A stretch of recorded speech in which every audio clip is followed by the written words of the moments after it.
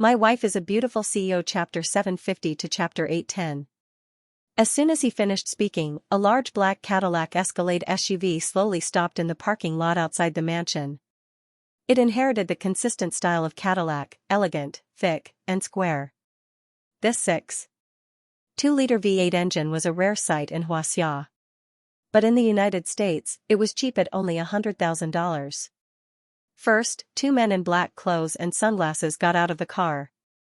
Then, they opened the door and a bald, short, middle-aged man got out of the car. As soon as the man got out of the car, he bowed humbly and invited the people behind him to get out.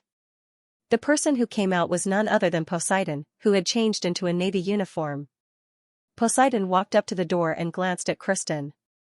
It was a polite greeting for the host. Christine glanced at them angrily and let them into the house.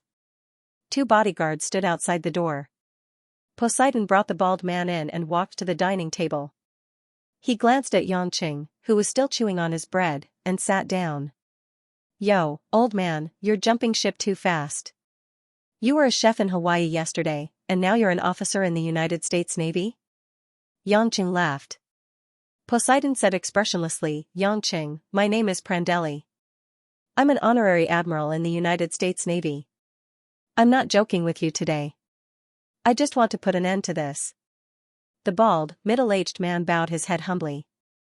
"You must be Your Majesty Pluto. I'm the current director of the United States Federal Bureau of Investigation, Robert Mueller. It's an honor to represent the FBI to express our respect to you." "Cut the crap. Spit it out," Xianxia said impatiently. Robert smiled. "It's like this. General Prandelli has confirmed that you're not the bad guy who attacked our fleet. We'd like to express our regret and apologies for suspecting you and causing an awkward situation between the two countries. We're here to apologize and ask for your forgiveness." Kristen snorted. "Xianxia is already like this.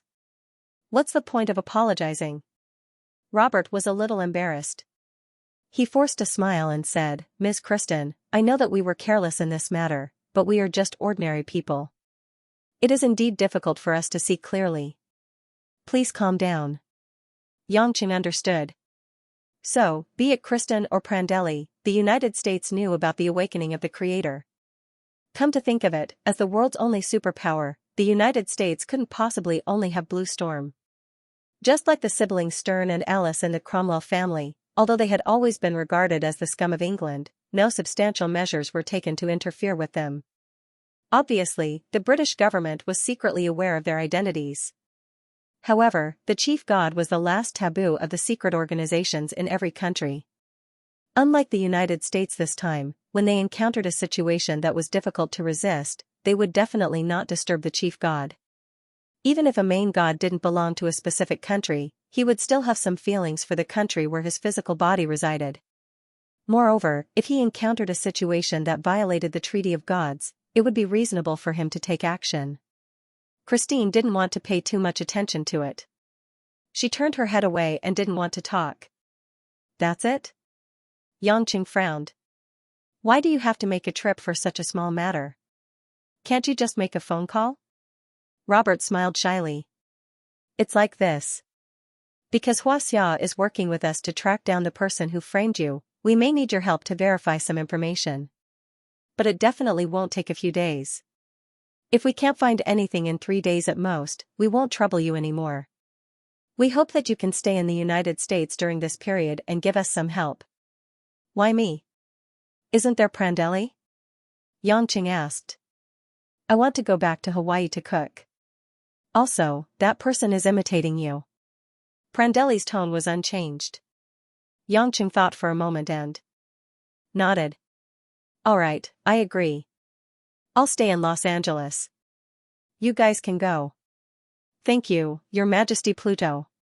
Robert revealed a hint of surprise and hurriedly bowed. Prandelli rose to his feet and led the way out. When he reached the door, he looked back and said, "In your current state, you can't use the law of space, and you don't have the cultivation base of a Chinese technique. I advise you not to show your face too often. You have a lot of enemies." Xianxia smiled evilly. "I didn't expect you to care about my life. I just don't want Hades to die completely." Prandelli didn't stay any longer and went back to the car. Robert said goodbye to Christine at the end, and then left. Seeing the Cadillac drive away, Christine walked to Xianxia in confusion and asked, "Why did you agree to that, Robert? You don't look like someone who would obediently cooperate with the FBI." Xianxia smiled excitedly. "Since I'm already here, of course I have to play before going back. You don't know how much pressure I have in Shanghai. It's not easy to deal with either side. I need to rest and recharge before I can settle all those women in one go." "I get it," Kristen said coldly. "You didn't have the chance to have fun when you were in Shanghai, and now that you're here, you're the only one. You want to have a good time like before, rolling around in the wildflowers, right? Am I that kind of person?" "I love my woman with all my heart," Xianxia said solemnly. "You do love them with all your heart because you have a headache for them, but it doesn't mean that your body is purely loyal to them. The best proof is that you didn't let go of my maid the moment you woke up." Christine shook her head helplessly. "Forget it. You've always been like this." "But I'm puzzled. Didn't you plan to turn over a new leaf and stop fooling around? Why do you seem to be more open after being struck by lightning? Am I imagining things?" Xianxia stood up and stretched his body. He put his hands in his pockets and walked slowly to the floor-to-ceiling window. Looking at the scenery below the mountain, he said leisurely, "What difference does it make if I'm able to let it go or not? How comfortable, how happy, as long as it's not against nature and reason, as long as it's not against my heart. Right and wrong, it's just a trace of other people's obsession. How can everything in this world be loyal to me? Only I know what I love in my heart and what I hate in my heart. No matter what I do, whether it's dissolute or shameful in the eyes of others, as long as I cherish it, I will protect it. True love can last forever. Why should I care about the moral and ethical of the world?" The man's back seemed a little hazy in the sunlight. Christine listened quietly and looked at him. Suddenly, she had a kind of trance that she didn't know why. It was as if this man was not in front of her at this moment. But, he did exist. At this time, the maid, Sally, who had finished cleaning the second floor, walked behind Christine and asked softly and respectfully, "Master, do you need to remove the breakfast?" Christine turned around and said with a smile, "Sally, I'll give you an extra $1 million as reward this month. You have to treat Mr. Young well." When Sally heard this, she couldn't suppress her surprise. Her face was flushed with excitement. She looked at Yanqing's figure not far away with seductive eyes. She couldn't wait to pounce on Yanqing and give him another blowjob. What a pity. If I let this bad Mr. Young take advantage of me more, maybe it won't just be 1 million. Sally thought regretfully. Christine was slightly surprised. It was the first time she saw the shy little maid show such a charming look. She smiled bitterly in her heart. What reserved, pure? In fact, as long as you give me enough money, it's nothing. At this moment, Sally was complaining that Yanqing didn't do enough for her. When Sally went to clean up the tableware happily, Yanqing walked to Christine and said softly, "Actually, I didn't know this side of this girl was in her bones. But at least you don't have to feel that you caused her to be bullied by me, right?" Christine turned around and looked at Yanqing with some suspicion and novelty. "You really seem a little different. Although you used to be weird, I at least knew what you were thinking. But now, I feel that I understand you, but I find that I can't see through you." Yanqing grinned. "Miss Love, in your long life, I wonder if you've read a book called The Dogs of Babel? What's wrong? Everyone has more than one side. As mentioned in The Dogs of Babel, everyone has two hearts. The secret heart is hidden behind the ordinary heart. We will wear different masks for different people. People often can't see themselves clearly, so naturally, they can't see others clearly." "What does this have to do with you?" Christine frowned. "If I have to say that it has something to do with me, then it's because what you see is me. I am me. I am not wearing a mask," Yanqing said with clear eyes. Christine was a little lost, as if she could see a whole new world in the eyes of the man in front of her. It was the first time that she lost the ability to think for herself in front of Yanqing, which made her feel that it was unbelievable. "Aphrodite, can I seriously borrow something from you?" Yanqing asked suddenly. Christine came back to her senses, sorted out her emotions, and asked in the same serious tone, "What? Money? What?" "I said money, borrow money," Xianxia said pitifully. She thought that the man who talked a lot of reason would say some concluding words, but it turned out to be borrowing money. Christine let out a long breath, calmed herself down, and asked, "Why do you want to borrow money?" "Of course it's because I don't have money on me right now." Xianxia looked at the peerlessly beautiful woman in front of him as if he was looking at an idiot. Christine was startled again, and a rare blush appeared on her cheeks. I mean, what do you want money for?" "Hee hee." Xianxia smiled embarrassedly. "I want to buy some gifts to bring back to my wife, so that the guilt in my heart will be a little less, a little less." Christine glared at him, gnashing her teeth. "No. If you want money, ask your subordinates for it. At most, I will lend you a car and let you live here, and you want to use my money to buy gifts for your woman. Save it." In the end, Christine did not stay any longer, put on her sunglasses, and rushed out the door. "That's not loyal enough." Xianxia shook his head regretfully, thought for a moment, and ran to the kitchen. He asked the little maid, Sally, who was still in a state of passion, for a car key, and ran to the garage next to the mansion. Not long after, a blue Porsche 911 GT, like a sharp arrow, shot down the winding road towards the foot of Beverly Hills. Although Beverly Hills was famous for being a wealthy area, it didn't mean that everyone here was rich. In fact, this place wasn't that heavily guarded, nor was it that difficult to enter. Every year, countless tourists would come to Beverly Hills for sightseeing.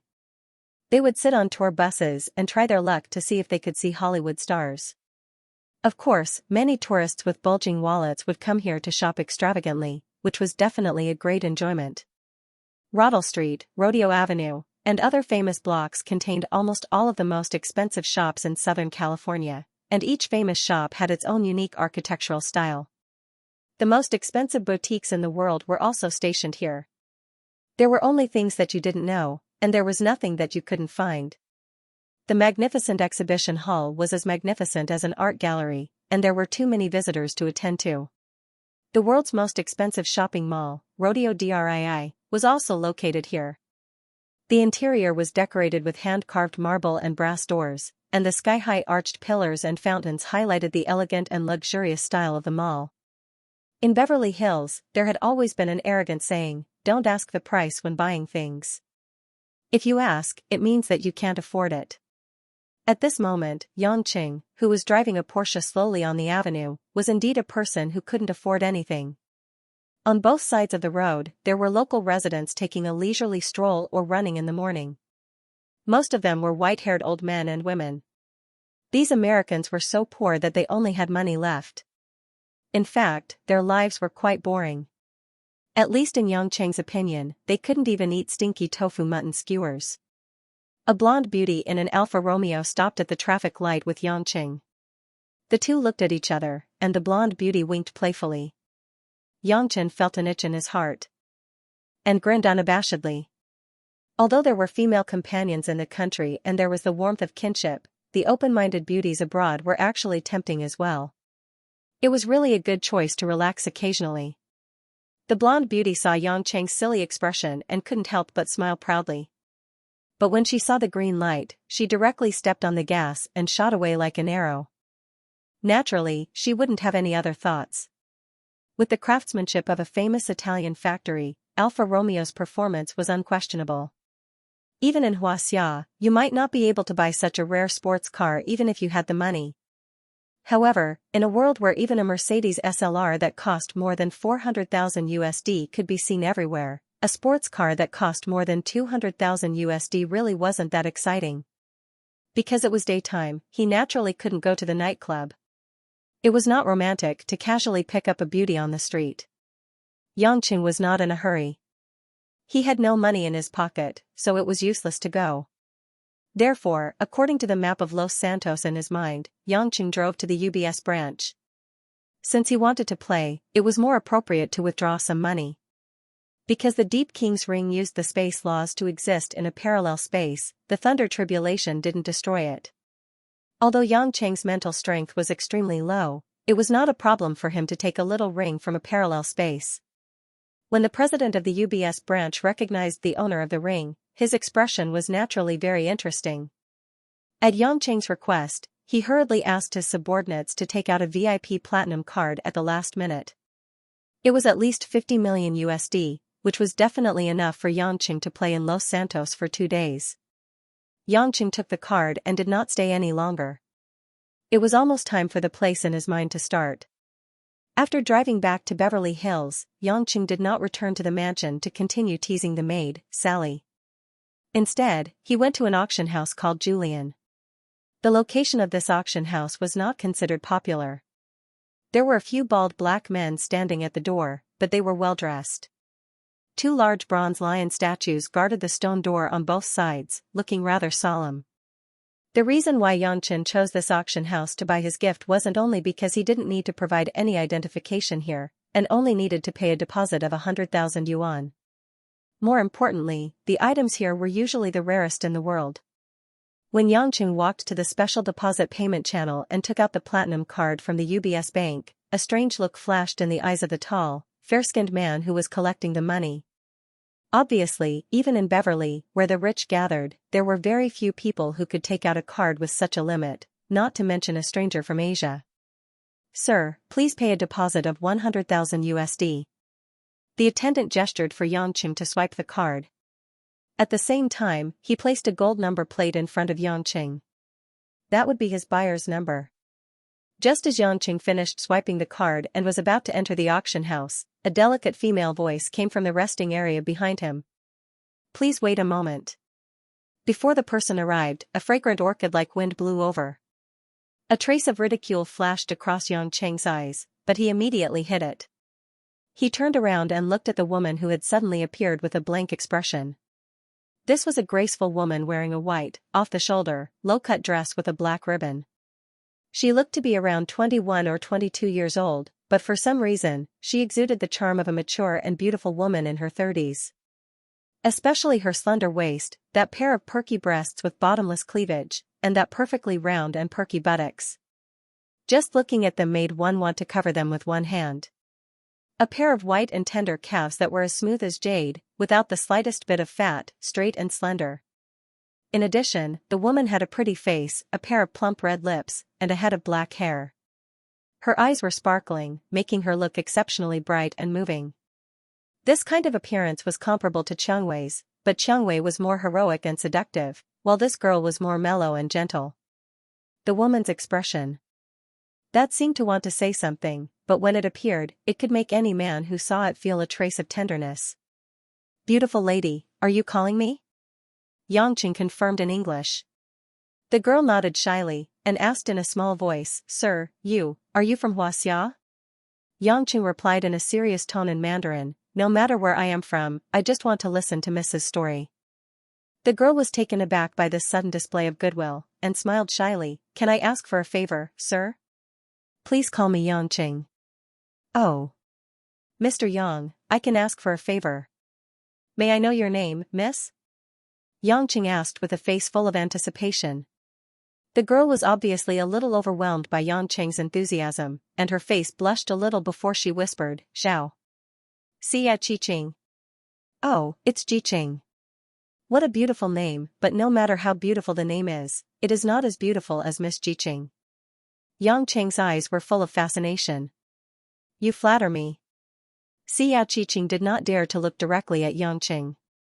She turned her head away, and the pink spread to her ears. She mumbled, "Mr. Yang, I want to go to the auction house to buy something, but I left my wallet and ID in the hotel. I just found out, and I didn't have time to go back to get them. Can you help me pay for it? I will transfer the money to you when I go back to the hotel." As she spoke, Xia Qiqing looked at Yangqing eagerly, a pair of eyes that could speak actually had a hint of a plea. Yangqing asked anxiously, This. "Miss Jiqing, please don't be like this, please don't cry. It's just a small favor, it's no problem." Xia Qiqing's face lit up, and she smiled like a flower. "Really? Mr. Yang, are you really willing to help me? Of course, isn't it just a matter of a few dollars? What is money in the face of love? I believe that Miss Jiqing is in such a hurry to buy something, it must have some important meaning, or else you would not choose a stranger to make such a request. Yangqing said righteously. God knows when the two of them had developed feelings for each other, but in short, he seemed to understand. A trace of sadness flashed across Xiao Qiqing's face. Yes, there are 2 auction items that my grandfather specifically asked me to get before I came to the United States. He is not in good health now, and I want to get them to cheer him up after I get them. As she spoke, Xiao Qiqing was about to cry, but she could not continue. Yangqing sighed softly, and quietly reached a hand behind the girl's back, hugging her delicate and smooth shoulder, and gently caressing it. Miss Qiqing is really a kind girl. Don't worry, I will definitely help you get the item. Even if it's something that I want to buy, I will transfer it to you when the time comes. Xiao Qiqing shifted her shoulders a little uncomfortably, but she could not escape from Yangqing's clutches. In the end, it seemed that she had to rely on this man to complete the auction, so she let Yangqing touch her. It was not a problem to bring a female companion to an auction, and Yangqing did not actually need to pay an extra deposit. He directly informed the waiter, and entered the venue with Xiao Qiqing. As Yangqing walked, his hand slowly fell on Xiao Qiqing's slender waist. Xiao Qiqing's body was surprisingly soft. In the past, Yangqing only felt that Anqing's body was soft enough, but when he touched Xiao Qiqing's body, he finally understood what it felt like to be soft as if there were no bones. With such a woman taking the initiative to come to him, Yangqing was not stupid enough to think that it was a pie from the sky. But he was looking for a bed mate to take a comfortable vacation. This kind of soft body that could make one's heart melt with just a touch, no matter what schemes she had, he would first sleep with her. Besides, who knows, she might really be interested in his jade tree in the wind. Although he was the only one who thought so. Walking to a seat in the front row of the venue, even the buyers from other countries in the venue turned to look at them. Xiao Qiqing's gentle temperament was really eye-catching. Yangqing still put on a sanctimonious, spending a lot of money for a beauty look, and solemnly asked, Miss Qiqing, what does our grandfather want to buy? Let me know in advance, and I'll take it as soon as I come. Out. Xiao Qiqing sneered in her heart. This man was really not a good person. Today, she did not catch him for nothing. Such a shameless man, he must have done many bad things in his daily life. A fat pig, if not slaughtered, he would be a scourge to a good girl. They hadn't even spoken a few words, and he called her name directly and touched her body. That was fine, but why did his grandfather share it? But on the surface, Xiao Qiqing's eyes were still red, and she was touched and ashamed at the same time. She said, Grandfather's life has been very good. In this auction, there is a bottle of fine wine from the Mordang Hero Winery. In addition, when grandfather and grandmother got married, they couldn't buy a diamond ring. Now, he wants to give grandmother a piece of jewelry before he leaves, which is the lustrous pink diamond ring that will be auctioned this time. Hiss. Yangqing sucked in a breath of cold air, revealing a face of embarrassment, and sighed, this wine is easy, at most a few $100,000, but that lustrous pink diamond ring is a world-famous jewelry, at least more than $10 million US. It's not easy. Xiao Qiqing's eyes flashed with a hint of pain. She forced a smile, it's okay. I'm already very grateful that Mr. Yang could help me. I dare not ask for more. Miss Qiqing, don't say that.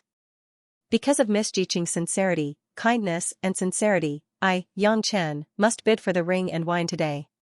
Not only for Grandpa, but more importantly, for Miss Qiqing. Yangqing said affectionately. He did not forget to get close to Xiao Qiqing's pink lips. Although he did not kiss them, he was very close.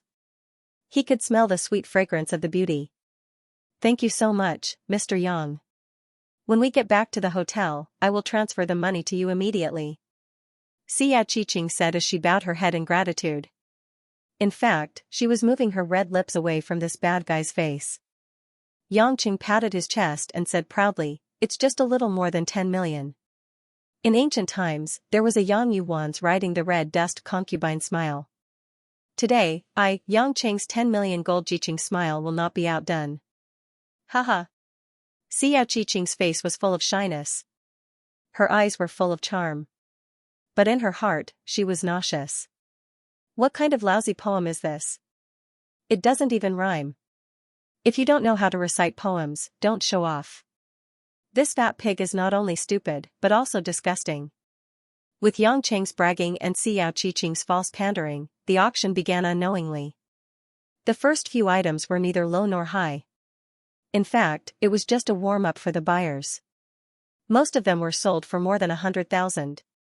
When a bottle of wine was displayed, the auctioneer briefly introduced, "I believe that most of the ladies and gentlemen present are people who know wine. This bottle of wine is from 1945, from Chateau Morden. It is a 5-liter collector's edition. 1945 was one of the best years for wine in the 20th century. I believe that everyone can understand the value. The starting price is $110,000. For things like wine, the older it is, the greater the risk of drinking it. Because many old wines, although seemingly unchanged, have long become a bottle of vinegar. Of course, as long as you don't open the seal, everything will be fine. Therefore, only those who truly loved ancient wine would be willing to pay a high price. If it was for the sake of drinking it, it would actually be a bit of a loss. After all, the older the wine, the better the taste." Very quickly, people in the venue began to call out bids. The bids went from 120,000 to 130,000 before they gradually stopped. Only then did Yang Qing pick up the sign and say to Xiao Qiqing, "Miss Jiqing, look, I'm going to make a bid for you." Xiao Qiqing cursed in her heart. Her face was full of gratitude. Thank you, Mr. Yang." Yang Qing raised his placard with a stupid expression on his face. "Hey! I offer you 150,000. Will you sell?" The people in the hall looked at them with disdain. If it wasn't for the fact that the occasion wasn't right, they wouldn't want to be associated with such a vulgar tone. Xiao Qiqing also showed a look of embarrassment. In her heart, she scolded Yang Qing for being a rich playboy. He had no manners at all. However, she also believed that he was an idiot. This price was far higher than the real value of the bottle of wine. Of course, no one competed with Yang Qing. So immediately after 3 calls, the deal was made to Yang Qing. Yang Qing winked at Xiao Qiqing. Xiao Qiqing finally smiled with some difficulty. She wanted to directly strangle Yang Qing's neck on the spot. The auction continued. After a few smuggled antiques were auctioned, the other treasure that Xiao Qiqing mentioned also appeared. The auctioneer pointed to the big pink diamond ring in the anti-theft transparent box and said, "This is our last auction item today. I believe it is also the reason why most people are here. This ring is made of a 5-carat pillow-shaped bright pink diamond. It is inlaid on a ring designed by the famous jewelry brand Graf. This rare pink diamond was mined in South Africa. Pink diamonds are different from other colored diamonds. The color of pink diamonds is said to be formed when the diamond is exposed to huge heat and pressure during the movement of the Earth's crust. Therefore, the color is particularly charming and rare. The starting price is $11 million. Each bid must not be lower than 100,000. I bid 11. 1 million. 11, 2 million. Soon, a few female tycoons, whose eyes began to shine, and a few male tycoons who wanted to win the favor of the women, began to compete to bid. For these real super tycoons who were worth billions, jewelry worth 11 million was actually not much of a challenge. This was because the value of jewelry would not depreciate if nothing unexpected happened. When the price reached $10 million, the crowd finally began to quiet down. The fat white female tycoon who made the super high bid spoke Russian. Obviously, she was a tycoon from Eastern Europe. She shouted until her neck turned red. Seeing that no one was bidding, her eyes were full of excitement. It was as if wearing that ring would return her to the prime of her youth at 18 years old. Hey, 13. 14 million. Yang Qing raised his card, and spoke plainly without any intention of stopping. When the female tycoon heard this, she first glared at Yang Qing. But then, as if she had a cerebral thrombosis, she panted and fainted on the spot. In the panic, the bodyguards helped her out and sent her to the hospital. Only then did the auction finish the final procedure. This price was not particularly expensive for the tycoons. The key was that there was no shortage of good jewelry in the world. Also, if they took too much cash, it would affect their business. Therefore, no one competed with Yang Qing again. Yangqing held Xiao Qiqing's soft waist with one hand and smiled affectionately. Miss Jiqing, this number contains a lifetime of love. Do you see it? Xiao Qiqing sneered in her heart. A lifetime? Isn't he just trying to play with me and get rid of me? But she still couldn't hide her emotions and gratitude. With tears in her eyes, she said, Mr. Yangqing, you're so good to me. After we get the item, we'll go back to the hotel and I'll transfer the money to you immediately. Sigh, money is a small matter. There's no rush. But Jiqing. Why don't you call me Brother Yang? It's more intimate. Of course, you can call me Brother Yang too. Yangqing winked. Xiao Qiqing felt nauseous. She lowered her head and forced herself to say, Brother Yang. Yangqing laughed heartily as he led the delicate beauty through the procedures. After swiping his card, he rejected the police and the bodyguard's offer to escort him home. With the pink diamond ring in one pocket and the bottle of wine worth more than $100,000 in one hand, his other hand was naturally wrapped around Xiao Qiqing's slender waist. From time to time, he would pinch the woman's soft flesh. Xiao Qiqing suppressed her strong disgust and followed Yangqing out of the auction house. She asked, Brother Yang, where's your car? I took a taxi here because I'm not familiar with the roads here. Yangqing pointed to the blue Porsche 911 GT in front of him. This is it. Get in, I'll take you to lunch. Lunch? Xiao Qiqing hurriedly shook her head. With a serious expression, she said sincerely, No, let's go back to the hotel immediately. I need to transfer the money to you before I can on-chain. Is that so? Sigh, alright, I really don't care. For a beauty like Miss Jiqing, even 30 or 40 million is worth it. It's not something that can be measured with money. Of course, if Jiqing wants to go to the hotel, I'll be happy too. Yangqing smiled obscenely at the end. Xiao Qiqing snorted coldly in her heart. You can be smug all you want. In a little while, you'll be finished. After getting into the car, Yangqing asked for the name and approximate location of the hotel before driving there. It was a 5-star hotel on the west side of Beverly Hills. Although it was not big, it was known for its elegant decor and comprehensive service. The location was also quite secluded, belonging to the category of luxury hotel that was far away from the hustle and bustle of the city. Along the way, Yangqing did not forget to put his hand on Xiao Qiqing's thigh from time to time. Because the Porsche was in manual transmission, he had to stretch his hand out. Xiao Qiqing had no choice but to accept it, pretending that she was being rubbed by an animal. When they were about to reach the hotel, Xiao Qiqing stopped them. Brother Yang, don't drive to the hotel. It's troublesome to get in and out of the parking lot there. Just park on the street outside. Yangqing's face was full of admiration. Jiqing, you're so considerate. Alright, I'll listen to you. The two got out of the car.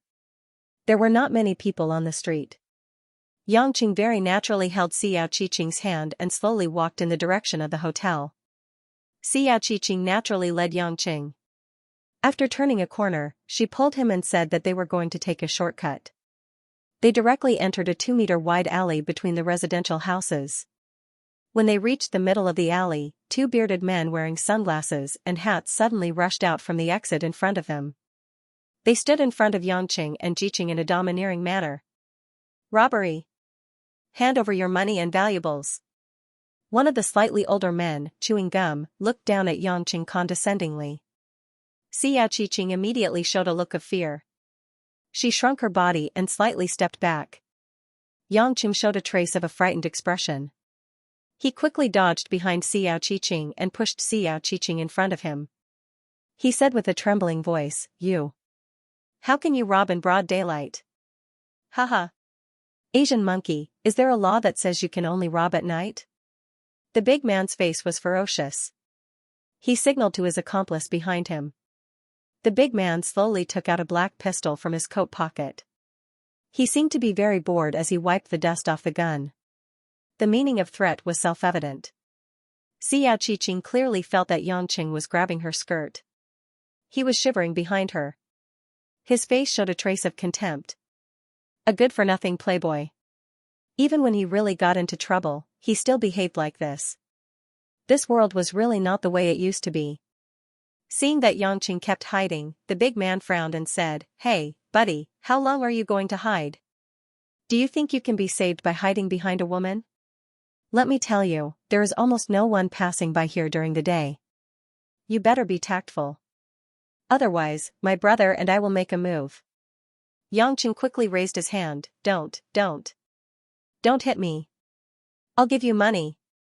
"Humph, that's more like it." The big man laughed.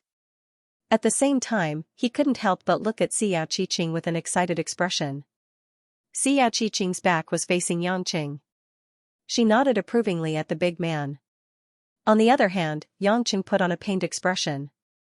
He sneaked out from behind Xianxia and took out the pink diamond ring from his pocket. He didn't have the face to look at Xianxia and said in a low voice, "Miss Xiao, I'm sorry. I have to protect you. This ring, I'll give it to them." Xianxia's expression was indifferent. She couldn't be bothered to continue her act. But at this moment, Xianxia seemed to have sensed something. She raised her head and exclaimed. She wanted to shout something, but she didn't have the time to do so. Thud. Thud. 2 potted plants that had fallen from the balcony of a residential house landed right on top of the heads of the 2 Caucasian men. Soil and plants splattered all over the ground. The 2 men were still in the midst of their complacency. For some reason, they fainted on the ground. Even their eyes were open. Seeing this, Xianxia took a step forward and stepped on the white man's body. He laughed and said, "Look at this. Look. Jiqing. The heavens must have been touched by my love for you. The heavens are helping me. It's obvious that the 2 of us are fated to meet each other. Such a good thing happened to us. Humph, I knew it. I'm such a brave and upright person. How can a good person like me not be rewarded?" Xianxia stood dumbfounded. She looked at the big man who had fainted on the ground. Then, she looked at the arrogant man who was intoxicated. She almost vomited blood on the spot. Jiqing. What's wrong with you? Call the police." Xianxia waved his hand at the beauty who was in a daze. "Let the police arrest them, then call a few reporters from the TV station to interview and report. We can still go on TV as heroes. Maybe we can even get a bonus." Go on TV? Get a bonus? Xianxia was about to faint. Not only was this guy stupid, but he was also fantasizing about being a hero. He was already so rich and he still wanted a bonus? Xianxia's mind raced. It seemed that this guy was really stupid. He couldn't even see through her plan. She might as well continue acting. She couldn't let him take advantage of her for nothing. She immediately walked forward and took the initiative to hold Xianxia's arm. She smiled sweetly and said, "Brother Yang, let it go. They're just small bandits. There's no need to call the police. Let people go wherever possible. Maybe they have relatives and children. Let them go this time." Xianxia was moved. He looked at the woman's pitiful expression. "Jiqing, you're too kind. I'll listen to you and let them go." As he spoke, Xianxia kicked the thigh of the burly man on the ground with a proud look on his face. Xianxia despised him. If he hadn't fainted, he would have wet his pants. But she put on a gentle face and said, "Brother Yang, let's go back to the hotel. Don't worry about them. I'll transfer the money to you." Yes, let's go back to the hotel. To your room." Xianxia smiled happily again. The 2 walked into the hotel together. Xianxia occasionally rubbed his arm against Xianxia's full chest. The soft and dense touch was very enjoyable for Xianxia. Xianxia didn't want anything to go wrong at the last minute. She had to suppress her hatred and let this guy take advantage of her. There weren't many people in the hotel during the day, and the price was set to be a niche, high-end hotel. They took the elevator all the way to the guest room on the 5th floor. It was so quiet that they could hear each other's breathing. At the door of the guest room, Xianxia looked at Xianxia with sparkling eyes. Due to the constant rubbing of the sensitive spot on her chest, the woman's face was pink like a rosy cloud, which was very attractive. "Brother Yang, I want to get the room card." "Go ahead, I'm waiting." Xianxia grinned. If you don't let go, it's hard for me to open the bag. Xianxia gestured at the orange leather bag hanging on her waist. It was hard to open the zipper with one hand. Yangqing had a look of realization.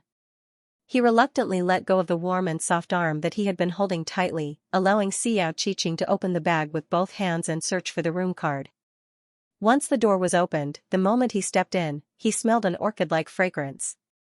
Yangqing took a few deep breaths and clicked his tongue in an unsightly manner, as though it was delicious. Xianxia felt disgusted when she heard that voice.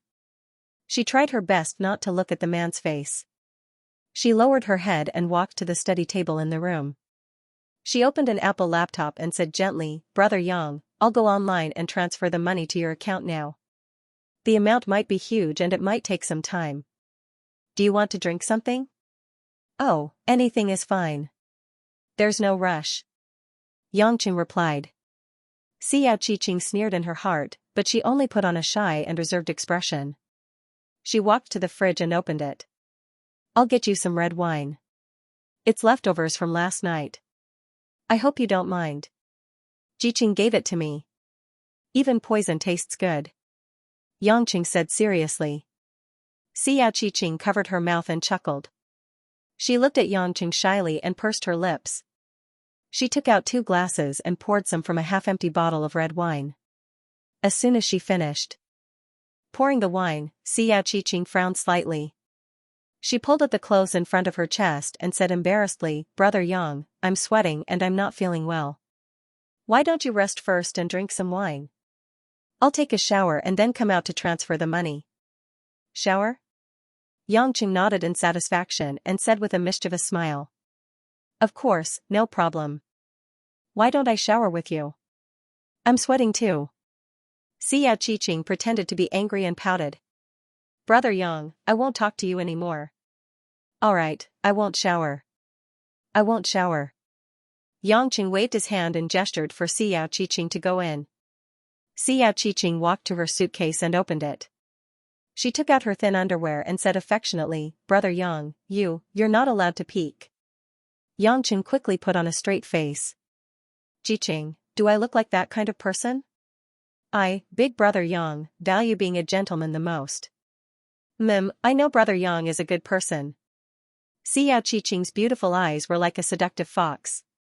She smiled sweetly and jogged to the bathroom. Yangqing looked at the woman's swaying buttocks under her skirt and swallowed his saliva. Although he knew this woman didn't have good intentions, he was still intrigued. When Xianxia went in to shower, Yangqing looked around the room with great interest. The room was decorated with light green artworks, simple but elegant beige bedding, the TV and the speakers on the bedside table were all advanced models. The floor was covered with thick blankets, and the bathroom was clean and tidy. It was indeed worthy of a 5-star hotel.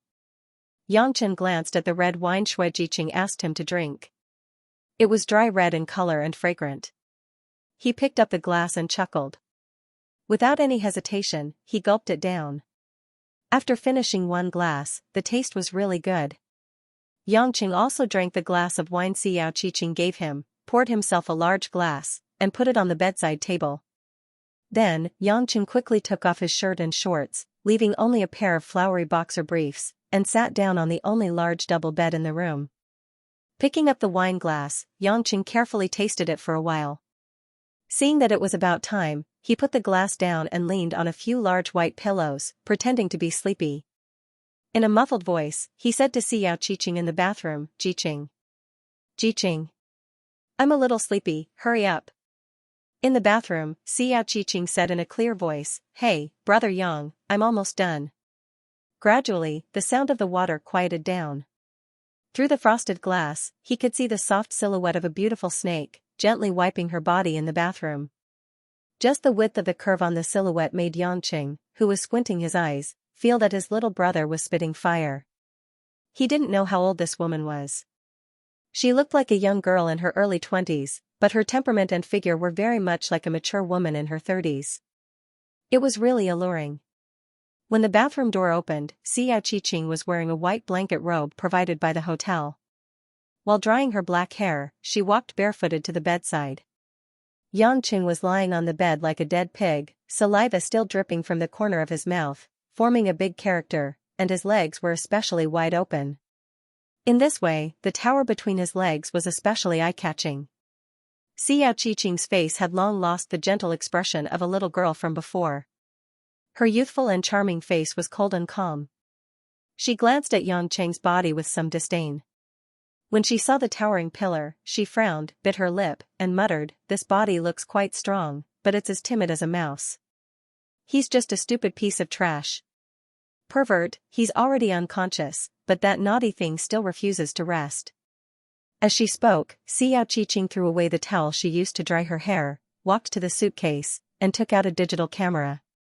She moved to the bed, stretched out her hand, and grabbed the only pair of boxer briefs on Yangqing's body, and shivered. "It's not that I want to see your dirty thing, I just don't want you to harm good girls in the future. Today, I'm robbing the rich to help the poor, and I'm messing with stinky men like you who do whatever they want once they have money. This is called boundless virtue." After saying a lot of words, she finally convinced herself to overcome the shyness of a girl. Xiao Qiqing's hand forcefully pulled. The big thing under Yangqing's crotch was finally exposed to the air, and it even swayed a few times arrogantly. The hot momentum made Xiao Qiqing's face turn red, and her heart beat wildly. "It's really bad. It's not honest even when it's asleep," Xiao Qiqing thought bitterly. In order to get rid of this body, the girl turned on the camera, adjusted the angle, and started to take a 360-degree shot around Yangqing's naked body. Rich people were not like ordinary people. In their eyes, money was just a number, but face was something that was essential when they went out. Especially men, they could even break their heads and bleed for the sake of face. In ancient times, there were many who died for the sake of face. Therefore, Xiao Qiqing was very clear that as long as she had the photo, it would not be a problem to take away more than 10 million worth of jewelry in front of Yangqing. Even if she threatened to take 10 million, Yangqing would not dare to refuse. In this era where the internet was so developed, it was too easy to spread digital information. No one could guess how many copies there were, and no one could stop the spread. If this plan really caught a rich man with impure intentions, it would be very smooth, because no super rich man would risk his reputation for more than 10 million. But it was a pity that Xiao Qiqing chose the wrong person from the beginning. At the last moment of the photo shoot, Yangqing's sleeping body suddenly rolled all the way to the side of the bed, and both of his hands grabbed randomly as if he was sleepwalking. "Ah!" Xiao Qiqing was shocked by the sudden change, and she exclaimed. Her leg was actually hugged by Yangqing. "Jiqing. Jiqing. Your wine tastes so good." Yangqing mumbled in his sleep. He closed his eyes and said, "My head is so dizzy. My body is so hot. Your body is so cool. Let me hug you." "You. How did you?" Xiao Qiqing could not believe that Yangqing had not completely fainted. She should not have given him the wrong medicine. Could it be that after being placed in the fridge, the medicine's effects had been reduced? Without any time to think, Xiao Qiqing struggled to free herself from Yangqing's arms. However, Yangqing's arms were like steel bars. Even if she wanted to pull her leg out, there was not enough space. That's strange. Why is this evil man so strong? A fierce look flashed in Xiao Qiqing's eyes. She had already been taken advantage of so much. It was only right for her to get some of it back. With this in mind, she could not help but sneer. "Fine, you won't let go, right? Since you can't fall asleep even after being poisoned by the dream token, I'll give you some 10 fragrant bone softening powder.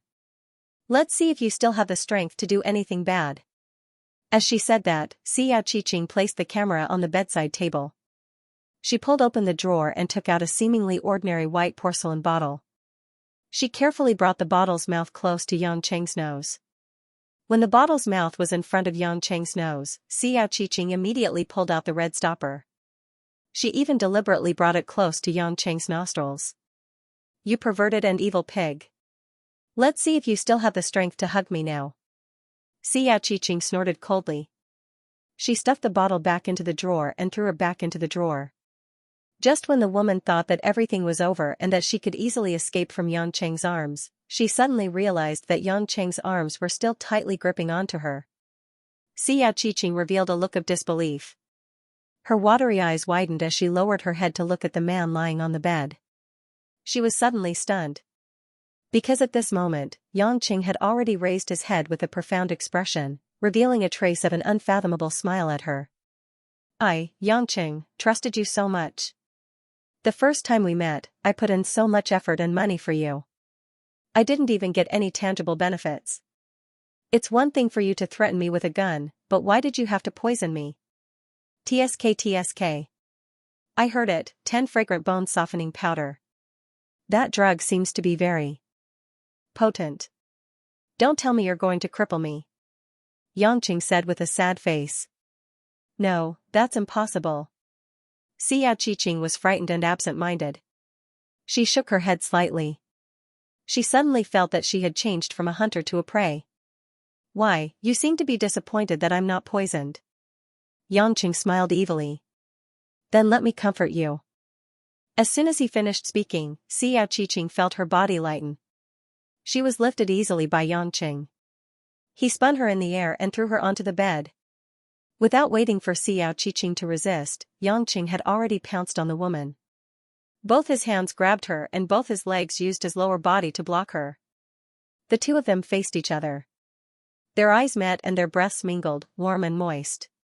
Yang Cheng's action of pressing down on her was considered to be an intimate contact with a soft beauty. Xiao Qiqing's skin was exceptionally smooth and every inch of it felt exceptionally soft. What was enjoyable was that the woman's body seemed to be covered with a layer of cool water. Even through the towel blanket, he could feel the slight coldness coming from within.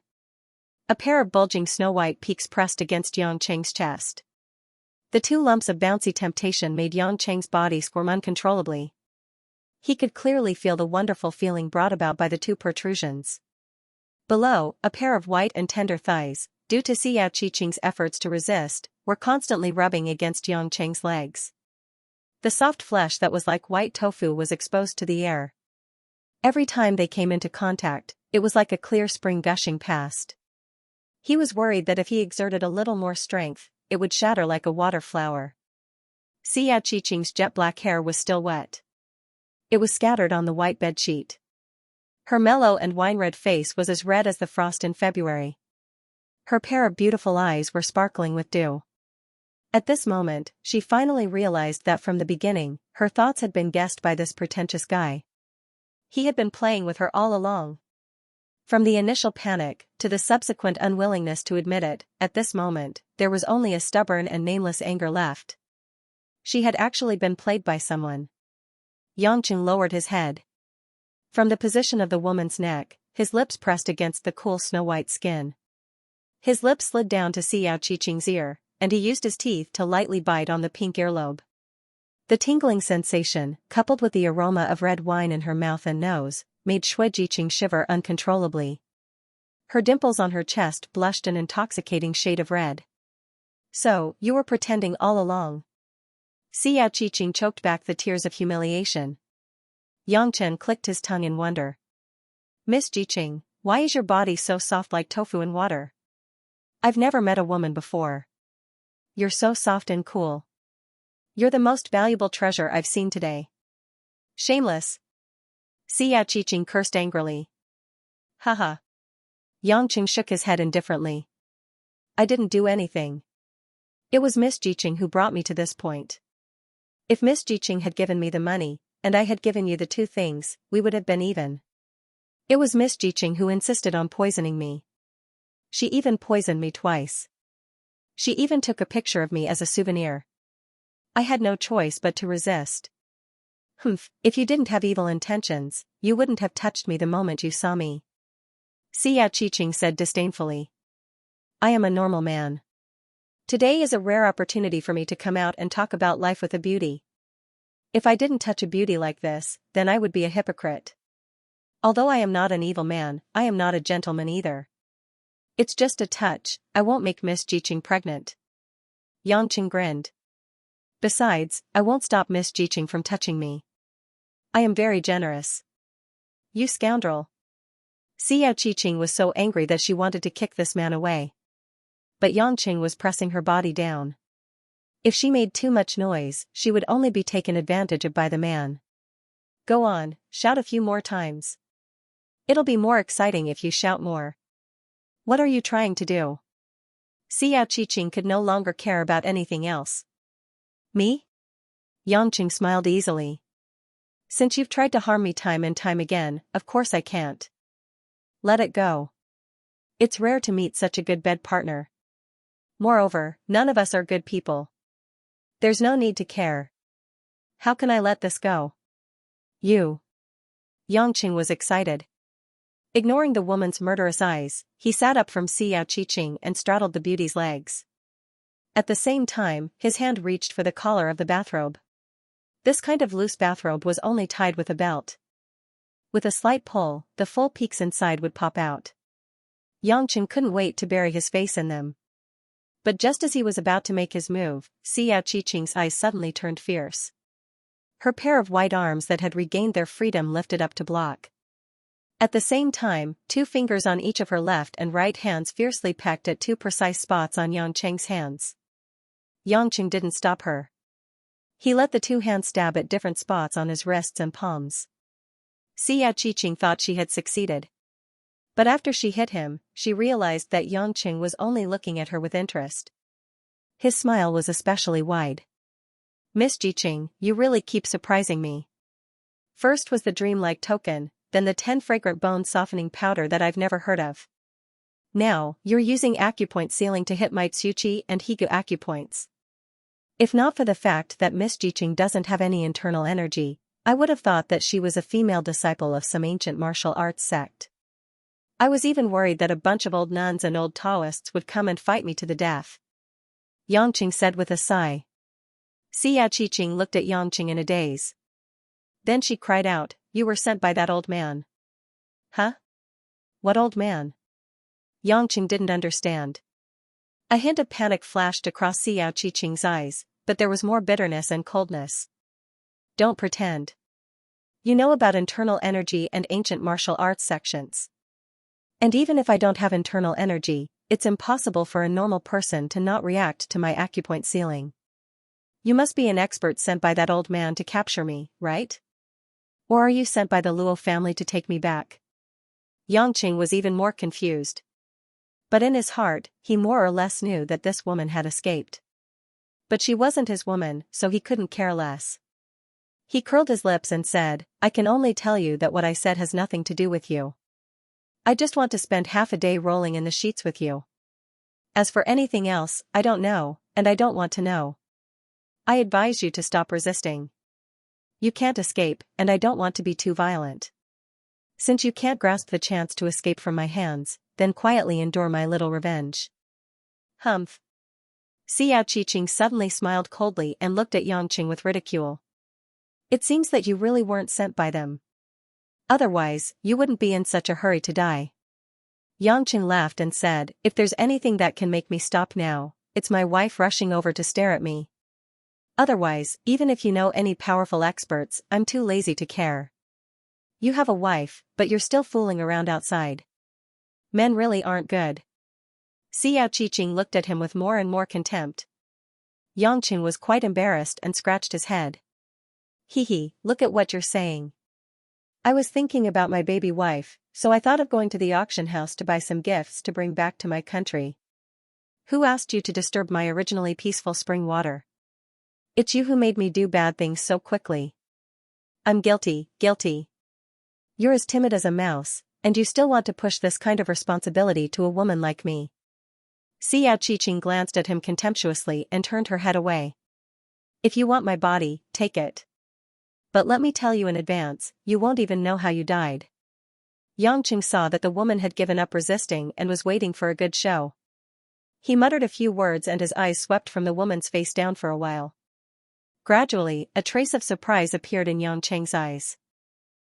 Strange. Miss Jiqing, why are there so many deadly poisons in your body? That's not right, these poisons are enough to kill thousands of people, but you're not affected at all. What's going on? Xiao Qiqing suddenly turned her head, her eyes as sharp as ice blades. You. How did you know? You make it sound so scary. Of course I have to see what's going on. Yangqing curled his lips. You see? You saw through it? Xiao Qiqing's face finally showed a trace of seriousness. She asked with a trembling voice, You. Who are you? Me? Yangqing kept it a secret and replied, Of course it's the man who wants your body. You. You know what I'm asking, but since you don't want to answer me, then I won't ask any more. In any case, I only have myself to blame for falling into your hands. I didn't see through you. Xiao Qiqing gritted her teeth, her heart was filled with doubt. This man was so strange that he could easily see through her body. This gave her a glimmer of hope, and she said, Since you can see that my body is filled with deadly poison, do you still want to use force? Yangqing raised his eyebrows, Why not? Aren't you afraid of death? Xiao Qiqing looked at the man as if she was looking at a monster, and said in a hoarse voice, My body, blood, organs, and bones are all highly toxic. As long as some of the secretions in my body touch your body, it wouldn't be strange for your entire body to fester in a short period of time. Furthermore, aren't you curious why my body is filled with poison and I can still live so normally? It doesn't matter, thinking about it is a waste of time. Dying under a peony flower, becoming a ghost is also a romantic. You're simply an idiot pervert who's courting death. Xiao Qiqing was about to go crazy from anger. Although she had said these words to make the man give up on her, she had indeed saved his life. Yangqing ignored her and licked his lips in high spirits. His hands untied the belt of Xiao Qiqing's bathrobe, and then he pulled the bathrobe open. A snow-white body that looked like an ice sculpture appeared in front of Yangqing, carrying the sweet fruit fragrance of the shower gel and the faint milky fragrance of the woman. Xiao Qiqing's willowy waist was extremely slender, forming a sharp contrast with the woman's pair of unrestrained fat white rabbits. Her collarbone seemed to be exquisitely carved, suddenly exuding a delicate aura. Because of her nervousness, Xiao Qiqing's delicate body trembled, and tears welled up in the corners of her eyes, making her look especially lovely.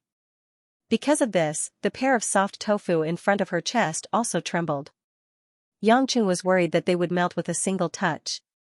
Looking further down, under the woman's flat abdomen was a pair of exceptionally round and plump buttocks. Under a pair of flesh-colored lace panties, a small patch of fragrant grass could be seen, sparsely scattered. Yangqing had a spineless thought, it was worth it to be struck by lightning for this bedmaid who had delivered herself to his doorstep. Xiao Qiqing silently closed his eyes, the corners of his mouth revealing a trace of a self-pitying smile. Yangqing no longer pressed down on her and quickly took off his boxers. Seeing that the woman was giggling with her eyes closed, he couldn't help but ask, What? You look forward to it? Come on. Xiao Qiqing suddenly said. Huh? Ever since I became sensible, I never thought that a man would have a relationship with me in this life, so I never thought that this day would come. But since you insist on doing this, and you're not even afraid of death, then what's there for me to be afraid of? At most, you take away my innocence, and I'll send you to the next world. We don't owe each other anything, but don't die too ugly. Xiao Qiqing lightly said, revealing a sense of indifference and boredom. The room became quiet. Yangqing looked at the woman with a complicated gaze for a while. Since you've said so, do you dare to do one thing in front of me? Xiao Qiqing opened her eyes and looked at Yangqing, who suddenly became serious. What? Yangqing gloomily pointed at the woman's two round and beautiful legs that were tightly pressed together. You've closed your legs so tightly, it's not easy for me to help you take off your pants. Xiao Qiqing's anger that had just calmed down was ignited again. Her eyes were filled with shame and anger, and she was so angry that her chest was heaving up and down. She couldn't wait to pounce on the man and bite him to death. You'd better die an ugly death, the uglier the better. Xiao Qiqing cursed through her teeth. She suddenly sat up and quickly took off her underwear and threw it on the floor. Then she lay on the bed like a corpse and spread her legs, revealing the peach garden in the middle. Okay, are you satisfied now? In front of a man whom she had just met for the first time, she unreservedly exposed the most private part of her body for him to see. Xiao Qiqing didn't know what was going on. Perhaps it was because she couldn't see the end of her painful life, and she didn't want to continue like this, or it was because she let go of all her reserved instincts in a desperate situation. In short, she really wanted to die, but she also felt a sense of relief. Xianxia stared at the bottom of the two white and flawless thighs. The pink valley was really more beautiful than any landscape painting. Have you seen enough? Is this the first time you've seen a woman like this? Xianxia said unhappily.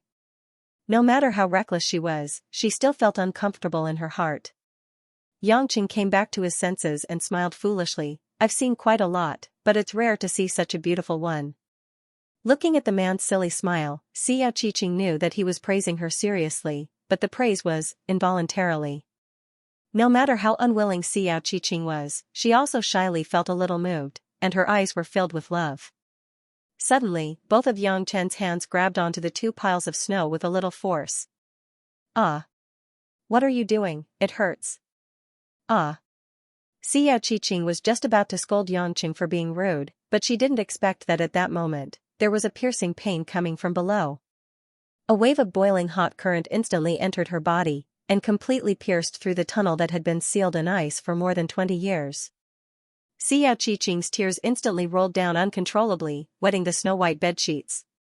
She knew that in that moment when she wasn't paying attention, she had bid farewell to an era of being a girl. Furthermore, this man who took away her youth, would die very soon. Xianxia giggled, his hands became very gentle as he caressed the delicate skin. I was afraid that you would be too nervous and tense up your nerves, which would cause more pain, so I attracted your attention. Very soon, it will become more and more comfortable. I guarantee that you will fall in love with this feeling. I'm an experienced fighter, not a flowery one. Looking at the man's proud face, Xianxia sneered, you better think of a way to let yourself live a little longer. If you have any last words, say them quickly, although I won't care about you. Sigh, look at you, we were just like water and milk, why do you have to say such words that spoil the mood? Xianxia shook his head regretfully. You should be able to feel that the thing you left in my body is a little cold. Xianxia said with a smile. Xianxia was stunned for a moment, he carefully felt it, and immediately felt that something was wrong. According to common sense, after entering a woman's body, his spear should be wrapped in a warm feeling, but Xianxia's body was strangely cold. This woman was actually cold-blooded. No wonder, from the beginning to the end, he couldn't feel her body temperature rising at all.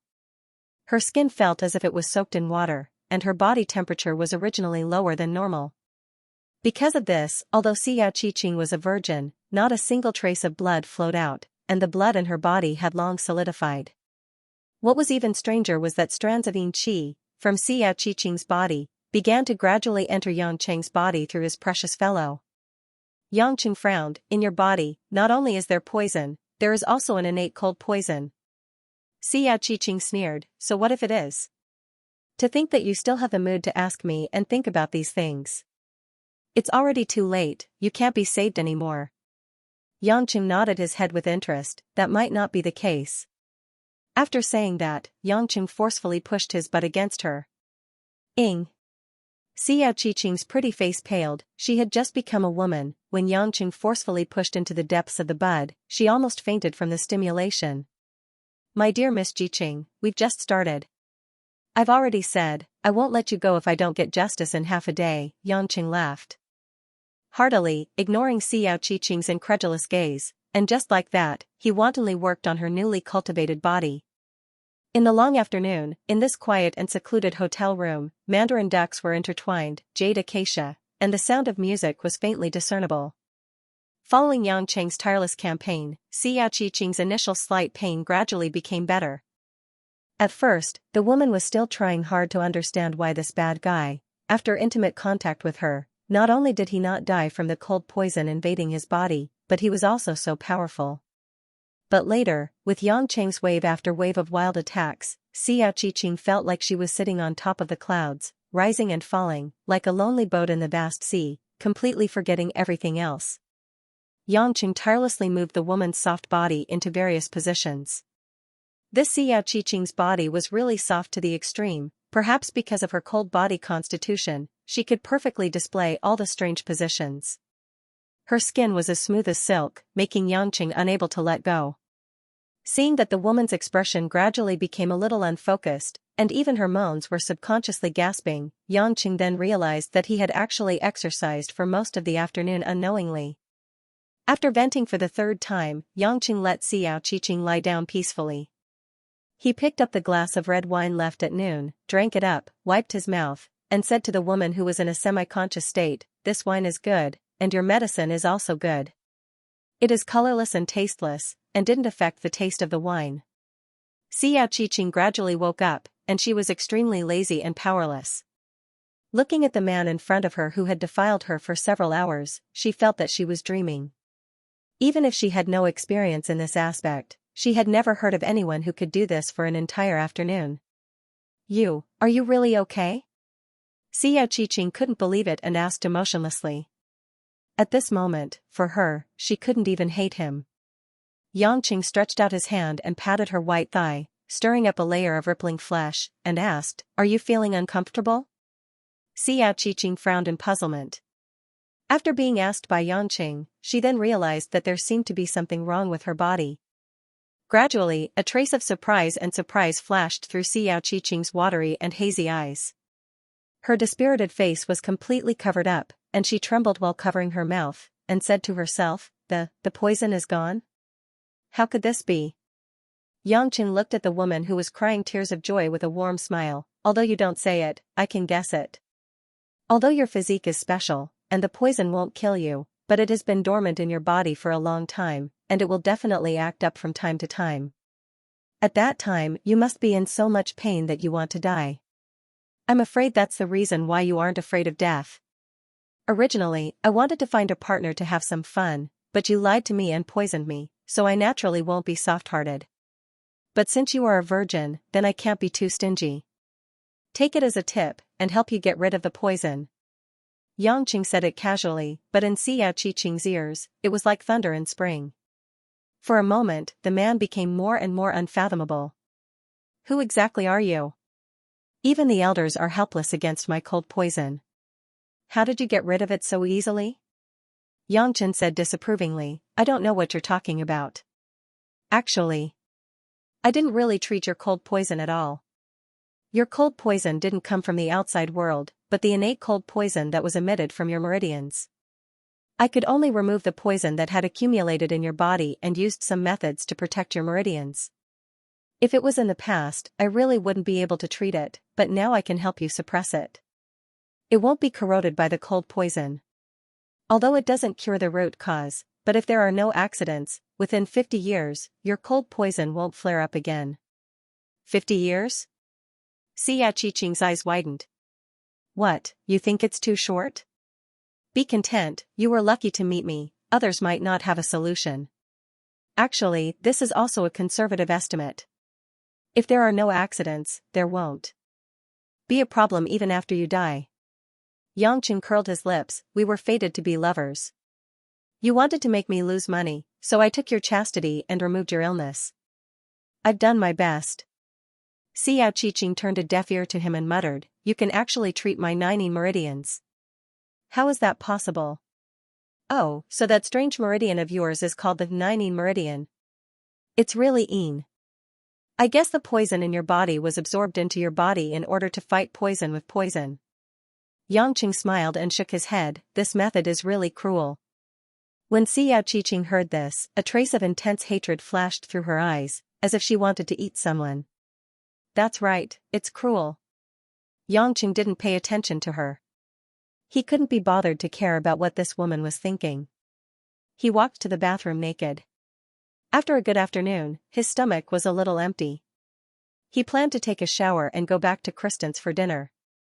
When Xiao Qiqing saw the man enter the bathroom, she pulled back from her thoughts and laid alone on the bed. She turned her head and looked at the mess on the bed, and her cheeks flushed red. This was simply a dream. What seemed like an ordinary crime to her was not only captured, but also lost her chastity to this strange man. She had thought that everything was over. Who knew that this man had unknowingly removed the pain that had plagued her since she was young? Feeling an unprecedented comfort in her body, experiencing the feeling of a normal person, Xiao Qiqing couldn't help but feel sad and happy at the same time. Her wet eyes became misty. Not long after, Yangqing took a shower. After coming out of the bathroom, he began to put on his clothes and pants, buttoning up his buttons. He said to the woman who was still in a daze on the bed, "Miss Qiqing, I will take the diamond ring back to my woman, but I will leave the bottle of wine for you to drink. After all, I have drunk more than half of your good wine. I had a good time today. I will never see you again." When Xiao saw that Yangqing was about to leave, she finally recovered and involuntarily cried out, You are leaving just like that." Yangqing turned back and said with a strange smile, "What, do you want me to take responsibility?" "Of course not." Xiao hurriedly denied, but she did not know why her heart was pounding.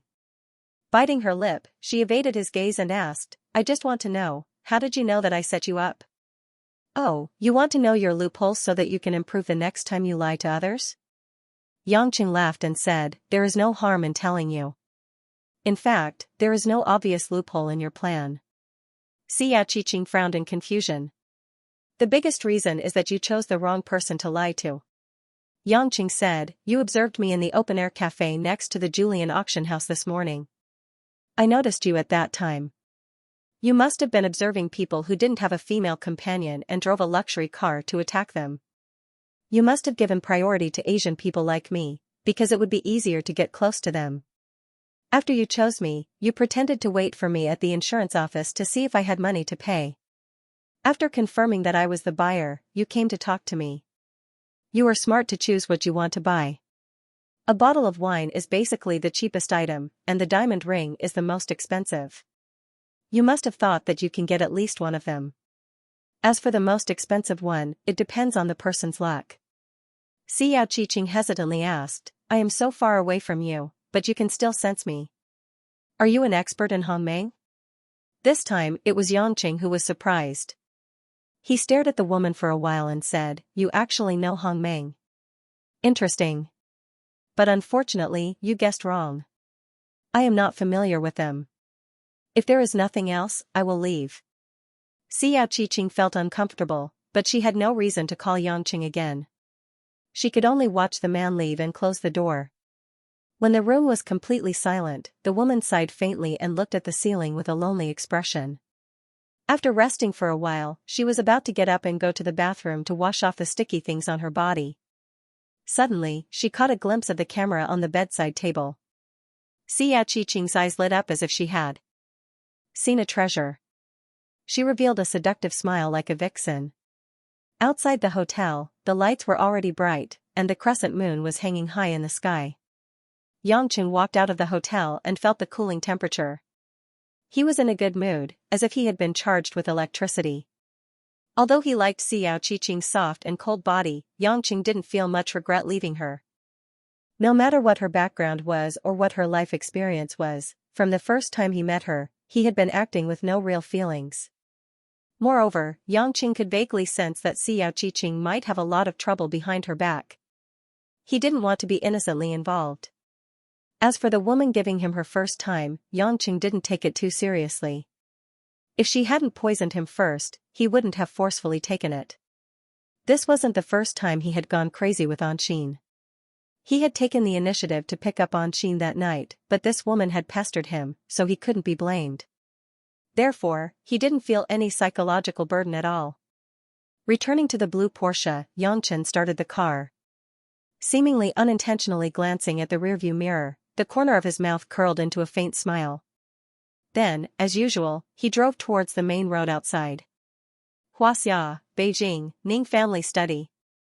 Ning Guangyao stood by the desk, his hand gently stroking an exquisite white jade lion paperweight as he listened to a family subordinate's report. The square-faced man in a black suit was standing at the door, carefully explaining. When he heard that it was about time, Ning Guangyao interrupted and asked, "So you're saying these days, Madam has been with that little beggar?" "Yes, Madam's 3 meals a day are all provided by that little beggar. Moreover, it seems that Madam has had a fever twice, and that beggar is still taking care of her," the suited man replied. A complicated expression flashed across Ning Guanyao's calm face as he coldly narrowed his eyes. "That beggar, what's his background? Have you found out?" "It's just a poor boy from an ordinary family who failed his college entrance examination a few years ago. Moreover, that beggar is a cripple and doesn't have any welfare protection, so he's been fooling around outside. From the mouths of some beggars near Zhonghai, I heard that the cripple is very popular among beggars." Because he is literate and has some knowledge, he often helps some homeless people. Ning Guangyao nodded. Did Madam take the initiative to contact her family or anyone else? The suited man shook his head. Madam has always been depressed and has never come into contact with anyone, except for that cripple. Oh, right, the eldest grandson of the Yang family, Yangqing, met with Madam once, but he didn't stay for long. Hearing the name Yangqing, Ning Guanyao's hand that was stroking the white jade lion tightened its grip, as if it wanted to embed its fingers into it. But very quickly, Ning Guanyao's expression returned to normal and he asked coldly, "How are the 3 beggars that I asked you to kill?" "Don't worry, Patriarch. Those 3 dogs have already been fed to the fish in the sea." The suited man sneered. Do it cleanly." "Yes, but... Patriarch, why didn't you let us bring Madam back? Moreover, that cripple is also one of the evil dogs that should be slaughtered." A trace of pain and ruthlessness flashed across Ning Guanyao's eyes. Finally, he became decisive and said, "Madam. She is no longer the madam of the Ning family." "Huh?" The suited man raised his head, as if he didn't understand. "Find a time to bring Madam and that cripple back to Beijing. Remember to be more nimble and don't let any of the citizens find out. If anything happens, don't live to see me," Ning Guangyao said gloomily. The suited man seemed to have realized something, and a trace of deep fear and helplessness flashed across his eyes. But in the end, he still nodded heavily. "Patriarch, don't worry. For the Ning family, I will sacrifice my life." I know your loyalty. This kind of matter that concerns the 100 years of glory of the Ning family can only be handled by our own people. Remember, don't let the young master know, Ning Guangyao solemnly warned. The man in the suit nodded knowingly. Seeing that Ning Guangyao had no intention to continue explaining, he left quietly. After the door closed, Ning Guangyao walked to the inside of the desk alone. He lowered his head and looked at a photo on the desk. In the photo, there was a smiling couple, himself and Luo Xueishan. Ning Guangyao's face was filled with grief and indignation. He smiled bitterly. "Xueishan, forgive me." "Pa." With a palm strike, the photo frame directly fell onto the table and shattered. Morning in Zhonghai, Yulei International Headquarters, top floor CEO's office. Zhao Hongyan, who had just been appointed as the CEO's assistant, wore a black round-neck suit and a bright red skirt that wrapped around her 2 beautiful legs. Her black fishnet stockings formed a strong visual contrast of red and black, which was charming and seductive. Yulei International didn't require its employees to purposely pursue uniforms and rigorous tidiness. As long as it wasn't vulgar, any fashion or ordinary combination was allowed. Zhao Hongyan was a little reserved and didn't dare to breathe too loudly. She carefully carried the tray and placed a few refilled cups of green tea on the coffee table next to the company's top executive sofas. At the same time, she had a somewhat stiff smile on her face. Lin Ruashi was discussing the latest acquisition project with a few executives. In such a meeting, other than the core power holders, only she, as the CEO's assistant, had the opportunity to hear some clues. Yulei International now had tens of thousands of employees around the world. In addition to the inherent fields of fashion clothing, luxury goods, cosmetics, etc., it had already blossomed in the entertainment industry, tourism industry, and real estate industry. Projects that easily cost billions of dollars, if placed in an ordinary company, may not have the ability to develop even after a few years. But in the Yulei International headquarters, there were often people who would execute it. Zhao Hongyan was just a small female employee in the public relations department. Although she was in the headquarters, she actually had very few opportunities to see the CEO, not to mention access to the core secrets. In recent days, when she was promoted, her ears kept hearing hundreds of billions of numbers, making the young woman dizzy. Especially, whenever she had to help Lin Ruashi copy some documents, looking at the various plans that could have a huge impact in the future, Zhao Hongyan's hands would tremble. No wonder Wu Yu, who was only an assistant, was so arrogant in the company. She was even more deeply trusted by the CEO than some of the department heads. Zhao Hongyan also increasingly admired her own boss. Other than the meetings, this woman didn't speak more than 10 sentences in the company for a whole day. This woman, who was a few years younger than her, could easily spend a mountain of money with a simple signature. Zhao Hongyan felt that if she had this much money, she might not be happy, but directly go crazy. After refilling the tea for the executives, Zhao Hongyan quietly retreated. She didn't dare to stay in the office any longer. Although Lin Ruoxi wouldn't mind, she would still feel stuffy if she heard a few more words. After the office door was closed, Lu Mingyu, who was sitting on the right side of Lin Ruoxi, said with a smile, "In the past few years, Wu Yu has always been the assistant, but now it's Hong Yan. Although we are all acquaintances, I'm not used to it." Because everyone present was a female executive, the conversation was particularly relaxed. In fact, it was not as serious as Zhao Hongyan had imagined. Another female head of the marketing department also nodded with a smile. It's all because the public relations department is a place blessed with outstanding people. There are always talents that our General Lin has taken a liking to. But to be honest, Assistant Wu went to the United States to marry Vice President Li and have a child. Now that I see Hong Yan as an assistant, I'm not used to it. She was wearing a Chanel spring-summer sequin tweed jacket with the same plain dress suit and pearl pendant waist chain, which made Lin Ruoxi's elegant temperament particularly charming. Holding her usual Mont Blanc gold pen, Lin Ruoxi casually drew a few circles on the document and said indifferently, "My assistant, you don't need to get used to it." As soon as she said this, Lu Mingyu and the others couldn't continue and naturally quieted down. From the beginning to the end, only Mo Qianni, who was sitting on the left side of Lin Ruoxi, was a bit absent-minded and didn't participate in the conversation. Although she had makeup on, it couldn't hide the tired dark circles under her eyes. Lin Ruoxi didn't pay much attention to her. After instructing Lu Mingyu and the others to focus on the details, she announced the end of the short office meeting. After the female executives left one by one, Mo Qianni deliberately slowed down and stayed until the end. Holding the document, Mo Qianni looked at Lin Ruoxi with a pale face and said softly, "Ruoxi." Lin Ruoxi raised her head and said indifferently, "You don't seem to be in good health. If the work pressure is high and you don't get enough sleep, I can approve a few days off. Anyway, Mingyu and Chris will be more busy with the next few resort acquisitions, you don't have to be polite with me." Mo Qianni smiled and shook her head. "No, I don't mean to ask for leave." "Huh?" Mo Qianni pursed her thin lips and looked down, not daring to look at her sister for many years. Why can't I get through to him?" "Who?" Lin Ruoxi asked expressionlessly. Mo Qianni's voice became even lower. "Yangqing." Lin Ruoxi's face showed a trace of coldness. "Vice President Mo, I don't think it's reasonable for you to ask my husband's personal questions at work." Mo Qianni's eyes dimmed and her delicate body trembled slightly. She tried hard to hold back the bitterness in her nose and forced a smile. "I didn't think it through." "Then, General Lin, I'm going to work." After silently bowing her head and apologizing, Mo Qianni turned around and walked out of the door. Just as she walked to the door, Lin Ruoxi's voice came from behind. "He went to the United States to stay with his friend Kristen." Mo Qianni stopped in her tracks and her eyes were red. "Thank you." With that, Mo Qianni immediately walked out and closed the door. Walking quickly to the elevator, Mo Qianni reached out and wiped the corners of her eyes. A bitter smile appeared at the corner of her mouth.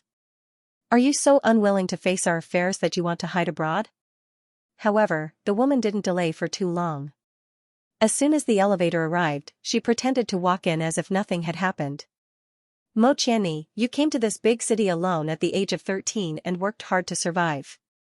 You've experienced all kinds of hardships. You won't be defeated so easily just because a man's feelings for you are shaken." Mo Qianni silently told herself in her heart. However, she didn't know that after she left the office, Lin Ruoxi, who appeared to be safe and sound, also slumped on the sofa with a slightly tired look in her eyes.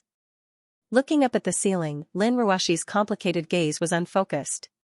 She muttered, "Lin Ruoxi, you can't be soft on them, you can't." At the same time, Yangqing, who was still far away in Los Angeles, didn't know that he had caused an unimaginable misunderstanding among the women in China because he had neglected to bring his cell phone out. But at this moment, he didn't have the time to think about the relationship between him and Mo Qianni. "Mister, please show me your ID," a patrolling black traffic policeman said sternly as he stopped Yangqing's car on the main road. Yangqing spread out his hands and said helplessly, I'm sorry, but I didn't bring it because I came out to eat. Yangqing was an illegal entry, so how could he have any ID? The black traffic policeman looked at him suspiciously. Since that's the case, I have sufficient reason to suspect that you stole the car. Please go back to the police station and have a good talk. Yangqing smiled bitterly and said, Officer, there's no need to work so hard. It's already dark. Go home and hug a woman's baby. Please don't use insulting words, or I can sue you for assault. The black traffic policeman glared at Yangqing, opened the door of the convertible Porsche, and gestured for Yangqing to get into his police car. Yangqing sighed bitterly. How was this a personal attack? However, he could only reluctantly turn off the car, pull out the key, hand it over to the black policeman, and then get into the police car. As soon as he got into the car, the young white policeman who was driving didn't say anything. He directly started the car and drove west towards a fork in the road. Yangqing sat in the back seat with a bored look on his face. Officer, I haven't eaten dinner yet. Do you have any bread for me to eat? Neither of the two policemen said anything, as if they didn't hear anything at all. Yangqing was asking for trouble, so he didn't say anything else. After the police car passed through a few streets, it arrived at a small port. In front of it, other than a few warehouses, there wasn't a single person, let alone a police station. Yangqing had a puzzled look on his face. Hey, officer, did you drive the wrong way? This doesn't seem like a place with a police station. This time, the white policeman who was driving finally replied. He turned his head and revealed a hint of ridicule. I really didn't expect that the powerful and iron-blooded Hades, who once subdued the entire world, would one day fall to a point where he couldn't even tell his enemy apart. Yangqing frowned. Aren't you policemen? Who are you? Hee, the black policeman grinned, revealing a mouthful of white teeth. You'll know in a moment. As they spoke, the police car stopped by the side of the road at the port. The white man said, Get out, everyone is waiting. Let's go meet the former Pluto. In the end, the two of them opened the door and got out of the car, ignoring Yangqing. Yangqing waited for them to get out of the car before revealing a bored expression. He shook his head and opened the door. The sea breeze from the port blew through Yangqing's thin shirt, causing the corners of his shirt to flutter. His face seemed to be covered with a faint layer of moisture. A row of sparse straight street lamps emitted a faint white light, illuminating the night at the port. The two policemen, one black and one white, were taking off their police uniforms, revealing the blue tight-fitting short-sleeved shirts underneath. Their bulging muscles looked like they could erupt at any time. Blue Storm, Yangqing narrowed his eyes. I'm glad that His Majesty Pluto still remembers our organization. The white man's angular face revealed a rather proud smile. Let me introduce myself. My name is Seidel, and this is my partner, Stark. Yangqing smiled at them. Just the two of you? The black man, Stark, shook his head. Of course it's not just us. Originally, we specially dispatched a team of SEALs to be on the safe side, but now it seems that the two of us are more than enough. The once glorious Pluto now seems to have lost all his power. After saying that, Stark whistled. Thump thump thump thump, rapid footsteps came from behind Yangqing. Two platoons of dozens of SEALs emerged from behind the containers with loaded guns. In the blink of an eye, they pointed their guns at Yangqing and surrounded him. Yangqing sighed. You want to kill me? Without waiting for the two men from Blue Storm to reply, a strange English voice came from the sea not far away. If you want to kill someone, I should be the one doing it. As soon as he finished speaking, a shadow seemed to gradually become clearer in the field. A man with long hair and wearing a flowery robe walked out from it, holding a katana in his hand. After the man appeared, a few other figures emerged from the surface of the sea. There was a long-haired woman in a gorgeous kimono, a strange man in a large black cloak, and a handsome Asian man with a short knife at his waist. Takamajihara? This time, Yangqing laughed even more helplessly. You're just like Blue Storm. You came to kill me the moment you received news that I've lost my cultivation? This long-haired samurai was none other than the general of Takamahara, Nurarihayan. That slippery demon. Nurarihayan scrutinized Yangqing. Looks like you're no longer the same as before. At first, I didn't believe that you would end up like this. I heard that you were defeated by Poseidon, the god of the sea? Yangqing pursed his lips and said unwillingly, I guess so. It's a pity that I couldn't witness such a battle with my own eyes. But this has nothing to do with me. The one I want to defeat isn't the god, but you.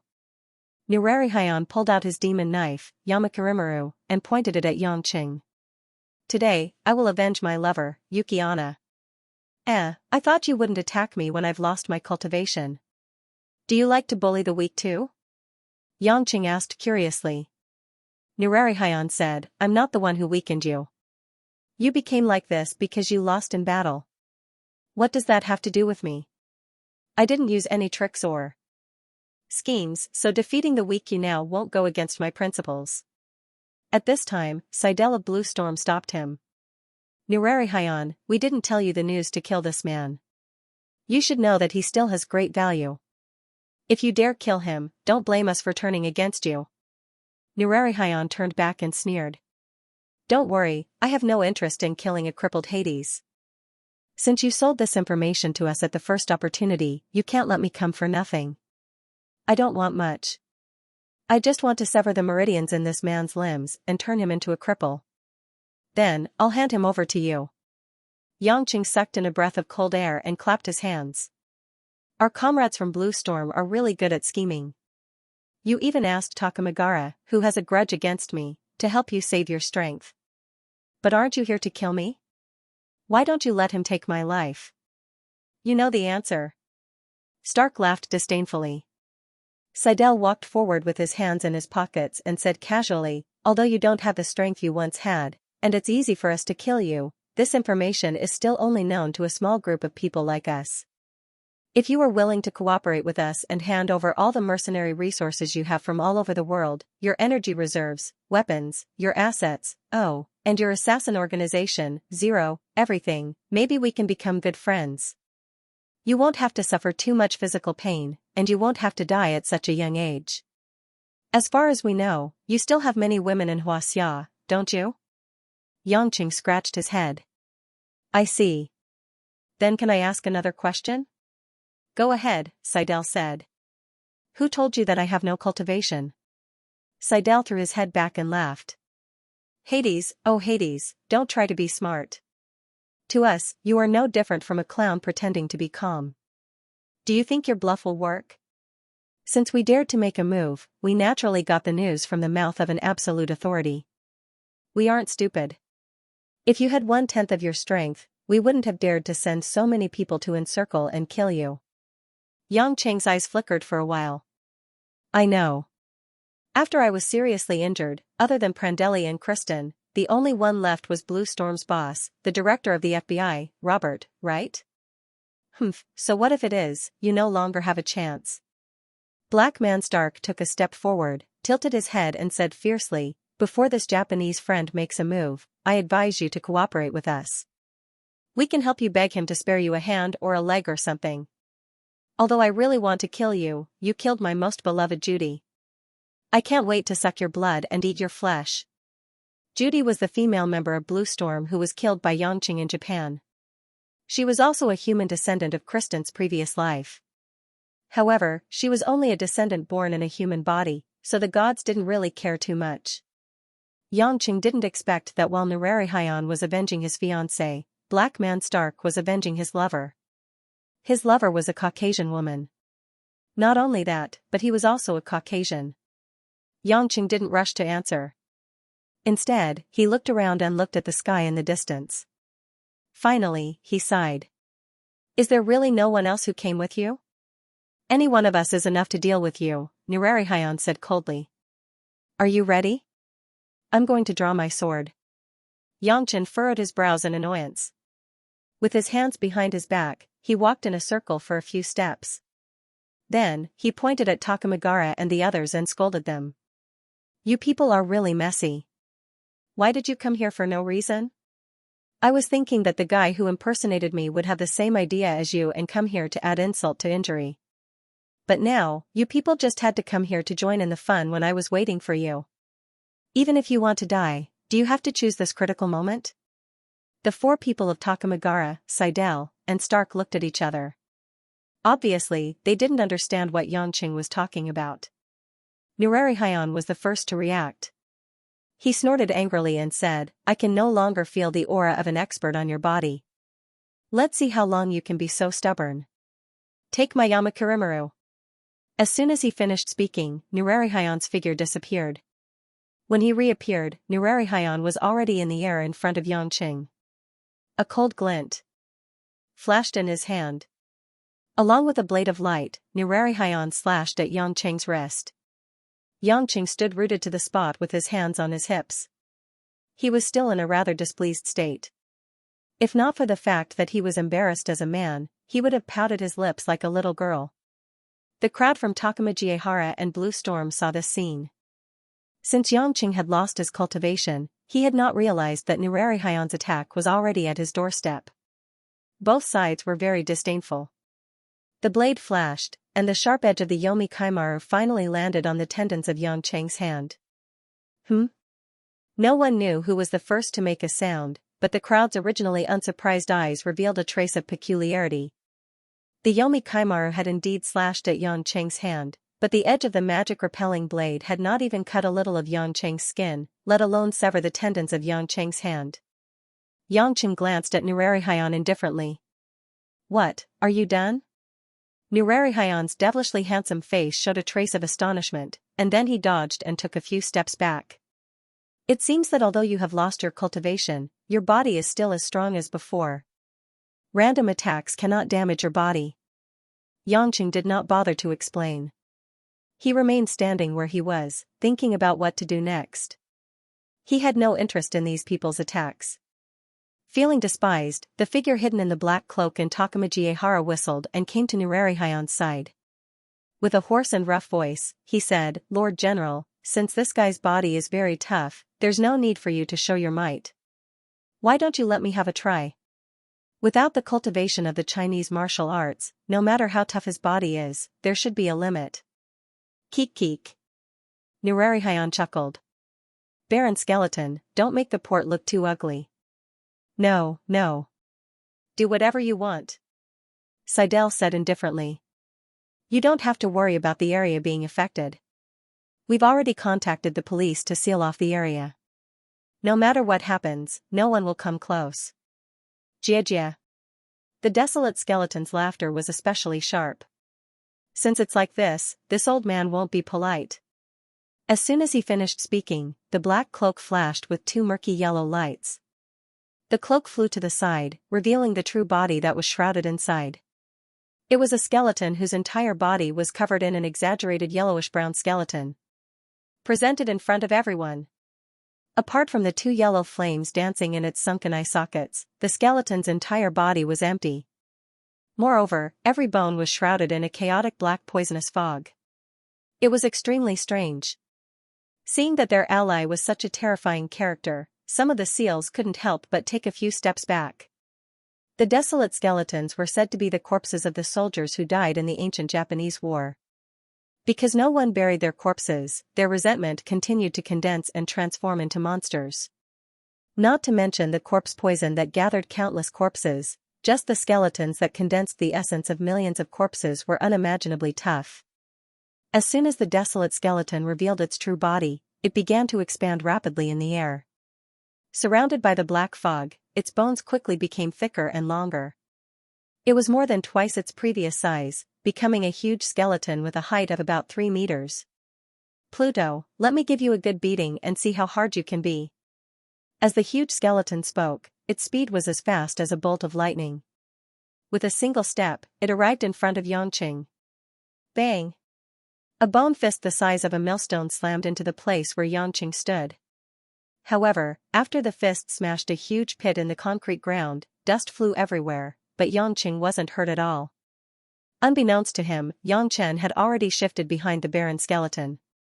At this time, everyone was shocked once again. Being hit and not being injured could be explained as the strength of the body was still there, but how could such a move that people couldn't even see the trajectory clearly be explained? Damn it, didn't he lose his cultivation? The black man, Stark, was a little panicked. No.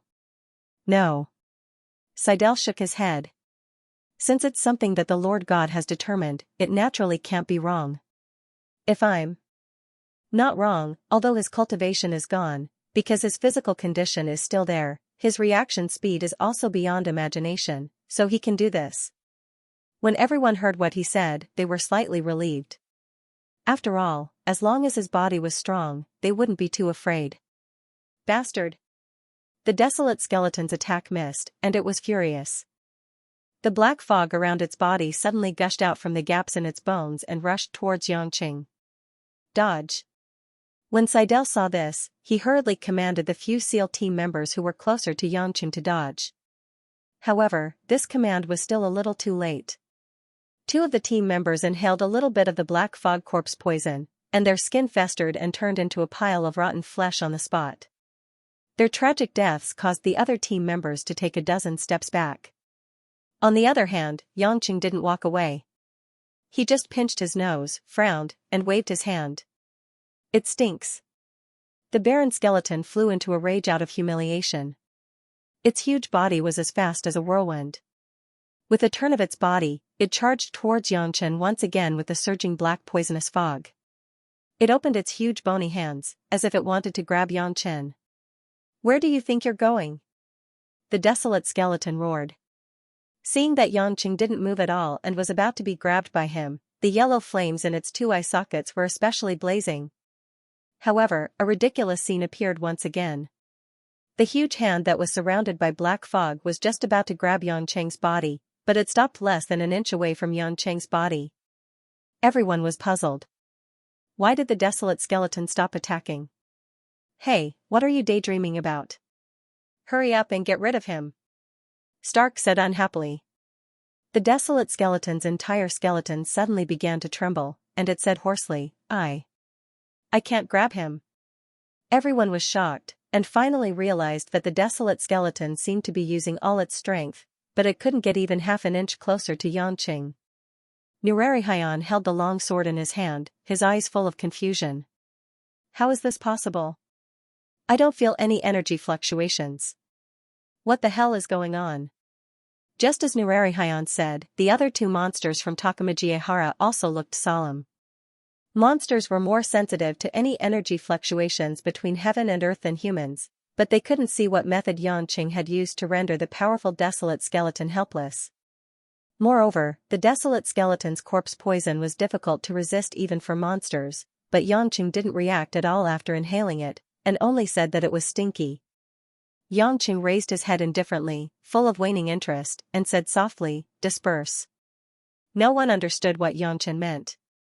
What did he mean by dispersing? But what happened next sent chills down everyone's spine, as if their hearts had instantly fallen into a dark, muddy swamp.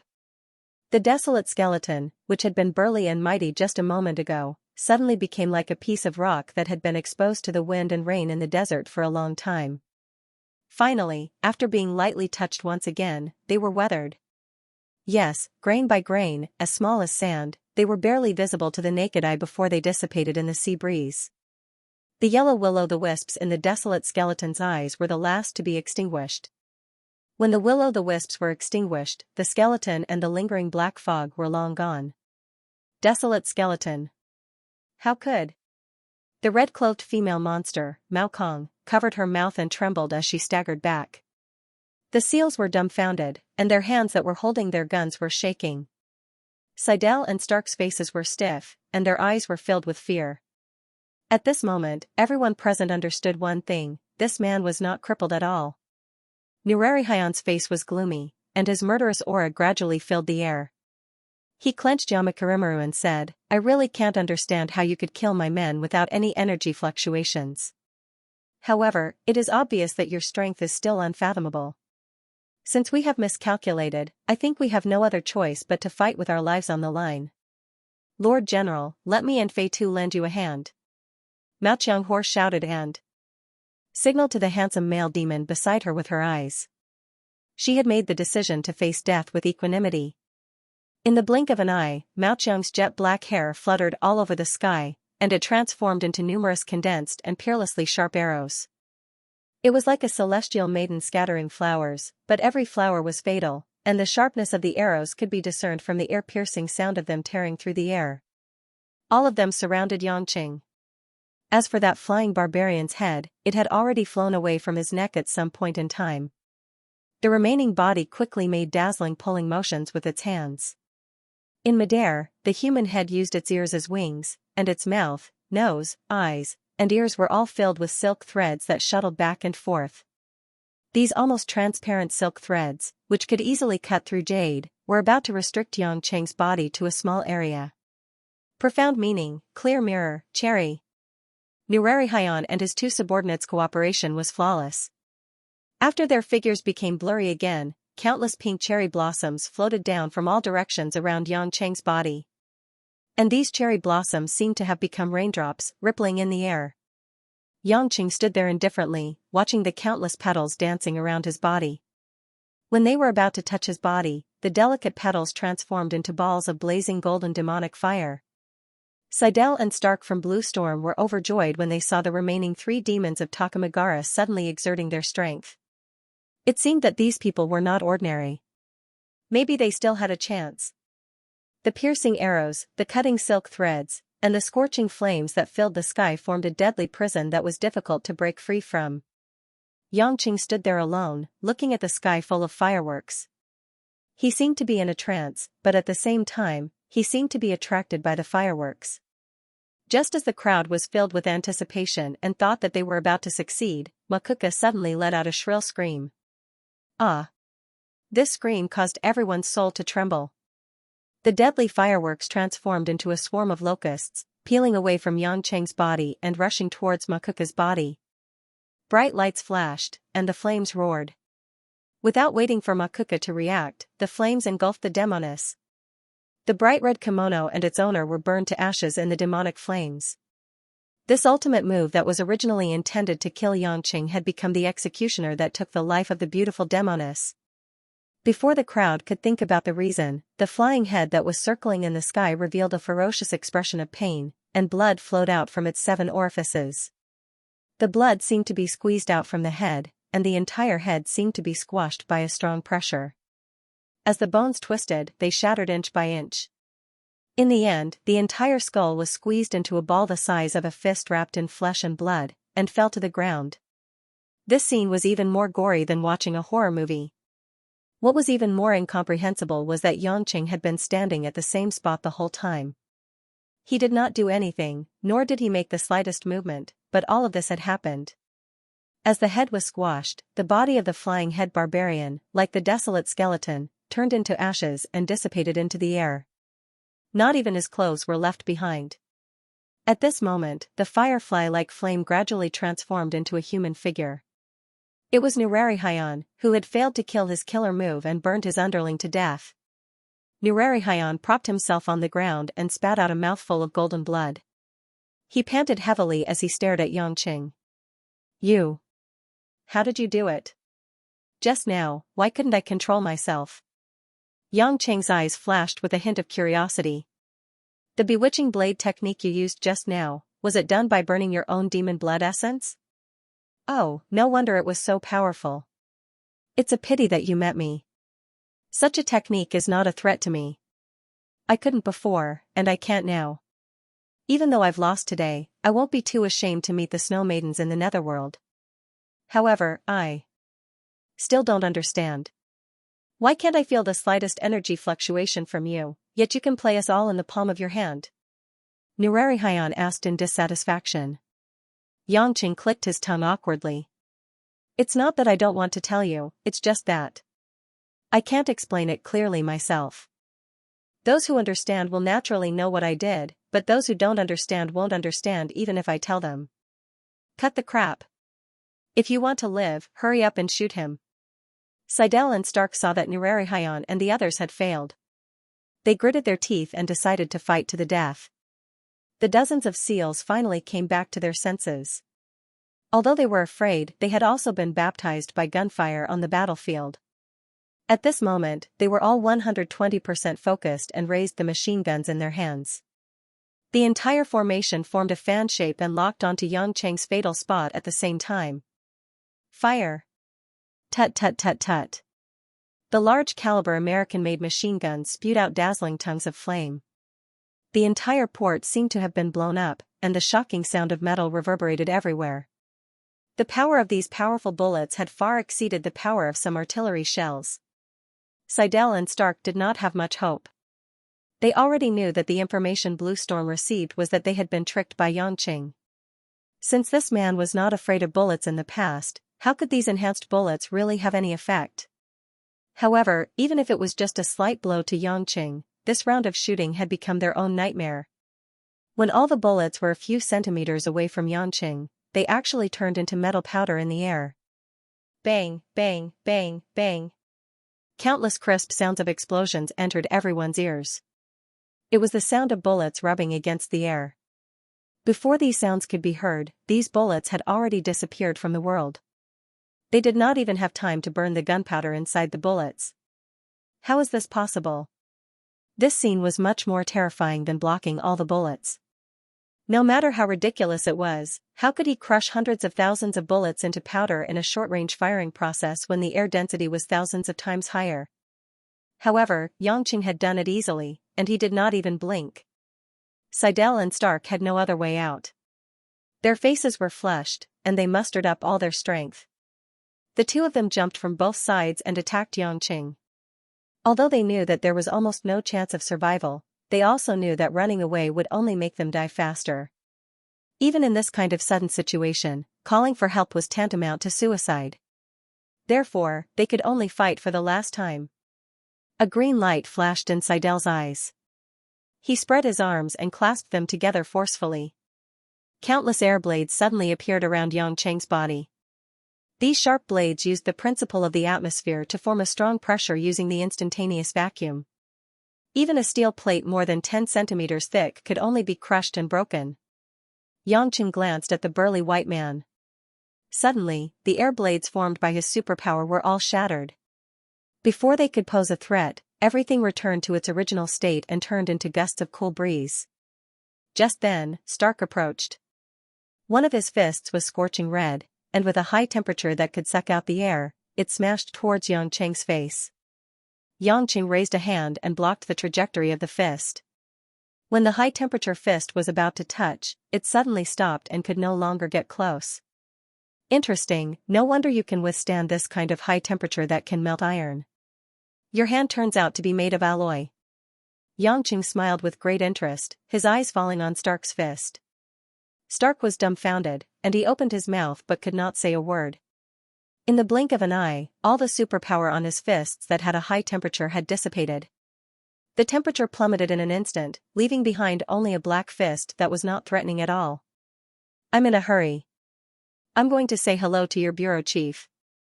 I won't play with you guys anymore. Yangqing smiled kindly. After withdrawing his hand, he turned around and walked in the direction he came from. After a few steps, Yangqing's figure gradually became indistinct, like a shadow hidden in the darkness, or a few drops of water falling into a lake, causing a slight ripple, and then disappeared without a trace. And all of this, Seidel and Stark, the exhausted Nurari-Hyan, and the U.S. Navy SEALs could not react at all. A gust of sea breeze swept through the port again. On the quiet field, everyone was like a frozen sculpture. Then, like the barren skeleton, the winged barbarian, and other monsters, they turned into dust floating in the air and drifted with the sea breeze into the vast sea sky. Not even a speck of powder could be found. Like a dream, it came and went quickly. Yangqing did not feel much for the instigators of the dozens of lives that were lost. At the end of the day, they were just victims of the greed of the FBI director, Robert Mueller. Although Yang Chen had thought that Robert must have been up to no good by forcing him to stay for a few days, he didn't expect it to be because Poseidon said that Yang Chen had lost his cultivation and wanted to kill him. Unfortunately, from the moment he had that idea, he was destined to taste the bitter fruit that he could not refuse. As for his current cultivation, Yangqing was not very clear about the extent of it. After the Tai Ching Heavenly Thunder tribulation, the true core force in his body had dissipated, and the endless resolve restoration scripture had turned into an unknown form. Yangqing did not know where it was, but Yangqing knew that this mysterious technique was existing in an unprecedented, illusory form. Previously, Yangqing had heard from Abbess Yun Miao that this mystical technique was created by a bloodthirsty genius from Mount Shu 1,000 years ago, who turned into a prodigal son. Since ancient times, the number of disciples who could practice it could be counted on one hand, and the one who had practiced it to the highest level was Yangqing himself. However, at this moment, Yangqing did not really believe that piece of history. This was because the benefits that the endless resolve restoration scripture could bring were far beyond the scope of an inner force skill. Yangqing guessed that the ancestor of Mount Shu had learned it from somewhere else, but chose to keep it a secret, saying that it was his own creation. Of course, all of this was just speculation. All Yangqing knew was that if he did not meet an opponent who could match up to him, he was afraid that he would not be able to figure out the state of his cultivation. Not to mention explaining it to others, he only knew how to use his new ability, but did not know how to understand it. Previously, when Poseidon came to bid farewell to him, Yangqing had thought of fighting him again to see how good he was. However, when the words were on the tip of his tongue, Yangqing did not say it out loud. This was because Yangqing believed that Poseidon was no longer his opponent. Although saying it out loud would definitely make people laugh, Yangqing believed that fighting with Poseidon would be a battle without any suspense. It was completely meaningless, so he gave up. After this lightning tribulation, other than not knowing what realm of cultivation he was in, Yangqing felt that his temperament was different. It was as if he was happier and more relaxed than before. He was more open-minded about many things than before. At the same time, there were many things that he was previously interested in, such as women, good wine, and cars. This was also why he was interested in the little maid, Sally, when he woke up. Later on, he fought with that wonderful person, Xianxia, for half a day. According to the common saying of becoming an immortal and having a pure heart and few desires, Yangqing felt that he was more like a demon. He was infatuated with the mortal world, lusting after beautiful bodies, and enjoying the taste of alcohol. In short, the more he lived, the more tacky he became. Yangqing did not know if this counted as entering the tribulation stage, but Yangqing was sure that he was going through the tribulation. It was not the lightning tribulation, but the tribulation of life. Perhaps one day, when he really reached the other end, he would feel relieved about everything and say, "Oh, I see." When Yangqing's figure appeared again, it was on the balcony of the second floor of Kristen's mansion. His body seemed to have been peeled out of thin air, and gradually became human. Calmly looking at the beautiful night sky that was like a veil, Yangqing turned around and went back into the house. Regardless of Robert's reaction, Yangqing felt that he should have dinner first. He had been hungry for a long time. When the little maid, Sally, saw Yangqing suddenly coming down from the second floor, she was a little surprised because she didn't see Yangqing come in at all. But she thought it was her oversight, so she didn't think too much about it. "Mr. Yang, would you like to have dinner?" Sally was as happy as a lark when she thought of the extra $1 million. When she saw Yangqing, of course, she went up to him and greeted him gently. Yangqing naturally pinched the white girl's butt. It was very meaty through the white stockings. "Bring out all the delicious food for me. I'm starving." Sally actually thought that Yangqing had eaten, so she came up to him to get some benefits from Yangqing. She didn't expect Yangqing to really want to eat. After a slight daze, she hurried back to the kitchen. While Sally was preparing food, Yangqing sat on the sofa next to the phone, picked up the phone, and dialed a number. After the call was connected, Maekden's puzzled voice came from the other side. "Your Majesty Pluto, why haven't we heard from you since that night? This number, is it in America?" Yangqing nodded and said directly, "You don't need to know the process. I'm fine. I called you because I want you to help me find out information about a person. Tell me after dinner." Because that guy should have dealings with the Mossad, it shouldn't be difficult to find him. "Please tell me." "Robert Mueller, the director of the FBI?" Maekden asked hoarsely. "Your Majesty Pluto, are you launching an attack on America? Don't you usually not participate in international disputes? What are you thinking about?" "It's that old man who wants to see me more." "I'm targeting him personally, do you understand what I mean?" Maekden breathed a sigh of relief and then said with a smile, "It's my pleasure to help you. It really isn't difficult. I can confirm it. Please enjoy your dinner." Kristen happened to be busy with work and did not go home for dinner, so Xianxia was happy to be alone. Although Sally was young, since she was the only maid in the household of a world-class heavenly queen, her culinary skills were naturally extraordinary. Otherwise, she wouldn't have been chosen out of countless competitors. In a short period of time, she had made a table full of food, from appetizers to desserts, for Xianxia. Xianxia ate 2 big steaks, half a roast chicken, a few Russian sausages, and drank half a bottle of champagne. During the meal, Sally carefully served them from the side. She sliced the meat, poured wine, and occasionally she would even try her best to bring her hands closer together so that the cleavage in front of her chest was especially deep, and the 2 large balls seemed to be on the verge of bursting out. After finishing a raisin cake, Xianxia licked his fingers and asked with a faint smile, "Little Sally, do you really want to do something else with me?" When Sally heard this, a trace of awkwardness flashed across her face. She didn't expect Xianxia to say it out so directly, but her moist eyes flashed with a trace of charm. "If Mr. Young wants, Sally is very willing." "What if you don't pay?" "Ah." Sally was obviously stunned. Her eyes blinked, and after a while, she smiled embarrassedly and said, "No, there definitely will be." Xianxia laughed heartily and patted the table. He said with some regret, "Unfortunately, it can't be as you wish. I still have to go out for a walk. The main thing is, I don't need a woman today. Let's talk about it next time." After that, he ignored Sally's disappointed look and walked back to the room on the second floor. In fact, Xianxia only felt that as a woman, the touch of Sally's body was a little different from Xiao Qiqing's water snake-like softness, so he did not have much interest in it.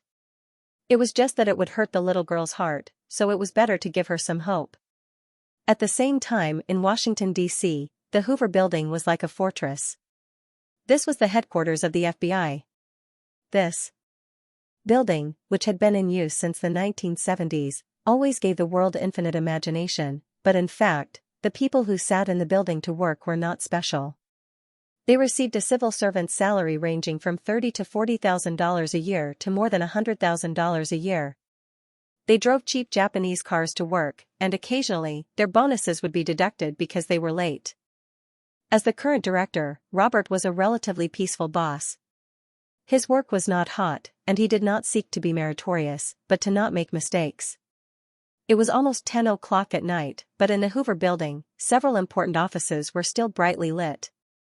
The people patrolling inside and outside the building were not ordinary soldiers, but elite agents with extraordinary skills.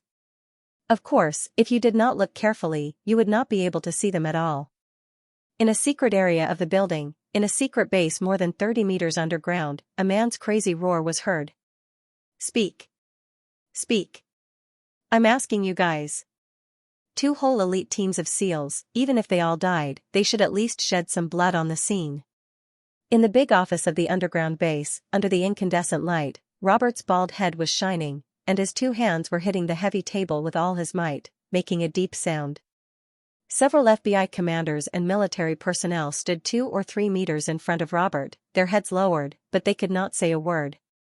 Just half an hour ago, after repeated confirmation from the frontline personnel of the Los Angeles Encirclement and Annihilation Plan, they sent a message: the target was missing, all the dispatched personnel were missing, and 4 Japanese reinforcements were missing. This result was something that no one had expected. They thought that Xianxia would escape, and they thought that someone would mess up the plan, but they never thought that everyone would disappear. "Director, please calm down. Although we can't find anyone now, it doesn't mean that our plan has failed. Since that person no longer has any powerful abilities, even if he escapes, he won't be of any use to us." A commander analyzed. Robert glanced at him coldly. "Are you stupid? Do I need you to tell me that? The reason why I was so anxious to capture him was because if other countries knew that he had lost his abilities, all of them would fight over him like crazy. Do you know how much influence he has in the world? Whoever gets his hands on him will be an unimaginable fortune. But you bunch of idiots, you can't even capture a piece of trash who has lost his abilities?" Several commanders and officers showed displeasure in their eyes. After all, they did not personally go to the scene to command, only 2 Blue Storm soldiers were sent. This method was a little too conservative in itself. But they could only accept it in silence, because this was a place where there was a clear hierarchy.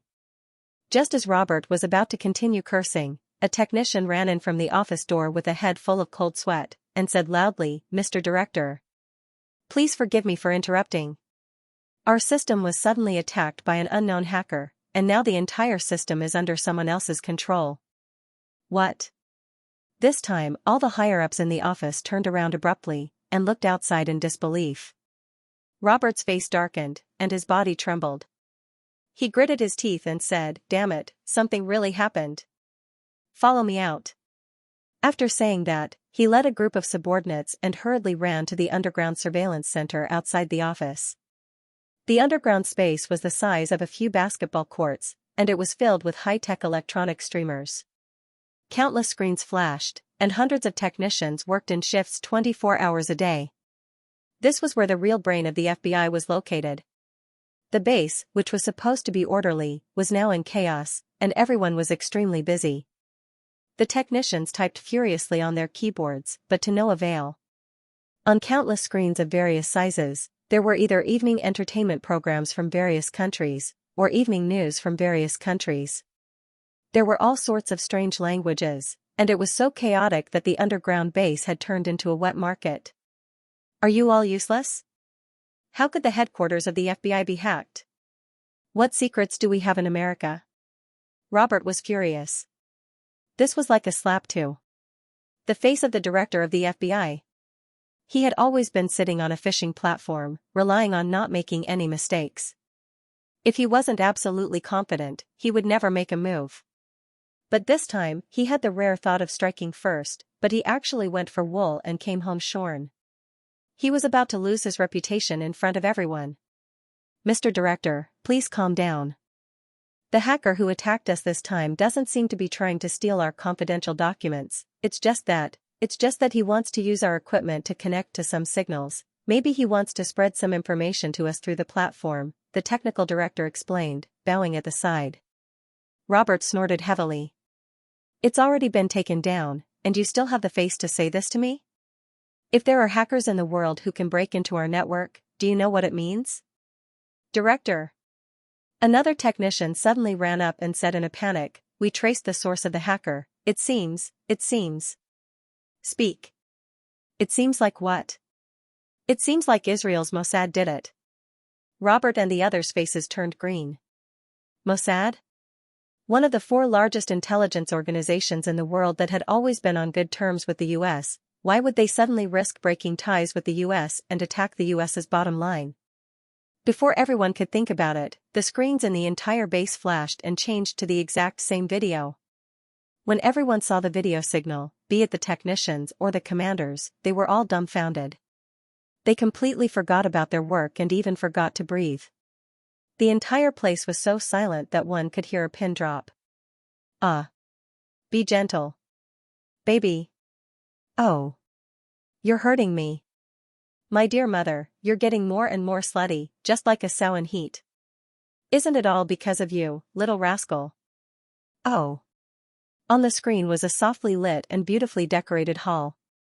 On the sofa in the hall, there was a mature and beautiful Caucasian lady in her 40s and a young Caucasian man in his 20s. They were entangled together. Everyone could clearly hear the relationship between the man and the woman. Because of this, even in the eyes of the open-minded Americans, this was too shocking. Among these people, some were drooling, while some were too embarrassed to look at it, but they couldn't help but look. The one who was the palest, to the point that he couldn't even stand properly, was the bureau chief, Robert. Gradually, a few subordinates who were more familiar with Robert finally realized who the mother and son on the screen were. Bureau chief. You're. When one of the commanders came back to his senses and said a few words, everyone else suddenly woke up. Robert's eyes were lifeless, and he stood rooted to the ground. He couldn't sense anything outside. In his eyes, other than the crazy mother and son on the countless screens, there was nothing else. Seeing the situation on the command platform, some of the technicians who were closer also heard the clues and realized that the ridiculous mother and son were the family members of the bureau chief. The technical staff who were watching the show were taken aback by this black and erotic scene. Many people who knew Robert knew that the mother and son were not his biological son. It was because after Robert's ex-wife divorced him, Robert raised his son, and the beautiful woman was the stepmother that Robert had brought home to take care of his son after getting married 2 years ago. However, even if they weren't related by blood, it was bad enough that such a family scandal appeared, and it was even broadcasted in front of all the core members of the FBI. Naturally, Robert couldn't kill all of them and seal the information. It was precisely because he couldn't stop all of this that he became dazed and stood there motionlessly. At this moment, the mother and son on the screen began to talk in a muffled voice again. "You so. What do you think? Am I not much stronger than my father? Oh. Honey, please don't mention your father in front of me. That man hasn't acted like a man for more than a year. What a bummer. If I knew this would happen, I wouldn't have married him. It turns out that the director of the FBI doesn't have much money. That won't do. If you don't marry my father, how can I know a sow like you? You're so annoying. Don't call me a sow." The mature woman smiled, but she didn't mean to blame him at all. Instead, she enjoyed being called that by her son who had no blood relationship with her. Hearing this, all the staff members in the base had strange expressions on their faces. Many of them were trying their best not to laugh out loud. Even the higher-ups pretended nothing was wrong. They turned their heads away and stayed a little further away. However, the twitching muscles on their faces clearly revealed the uneasiness in their hearts. Robert's hands held onto the metal railing. His chubby face had already turned red, and his eyes were bloodshot. He suddenly roared crazily, "Smash it! Smash it! Smash all of these monitors!" Seeing that he was so agitated, an assistant hurried forward and held his shoulder worriedly. "Director! Don't be like this. We can't mess up. Get lost." Robert was like a mad beast. He quickly ran down the stage and rushed to the nearest monitor. He picked up a stool and smashed it. Bang! TSK, Lazra. Sparks flew, and one of the monitors was smashed just like that. "Stop the director. He's out of control." Seeing this, an officer hurriedly commanded the people below to stop Robert. They couldn't destroy the base because of him. After all, the information connected to these screens was not ordinary. A few strong agents rushed forward to stop Robert. At this critical moment, they couldn't care less about their status. They had to protect the base first. "Let go of me. Let go of me. You bastards. Do you want breakfast? I'm Robert Mueller. I'm your immediate superior." Robert's chubby body struggled violently, but he couldn't win against these strong young agents. In the end, he could only pant like a drowning dog. A few commanders walked down the stage and surrounded Robert. They looked at their superior with a troubled expression. "Director, we know that this is a big blow to you, but please look at the big picture. This isn't the time to care about personal problems. We have to figure out why Mossad attacked us. Then, we can calculate the losses and carry out defense and fight," an officer said. But Robert turned a deaf ear to her. He just shook his head and muttered, "That's not true. That's not true. How could they do this to me? I raised that child. How could he do this to me, his father?" At the emotional part, Robert couldn't help but flatten his face and shed tears. Many of the subordinates around him felt pity for him. Although such a family scandal had doomed Robert to no longer be the director and he would have to step down from his high position. But from the perspective of a father, a husband, and a man, it was too cruel to let him see such a scene. It was worse than killing him. Just when everyone was silent, the alarm in the entire base suddenly sounded. Bang, bang, an ear-piercing sound traveled into everyone's ears. The alarm lights on the walls flickered rapidly. What's going on? *T. Is it an enemy invasion? They were just thinking about how to deal with the attack of the hackers, and now the headquarters was invaded. Everyone was caught off guard. Without waiting for the special agents and officers to begin their defensive work, everyone suddenly heard a rumbling sound coming from the northern wall of the base. Bang! A heavy and muffled explosion sound rang out, and a huge hole was blasted open on the north side of the huge wall. Among the flying rocks, a figure stepped on the messy debris on the ground. He waved his hand to disperse the smoke and dust in front of him, and slowly walked in the direction of everyone. When the figure gradually became clear, everyone saw that it was an average-looking Asian man in casual clothes. Most of the people were shocked and confused, but a few of the higher-ups showed a look of horror. Their eyes were fixed on him, and they couldn't move even half a step. Hades? Pluto? How is it possible? He's really fine. The person was, of course, Xianxia, who slowly floated over from Los Angeles. Of course, the speed at which he floated was actually a little shocking in the eyes of ordinary people. Xianxia nodded in satisfaction as he watched the battle between the mother and son played out on the screens of the entire underground base. Makedon's subordinates from Mossad were doing quite well. Taking over the FBI's network didn't take up too much time. This was exactly the effect he wanted. Physical torture wasn't much, but the scars left on the soul were the most devastating. Since Robert, the director, had decided to plot against him and tried to hit him when he was down, then he couldn't lose to him no matter what. Therefore, when Makedon told him that Robert's second wife had an affair with his son, Xianxia didn't hesitate to ask the Zero assassins near Washington to install the cameras. As for capturing this scene, they could easily do it with some drugs. Leisurely strolling to a place not far from Robert and the others, Xianxia smiled and greeted them. "I'm sorry, I think you're already trying to find me. I could have come earlier, but because I ate dinner, I was delayed. But before I came, the gift was delivered. How is it, does everyone like it?" As Xianxia spoke, he gestured with his lips, indicating the exciting fight on the screen. Robert, who was tightly held by the agents, roared and wanted to pounce on Xianxia. "You devil! Devil! How could you do such an ugly thing?" Xianxia laughed.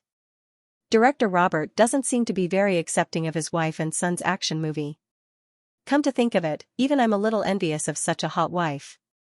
It's a pity I'm on a tight schedule, or else I wouldn't mind going to your house personally to talk to your wife about her life ideals. Shut up. Shut up. Robert's face twitched, and he yelled at the agents, "What are you waiting for? Kill him. Kill him." However, no one responded to his order. All the staff and agents in charge of security subconsciously shrank in place, not daring to move. What kind of joke was this? He single-handedly charged into the underground base of the headquarters, and he didn't even walk in through the door. Instead, he forcefully smashed through more than 10 layers of thick alloy steel, broke through the wall, and swaggered in. Was he still human? Was such an enemy someone of their level could touch? It was already impressive enough that he didn't run away. After realizing this, Robert calmed down a little, and his face was ashen. He turned and asked in a hoarse voice, You didn't lose your ability?" Xianxia shrugged. "Are you disappointed?" Why? Why? General Prandelli has no reason to lie to me. I heard him say with my own ears that you lost your cultivation. He even specifically told you to be careful." Robert asked unwillingly. Xianxia was a little embarrassed. "You have to ask him. How would I know why he said that? I never said that I lost my ability to kill." Robert smiled sadly. "So, Seidel and Stark, as well as all the SEALs, are no longer in this world." Xianxia looked around and smiled. "The people from Blue Storm don't seem to be here. Why don't you call all the people from Blue Storm here? I'm the only one here anyway. Your proud trump card troops shouldn't be afraid, right? I don't mind waiting a little longer." Seeing Xianxia's harmless smile, everyone shuddered. Was this man coming to the FBI for a bloody massacre tonight? Seeing that everyone was just looking at him nervously, as if they were facing a formidable enemy, but not reacting at all, Xianxia frowned and said a little impatiently, "This doesn't seem to be the time to be in a daze. Or could it be that my English pronunciation isn't up to par and you guys can't understand me?" At this time, Robert finally calmed down. He tried his best not to look at the two figures still squirming on the countless screens and said in a deep voice, "Your Majesty Pluto, can you be lenient with us for offending you this time? An existence as high and mighty as you should have a heart wider than the sea.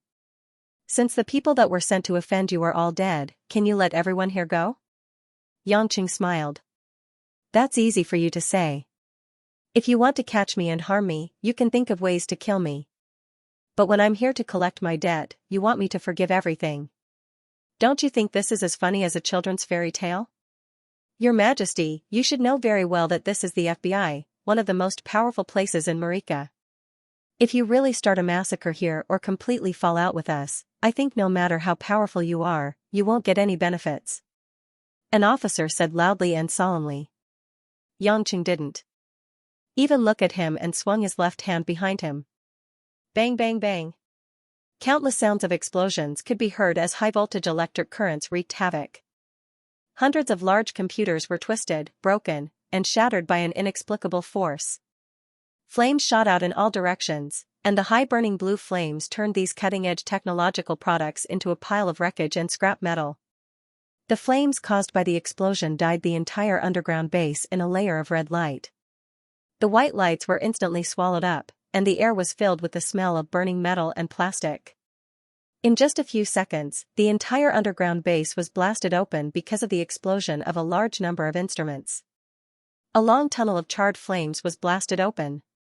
Xianxia retracted his hand and put it in his pants pocket. He said calmly, "If I hear any more nonsense, the next time, I'll be aiming at you guys and not the machines." Some of the pure technical personnel present were already scared silly, and some of them didn't even realize that they had wet their pants. These special agents and soldiers were all stunned by the terrifying power. They didn't know whether to move forward or retreat. They could only stand there, trembling. As the director, Robert had completely lost his mind at this moment. His hatred for Xianxia had reached the extreme, but he was powerless to resist. He was also afraid of being killed, so his face was filled with helplessness. After a full half a minute of silence, a tall, young black commander in a suit stepped forward and asked with a solemn expression, "Your Excellency, it's our fault. We just want to ask Your Excellency, what can we do to appease your anger? If you really want to call all the people of Blue Storm here for Your Excellency to slaughter, this is something we can't accept, because we will lose an important fighting force on the international stage. It's true that we can't fight against an existence like you, but as far as I know, the gods can't break the structure of the world at will. Since that's the case, please come up with a proposal that both parties can accept. We're willing to compensate you with something that shows our sincerity." Xianxia asked expressionlessly, "What's your name?" "Mario Balotelli, the commander-in-chief of the FBI's anti-terrorism department," the black man said proudly. Xianxia smiled with interest. "Aren't you afraid that you'll die a horrible death by talking to me first?" "Yes, but if we don't talk, we'll all die." Balotelli's face was solemn. Xianxia pondered for a moment. "All right, then I'll give you a chance to salvage the situation. Actually, the most important person who sent me here this time is your director, Robert. The other people who died will be buried with him. Since you're so brave, then I have to give your bravery some respect." As Xianxia spoke, his eyes fell on the holster on Balotelli's waist. In the blink of an eye, the silver Desert Eagle was pulled out of the holster and flew into Balotelli's hand. This move didn't surprise many people. After all, the U.S. military's Blue Storm had many people with special abilities, and most people had seen all kinds of special abilities. Balotelli held the heavy gun and asked in confusion, "Your Majesty Pluto, what's the meaning of this?" "Kill him," Xianxia said straightforwardly. Balotelli was stunned, and the other people present also suddenly realized something. Xianxia's intention was also very simple. He didn't want to do it, but let Robert's subordinates do it. This would make Robert suffer 100 times more than dying in his own hands. Balotelli turned his head with difficulty and looked at Robert, whose eyes were filled with hesitation and fear. He was obviously hesitating. Xianxia said, "You have two choices now. 1. Shoot him, then all of you will be fine. After all, it's not you who want to harm me. 2. If you don't shoot, then I'll do it. But, since you're so united, then I'll send all of you to hell with Robert." Hearing this, an officer who was already pale with fear rushed forward and reached out to grab the gun in Balotelli's hand. "Give it to me. You idiot. If you don't shoot, we'll all die." Balotelli gripped the gun tightly, gritted his teeth, and refused to give it to Robert. The other commanders and technicians on the side were anxious. Although they were a little afraid of Robert, their own lives were more important than that. Besides, they couldn't just become one person and then let him destroy the entire base. Robert was shocked and angry at the same time. He hissed, "Bastard!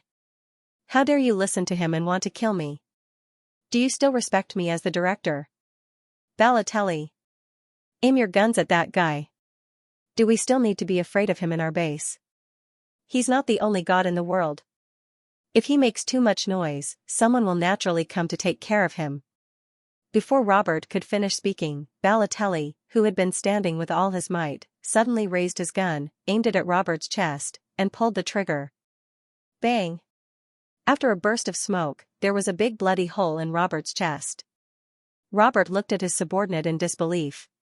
He raised a trembling hand and wanted to say something, but as his life rapidly flowed away, he knelt weakly on the ground, unable to open his mouth. In the end, he could only dissipate the last bit of his life with his eyes wide open. The dark red blood spread from the ground, and the atmosphere at the scene seemed to freeze at this moment. Some people could even hear the sound of saliva being swallowed. At this time, Balotelli slowly walked in front of the corpse and stepped on Robert's head. His eyes were burning, and he said in a low voice, "We are your subordinates, but we are not your slaves, bastard. It's always been you." Many of the officials at the side who heard this felt the complicated expressions on the ground and sighed. Perhaps in many people's hearts, under the brutal oppression, there were too many accumulated helplessness. Xianxia clapped his hands and walked forward with a smile on his face. He patted Balotelli's shoulder as if they were old friends. "This time, you saved everyone here, and you also saved the FBI headquarters. You are a big hero.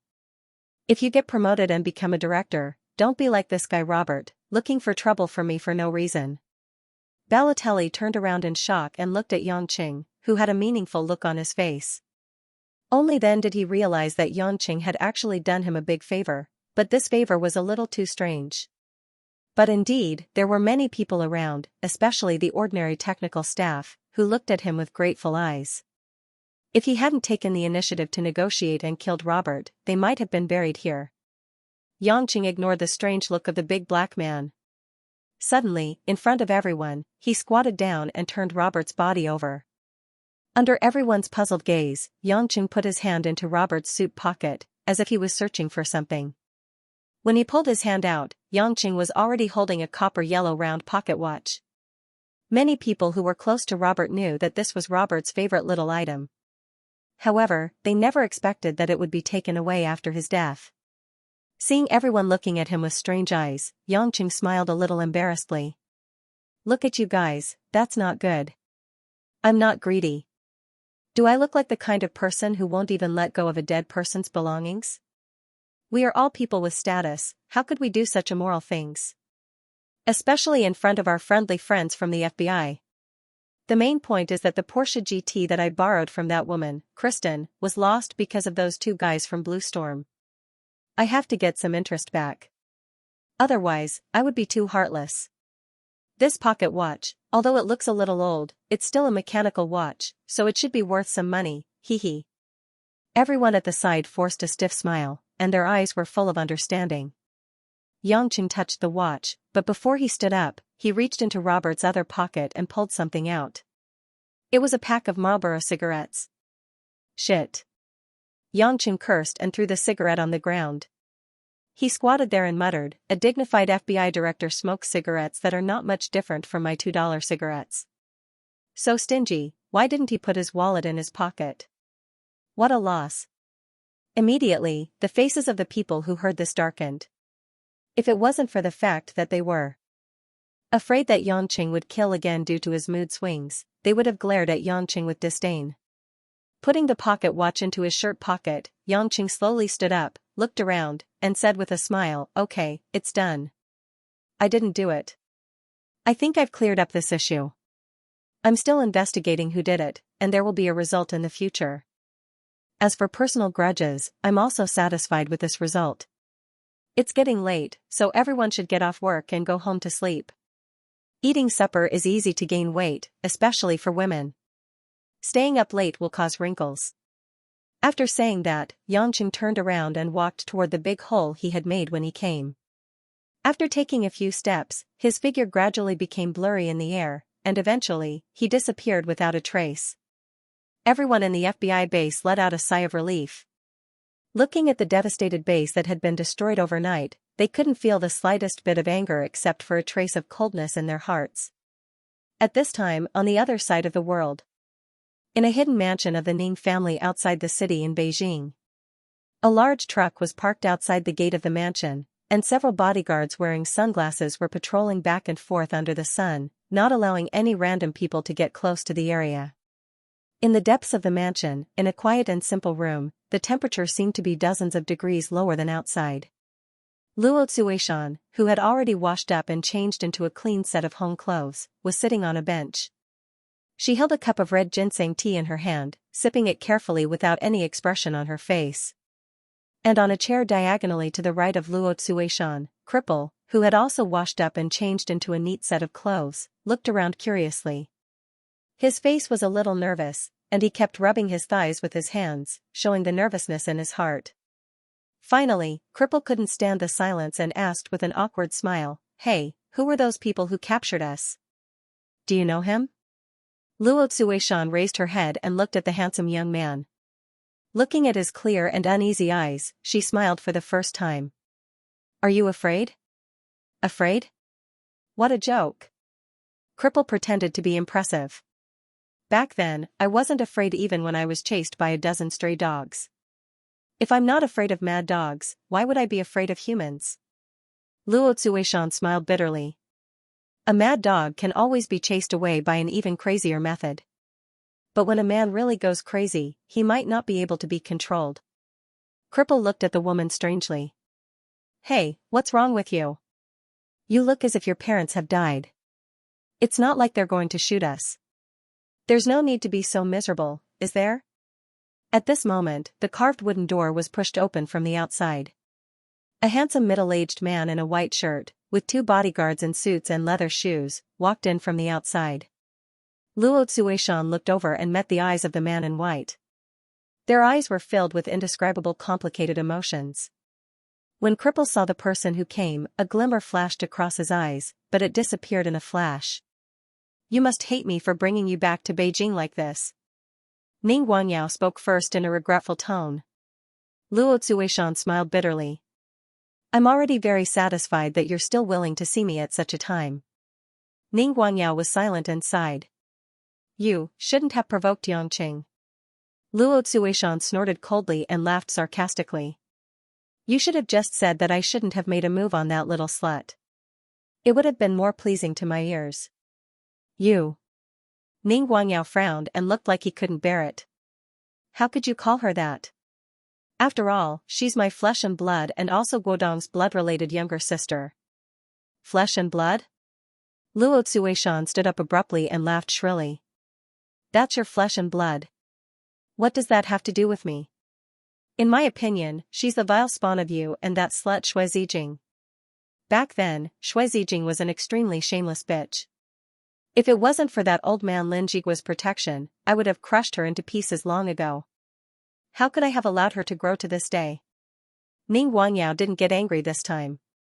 He only said calmly, "Xueishan, it seems like you're really going to tear everything apart with me."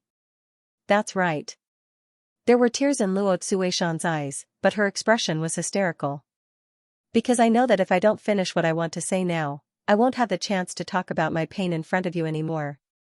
After decades of being husband and wife, I didn't expect this day to come." Ning Guangyao laughed self-mockingly. "If only you could bear with it all the time. Even if we have to put on an act, even if we lie to each other, it would be more acceptable than the cruelty of reality." Luo Xueishan swallowed her throat and bit her lips to stop her tears. "I knew it. You've always known what kind of woman I am. You've always known what I've done behind your back. Do you know that sometimes, I even think that if you tear apart my disguise one day, I won't hate you. Because at least I can face you with the real me. But now, it's all too late." The woman's voice was a little choked at the end. It was as sorrowful as a white crane crying blood. Ning Guangyao turned around and raised his head to take a breath. "I know that I've let you down a lot. So, I've never cared about you doing things that I don't think are good.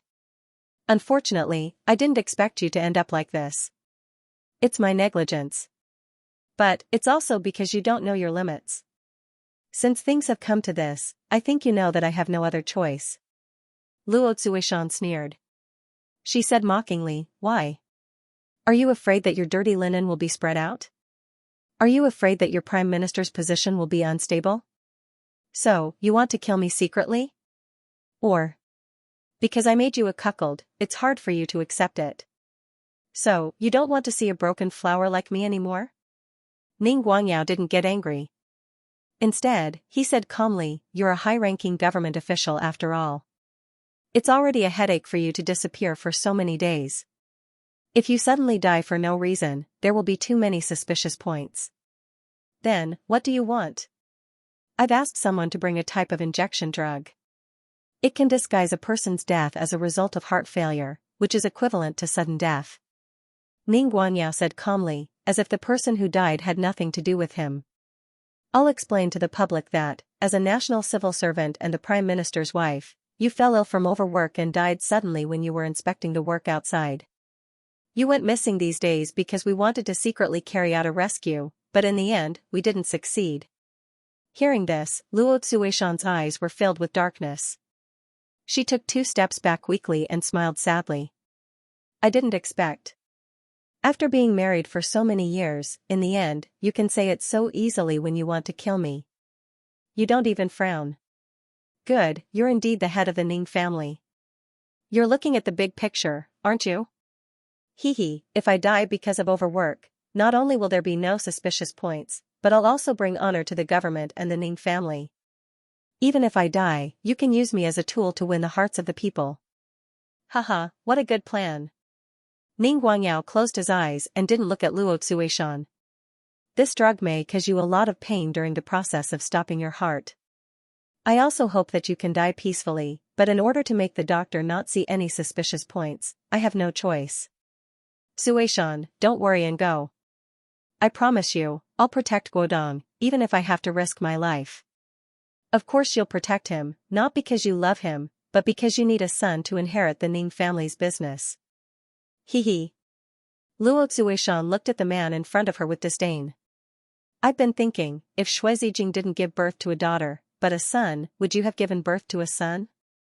Would you have never thought of handing over the Ning family to Guodong at all?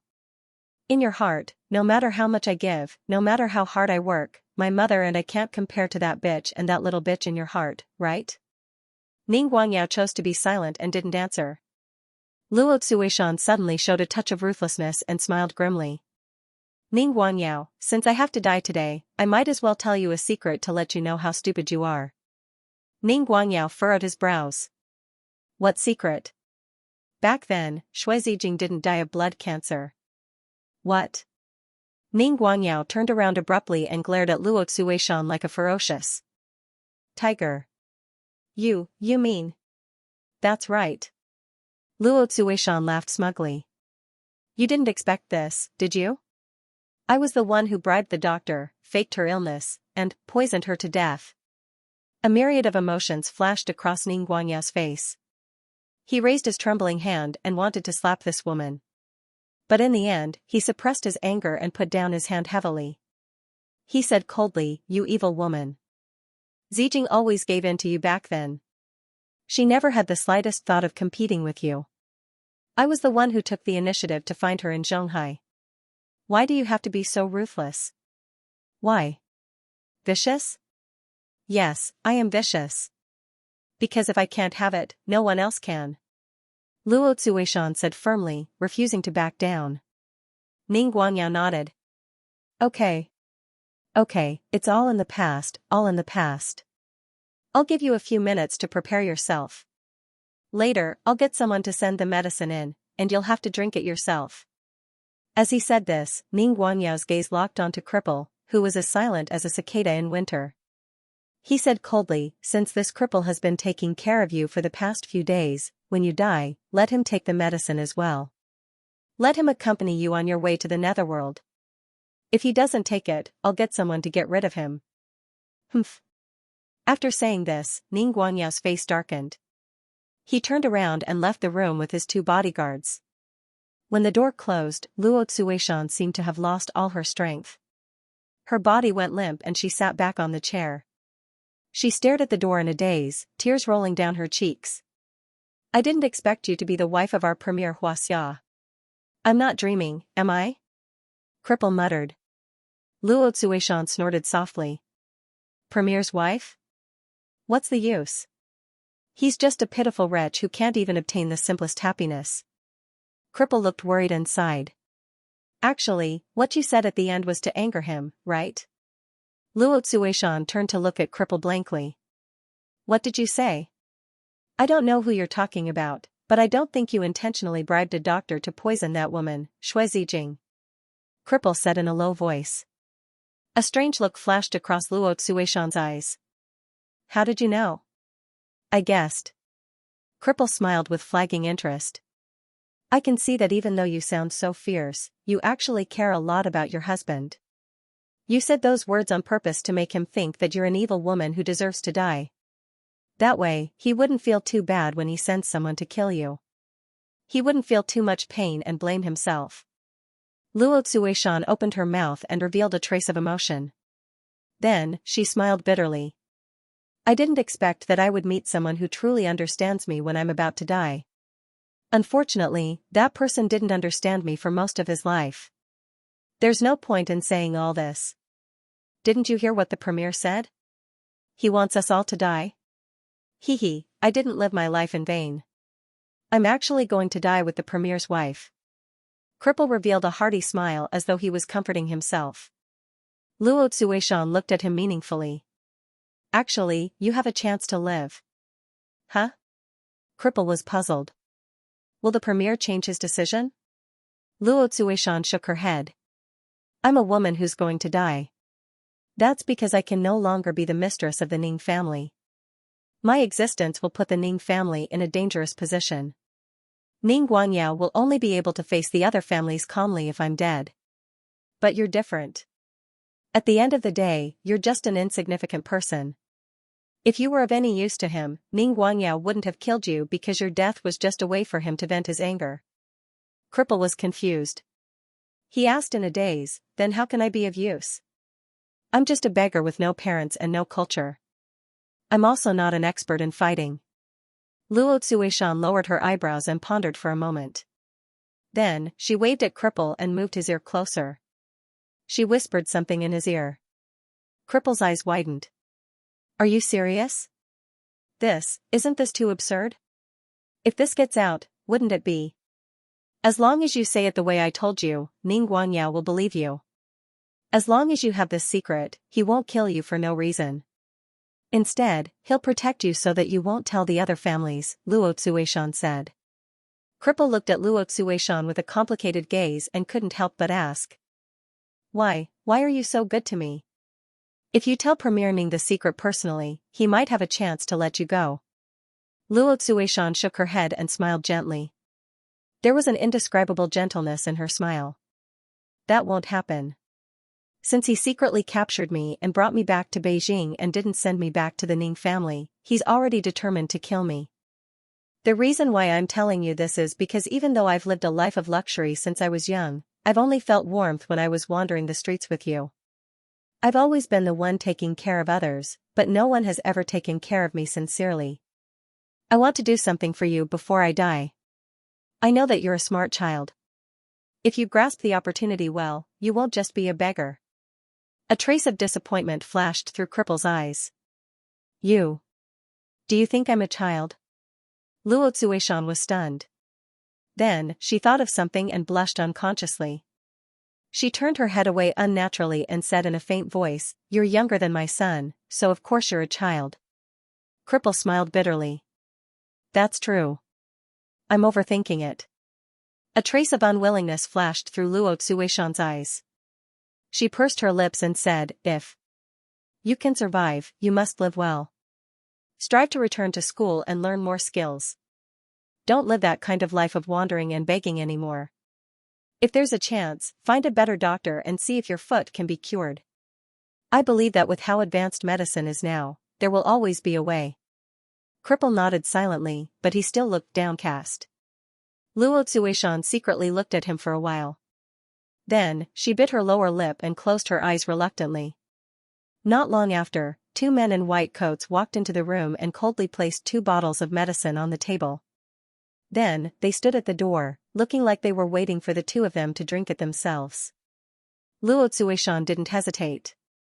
She picked up one of the bottles and pulled out the cork.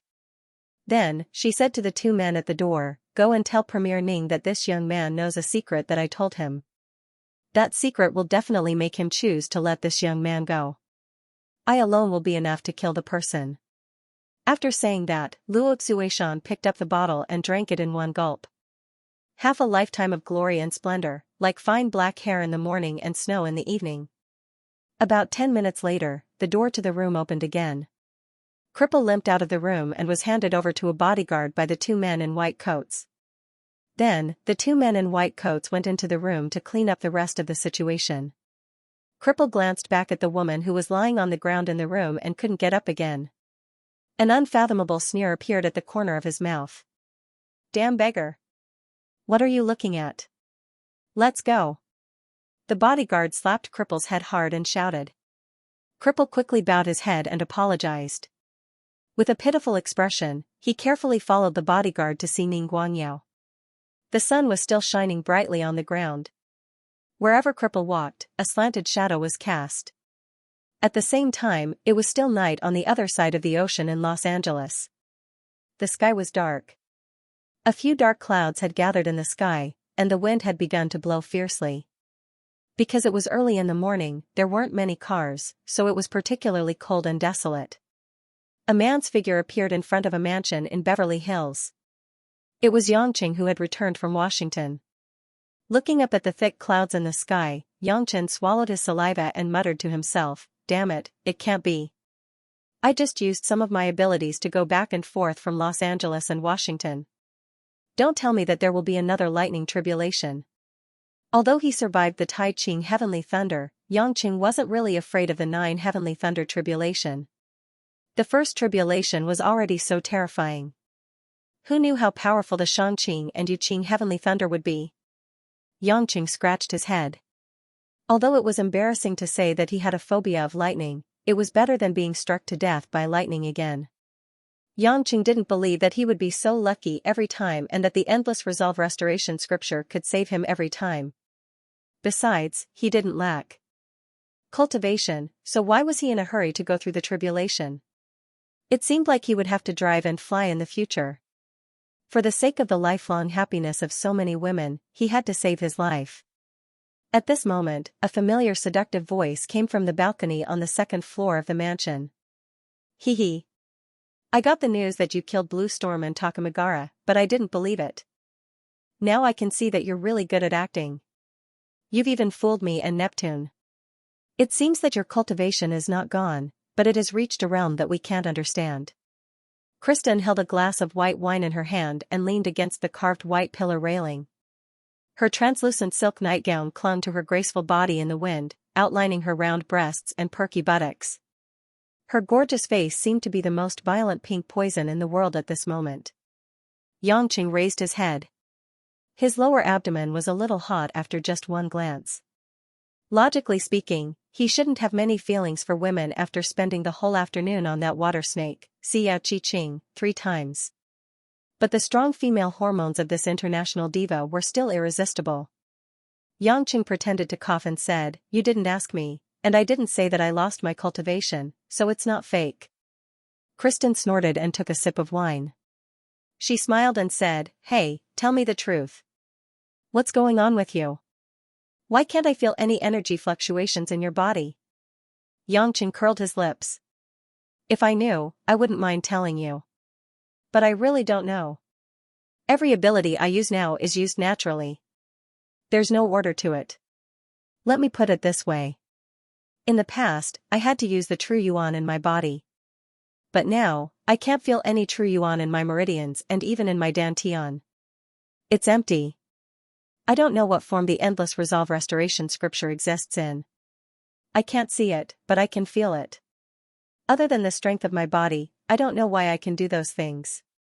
Kristen was silent for a while in doubt. She shook her head. Her golden hair fluttered in the wind. Strange. Your condition doesn't seem like the tribulation stage that I know. Even the tribulation stage is mainly based on true yuan. I've never heard of anyone without true yuan in their meridians. At this moment, several dark clouds in the sky collided with each other. Thunder roared and blue and yellow lightning flashed. Xianxia sucked in a breath of cold air. His expression was a little unnatural. Noticing this scene, Kristen couldn't help but laugh. Haha, I didn't expect the fearless Pluto to turn pale at the sight of lightning. Xianxia rolled his eyes. Do you think being struck by lightning is that easy? Christine smiled wickedly and suddenly threw the glass in her hand to the lawn downstairs. Then, she leaped lightly and landed on the ground from the second floor. In the process of falling, because she was wearing a light nightgown, when it was lifted in the air, two snow-white, smooth, and slender jade legs were revealed, and at the center of her thighs, there was actually a bright red thong. Xianxia's eyes were a little dazed. Although it was just a glimpse, he could clearly see that it was just a thin red line, embedded in a delicate and alluring field of flowers. Kristen stroked her hair and walked forward. Suddenly, she opened her arms and hooked them around Xianxia's neck. Her fragrant body pressed closely against Xianxia. She smiled charmingly and said, "Dear Xianxia, your eyes tell me that you're moved." Xianxia pretended not to hear and turned his head away. However, his Adam's apple was squirming. Kristen blew a breath of hot air into Xianxia's ear. It was wet and ticklish. Am I beautiful down there? I didn't see it, Xianxia said stubbornly. I didn't even say what's down there. Why do you say you didn't see it? Kristen said mischievously. Xianxia was speechless. He struggled for a while, but Kristen refused to let go. He could only say, "It's late. Aren't you tired after recording all day?" Kristen was even more enchanting. She parted her lips seductively, and one of her fair hands moved down from Xianxia's neck to his chest, before it gradually extended to the middle of Xianxia's crotch. Xianxia felt that something was wrong, but he couldn't make up his mind to dodge. That was until that hand tightly covered his private parts, and the woman slowly grabbed it. Xianxia felt so comfortable that he quivered all over. It was as if an indescribable feeling had spread from his spine to his entire body. Even his brain had been blown by a cool breeze. Dear, you're so hard here that it's about to explode. It seems like you can't ignore my attraction to you in the future. Kristen said softly. Xianxia smiled bitterly. It was impossible for a normal man not to feel anything. Kristen saw that Xianxia wasn't moving, and her beautiful eyes flashed with a hint of excitement. Her moist red lips parted slightly, and she raised her head and moved closer to Xianxia. The tip of her pink tongue could be faintly seen in her sandalwood mouth. Her starry eyes were filled with a trace of desire. If an ordinary person was faced with such a scene, they would either kiss it crazily and use all their strength to take it, or fall to the ground with a nosebleed. However, after a moment of strong impulse, Xianxia forcibly suppressed the raging flames, gritted his teeth and said, "Aphrodite, don't do stupid things anymore." Hearing this name, Kristen's delicate body suddenly trembled. She opened her eyes and looked at Xianxia with a sad face. She smiled palely, "You. How can you be so cruel?" Xianxia gently pulled the woman's hands away, took a step back, and said gently with clear eyes, "Don't be so obsessed. If you're just Kristen, then I don't care if you're an international diva or a superstar. It doesn't matter if you're just a friend or acquaintance of mine. If you want to have a relationship with me, I can't ask for more. I admit that I like your youthful body very much. You're very charming. But your soul is Aphrodite, you're not Kristen. You're just a woman who has purely pinned her feelings on me, and foolishly wants everything that doesn't exist in the first place. If I have a relationship with you regardless of all this, I'm taking advantage of your feelings for others to possess you. You're a friend I can trust. I don't want to be so cruel to you. I don't want you to live in a self-deceiving lie. So I can't satisfy your absurd idea, do you understand?" Kristen's eyes were filled with tears, and her beautiful face was like a dewy lily in full bloom in the night. She chuckled self-deprecatingly. "You're just like him. No wonder you're the one he chose to inherit the godhead. Why did he always consider so many things? Just take it that I'm stupid. You can just be a bad guy for once. What's wrong with that?" Why must you be so cruel to wake me up? Yangqing shook his head. Because I don't want to lose you as a friend. If I have sex with you, our relationship will become different. Kristen turned her head away and took a deep breath. Although Ares, Apollo, Diana, and Neptune all call you Hades, you're still a god. But I know, your body, your soul, has always been Yangqing, it has never changed. You are still you are not the Hades in my memories. But how can I accept that Hades is no longer here? How can he just leave like that, without a shred of nostalgia? Yangqing sighed softly. You can't say that completely. Since he asked me to take care of you when I need it before he left, it must be because you have a special place in his heart. Then why didn't he live to take care of me? Kristen suddenly turned around and screamed. He's a selfish coward. Yangqing was stunned and couldn't say a word. Kristen seemed to realize that she had lost her composure. She touched her forehead and wiped the tears from the corner of her eyes. She forced a smile and said, I'm sorry, this has nothing to do with you. I shouldn't have vented my anger on you. I just think that person is too arrogant. Unless Hongmeng is courting death and starts another war, I don't need anyone to take care of me. Maybe. Actually, it's fine. Anyway, there are many women who get angry at me. Yangqing laughed at himself. Kristen giggled. But to be honest, I was worried to death before. I'm really happy to know that you didn't lose your cultivation. That way, I don't have to worry too much. Yangqing was surprised. He didn't expect this crazy woman to be worried about him behind his back.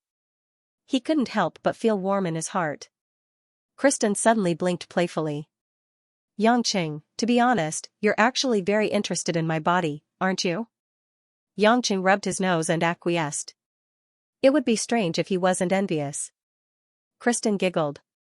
And said, actually, if you really want, you can try to make me fall in love with you. That way. It won't be using someone else to possess me, right? Looking at the woman in front of him who was as beautiful as the Virgin Mary, saying such teasing words, Yangqing's heart beat faster. He quickly looked up at the dark sky and said, it's probably going to rain soon. Go upstairs and sleep. Just as he was about to turn around, he was pulled back by Kristen. The woman asked with a smile, don't be in a hurry to run. Let me ask you, I just happen to be resting tomorrow and the day after tomorrow. How about I go out with you? No matter what, I have to do my best as a host. Being asked like this, Yangqing suddenly thought of something and hurriedly asked, what's the date today? Kristen was stunned. So you really have sequelae from being struck by lightning. It's already past midnight, so it's the 6th. Yangqing slapped his forehead and said hatefully, damn it, I almost delayed things. No, I have to book a plane ticket immediately and return home at dawn. Kristen frowned and said unhappily, do you have to avoid me like this? Just say it if you don't want me to accompany you.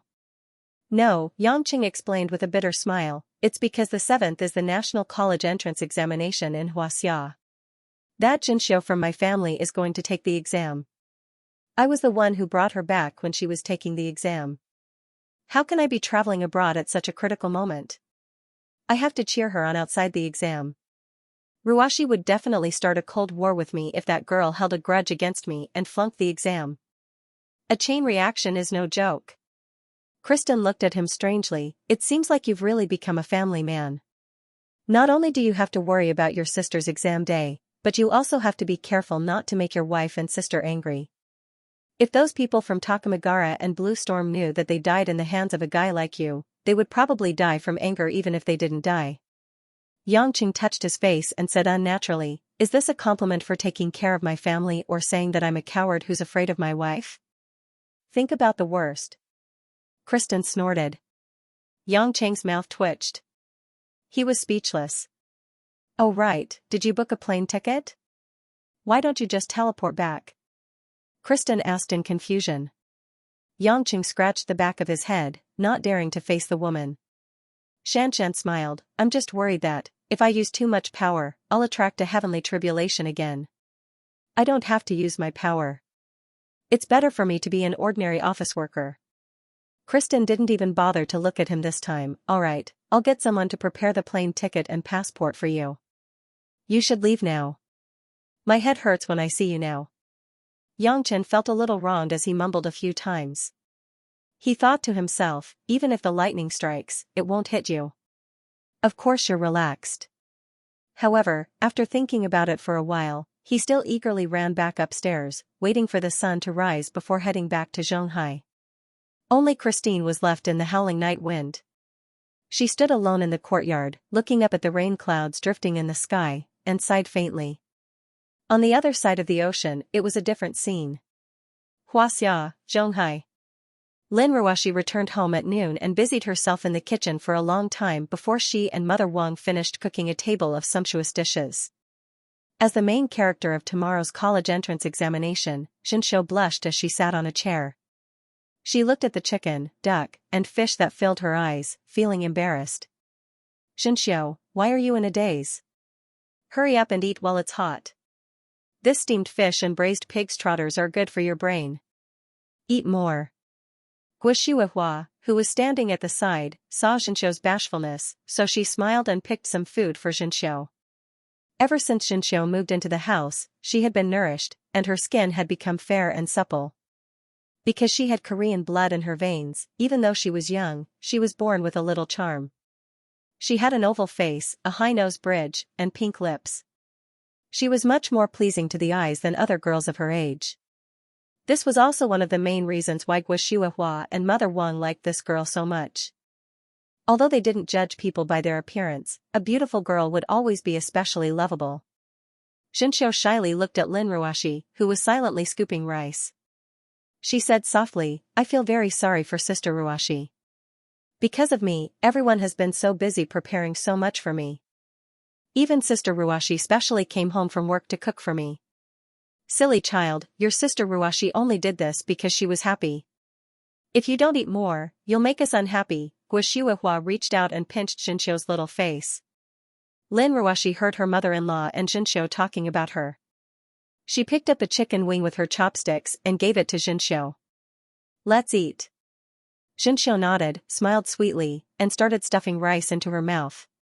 The four women in the house ate happily, but there was something missing from the past. Halfway through the meal, Mother Wang couldn't help but ask, Miss, when is young master coming back? Xianxia will be taking her college entrance examination tomorrow. Can't he come back? Hearing about Yangqing, Guoshuihua also frowned. This child, why did he suddenly go to America? He doesn't know how to rest when he has a home, and he didn't even inform us when he went out. I have to talk to him when he comes back. Lin Ruoxi ate her food and paused for a moment. She said, because in America, Kristen's house phone can only be dialed out, not received. Also, he didn't bring his phone, so there's no way to contact him. I'm afraid I can't make it back in time. Hearing this, Xianxia's big eyes revealed a trace of disappointment, but she didn't say anything. But how could the three adults not feel it? After all, it was Yangqing who brought Xianxia home, and it was Yangqing who made arrangements for her to go back to school. Even if they quarreled, everyone could see that even though Xianxia called Lin Ruoxi big sister so intimately, she wasn't as close to Yangqing as she was to Yangqing. For Xianxia, who didn't have parents, perhaps Yangqing's position in her heart was far more important than she imagined. When she stepped into the examination hall, Yangqing was far away in America. For a girl, it was always a sad thing. After a while, Lin Ruoxi suddenly said, Xianxia, I won't go to work tomorrow. I'll send you to the examination hall, okay? Hearing this, Xianxia hurriedly shook her head. No way, no way. Big Sister Ruoxi, I'm already very sorry that you purposely got off work early today to cook for me. How can I ask you to take time to accompany me to the examination hall tomorrow? Lin Ruoxi acted as if she didn't hear what Xianxia said. She nodded with certainty and murmured, then it's settled. I'll wake up to make breakfast tomorrow. After breakfast, we'll go to the examination hall together. I'll pick you up after the examination. Xianxia's eyes were filled with emotions. She pursed her lips but couldn't say anything. On the other hand, the two elders, Guoshuihua and Mother Wang, looked at each other and shook their heads with a smile. At the same time, in a secret mountain research base in the mountains outside of Beijing. In the underground laboratory that was sealed with alloy, bright lights illuminated every inch of every corner.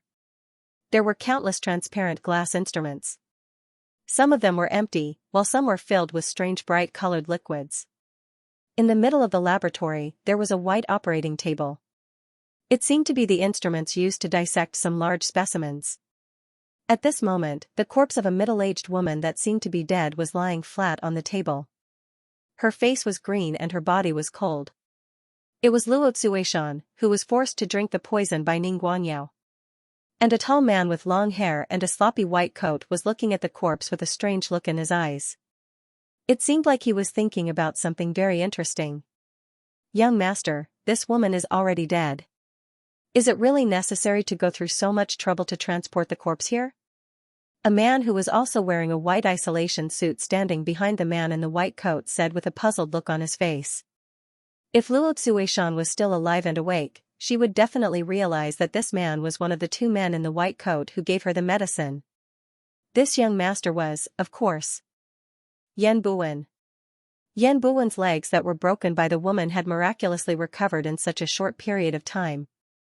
Yan Buwen sneered and said, "Who told you that this woman is already dead?" The man was stunned. Could it be that young master can save her? But her heart has stopped beating for a few hours. It's obvious that she's brain dead. There's no way to save her.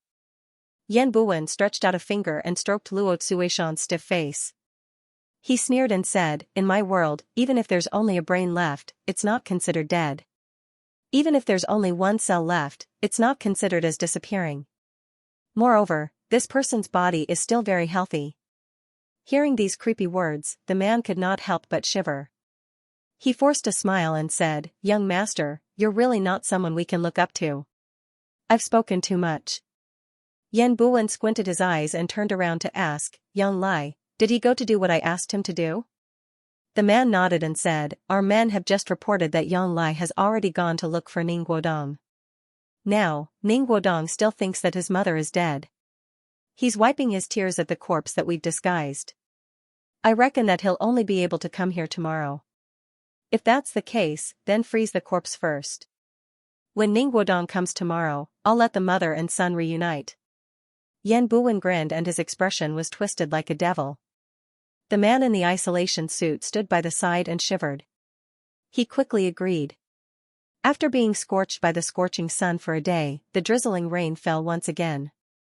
The needle-sharp and dense rain was like a cow's hair, like the whispers of a woman.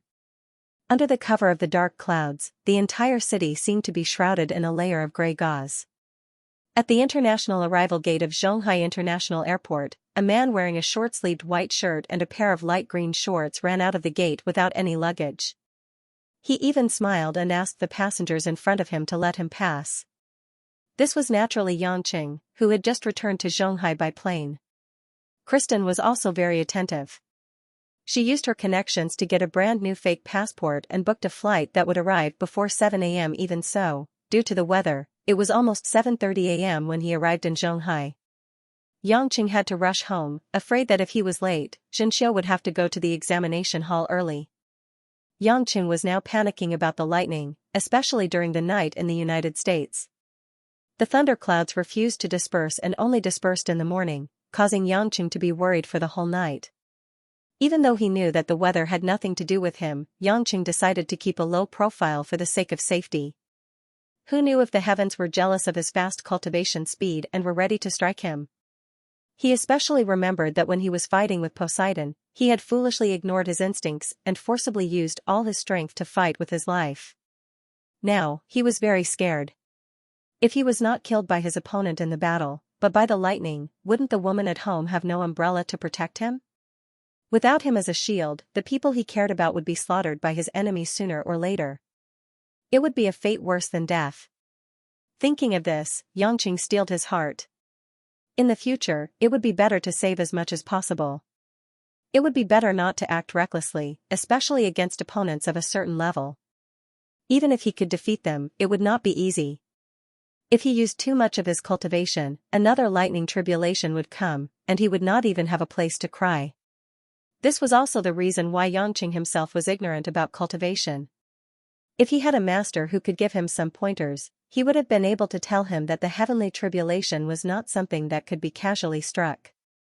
If it weren't for the fact that the strength of Yangqing's true inner force and the fact that he was on the verge of a breakthrough, the heavenly tribulation wouldn't have sensed it.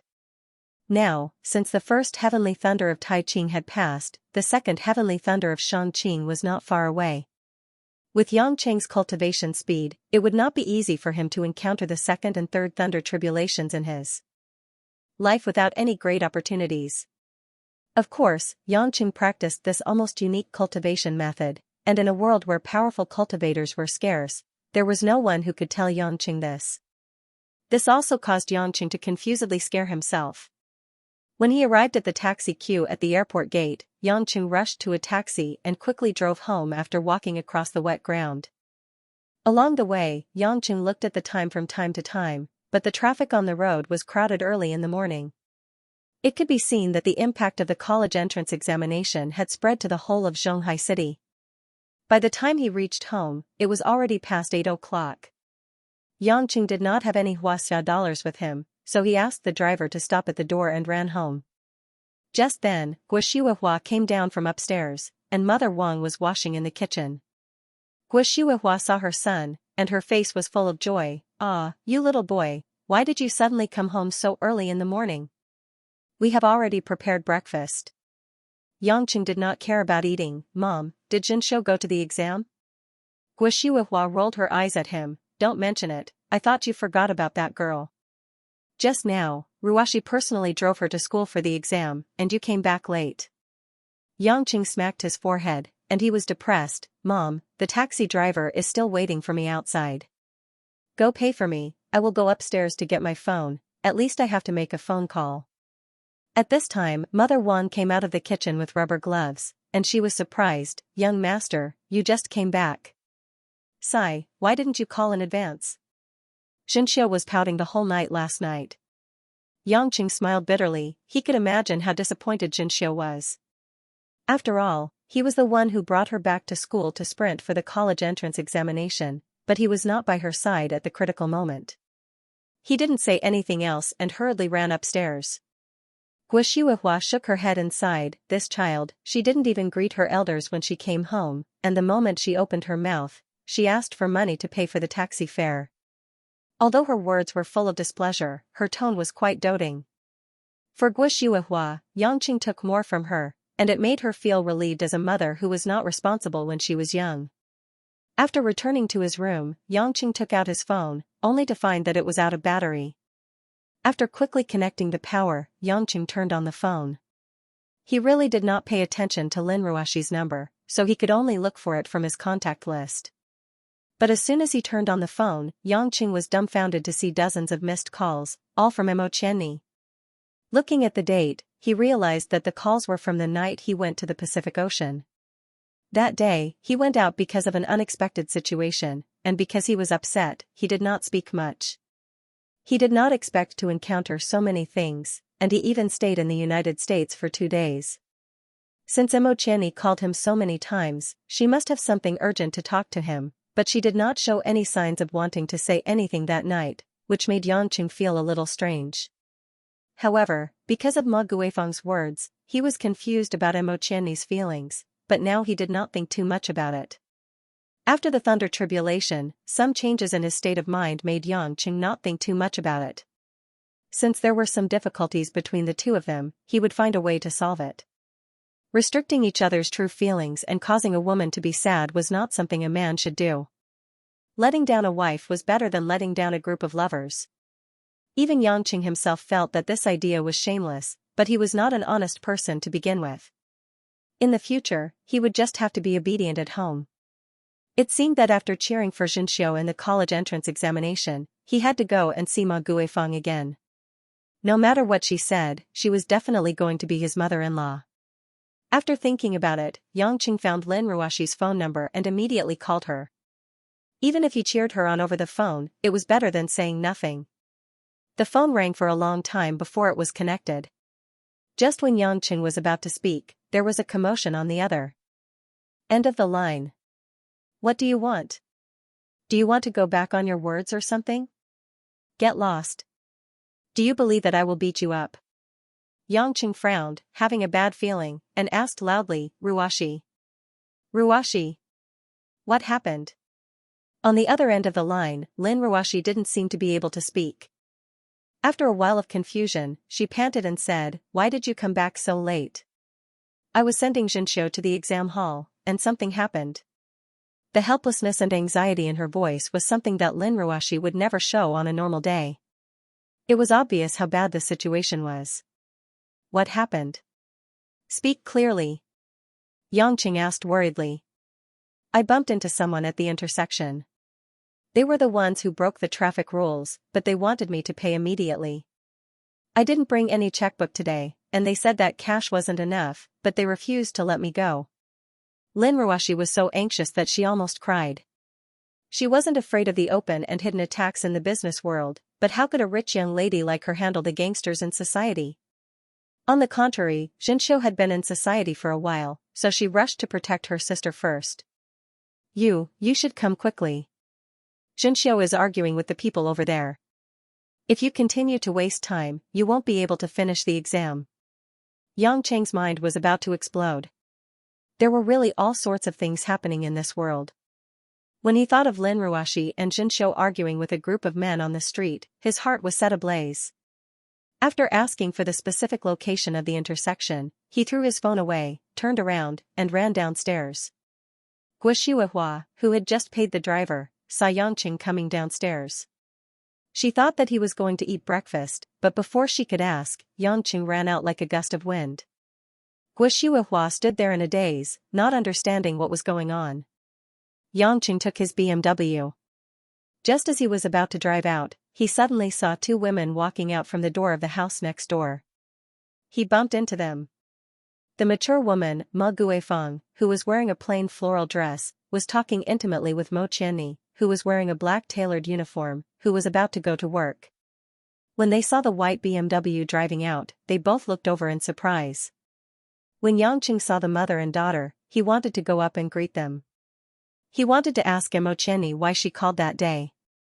He also wanted to tell Ma Guifeng that her idea of forcefully demolishing wouldn't work.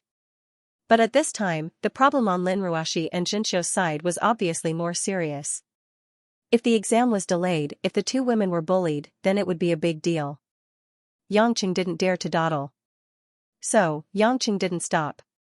He just sat in the car and waved at the mother and daughter with a smile as a greeting. Then, he stepped on the gas and drove in the direction of the school. Mo Qianni, who had just seen Yangqing, was happy.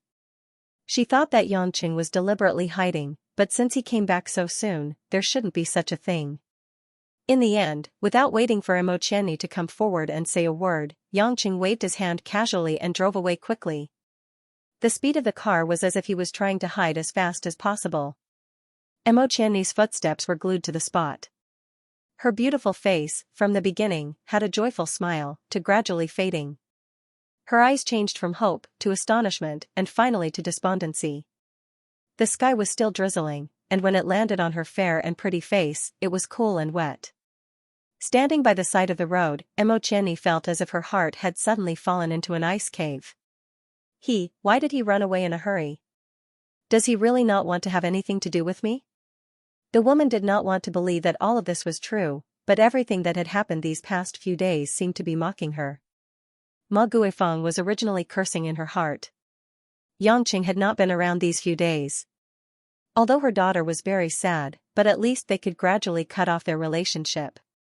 If they suddenly met again, their relationship might have been rekindled. But she did not expect that Yangqing did not even roll down the car window, and directly waved his hand and left. He did not have any intention of chatting at all. Although she was a little uncomfortable with Yangqing's attitude, Ma Guifeng was still very satisfied with this situation. In this way, her daughter should also wake up. Walking to Mo Qianni's side, Ma Guifeng sighed with pity. She reached out and patted her daughter's shoulder, then hugged her and said softly, "Silly child, don't you understand? You could get together before because you did not see the reality clearly.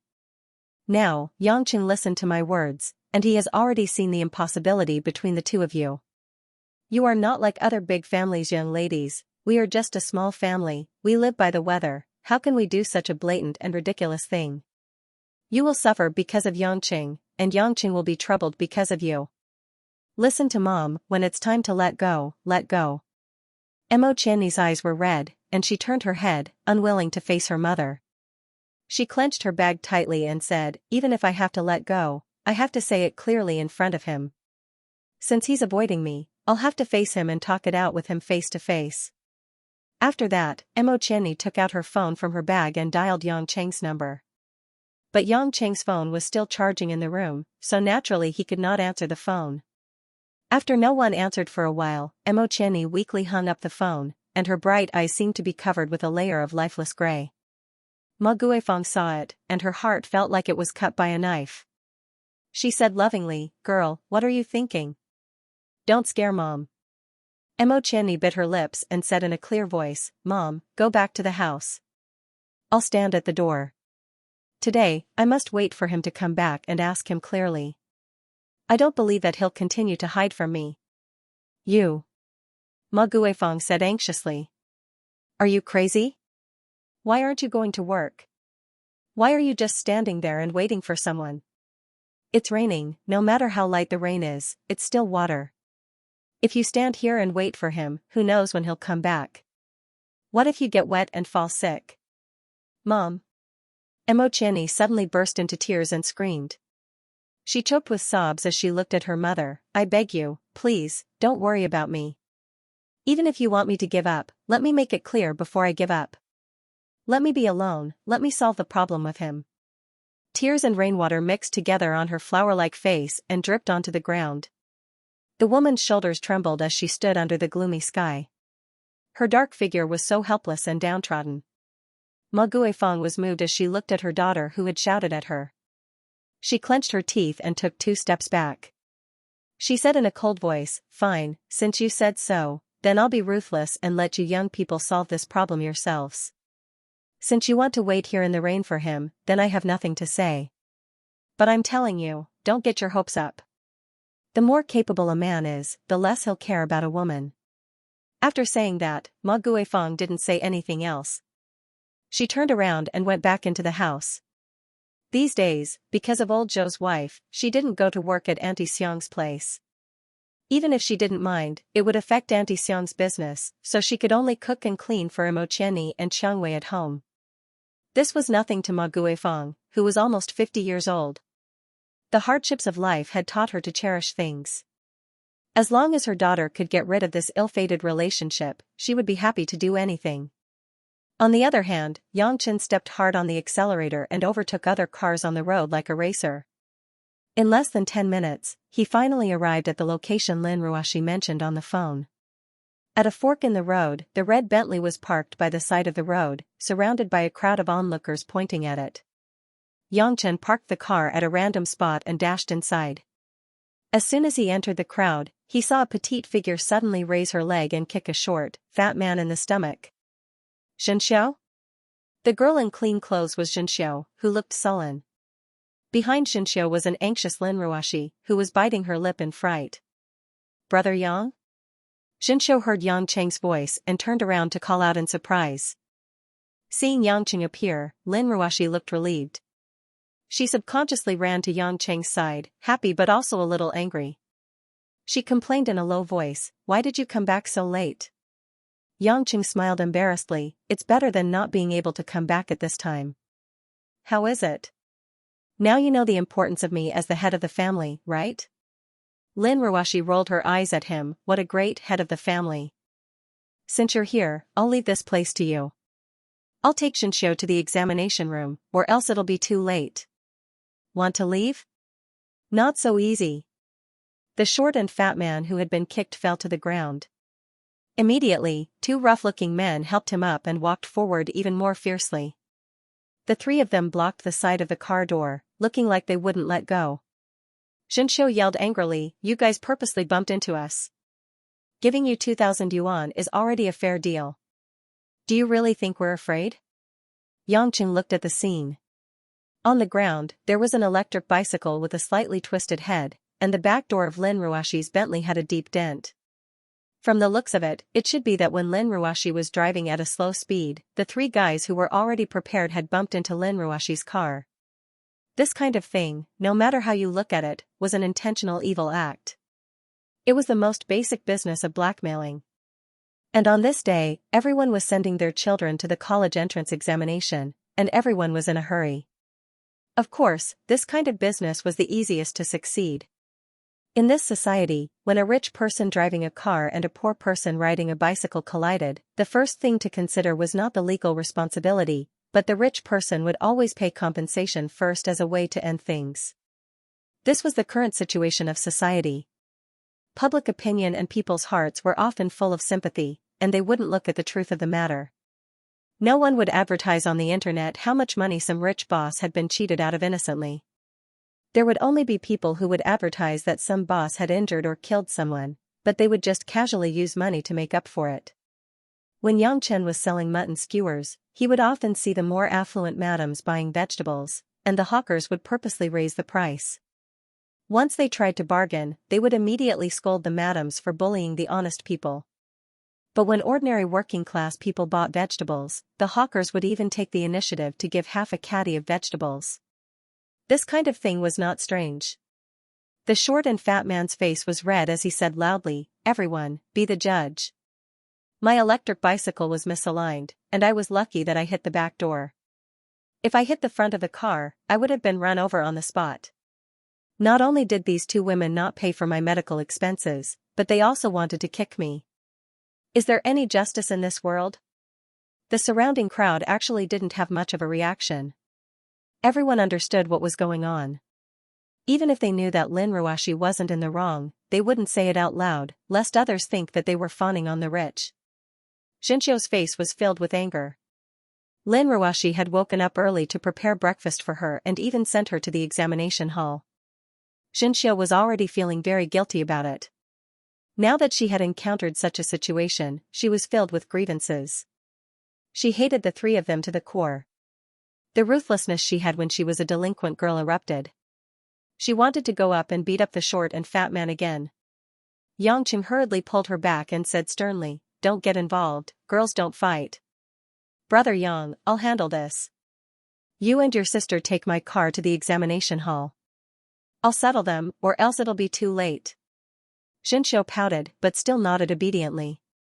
As Xianxia spoke, he handed the car keys to Lin Ruashi. "Wife, take this girl to the examination hall first. I'll drive there to meet you later. Let's have lunch together, and then accompany her to the examination hall in the afternoon." "Okay, then be careful." Lin Ruashi understood and gave her Bentley keys to Xianxia. Although she felt that it was a little unnecessary, she couldn't help but say it.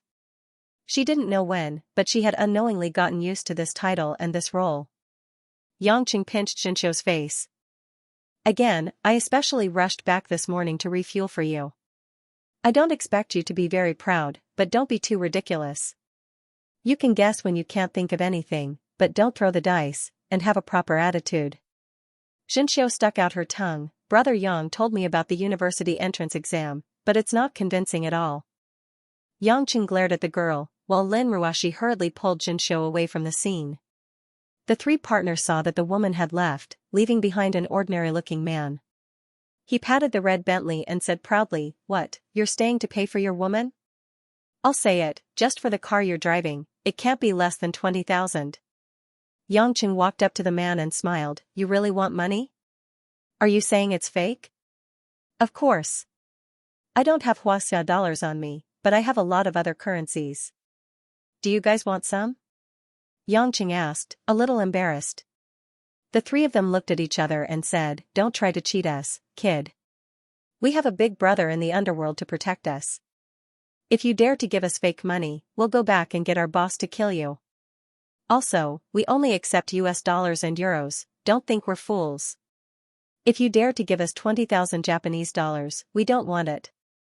Xianxia looked surprised. "You guys even know this, sigh, but fortunately, I didn't want to give you Japanese yen." "What's that?" Xianxia's face became indifferent. "Ghost money." "Ghost money?" The short and fat man was stunned and didn't react. One of his accomplices shouted, "Hey! Fatty, this guy said he's giving us dead people money." At this moment, the three of them were enraged. They shouted and rushed forward to grab Xianxia and beat him to death. They didn't dare to use force against the women, but it was a different story for the men. But Yangqing wouldn't lower himself to their level.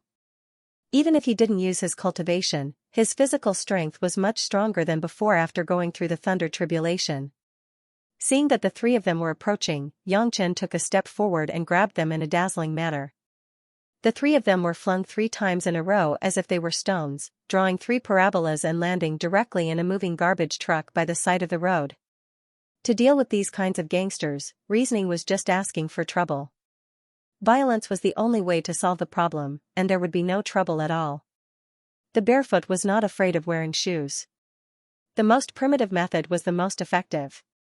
When the surrounding crowd saw Yangqing's strength, they all subconsciously made a large circle and whispered to each other about whether he was a martial artist or not. Yangqing didn't care about those people. He walked to the garbage truck and grabbed the 3 gangsters with one hand, throwing them on the ground.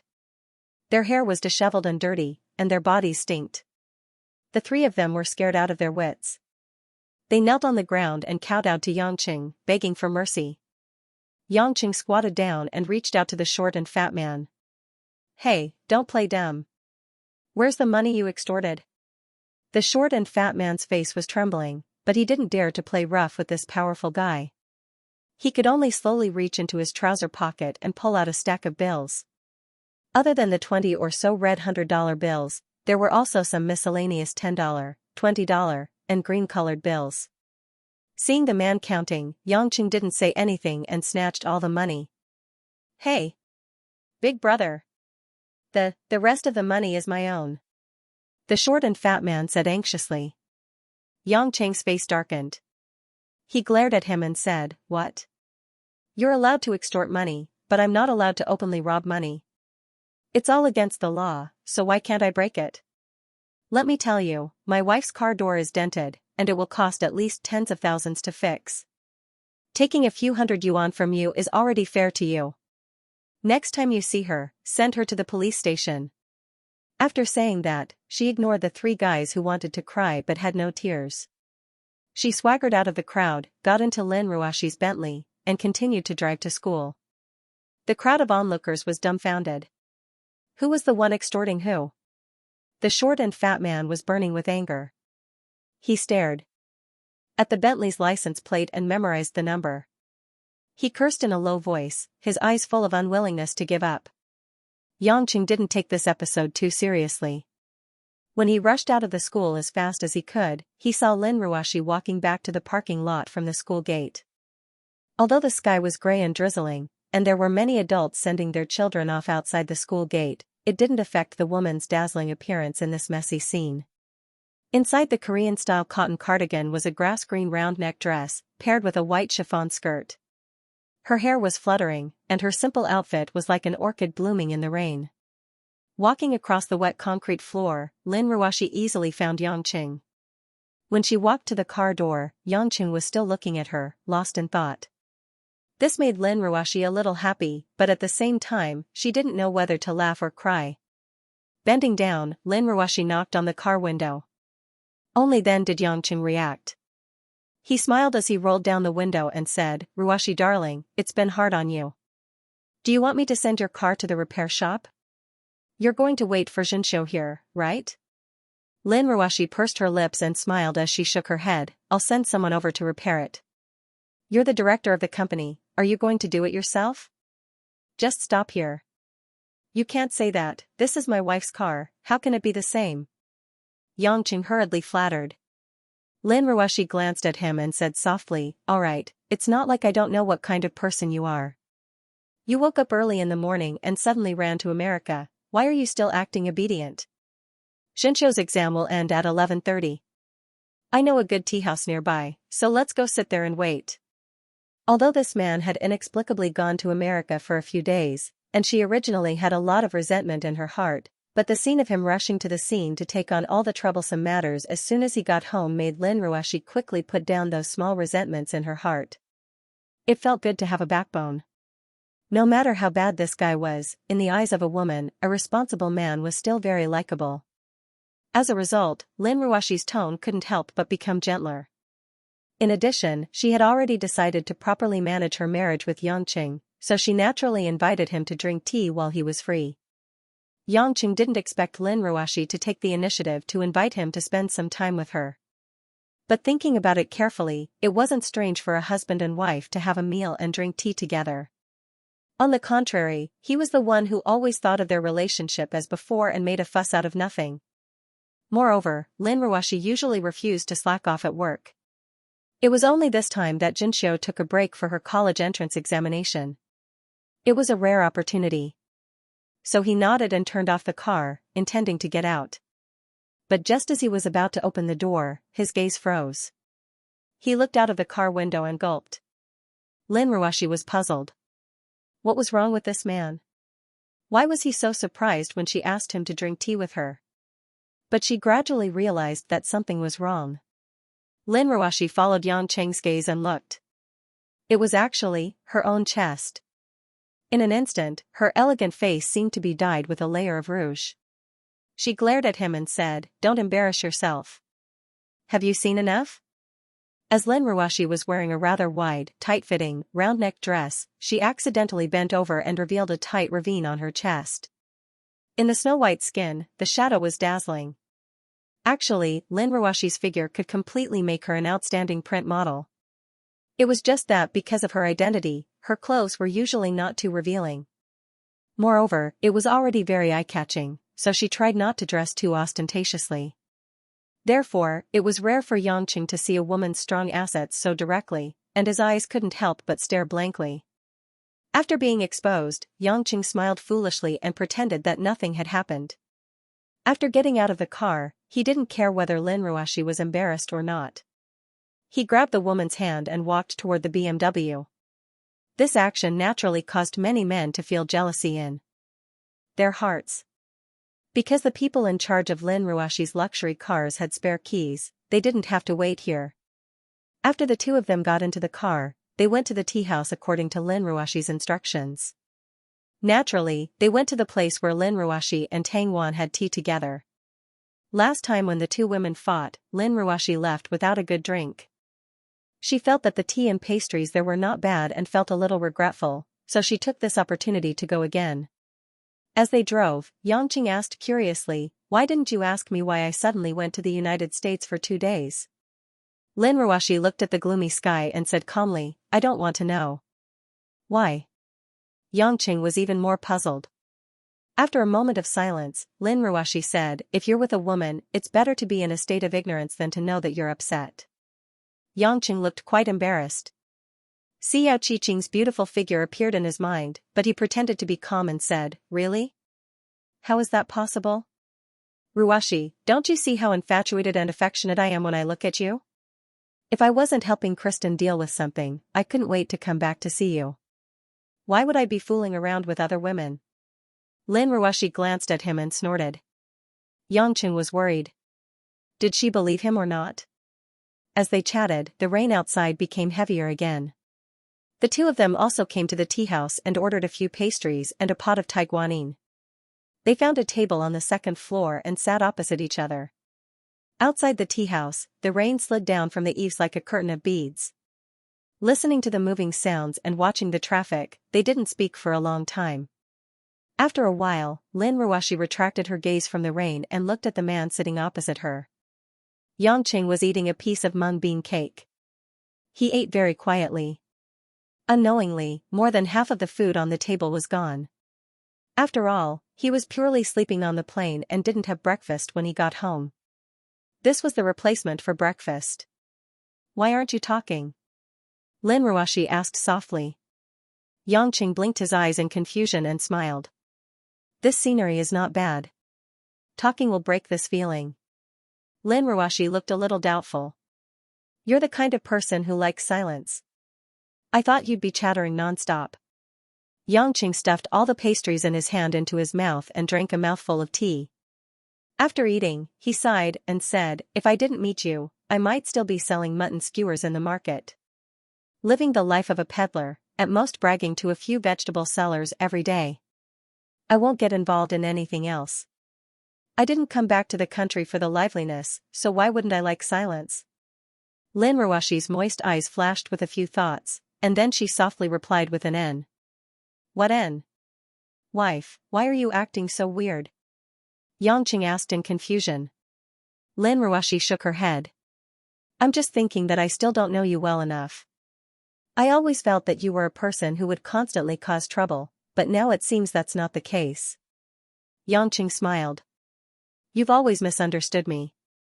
If it wasn't for others taking the initiative to provoke me, I wouldn't have the time to cause trouble. Lin Ruoshi looked at the man's rather complacent look, and a helpless smile appeared on the corner of her mouth.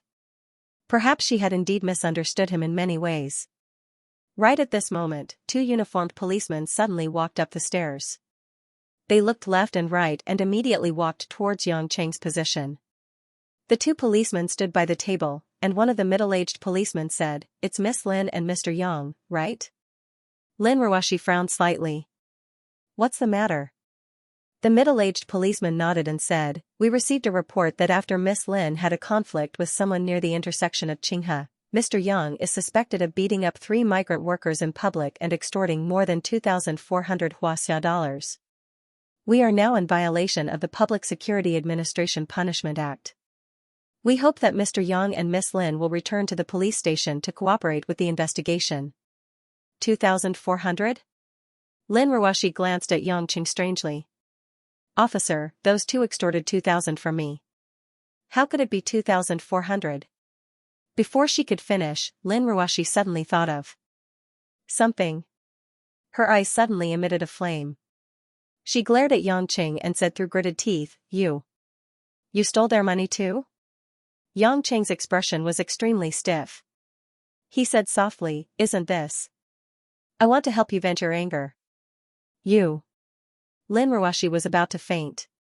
She looked at the man resentfully and gritted her teeth. "I was wrong just now.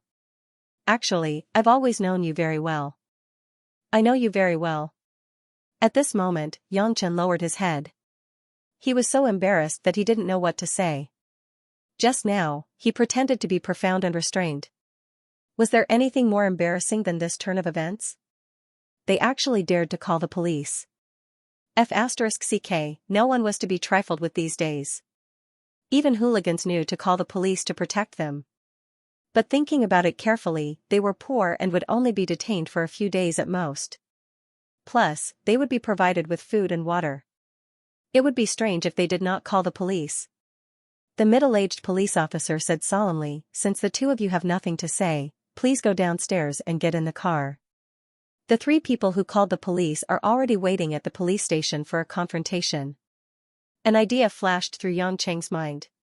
He smiled and said to the police officer, "Bro, are you the subordinates of Bureau Chief Kai?" "I'm very familiar with your Bureau Chief Kai." The two police officers looked at each other. The middle-aged police officer said, "There are many people who know our bureau chief's surname Kai. If everyone said the same thing, wouldn't we not have to arrest them?" Yangqing was speechless. He could not possibly say that he was Choi Yun's man, right? Wouldn't he be killed by Lin Ruoshi's gaze on the spot? Even so, Lin Ruoshi's face turned cold. She stood up and said, "Don't embarrass yourself. It's not like you did anything serious. Just go and make it clear." Yangqing saw that the situation was not good and immediately smiled flatteringly. "I'll listen to my dear wife."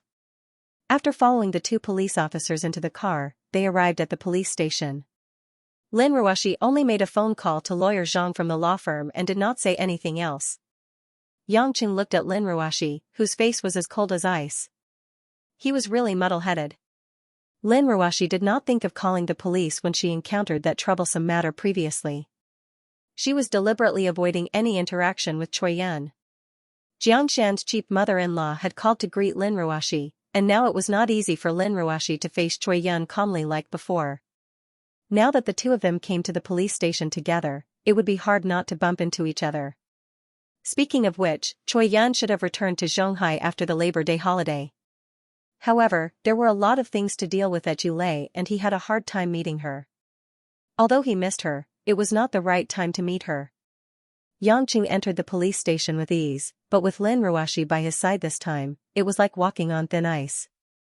Due to the incident with Lu Min, Yangchen killed the bureau chief with the surname Lu on the spot, and many police officers opened fire on the spot, causing a series of riots. After that incident, the security bureau had secretly transferred the police here. Therefore, when these new faces saw Xianxia, it did not cause any special situation. In the big office, the three gangsters were already complaining to the police with honest faces. When they saw Xianxia and Lin Ruoxi appear, the three of them looked excited. Police notice, you have to help us three brothers. It's not easy for us to come to Zhonghai to work and earn some money. This man and woman are both rich, but they didn't even let go of our little money. They even beat us up and threw us into the garbage truck.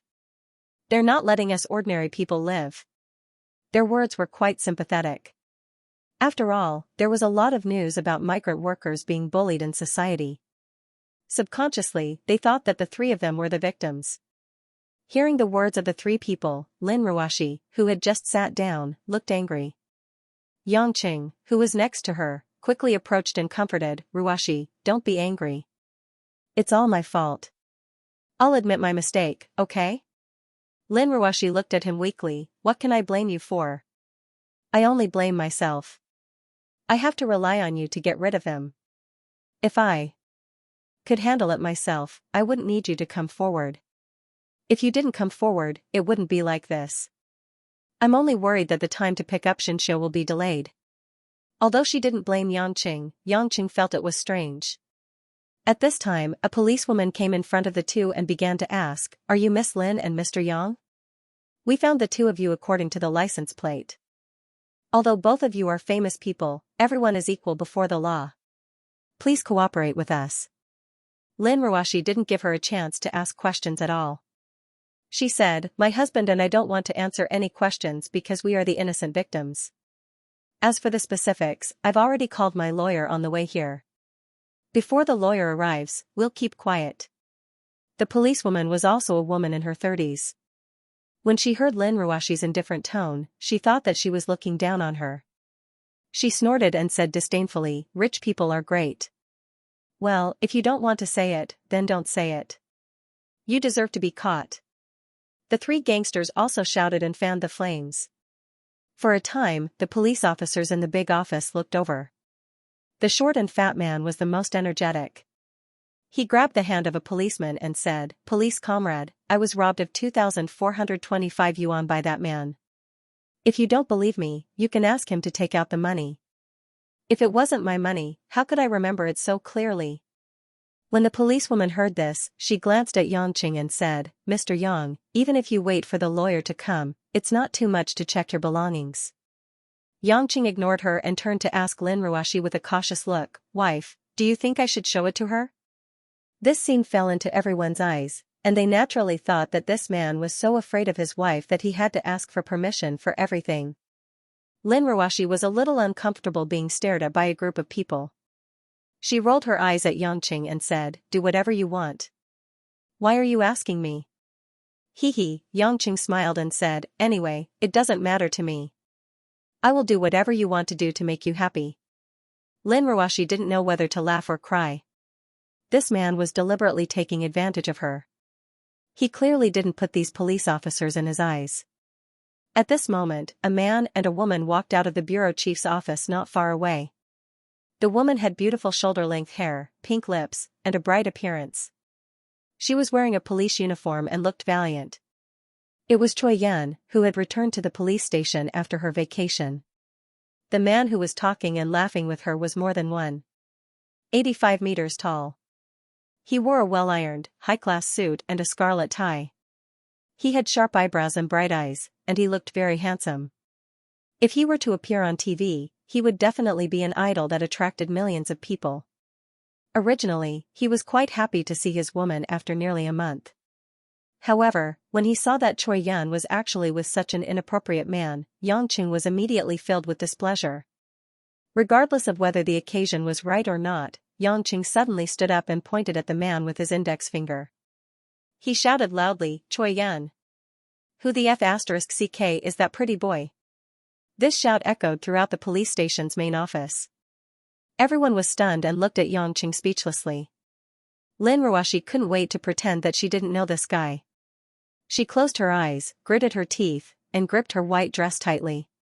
She cursed in her heart, stupid Xianxia, stupid Xianxia. Marrying you is really my bad luck. If I don't go back and have a cold war with you for a month, Lin Ruashi, won't eat glutinous rice balls for a month.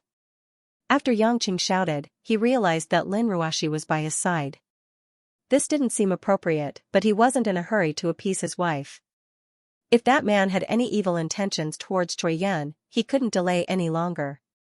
He could even cripple him on the spot and end his family line. As for guessing that Choi Yun was with another man behind his back, Yangqing wouldn't consider it at all.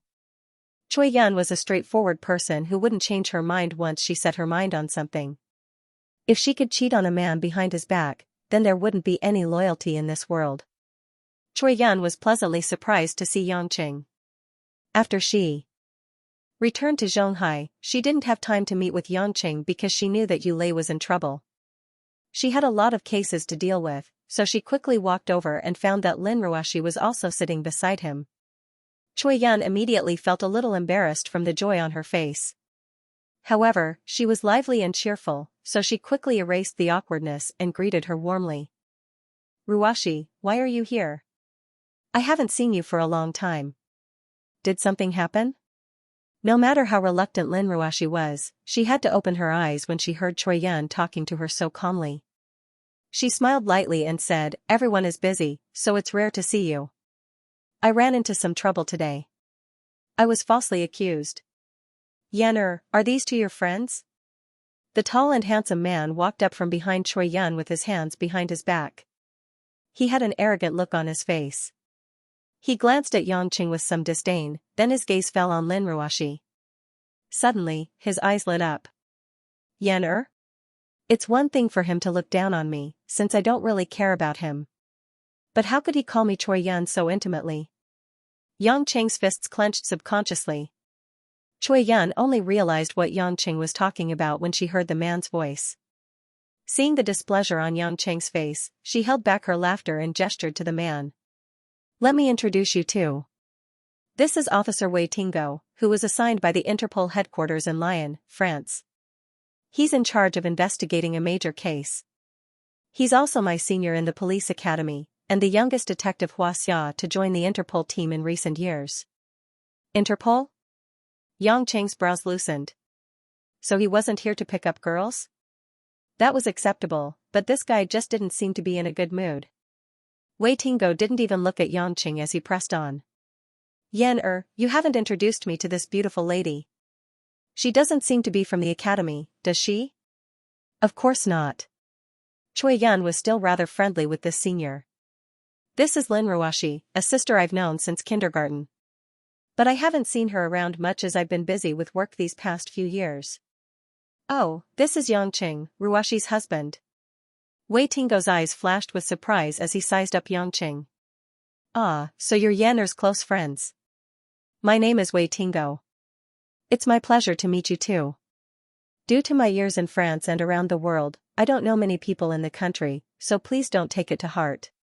Wei Tingo's good looks and mannerisms won the admiration of many of the police officers, especially the female officers.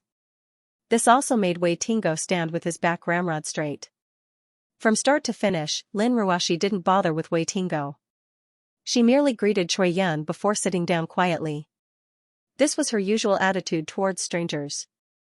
It was even more impossible for Yangqing to have any good feelings towards him. He just gave Choi Yun a meaningful look, then curled his lips and sat down. Choi Yun sensed Yangqing's jealousy and was quite pleased with herself. After all, it was a kind of care for her. The atmosphere was tense. Choi Yun took the initiative to break the deadlock. She turned to her subordinates and asked, "What's the situation? What case is it?" The surrounding police officers were stunned by the sudden change in the situation. When they realized that these two people were really the chief's friends, their attitude immediately changed. The policewoman nervously recounted the details of the case. She was not far from the truth. As for the three hooligans who came to try their luck to call the police, they were all listless and speechless. After listening to her subordinate's narration, Kai Yan roughly understood the situation. She walked over to the three hoodlums and said, "Do you guys know that there's a surveillance camera at the intersection? As long as I pull out the footage, I'll know who's responsible for this matter. Are you sure you want to continue suing Miss Lin and Mr. Yang?" The short and fat thug's face paled. If they watched the footage, everyone would know who hit who. Wouldn't that be the end of it? Chief. Chief, why don't we just forget it? The short and fat man, Xianxia, smiled as he retreated. Choi Yun said, as you can see, I know the two of them. But I don't want you to think that I'm playing favoritism. If you think that your interests have been violated, speak up on the spot. Let's see if there's a civil settlement. If there's really a problem with them, I won't take sides in front of so many people. No, it's really fine. The short man broke out in a cold sweat. He was afraid to watch the footage. It's just a misunderstanding. We were hot-headed. At this time, Lin Ruoshi gave Yangqing a look. Return the extra money to them. Yangqing was reluctant, but he still fished out the extra 400 yuan and placed it in front of the short man. Here you go. We're even now. The three men were still fearful of Yangqing's strength. After taking the money, without saying a word, they walked out of the police station while laughing, causing the policemen to roll their eyes. The farce was finally resolved, but the situation didn't change for the better. Yangqing noticed that Wei Tingo's eyes kept wandering to Lin Ruoshi. Although it was subtle, it made him feel uncomfortable. Should I secretly castrate this kid at night? Yangqing thought wickedly. Seeing that the matter was resolved, Lin Ruoshi stood up gracefully. She smiled at Choi Yun. There's no surveillance at the intersection. I've been paying attention when the incident happened. You were just scaring them, weren't you? Choi Yun batted her eyelashes playfully. General Lin is very perceptive. No matter what, I'm still the bureau chief. I have to be smart. The two women smiled at each other. It was as if the tension between them had been resolved. Of course, it was only on the surface. But when Lin Ruoshi saw Yangqing, her expression turned sour. Are you satisfied now? Why did you have to rob others for no reason? You've wasted so much time here. Xianxia's exams are almost over. Xianxia? Choi Yun snapped out of her daze. That's right. Today is the college entrance exam. Xianxia is taking part in it, right? Are you guys going to fetch Xianxia? I'll go with her. I haven't seen her in a while. I want to give her a push. Wei Tingo, who had been eavesdropping, suddenly stepped forward. It's lunchtime. Even though it's the first time we've met, why don't we have lunch together? Choi Yun hesitated at Wei Tingo's suggestion. But Yangqing didn't hesitate. Hey, I'm not close to you, and I don't intend to be. Why are you going? Wei Tingo smiled. I didn't say that I'm going because I'm close to you, Mr. Yang. I'm here because my junior, Yan is here to receive me. Besides, I don't know anyone else in Zhonghai. Naturally, I'll follow her wherever she goes. Yangqing had to take care of Choi Yun's reputation. He didn't want to beat this pretty boy up. But looking at his pretentious face, Yangqing couldn't help but feel uneasy. He's just a little good-looking. Who knows, maybe there's a worm down there, Yangqing thought. Suddenly, Lin Ruoshi's voice came from the side. Yongyan, if you're going to meet Xianxia, why don't you drive with your senior? I'll go with my husband. Let's not have lunch together. I'm not used to hanging out with strangers. With that, Lin Ruoshi glanced at Yangqing. Let's go. Yangqing stammered. He looked at Choi Yun, then at Lin Ruoshi. What the hell was going on? How could he allow Choi Yun to be with Wei Tingo? Lin Ruoshi's brows furrowed in anger. Why? You don't want to go with me? Then I'll drive myself. You can go with Yongyan. Yangqing shuddered. He suddenly realized that he was playing with fire. No matter how unhappy he was with a man getting close to Choi Yun, he shouldn't be acting jealous in front of Lin Ruoshi. What's more, this guy was obviously lusting after Lin Ruoshi. It didn't matter if the front line was tight, but the harem couldn't fall into chaos. Yangqing pulled himself together and quickly grabbed Lin Ruoshi's hand with a smile. How could that be? Darling, I really don't want to leave you for even a second. Let's go pick up Xianxia. Lin Ruoshi glared at him. Her meaning was clear, at least you know what's good for you. The other police officers saw how quickly Yangqing's expression changed. They all whispered to each other, mocking him for being a henpecked husband. Yangqing was also exhausted. What did others know? If they were as easygoing as Chengwei, he wouldn't have to go through so much trouble. He had just returned to the country, and there were already so many things waiting for him. Although it was wonderful to have all kinds of women by his side, he had to pay a painful price. Sure enough, being an emperor in ancient times was comfortable. At least everything went according to plan. Choi Yun saw it all. Although her heart was sour, she couldn't let it show. She led Wei Tingo out. Wei Tingo maintained his carefree smile on his face, but in his eyes, there was a hint of suspicion and a cold glint. The four of them took two separate cars. When they arrived at the school, the first language exam had just ended. The students were coming out one after another to meet up with their parents. It was a sea of people. Fortunately, they had agreed to wait at a remote place, so they didn't have to squeeze in. Xianxia walked out from the crowd. Xianxia suddenly saw Choi Yun in her police uniform. She waved excitedly and ran over. "Chief Kai, why are you here?" Choi Yun pretended to be angry. "Why are you calling me chief? Did you do something wrong again?" Xianxia pouted and called out shyly, "Sister Kai." Only then did Choi Yun smile. She reached out to touch Xianxia's nose. "How was the exam?" Xianxia giggled. "It was all right. My language isn't too bad to begin with. Look at how smug you are. You can celebrate after the exam." Choi Yun rebuked. Wei Tingo wasn't interested at first. He had followed Choi Yun here to have lunch with Choi Yun. But when he saw the youthful and charming Xianxia, his eyes lit up. "Yan is this little sister your relative?" Choi Yun shook her head with a smile. "She used to be a naughty girl. I caught her a few times, but she's turned over a new leaf. That's why I'm here to take a look." Xianxia looked at Wei Tingo curiously. Although he was handsome, he wasn't that attractive to Xianxia. She didn't pay any attention to strangers. Instead, she held on to Lin Ruashi's hand and giggled. "Sister Ruashi, let's go eat." "I'm starving." Lin Ruashi was delighted. "Looks like you did well. What do you want to eat? I'll satisfy you." Xianxia wasn't going to be overly courteous about these things because she knew that it would only make Lin Ruashi unhappy. She smiled sweetly and said, "I want to eat Korean barbecue, okay?" Although she grew up in Xianxia, Xianxia still had a taste for Korean food due to her mother's passing. Lin Ruashi nodded with a smile.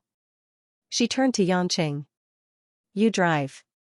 Use the GPS to search for a nearby barbecue restaurant." Yangqing smiled bitterly. "Sigh, this girl is more pampered than me. She eats whatever she wants without asking for my opinion." "Uncle, if Sister Lin doesn't pamper you, then let Mom and I pamper you." A playful voice sounded from behind Yangqing. Yangqing was stunned. He didn't even notice. Turning around, he saw Tang Tang in a jade-green floral dress and orange sandals. Behind Tang Tang, there was a mature floral dress and a pair of big sunglasses, but it couldn't hide her graceful beauty. Who else could it be other than Tang Wan? Since Tang Tang was also participating in the college entrance exam, it wasn't a surprise to bump into the mother and daughter pair. Wei Tingo, who was standing beside Choi Yun, stared blankly at the two beauties. He couldn't understand why this man was always surrounded by beauties of all shapes and sizes. Lin Ruashi's face was calm and collected when she saw Tang Wan again. On the other hand, Choi Yun had a complicated look on her face. After all, she was aware of the relationship between Yangqing and Tang Wan. "Since we've bumped into each other, let's have lunch together," Tang Wan said straightforwardly. Lin Ruashi furrowed her brows. Had it only been Tang Wan, she wouldn't have agreed to it. Of all the women around Yangqing, the one she was most dissatisfied with was Tang Wan, who had an awkward seniority. But Tang Tang was also present, and it was almost certain that she would marry Yuan Yi in the future. That would make her sister-in-law. She couldn't afford to make things too awkward, so she nodded in agreement. Wei Tingo suddenly stepped forward and announced, "Looks like there's quite a number of people here. Why don't Yanner and I join in as well?" As he spoke, he kept glancing at Tang Wan, as though trying to get a better look at her. But Tang Wan wasn't going to buy it. She frowned. Who are you? We're friends, so what does it have to do with you? Wei Tingo was taken aback. He didn't expect Tang Wan to reject him so straightforwardly. She didn't even bother to give him any special treatment.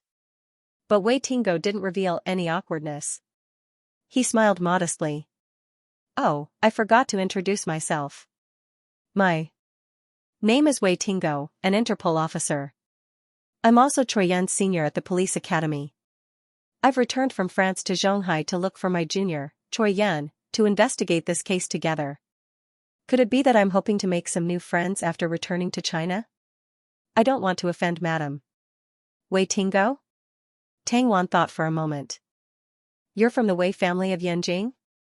Wei Tingo was a little taken aback, but he immediately puffed out his chest with pride.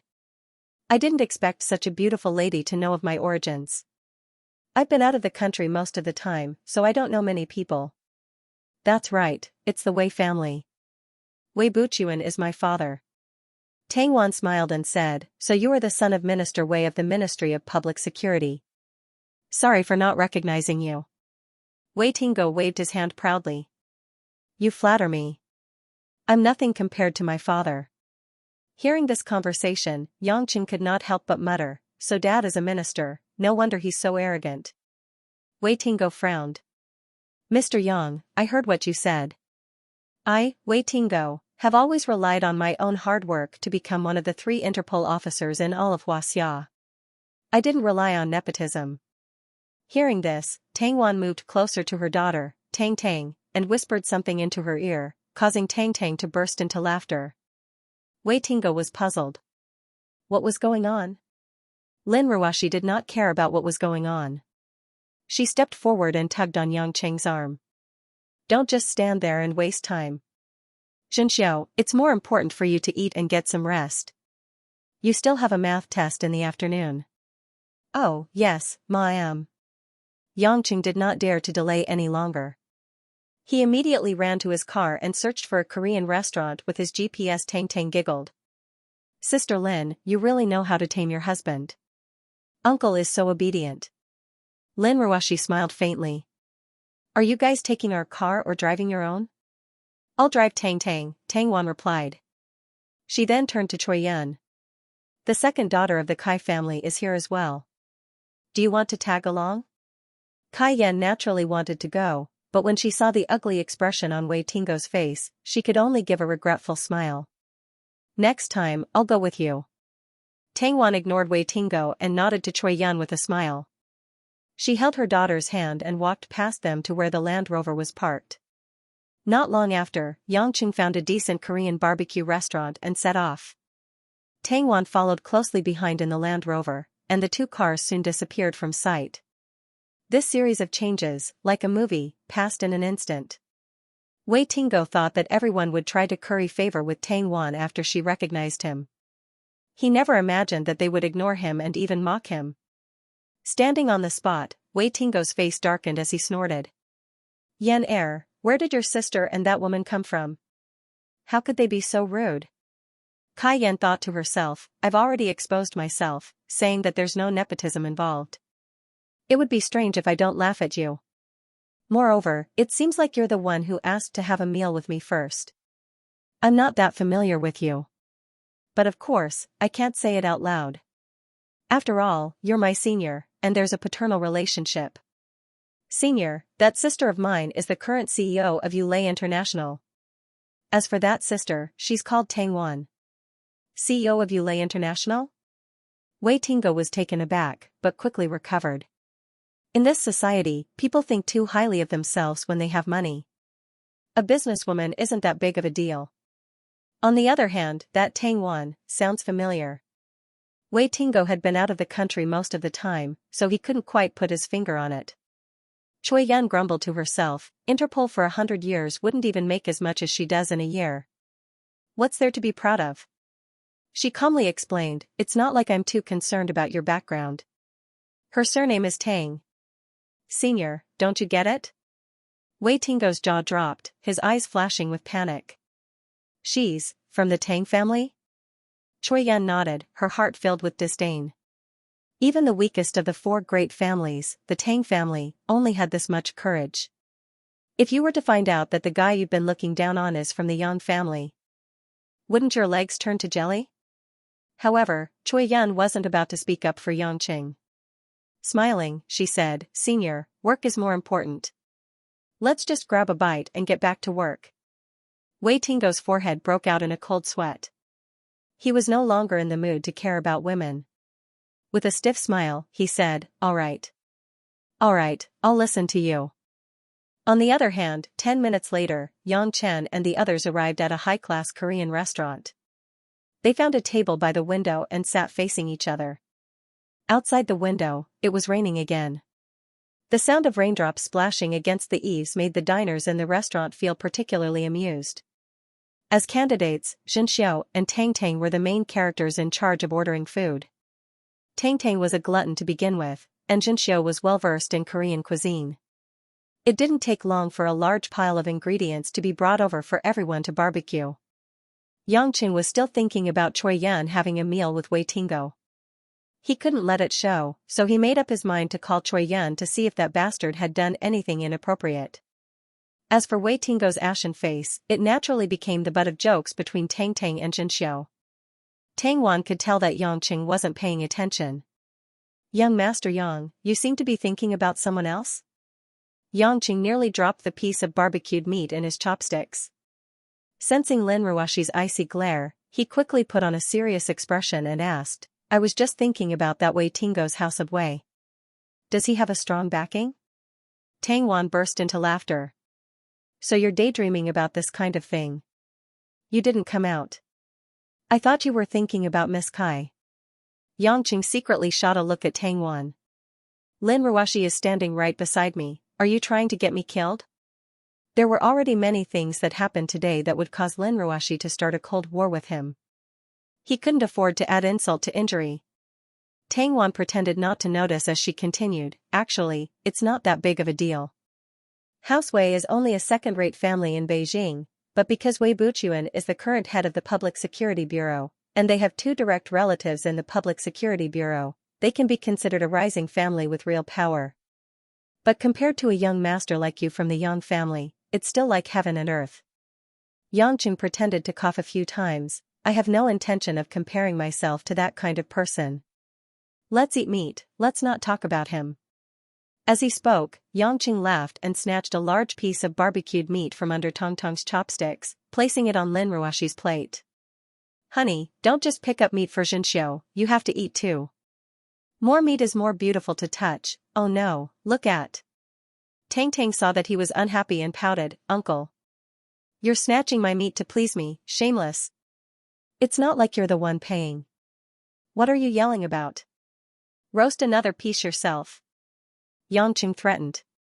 Tang Tang bared her teeth and elbowed her mother. "Mom, Uncle is too biased. He's only picking up meat for Sister Lin, why not you?" Tang Wan's gentle face blushed. "Unlucky child, what nonsense are you talking about? They're a loving couple, we're just watching." "TSK, you don't mean what you say." Tang Tang spat. Yangqing's face was embarrassed. He felt a little sorry for Tang Wan, but if he really picked up meat for Tang Wan, he wouldn't be able to bear the consequences when he got home. He could only pretend to be deaf and mute. Lin Ruoshi, who had always been unfazed by such matters, grilled the meat in silence. From time to time, she would put some food into Xianxia's bowl with her chopsticks, as if she was taking care of her own child instead of her younger sister. She didn't participate in the bickering, but the layer of ice between her brows that wouldn't melt made Yang Chen's heart numb. First, he went to the police station, then he got jealous because of Choi Yun, and then he bumped into Tang Wan who wanted to eat together. All of these were actually nothing, but Lin Ruoshi was involved. Was he really so unlucky in Huaxia? Yangqing felt that even the delicious meat in his mouth was bitter. Fortunately, there were two young girls at the dining table, Xianxia and Tang Tang. They were about the same age, and they were both mischievous and little devils. Although they weren't familiar with each other, they immediately chatted with each other, so the atmosphere wasn't too tense. Just as they were about to finish eating, Lin Ruoshi's phone on the table vibrated. The woman glanced at it and immediately picked it up. She asked in a gentle tone, "Mom, what's up?" The person who called was Guo, who was at home. Tang Wan, who was sitting opposite her, sighed faintly. She knew that no matter how much weight she occupied in Yang Cheng's heart, she would never have the chance to call Guo mom like Lin Ruoxi did. Regardless of age or status, she couldn't be a daughter-in-law. It meant that as a woman, she would always have regrets. Therefore, when she saw Lin Ruoxi talking to Guo on the phone, there was a bit of envy in the woman's eyes. Lin Ruoxi said a few words to Guo on the phone, and then passed the phone to Yangqing with an indifferent expression. "Mom wants to talk to you." Yangqing took over the phone, puzzled. "Mom, what's the matter that you have to tell me now?" Guo sounded a little depressed over the phone, as though she was trying hard to control her anger. "Tell me, what did you do to that child, Qianni?" Yangqing frowned. "Qianni? What's wrong with her?" He was puzzled. "Wasn't she fine this morning? She was going to work with Ma Guifeng." "You're asking me what's wrong? If I hadn't gone out to buy groceries, I wouldn't have known. That child has been standing in front of our house all morning. Drenched in the rain all morning. I asked her why, and she said she wanted to wait for you to tell her in front of her. What did you do to make that child stand in the rain like she lost her soul?" Guo was heartbroken and shouted angrily. Yang Cheng's hand that was holding the phone trembled uncontrollably. His expression changed from confusion to coldness in an instant. His pupils contracted, and he exhaled deeply before saying, "I understand. Although I don't know what exactly happened, I'll go back immediately." After that, Yangqing hung up the phone silently and handed it back to Lin Ruoxi. "I'll drive back first. You and Xianxia can call someone to pick you up later, or you can take Tang Wan's car." Seeing that Yangqing was about to leave, Lin Ruoxi got up and grabbed Yangqing's arm. She looked at the man coldly and asked, "What's the matter?" At this moment, Yangqing's mind was filled with the image of Mo Qianni standing alone in the rain. His heart was burning with anxiety, and his voice was trembling. He was in no mood to explain. "I'm going to see Qianni. I'll explain to you later." Lin Ruoxi's eyes flashed with anger as she asked coldly, "Just because Qianni wants to see you, you're going to abandon me and Xianxia immediately?" His voice instantly rose, causing Tang Wan, Tang, and Xianxia to look over, especially Xianxia, whose face was filled with worry. The anger in Yang Cheng's heart soared. He swung his arm and swatted Lin Ruoxi's hand away. "You can think whatever you want. I don't have time to talk." Not to mention Lin Ruoxi, even Tang Wan was stunned by the sudden outburst of anger. Lin Ruoxi watched in a daze as Yangqing walked past her and strode out of the restaurant decisively without looking back. It was as if he had crossed a spiritual chasm. It seemed that she could not imagine that the man would be so angry with her in front of so many people in the restaurant and in front of Tang Wan. Seeing that Lin Ruoxi's eyes were red, Xianxia and Tang were so anxious that they did not know what to say. Tang Wan sighed softly and comforted him, "General Lin, he may really have something urgent. Otherwise, he would not treat you like this. It's not like you don't know that he is not a man who loses his temper with women for no reason. The reason why he loses his temper is because there is another woman." Lin Ruoxi said lightly. She felt as if she was standing in a world of ice and snow. She turned to Tang Wan and said, "President Tang, please send Xianxia to the examination room later. I'll leave first." "Sister Ruoxi." Xianxia wanted to say something but was stopped by Lin Ruoxi. Lin Ruoxi smiled bitterly and touched Xianxia's smooth hair. "Do your best. Sister is fine. I will pick you up from school later." After saying that, Lin Ruoxi picked up her bag and quickly left the restaurant.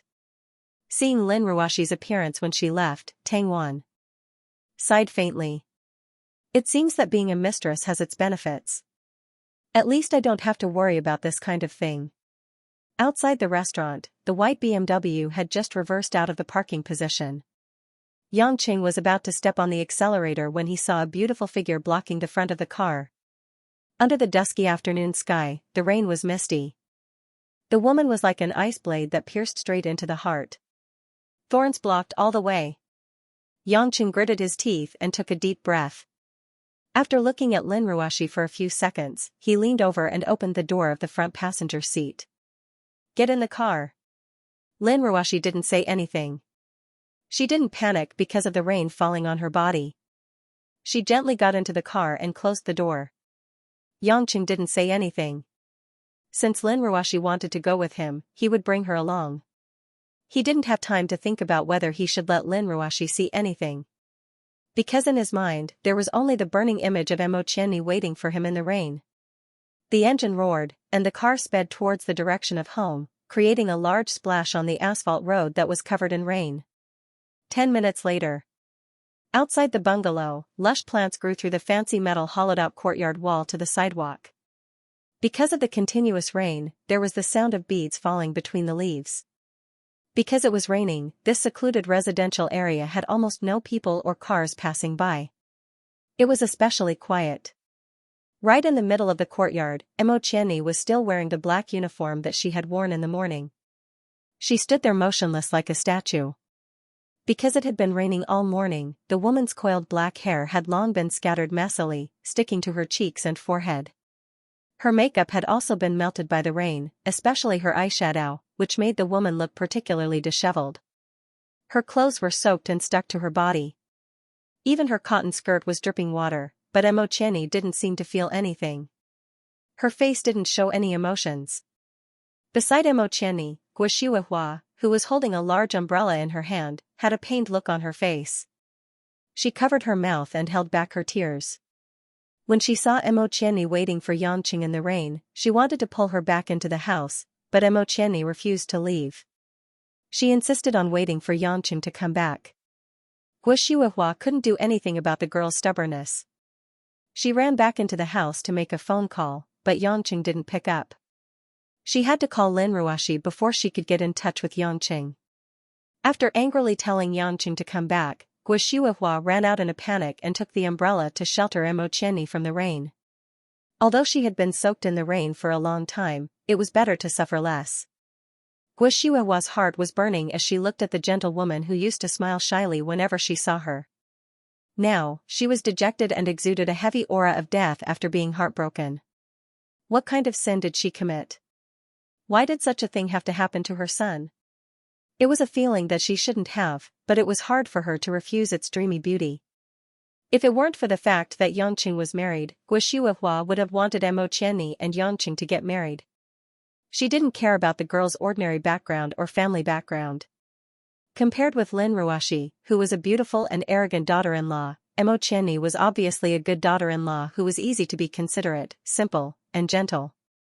But Guo Shuihua knew that this was not something she could control. At this time, the rain had stopped, but the silence of the surroundings made it difficult to breathe. In the courtyard not far away, Ma Guifeng had come out. She looked at her daughter in the distance, and her eyes flashed with infinite sorrow. But in the end, she just looked at her daughter from a distance, saying nothing and doing nothing, as if she was waiting for something. Not long after, at a crossroads not far away, a white BMW rushed to the door. With a screech, it came to a stop, leaving a series of brake marks on the road. The door of the driver's seat opened immediately. Yangqing got out of the car and strode toward the woman who was soaked in the rain. And Lin Ruoshi, who came back with him, saw the scene in front of the door after getting out of the car, especially when she saw Mo Qianni who was soaked in the rain. Her beautiful eyes flashed with a trace of astonishment, and she stood there in a daze, unable to say a word. Mo Qianni's eyes looked abnormally empty. Her eyes fell on the blue stone on the ground, as if she didn't know that Yangqing had appeared beside her. Yangqing only saw the woman's expression from the side, and his heart felt a sharp pain. "Qianni, I'm here, why are you?" When the words came to his mouth, Yangqing felt that his mouth didn't listen to him. His mind was in a mess, and he didn't know what to say. Suddenly, Mo Qianni raised her head, and her delicate body slowly turned to Yangqing. Her eyes were full of rain and tears, and in her red eyes, her clear eyes were like the snow on the peak of the mountain, so bright that it could pierce into one's heart. Pa! A crisp sound, in the midst of everyone's absent-minded, suddenly rang out. Mo Qianni's hand, cold and still trembling, and on the left side of Yangqing's face, there was already a palm print. Yangqing could dodge, but he didn't have any intention of dodging. When he realized that the woman was going to slap him, Yangqing only noticed the extreme pain in her eyes. Did he make her like this? Although Yangqing was confused and didn't quite understand, he knew that the problem must be with him. He only hoped that after Imocheni slapped him hard, the woman would feel better. Whether it was Guo Shuihua or Ma Guifeng, who was watching from afar, their eyes narrowed at the slap, but they didn't make a sound. Especially Guo Shuihua, seeing her son being hit, she almost shouted out to stop it. But at this time, as elders, they all chose to remain silent. As for Lin Ruoshi, when she saw this, the complicated feeling in her heart was indescribable. It was clearly another woman who had hit her husband, but this man was willing to be hit, and she didn't even know how to stop him. Yangqing took a deep breath. Have you vented your anger? Do you want to? Pa. Without waiting for Yangqing to finish, Imocheni slapped him again with her other hand. Yangqing felt a trace of heat on his cheeks. After all, facing the woman he loved, Yangqing tried his best not to set up any protective measures, afraid that he would hurt the woman.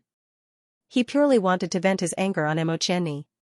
Therefore, Yangqing could also feel the pain. Even so, Yangqing's body was far stronger than he had imagined. Imocheni's hand was also a little numb, her palm was red, and her knuckles were white.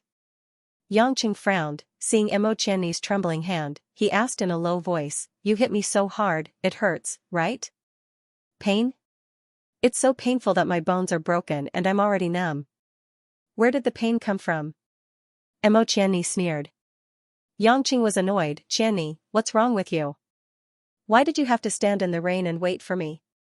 Even if it was summer, one would still catch a cold in the rain. Can't you just tell me what you want to say?"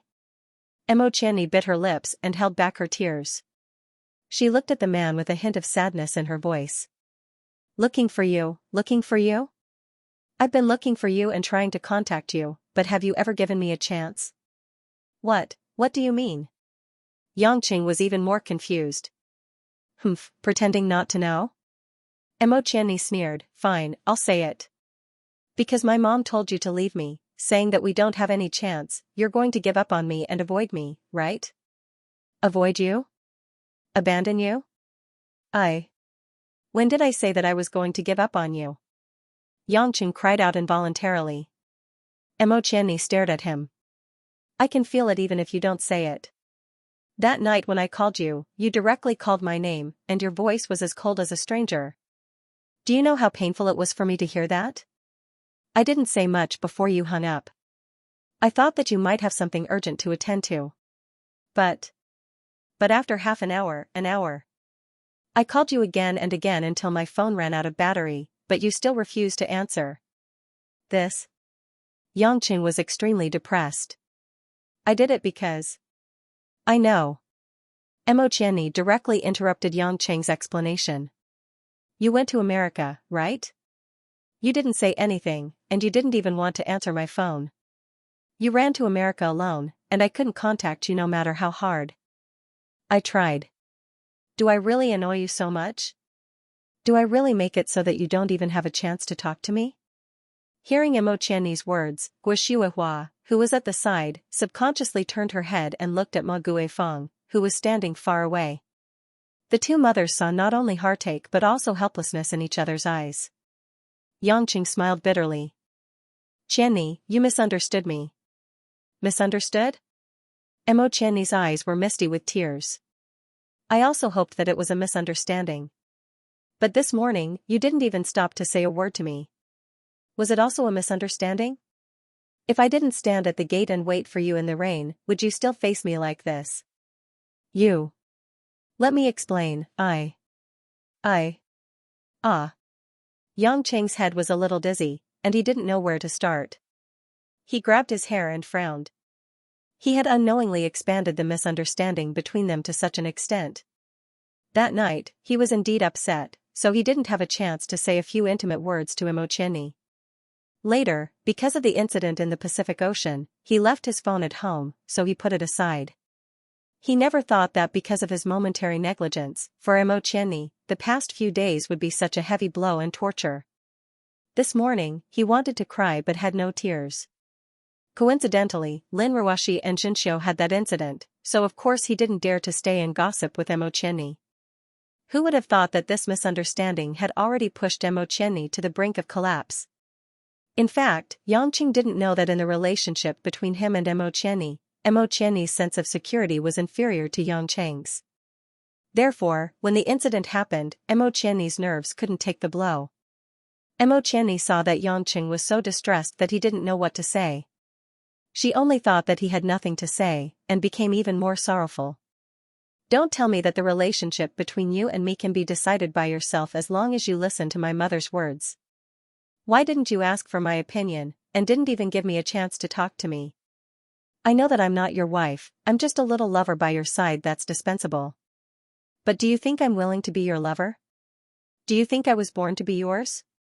Yes, I'm not as good as Ruashi. I'm not as beautiful as her, not as rich as her, and not as broad-minded as her. I'm just an ordinary white-collar worker who works under her. My family doesn't have any money, I don't have a father, and my mother still needs me to support her. But, just because I'm not as good as your wife, as a woman, even the right to love a man has to be taken away.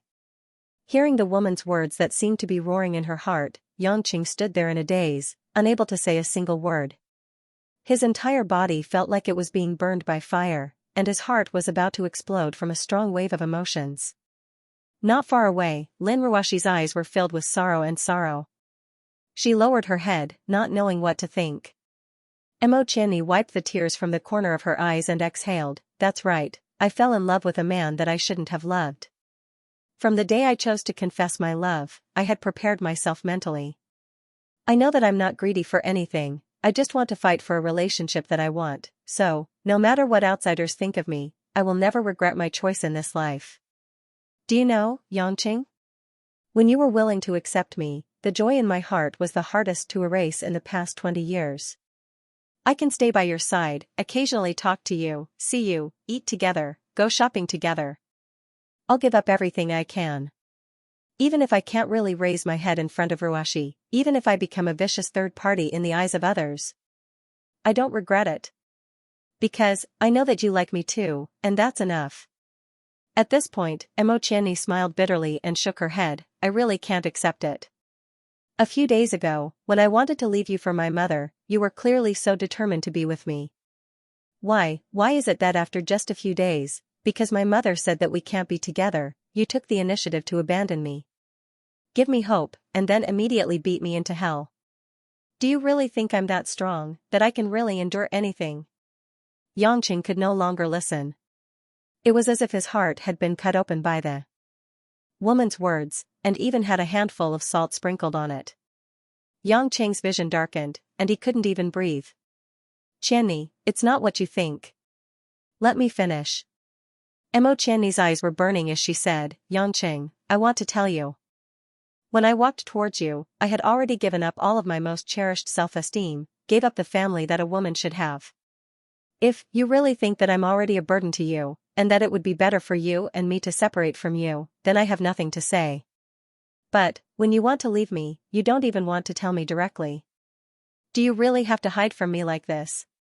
Even if people want to abandon a kitten or a puppy, they will do it with their own hands." Yangqing heaved a long sigh of relief. Looking at the woman whose heart was as dead as ashes, he blamed himself and didn't know whether to laugh or cry. "Are you done?" "I don't know. What else can I say?" "Then let me say it." Yangqing took a step forward and reached into his pocket. After searching for a while, he took out a small item. He placed the item in his hand in front of Xianxia's eyes. The woman's eyes instantly froze and she held her breath. This is... Even though the light wasn't too bright, and even though there were some stains left from the barbecue on Yangqing's hand, all of this couldn't hide the visual impact of the jewelry on his palm.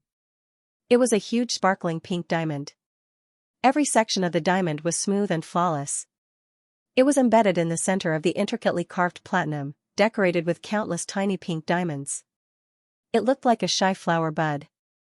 In Yangqing's hands, it was as incredible as a fairy tale. This was naturally the 5-carat pink diamond ring that he had spent more than $10 million at the Julian auction house. Xia Qing, that woman, didn't succeed in getting the treasure, so of course it was left in Yangqing's pocket. Women had an unimaginable obsession with shiny things that men couldn't imagine. At least, Emo Qianni didn't jump out of this category. Even Lin Ruoshi, who was standing not far away, was a little dazed despite having seen countless high-end jewelry. Not to mention, Guo Hua and Ma Guifeng, the two elders who were also women, had a trace of infatuation in their eyes. When she saw the pink diamond ring, Emo Qianni's tears also stopped, and the gloominess in her eyes gradually dissipated, revealing a somewhat confused and yearning look. It wasn't that women were greedy, it was just that their natural love for jewelry made her temporarily forget a lot of sadness. I want to tell you that this is the reason why I hung up on you and went to the United States. Yangqing said with a smile. Yangqing had also thought it through. He could not directly tell Emo Qianni that he had gone to the Pacific Ocean to fight with Poseidon and then survived the Tai Ching Heavenly Thunder tribulation. It was not that he could not say it, but it would not have any effect even if he did. If he told her the story, it would be too fake for Emo Qianni. Therefore, making up a story was the best medicine for Emo Qianni to walk out of the shadow. With great difficulty, Emo Qianni shifted her gaze away from the pink diamond ring. What do you mean by that? With a deadpan expression, Yangqing replied, when I received your call that night, I did feel uncomfortable because of Auntie's words. But my dear Xianxia, it's only because I have a knot in my heart, that's why I spoke awkwardly. I've never thought of giving up on you, so how can I bear to? Really? A glimmer of hope flashed in Emo Qianni's eyes. Of course. Yangqing smiled and said, at that time, Kristen from the United States told me that she had an urgent matter to attend to, so I hung up the phone first. In the end, Kristen said that Julian's auction house in Beverly Hills, Los Angeles, had a world-famous pink diamond ring to be auctioned. She asked me if I was interested in buying it as a gift for a woman. I fell in love with it the moment I saw the picture, so I quickly bought a plane ticket and flew over to buy it myself. In the end, I was too anxious and forgot to bring my phone when I went out, so I accidentally didn't pick up your call. Later, Kristen also called back to China and told Ruoshi and the others at home. I didn't expect you to think that I was deliberately avoiding you. You really misunderstood me to the point that I don't know what to say. You've wronged me to death. Emo Qianni hesitated and looked like she couldn't believe it. However, when she saw the genuine big diamond ring in Yangqing's hand, she inevitably believed it a little more. What you said is true. Not ignoring me, but going to the United States to buy this ring? Yangqing looked like he was about to get angry. Why, am I so unconvincing? Well, let me tell you another thing. This morning, the reason why I didn't stop to talk to you when I was driving wasn't on purpose. I was really anxious. You don't know, Ruoshi brought Xianxia to the examination hall. Today was the college entrance examination. On the way, there were 3 blind guys who deliberately caused a car accident and extorted money. How could I not be anxious to chase those gangsters away? And I saw that you were dressed for work, how would I know that you had so many things to tell me? And my phone was charging in the room, so of course I couldn't answer your call. If you don't believe me, you can ask Ruoshi, or you can go to the police station and ask. Hearing this, Emo Qianni finally smiled through her tears. The sudden joy made it difficult for her to control herself. She shook her head, I believe you, I believe you. I was too sensitive. I shouldn't have doubted you so easily. It's my fault. Yangqing reached out his left hand and caressed the woman's cheek, gently caressing it. I have indeed been confused and hesitant before, but what I am thinking about now is how to solve the problems that I encounter in the future, and not choose to retreat and give up. Emo Qianni smiled and nodded, choking with sobs. Yangqing smiled evilly and winked, you also know that I have no great ambitions. The only small hobby I have is beautiful women. How could I bear to not have you? Emo Qianni coquettishly rolled her eyes at him, then her gaze fell on the pink diamond ring on Yangqing's hand. She pursed her lips, as if she wanted to say something but was hesitant. Are you curious about who this is for? Yangqing asked. Emo Qianni pouted and subconsciously looked at Lin Ruoshi, who was standing not far away. At the same time, Lin Ruoshi was also looking at her coldly. The two women looked at each other without a trace of fire. After working together for so many years, they understood each other better than Yangqing, and there were many unspeakable entanglements and conflicts. Emo Qianni turned her head and shook her head with a smile. The ring, of course, is for her. Without waiting for her to finish, Yangqing suddenly grabbed Mo Qianni's hand, placed the pink diamond ring on the woman's palm, and then closed Mo Qianni's fingers. Mo Qianni stared blankly at Yangqing, unable to react for a moment. Yangqing sighed, but with a warm and sincere voice, he said, although I can't personally put it on your ring finger, don't doubt that this ring belongs to you. It belongs to you, Mo Qianni. Mo Qianni even suspected whether she was dreaming, but when she felt the hardness of her palm, she clearly realized that it really was her own. And when Lin Ruoxi, who was next to the car, saw this scene, although she had a hunch, her pretty face still showed a trace of paleness. Perhaps to her, even a ring worth more than 10 million USD wasn't too much, but her husband had never given her a ring. Now, he had given another woman a large diamond ring. This was no different from a great mockery. Even if Yangqing didn't put it on for Mo Qianni, expressing his respect for his wife, it was like burying one's head in the sand, and it didn't make Lin Ruoxi feel better. Guo Shuihua, who had been watching the scene change, could be said to be anxious.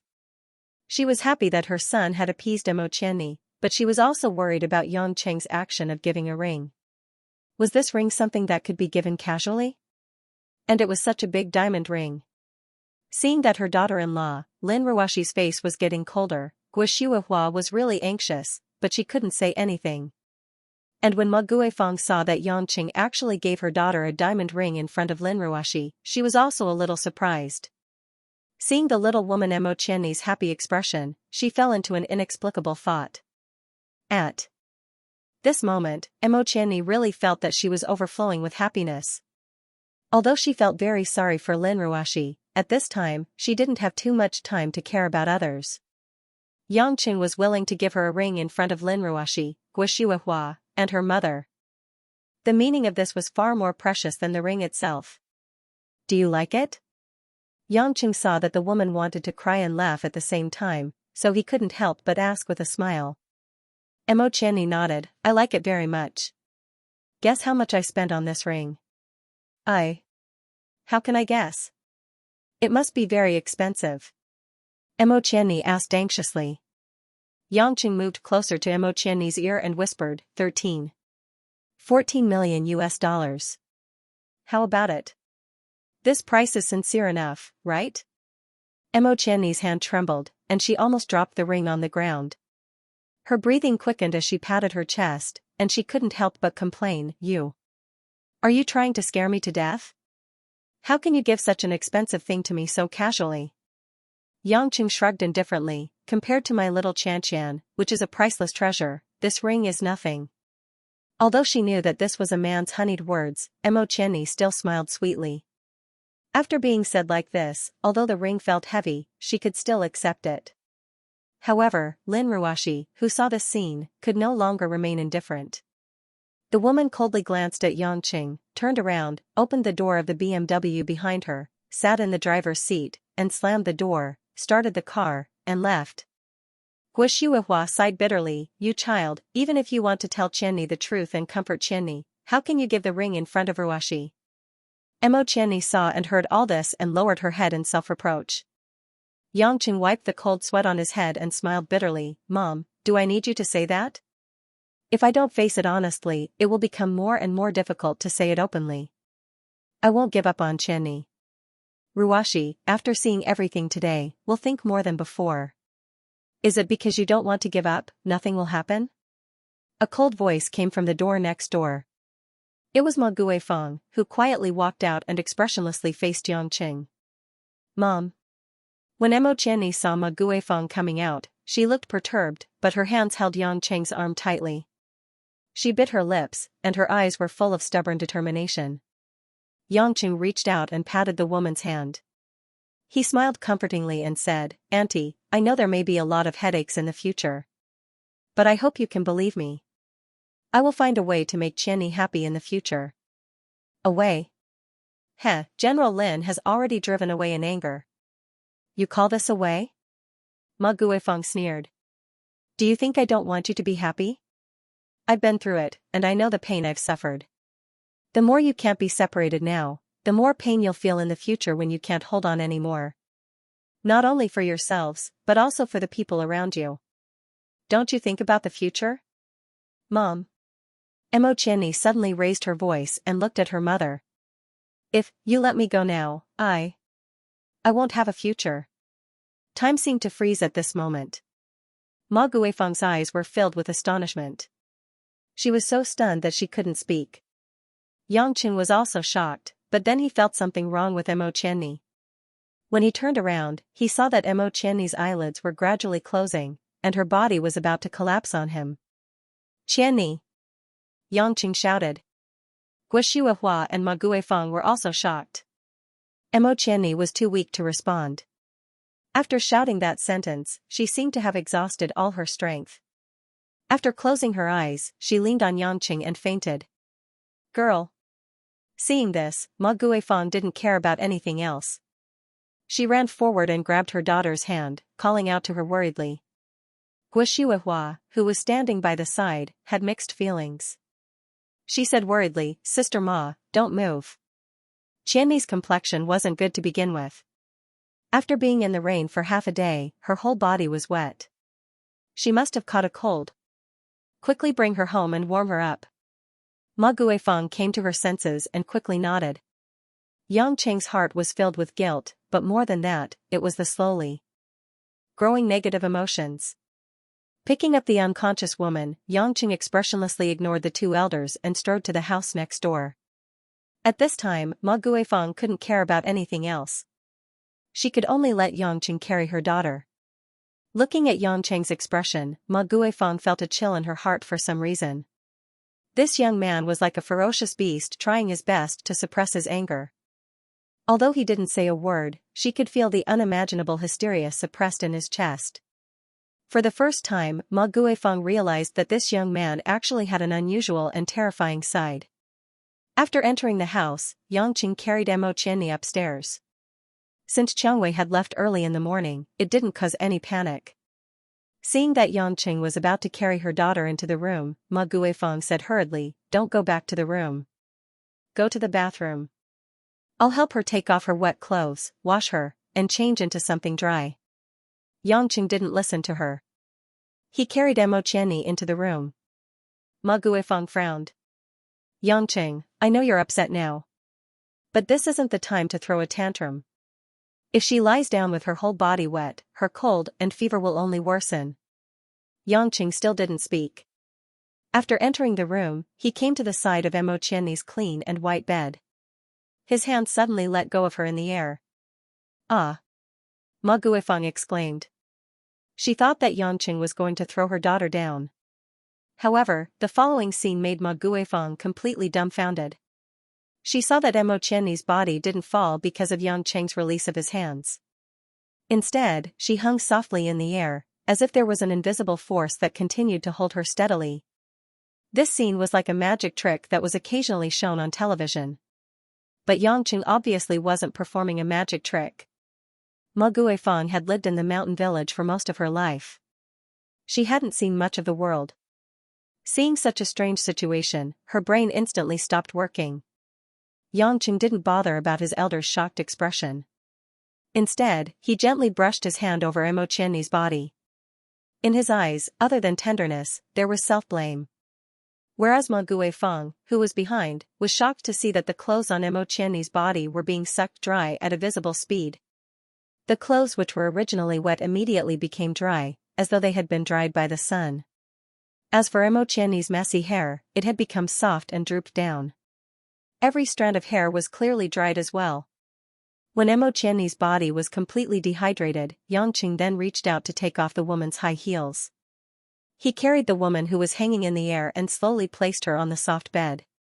He then pulled a towel over and covered her. You are... Ma Guifeng was tongue-tied. If it wasn't for the Yangqing that she knew in front of her, she would have even run away. In the eyes of this woman, what Yangqing had done was as unbelievable as the demons and ghosts in the fairy tales. Yangqing turned around and the gloomy expression on his face dissipated. Once again, he revealed a slightly simple and honest smile. I'll explain later. Let me recuperate Qianni's body first. With that, Yangqing sat on the edge of the bed and grabbed one of Emo Qianni's wrists. He recuperated through the woman's meridians to remove all the cold toxins. Of course, Ma Guifeng couldn't understand all of this. However, in the eyes of the woman, her daughter's face, which was pale at the beginning, became rosy and bright in less than 10 seconds. Even her eyebrows, which had been frowning painfully, were relaxed, as though she was very comfortable and nourished in her sleep. After Yangqing had done all of this, he then placed Mo Qianni's hand back on the bed. He reached out and caressed Mo Qianni's face gently. There was a trace of gentleness in his eyes. Then, he turned to Ma Guifeng and said, "Auntie, I know that what I've done might have frightened you. But please rest assured that I've always been kind to you and your daughter." Ma Guifeng gulped and tried her best to calm herself down. "Yangqing, who exactly are you?" "Me." Yangqing smiled gently. "My identity can't be explained in a short time. If there's a chance in the future, I'll let Qianni know." "Qianni can slowly tell you, Auntie." Ma Guifeng didn't speak. She didn't know how to face this young man. Because of Yangqing's actions, she couldn't use normal logic to consider it. Yangqing suddenly stood up and solemnly bowed to Ma Guifeng. "Auntie, I know that in your eyes, and even in the eyes of most people, I'm not a good man. I also admit that I'm greedy, selfish, rogue, and shameless. I like beautiful women, and as long as I like them, I'll greedily possess them. I won't allow other men to have any covetous eyes on the women I like. In the past, I could even kill people in broad daylight just to snatch a woman. I won't divorce my wife for Qianni, and I won't give up my family and marriage for other women. So, I can't give Qianni a complete marriage, and I can't even give her a status. You can say that I'm unreasonable. Yes, I indeed don't talk about worldly logic. But I have my own truth. Since I'm sensible, I only know that as long as I'm strong enough, I can have everything that I want." Ma Guifeng stood there in a stupefied manner. When she heard these wild words that completely disregarded ethics and morality, there was a trace of anger in her heart. But Yangqing unintentionally emitted a horrifying aura that was as vast as the heaven and earth, which made her unable to say anything to refute. So much so that Ma Guifeng didn't fall down was already a luxury. At this moment, Yangqing took a deep breath and suddenly smiled.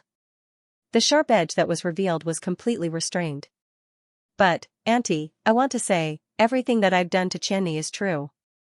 I don't know how to make you believe it, but this is the most painful thing for me.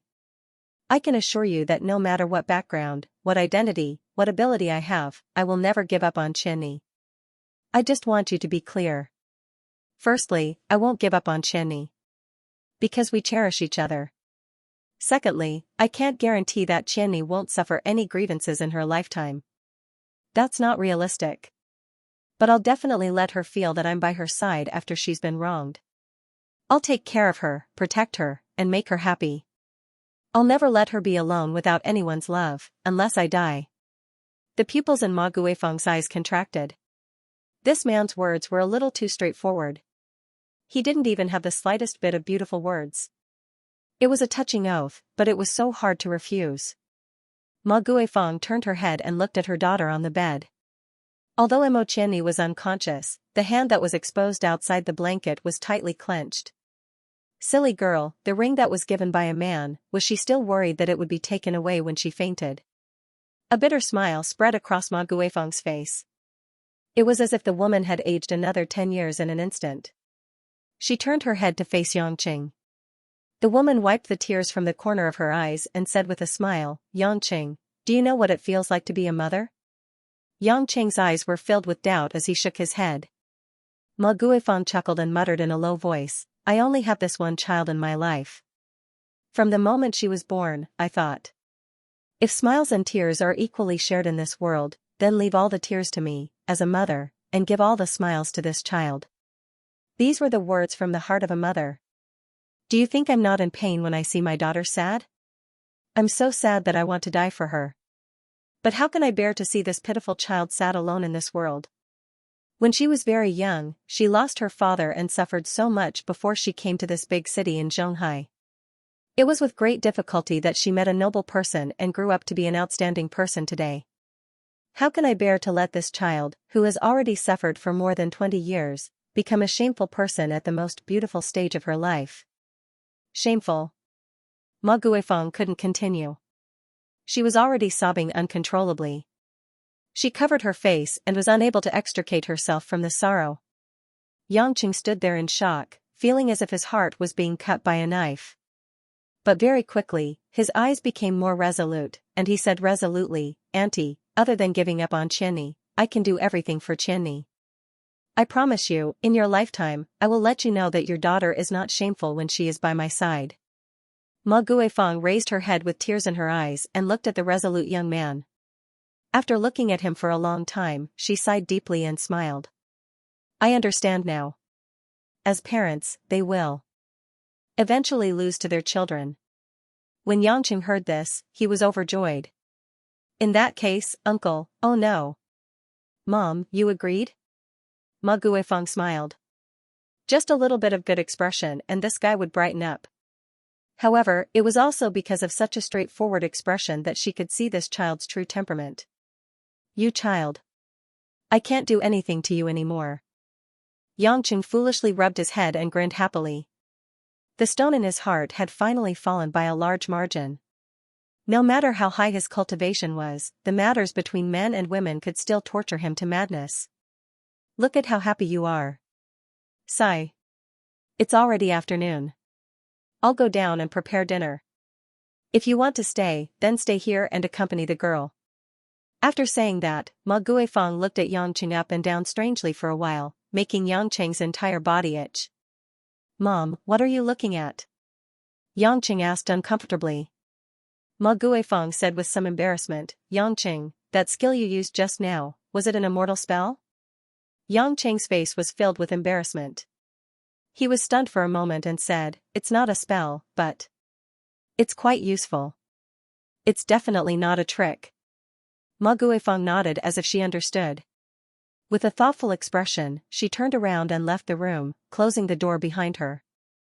Yangqing always felt that Ma Guifeng wanted to say something, but she didn't say it. It was strange, but he was too lazy to think too much about it. Turning around and looking at the woman sleeping soundly on the bed, Yangqing's eyes revealed a gentle light. He quietly sat down and stared deeply at the beautiful face with pink cheeks and peach-colored lips. The woman's room was filled with the fragrance of orchids on her body. However, Yangqing didn't smell this teasing scent like he did in the past and couldn't help but pounce on her. Instead, he was exceptionally pitiful and didn't move at all to accompany her. In the quiet room, Yangqing forgot about the time and everything outside. Perhaps it was a bit unfair to his wife who had angrily driven away, but Yangqing selfishly only wanted to leave this period of time for this silly woman who was already lying on the bed. Time slipped away, and gradually, the sky became darker. Because it was a rainy day, the sky darkened especially quickly. Yangqing almost didn't dare to breathe loudly, afraid that he would disturb the beauty. However, the sound of the wind and rain outside gradually became louder and louder, causing Mo Qianni, who had just recovered, to wake up. She opened her eyes drowsily, and her eyes were like two pools of clear spring water in the darkness, rippling in the air. "You're awake? Are you feeling better?" Yangqing asked softly. Mo Qianni looked at the man sitting on the bed and seemed to be a little suspicious. She stretched out her hand and rubbed her eyes tenderly. Only then did she confirm that the person she saw was her sweetheart. "Why are you in my room?" Mo Qianni asked in a daze. Yangqing sighed speechlessly. "Isn't it because of a stupid woman who got herself drenched in the rain?" Mo Qianni thought about it carefully and understood. She pursed her lips into a smile and supported herself up to sit up. Just as she exerted force, she suddenly felt something hard in the center of her right hand. She was slightly startled and opened her right palm. The pink diamond ring was still shining brightly. In this monotonous room, it was like a bright star. Mo Qianni stared at the warm big diamond for a long time, playfully stuck out her tongue, and couldn't hide her joy as she coquettishly said, "Don't think I'm tacky, actually, when I was young, I always dreamed that a man would give me a big diamond ring one day, so I'm especially happy now." Yangqing teased, "Then did you also dream that when a man gave you a diamond ring, you would repay him with your body?" Mo Qianni blushed and lowered her head in embarrassment, unable to say a word.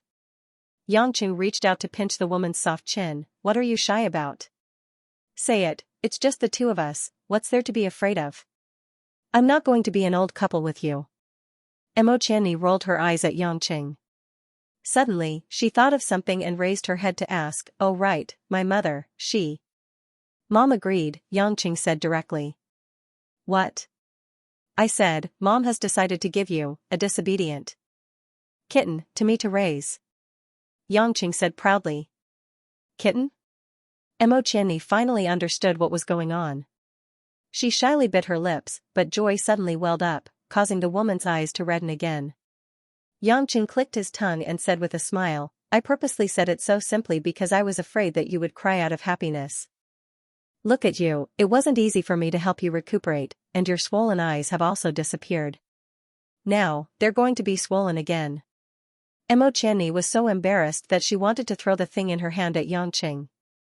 However, she immediately realized that it was the diamond ring in her hand, so she carefully placed it on the bedside table and picked up a pillow to throw at Xianxia. Is it funny that I'm crying? Do you know how worried I am? Xianxia revealed an expression as if a heavy burden had been lifted from his shoulders. He smiled in relief and opened his arms, hugging the woman's soft and delicate body tightly in his embrace. Mo Qianni relaxed her body and tried her best to stick close to her lover, enjoying the happiest moment of each other's lives. The feeling of bitterness and sweetness filled both of their bodies and minds. Little Xianxian, Xianxia whispered into the woman's ear. Mo Qianni softly agreed. Xianxia gently caressed the woman's hair, breathing in the warmth, and asked, You. Why do you like me so much? I was so stupid before, and I unintentionally caused so much harm to you, yet you still waited for me in the rain. I, the person who broke your heart, am really that good? It was soft, but it was incomparably certain. Xianxia was silent for a moment. What's so good about it? Mo Qianni leaned on Xianxia's shoulder, revealing a sweet smile. You're as beautiful as a flower. Xianxia helplessly frowned. Don't tell me the objective factors that all the people of Huaxia know. I want to hear you tell me what's in your heart. Be honest. Mo Qianni pouted, her beautiful eyes narrowed with a trace of mischievousness. Then how should I say it? Kitten is very stupid, I don't know. Why don't you teach me? Sigh. Alright, I'll teach you. I'm listening. I love you. Yes, I love you. Outside the house, the rain gradually grew heavier. The curtain-like water droplets slid down the eaves and splashed onto the tender and beautiful peony petals downstairs, blooming into sparkling and translucent flowers. It was nighttime in Beijing. In the study room of the Ning family's residence, Ning Guangyao sat on a comfortable leather chair. After reading a document in his hand, he signed his name. At this moment, someone knocked on the door of the study room. Come in. Ning Guangyao put the pen and document aside. He took a cup of tea and took a sip. A man in a suit bowed after opening the door. He signaled with his eyes behind him, and a thin figure walked into the study room. The young man had changed into a set of plain and clean clothes. His hair was trimmed, and his face was fair and clean. He was wearing a pair of canvas shoes and limped into the study room. Premier Ning. Cripple's voice trembled as he carefully lowered his head.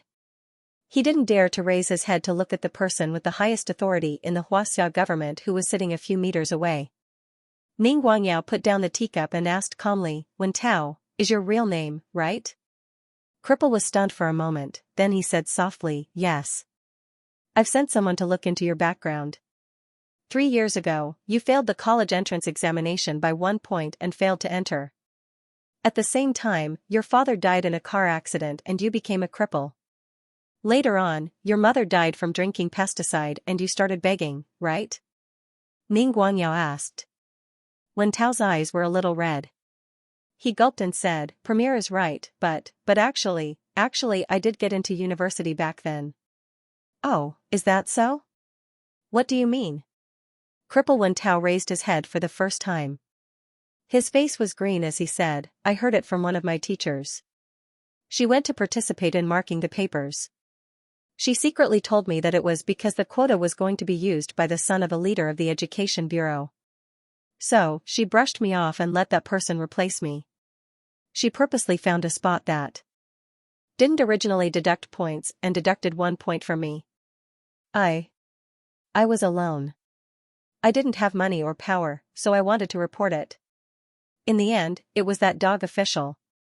That dog official sent people to make my father and I get into a car accident. My family was originally poor.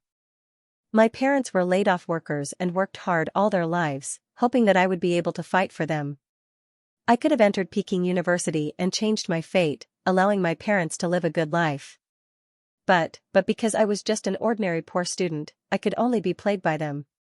The deep resentment and uncountable hatred made the man in the suit standing at the door feel a chill down his spine.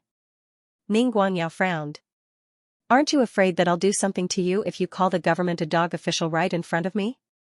Wen Tao gritted his teeth. Premier Ning, you wouldn't do that to me. If you wanted to silence me, you would have killed me that day.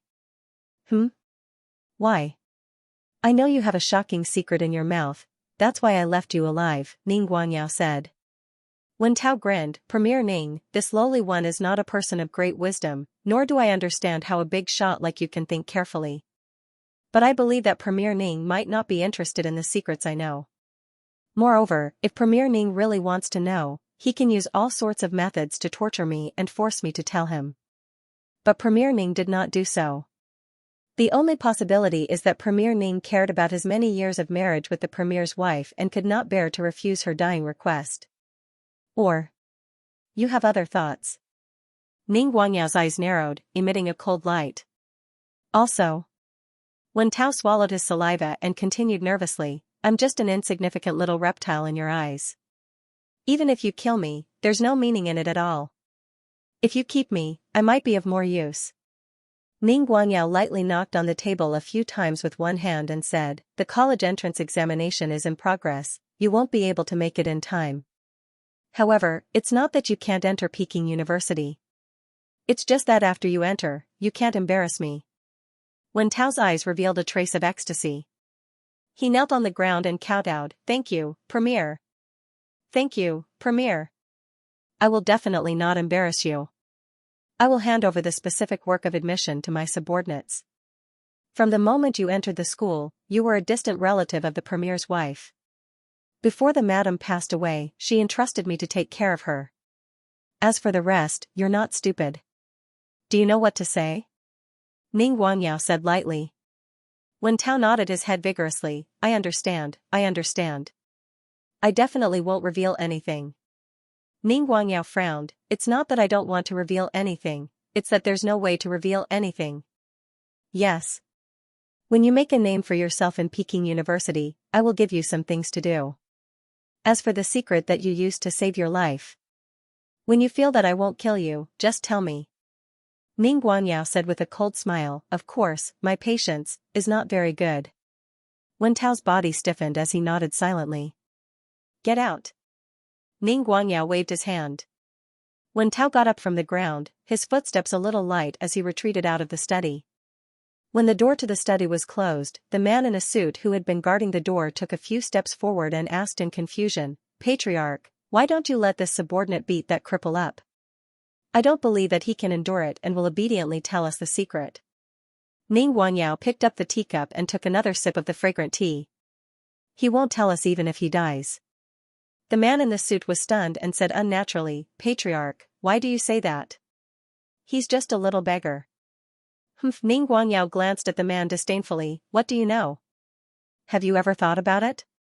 He's just a fledgling beggar, yet he's doing well in the entire beggar and homeless circle in Zhonghai. Why is it that the other beggars are willing to take care of that woman, but he's always been by her side? A trace of astonishment appeared in the suited man's eyes, could it be? That's right. Ning Guangyao snorted coldly, he must have known that woman was the Prime Minister's wife a long time ago. He just pretended not to know. From the beginning, he was gambling on whether or not he could use this opportunity to enter an upper realm. He had a cheap life, and his death was nothing to be regretted.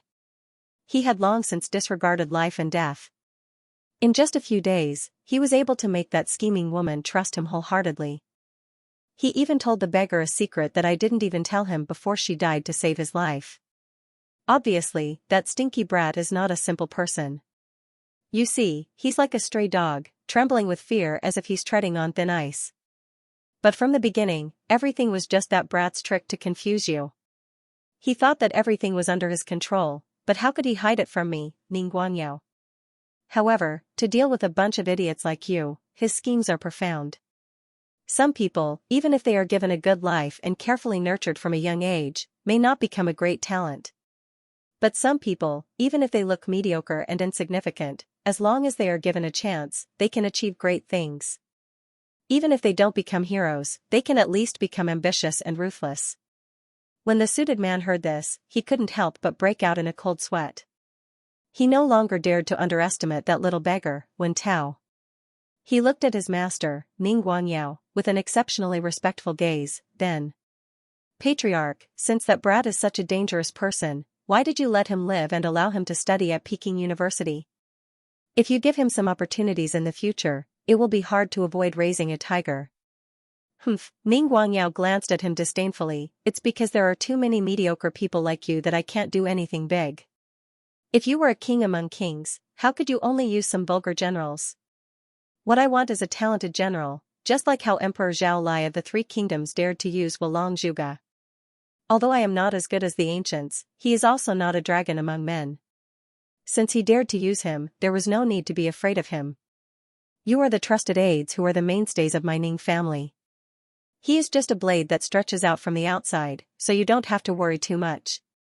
For a character like him who can give up everything, if you really want to force him into a dead end, he will only fight to the death and will never compromise.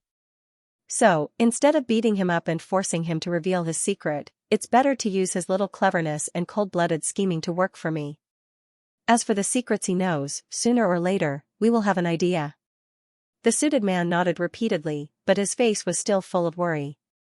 The more he thought about it, the more Wen Tao felt a chill run down his spine. Ning Guangyao let out a long sigh, you. Mind your own business and don't think about those things. Do you really think that my Ning family is able to occupy the position of the head of the four great families just because I, Ning Guangyao, am the premier? The suited man was stunned and looked at Ning Guangyao in confusion.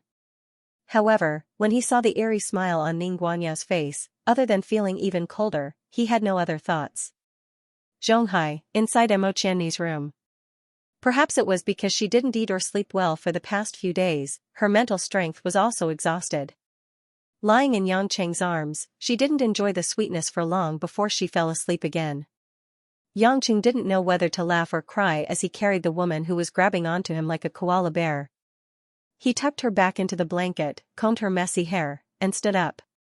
Looking at the heavy rain outside the house, Yang Chen sighed. It was time for him to start preparing for the future. Turning around, Yang Cheng smiled at the door and said gently, "Why are you standing at the door?" The door had been opened at some point, and a woman wearing a purple chiffon shirt and a sequined black skirt was leaning against the door. Her pair of round and fair legs looked particularly slender and smooth because of her slightly slanted posture. Her sexy lips were slightly raised, and her shoulder-length hair with a trace of small waves made her look like a charming elf in the darkness. I think the scene is very beautiful. I don't want it to be broken because of me. Qiang Wei said softly. Yang Cheng's heart warmed. This woman was always so considerate, just like before. He silently walked to the woman's side, pulled up a cold hand, and walked out.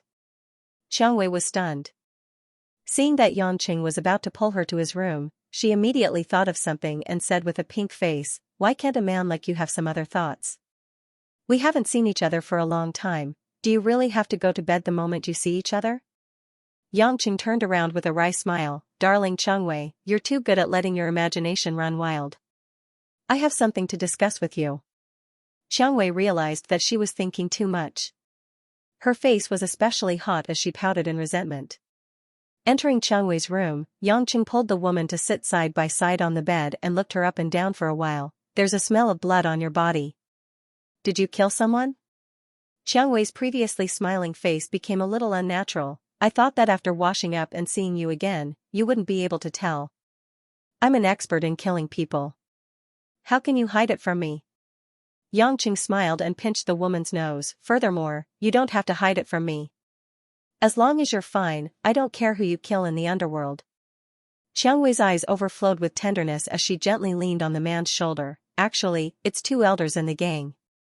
They're doing the ice business with a few drug lords in the Middle East behind my back. I gave them a chance, but they still thought that I wouldn't dare to touch them. You went out so early in the morning and came back so late. You must have killed quite a few people. Yangqing said with a light smile. Xiang Wei's eyes revealed a trace of coldness. Since you want to move, then pull them up by the roots. Their trusted aides, subordinates, and even their families, leave none alive.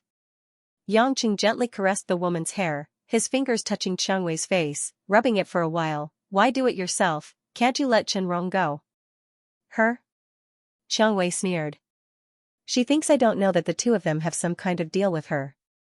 If it weren't for Chenrong's secret permission, they wouldn't have dared to do it so confidently. Chenrong is still not obedient enough. Yangqing said carelessly. Yes. Because of the man's gentle caress, Xiang Wei squinted her eyes in satisfaction, as if she was about to fall asleep. But she's obedient most of the time, and she does have her ways. If someone else were to replace her, they might not be as good as she was. Moreover, anyone would be tempted by benefits. At least she didn't have the guts to disobey me. With that, Xiang Wei raised her head and looked at Yangqing with admiration. I know she's afraid of you. No matter how greedy she is, she wouldn't dare touch your bottom line. Yangqing chuckled indifferently. Let them be, it's just a small fight, I don't take it to heart. Let me tell you something serious. Xiang Wei nodded curiously. I'm listening. It's rare for you to discuss something with me. I'll definitely listen carefully. You're the only one who's naughty. Yangqing kissed the woman's face and said seriously, Xiang Wei, are you curious? When we were happy together, we never used protection, but you guys never got pregnant with my child? Xiang Wei was startled. She never thought that Yangqing would say such a thing at the beginning. Her face flushed red as she asked expectantly, "Wh? Why? Are you thinking that I deliberately used some method to prevent you from getting pregnant with my child?" Yangqing said with a smile. Xiang Wei nodded embarrassedly, a little. You're wrong about me. It's not that I don't want to, it's that I can't. Yangqing smiled bitterly. Huh? Xiang Wei seemed to have suffered a blow, and her face turned pale. How? How could that be? Your body is very... It's very sturdy. That's not what I mean. Yangqing scratched his ear with a headache. What I mean is, in our current state, I can't let you get pregnant. Xiang Wei was confused. She blinked her big eyes, but she was completely dumbfounded.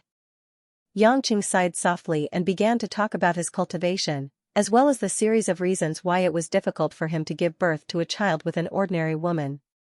Listening to the endless resolve restoration scripture, the Xiantian realm, the deity transformation stage, the tribulation transcendence, and other magical words, as well as a series of legendary cultivation methods, Xiang Wei's initial shock gradually turned into disbelief, and in the end, she became worried with a trace of fear. Then what should we do? You're getting stronger and stronger, aren't we? Xiang Wei's eyes were filled with sadness. Yangqing said helplessly, the child is not the most important thing. The key is our aging problem. Aging? That's right. Yangqing nodded and said, although I can't guarantee how long my lifespan will be, I think with my current physical condition and cultivation, it's easy for me to live for hundreds of years. Moreover, my body won't age, and my functions won't deteriorate. In fact, after a period of time, if I can improve my cultivation again, my lifespan will only get longer and longer. Hearing this, Xiang Wei's pretty face turned pale, and she shook her head in a panic. No. I don't want that. If that's the case, after a dozen years, you'll still be so young. But I'll be old. What? What should I do? Yangqing grabbed the woman's shoulders and shook his head, saying, don't panic. I said this because I want to find a way to solve the problem. Moreover, with our relationship, do you think I won't love you just because you're getting old? If that's the case, then what's the difference between you and the other women I've interacted with before? I don't love you because of your looks. From the beginning, you should have understood that I don't want you to think of me as that kind of person. Xiang Wei nodded her head emotionally, her eyes glistening with tears as she caressed Yangqing's cheek, but... Hubby, I'm so scared. I only knew that you were very powerful before, but it turns out. So it's not that simple at all. What should I do to not leave you? I don't want you to see me grow old, I'd rather leave you. At this moment, the helpless woman was not the ruthless Iron Queen of the underworld at all. She was like a girl praying to God to comfort her. Yangqing grabbed Xiangwei's trembling little hand. That's why I want to discuss it with you. If I want you, Qianni, and all of you to not leave me, and everyone to live young together, the only way is for everyone to cultivate. Cultivate. Like you? Xiangwei was a little hesitant, but... Can I? Of course you can, Yangqing said confidently. To be honest, although I've always been exploring on my own, it's also because of this that I have a very deep understanding of many things. Then what should I do? Yangqing said with a smile, darling Qiangwei, after thinking about it, I think you're the most suitable to be the first to try. Your physical fitness has the foundation of martial arts, your tendons are more flexible, and you also have a preliminary understanding of martial arts. Also, you have the most free time now. The matters of the Red Thorns Society are actually small matters.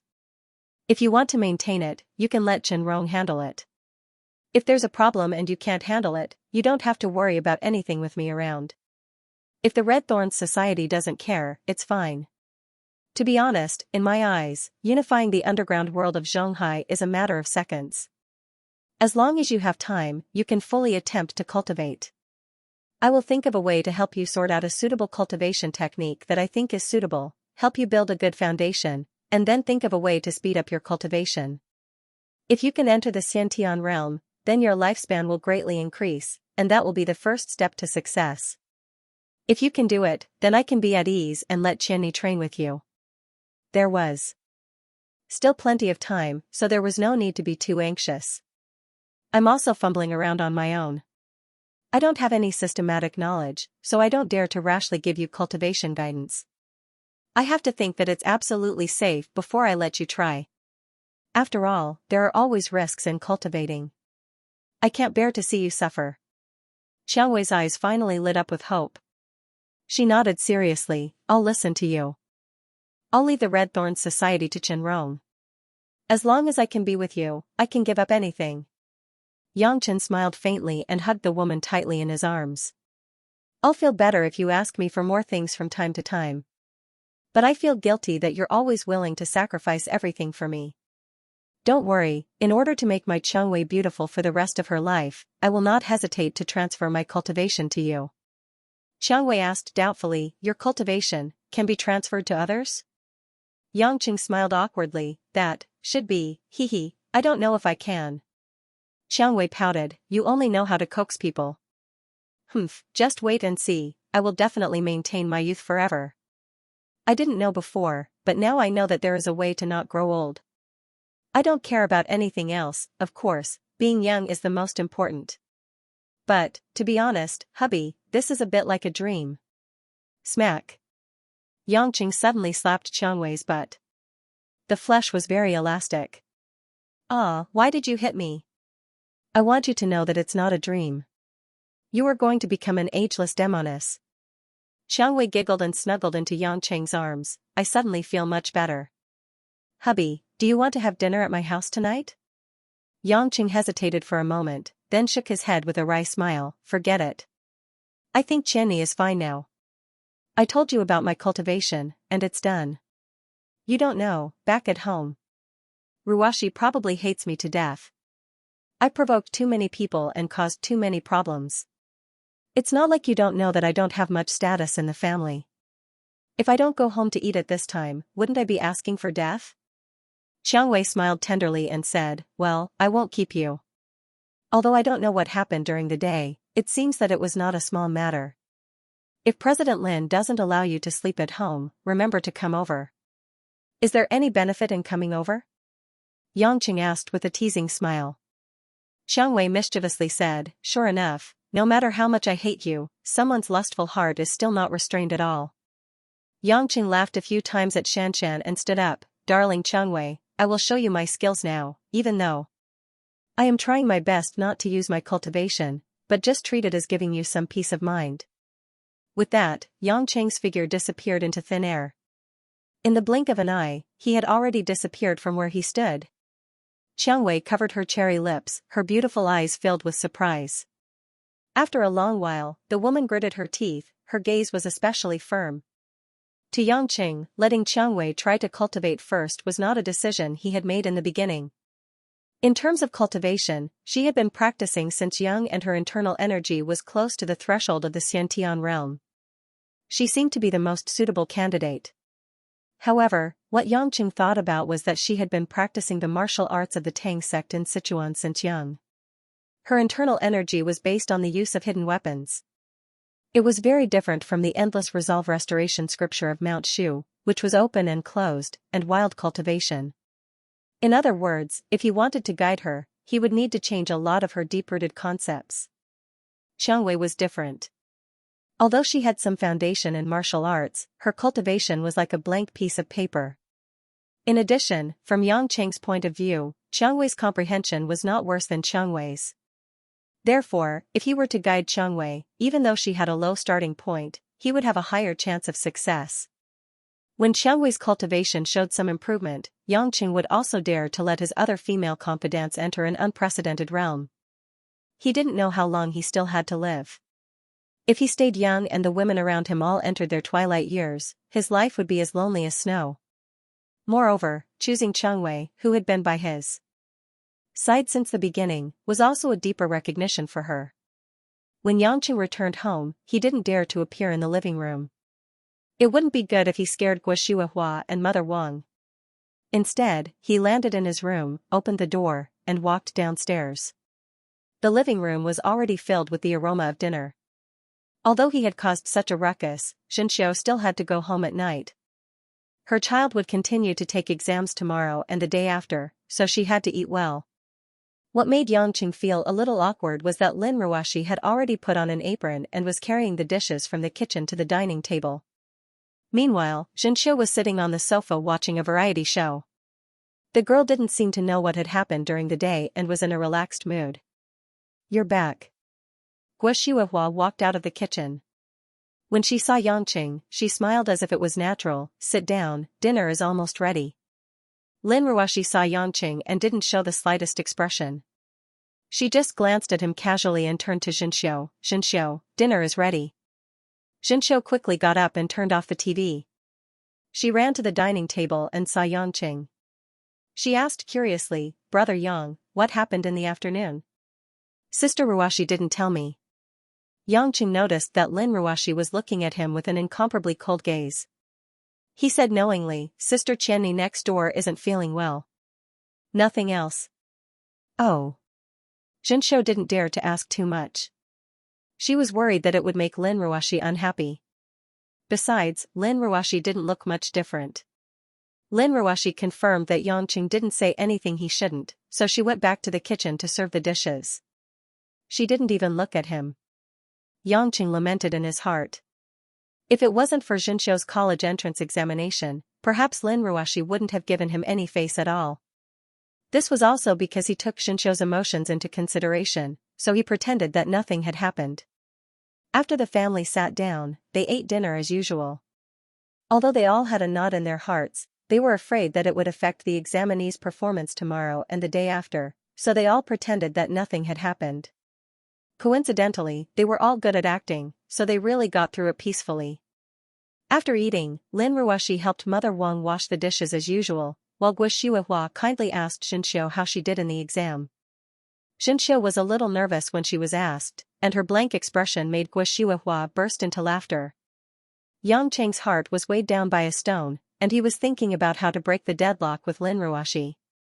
He waited until Lin Ruoshi finished her housework and was about to go upstairs before he followed her upstairs.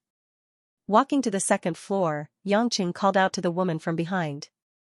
"Ruoshi, wait." Lin Ruoshi knew that Yangqing was behind her, but she had no intention of turning around. She only stopped when she was called. "I know that you won't forgive me easily no matter what I say. I don't want to say anything that will make you unhappy. I just have something that I haven't given you since I came back." Lin Ruoshi turned around, her face as clear as a lake, and her eyes were cold. She said emotionlessly, "What is it?" Yangqing smiled a little embarrassedly, and took out a yellow, flat, round object from his pocket. It was the old pocket watch that he took from the dead FBI director Robert. Walking to Lin Ruashi, Yangqing handed the antique old pocket watch to Lin Ruashi. This time, I went to America and brought 2 gifts for you. Originally, I wanted to give you the pink diamond ring, but I was afraid that Qianni would be too upset, so I gave it to her. However, I will definitely keep this pocket watch for you. Yangqing said with a simple and honest smile.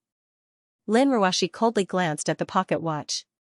It was an old-fashioned, ordinary, and heavy design. There was nothing special about it. Other than the fact that it could still turn, there was nothing luxurious about it. Furthermore, that style was clearly for a man. The corner of Lin Ruashi's mouth suddenly curled up into a cold smile. Such a good thing, you really want to give it to me? Her tone was filled with sarcasm. Yangqing said awkwardly, this is really a good watch. I snatched it from the hands of that old man from the FBI. Old man? Snatched it? Lin Ruashi sneered and shook her head. You want to give me a watch, do you have to tell me about the FBI? I know you're very capable. You can even casually give me a diamond ring worth tens of millions. How could I not like what you gave me? After saying that, Lin Ruashi took the pocket watch from Yangqing's hand and held it in her hand. However, she was too lazy to even look at it. She sneered and said, I really have to thank you, my dear husband. Fortunately, you gave me a watch and not a clock. In the end, Lin Ruashi's eyes reddened. She bit her lower lip and glared at Yangqing. Then, she turned around and walked back to the study room, slamming the door with a bang. Yangqing stood there speechlessly. He sighed dejectedly and muttered to himself, that watch is really not bad. Lin Ruashi, who had just returned to the study room, had just closed the door when she leaned against the back of the door. She raised her head and 2 streams of tears flowed down her cheeks. When he saw a man give another woman a diamond ring while driving in the afternoon, he really wanted to die. Although he also sympathized with that woman, and he also hoped that his best friend, who had grown up together with him, could be happy, why did he choose the same man? He blamed himself countless times. If only he hadn't indulged that man in the first place, but the heavens just loved to joke around. Lin Ruashi only knew that her mind was in a mess. She couldn't tell if she was wronged, hated, or something else. In short, when she saw that man, she couldn't wait to bite him until he bled. Lin Ruashi had even thought that perhaps divorce was really a form of relief. However, if he chose to divorce, wouldn't that be admitting that he had lost? Losing to those other women and giving away their man. They should all be looking forward to the day when they would laugh at her for being useless behind her back. She couldn't even keep a man. How could he admit defeat to those women? Lin Ruashi immediately rejected his own thoughts. Even if he cursed that stinky man in his heart for the rest of his life, he definitely wouldn't let him enjoy it comfortably. Lin Ruashi comforted herself like this, but she also felt that she still couldn't bear to. Grabbing the hard thing in her hand, Lin Ruashi lowered her head and looked at the old pocket watch that the man had given her. The antique metal pocket watch was heavy and cold. Lin Ruashi suddenly felt that this watch was like her heart at this moment. It was working, but it was cold and hard. Silently, Lin Ruashi held the old pocket watch over her heart. Yangqing didn't know that the pocket watch that he had given to Lin Ruashi would make the woman think so much. For him, at this time, he couldn't think of any other way to quickly resolve the estrangement between them. He could only use the all-purpose antidote of time. After returning to his room, Yangqing took a cold shower and lay on the bed. He began to think about how to give Xianxia the start of her cultivation. Back then, Song Tianqing was the one who had guided him to start cultivating the endless resolve restoration scripture. Yangqing wasn't proud of the difficulty of this technique. Not everyone could understand it. If he let Xianxia cultivate it, the effect would definitely be minimal, and Xianxia might not even be able to understand it. In addition, he had already cultivated the endless resolve restoration scripture for more than 10 years. In between, there was also the divine light that transformed his body, and the epiphanies that he had experienced between life and death, so he had today's achievements. If he let Xianxia learn it now, without any fortuitous encounters, she might not be able to see any results even after a few decades. Therefore, Yangqing felt that he should think of a more orthodox technique to let Xianxia enter the innate stage as soon as possible. As long as she entered the innate stage, her lifespan would increase tremendously, and all kinds of cultivation paths would open up. In the past, Yangqing felt that the innate stage was already a relatively high level. But now, although he didn't know what level he was at, Yangqing didn't think that it was difficult to reach the innate stage. What he needed was a safe and appropriate theoretical system. As for whether or not she could enter the demigod stage after the innate stage, it would depend on her own comprehension, just like how Yan Sanyang couldn't help him back then. After thinking about it, Yangqing felt that it would be better to look at some other cultivation manuals. As for the person who could tell him the way, it seemed like the most suitable person was Abbess Yun Miao, who was far away in Beijing. Although Yangqing wasn't willing to talk to the Taoist nun, he bit the bullet and found Abbess Yun Miao's number and dialed it. Not long after, Yun Miao picked up the phone, but obviously, even she was a little confused as to why Yangqing suddenly took the initiative to call her. "What's the matter?" Yun Miao asked faintly. Yangqing laughed awkwardly. "I want to ask about something, but I think the only one who knows better is you, so I'm sorry to bother you." "Humph, it's rare for you to ask me for help." "Just say it, don't beat around the bush," Yun Miao chuckled.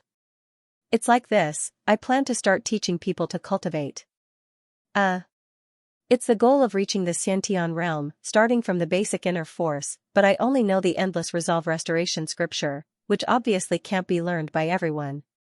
So, I want to ask if there are other inner force methods. I'll get some for reference," Yangqing chuckled. Yun Miao hesitated for a while. "Don't tell me the people you want to teach are your women?" "Abbess, how do you know this?" Yangqing was stunned. "Humph," Yun Miao said disdainfully, "with your virtue, other than for the women around you, why would you be so kind as to think of ways to guide others to cultivate? That's a thankless task." "Hee hee. Abbess really knows me, but where can I get inner force? By the way, didn't you say that you came from Shu Mountain? Where is the Shu Mountain sect? Is there a place to store inner force books?" Yangqing asked with a smile. Yun Miao sighed softly. "Yes, of course there is. Other than the endless resolve restoration scripture, which is passed down orally from generation to generation, other martial arts are mostly recorded in books. However, because of the sparse population in our Shu Mountain sect in the past 100 years, the sect has long been moved from Mount Amei. When I practiced martial arts with senior brother, it wasn't in the real Shu Mountain sect. In the past 10 years, I brought Huier to cultivate in Amei, and we just used a Taoist temple." Yangqing was stunned, so this Shu Mountain sect was just an empty shell. Only Song Tianqing and Yun Miao were left. "Abbess, aren't you kidding me? How can this be called a sect?" Yun Miao snorted. "Why, so what if there are fewer people?" Huaxia's ancient martial arts had declined. Only Kunlun sect, Shaolin Temple, Mao Mountain, and other sects with a large number of people were left. Although the other sects had ancient scriptures passed down from ancient times, there were too few people who had the ability to comprehend and could endure hardship. Many of them had withered away. Even if only senior brother and I were left of our Shushan lineage, our Shushan's secret arts are not inferior to any other sect. What's there to be ashamed of? Yangqing was at a loss. Then, where are those ancient books stored? What's the hurry? I was just about to say it. Abbess Yun Miao said slowly, "Actually, you shouldn't be looking for me. You should be looking for the Kai family's Ning girl, Flower Rain." "Ning-er? Not bad." Yun Miao said, "In our Sichuan lineage, most of the sect scriptures are directly stored in the Tang sect of Sichuan, which is also known as the Tang Fortress. It can be said that the Tang Fortress is the gathering place for all the sects in Sichuan. There are no distinctions between the sects in Sichuan. As long as one passes the screening and is accepted into the sect, he or she will be taught different techniques according to his or her aptitude." Back then, Kai Ning entered the Tang sect at the age of 11 because her aptitude was indeed suitable for the Tang sect's techniques and hidden weapons. Otherwise, I would have accepted her into Shushan as well. That girl's aptitude is extremely high. Even if she were to cultivate the nebula sword technique that I'm proficient in and the Shushan sword cultivator's internal force, she would still be able to shine. Through Abbess Yun Miao's explanation, Yangqing finally had a general understanding of the ancient martial arts of Huaxia. Because of the changes in the past few hundred years, there were fewer and fewer people who could calm down and not be tempted by the outside world. Moreover, there were very few who could cultivate to a high level, so it was inevitable that the ancient martial arts would decline. Although the various sects had their own inheritances, they couldn't form their own sects like in the past. In addition to the current Xianxia, the ancient martial arts sects mostly provided the core fighting power of the Yellow Flame Iron Brigade. Therefore, they were directly linked to the expert training that the country needed. The government of Xianxia secretly provided all sorts of support in terms of resources and policies. They also helped select talented children with good backgrounds to enter the various sects to cultivate. For example, Kai Ning and Yang Lai were among the outstanding ones. The advantage of this was that there were no conflicts between the various sections. Everyone provided talents for the country, and the country allowed the various sects to continue passing on their skills. It was the best of both worlds. However, in order to not affect the stability of society, the ancient martial arts sects gradually disappeared from the masses. This became a reality. After listening, Xianxia asked, "Does this mean that I have to make a trip to the Tang fortress in Sichuan?" Yun Miao said, "Of course, it depends on what kind of books you want to read. Most of the books in the Tang sect are martial arts books from the various sects around Ame that specialize in attacking. There are also special skills from the Five Poison sect and other sects, as well as the strange internal energy of the Tang sect that is used with hidden weapons. Kunlun, on the other hand, mainly uses Taoism to nurture qi. They have books from Qingqing, Wudong, and other sections. Then there's Shaolin Temple, which has Buddhist techniques.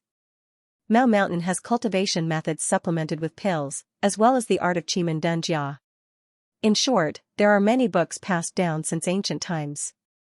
The key is what you want your woman to learn." Yangqing laughed and said, "What's the big deal? I have a photographic memory anyway. At most, I'll look through all of them and choose a fast and powerful one for my woman." "You. What's wrong with that pig brain of yours?" Yun Miao suddenly said angrily. Yangqing frowned. "Abbess, I respect you, but you can't just call me a pig. Just because I didn't listen to you and didn't want to be your grandson-in-law, you can't be so vengeful." Yun Miao almost choked on her anger. She took a few deep breaths and said, "I really don't get it. You rascal, how could you cultivate to such a high level? Do you think internal energy is child's play? Do you think that internal energy cultivation is something that anyone can do? Different martial arts have different attributes and characteristics. Some people's physiques are destined to be unsuitable for it. If you force them to cultivate, it will only lead to qi deviation. Do you think that my senior imparted the endless resolve restoration scripture to you out of boredom? That's because your physique and aptitude are suitable for that godly martial art. Moreover, do you think that those books are something that anyone can read? Do you know that the amazing martial arts of many sects are treasured books that are coveted by many foreign forces? Since ancient times, I, Xianxia, have established my foothold on the world's best martial arts left by my predecessors. How can I let you read them whenever you want?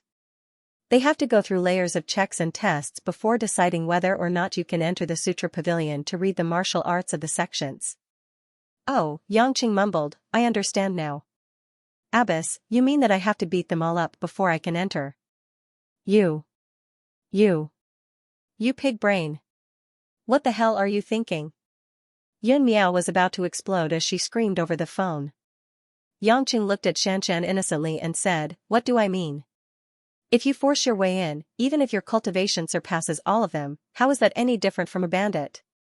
Hong Meng does not care about the secular world, so those martial arts masters are the mainstays of Huaxia's world of martial arts.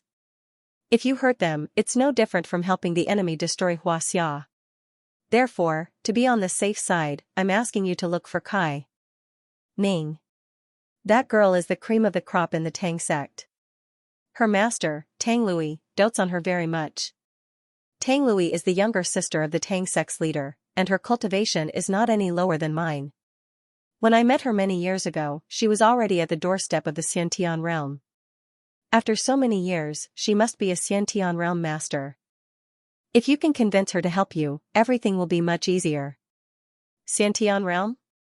Yangqing asked curiously. Abbess, I remember hearing from the Dragon Division that there hasn't been a Xiantian realm master for many years before I appeared, right? What do you know? Do you think those Xiantian realm masters wander around every day? Furthermore, most of the Dragon Division are from the military, so they don't know much about the martial arts world. In fact, every sect has a few Xiantian realm masters, but they don't want to reveal it, so they cultivate in secret, hoping to cross the threshold.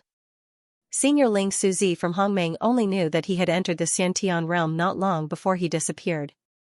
He has been hiding it for many years. Yangqing was just asking casually. To him, the number of Xiantian realm masters did not matter. Of course, he would not say this out loud, unless he met someone from Hongmeng.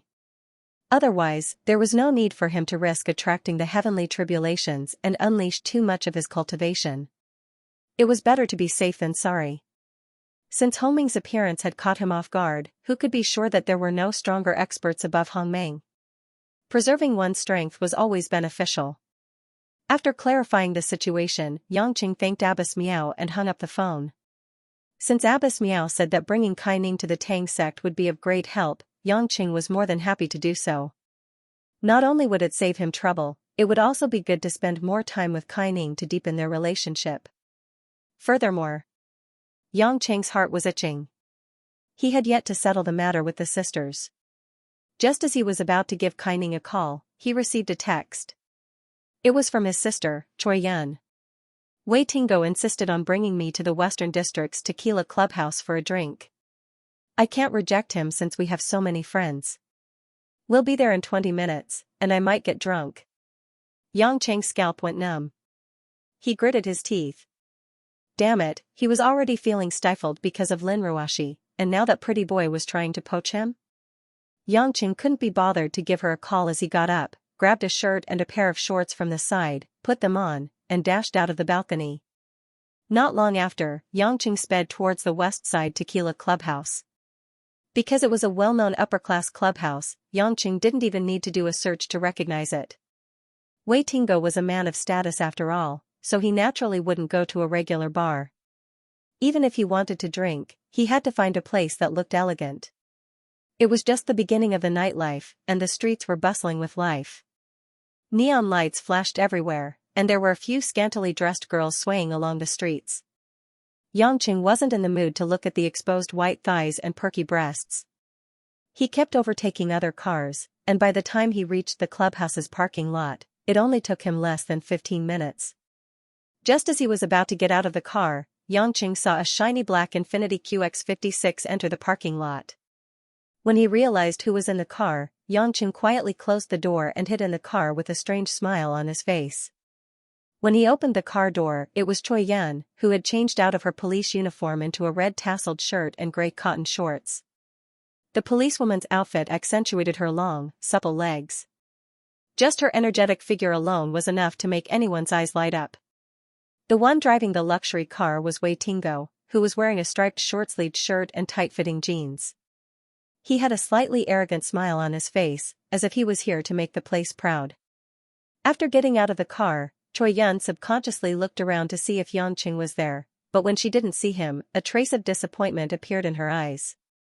Yen what are you looking at? Your old school friends must be getting anxious, Wei Tingo said with a gentle and refined expression. Choi Yun forced a smile, nodded, and followed Wei Tingo to the clubhouse's entrance. Since they were all classmates in the police academy, and most of them were now holding important positions in the government and public security departments, Choi Yun couldn't refuse to meet them. Wei Tingo tried to reach out to hold Choi Yun's hand, but Choi Yun silently placed her hand in front of her, not giving him a chance. Wei Tingo pretended to be nonchalant, but a trace of disdain flashed across his eyes.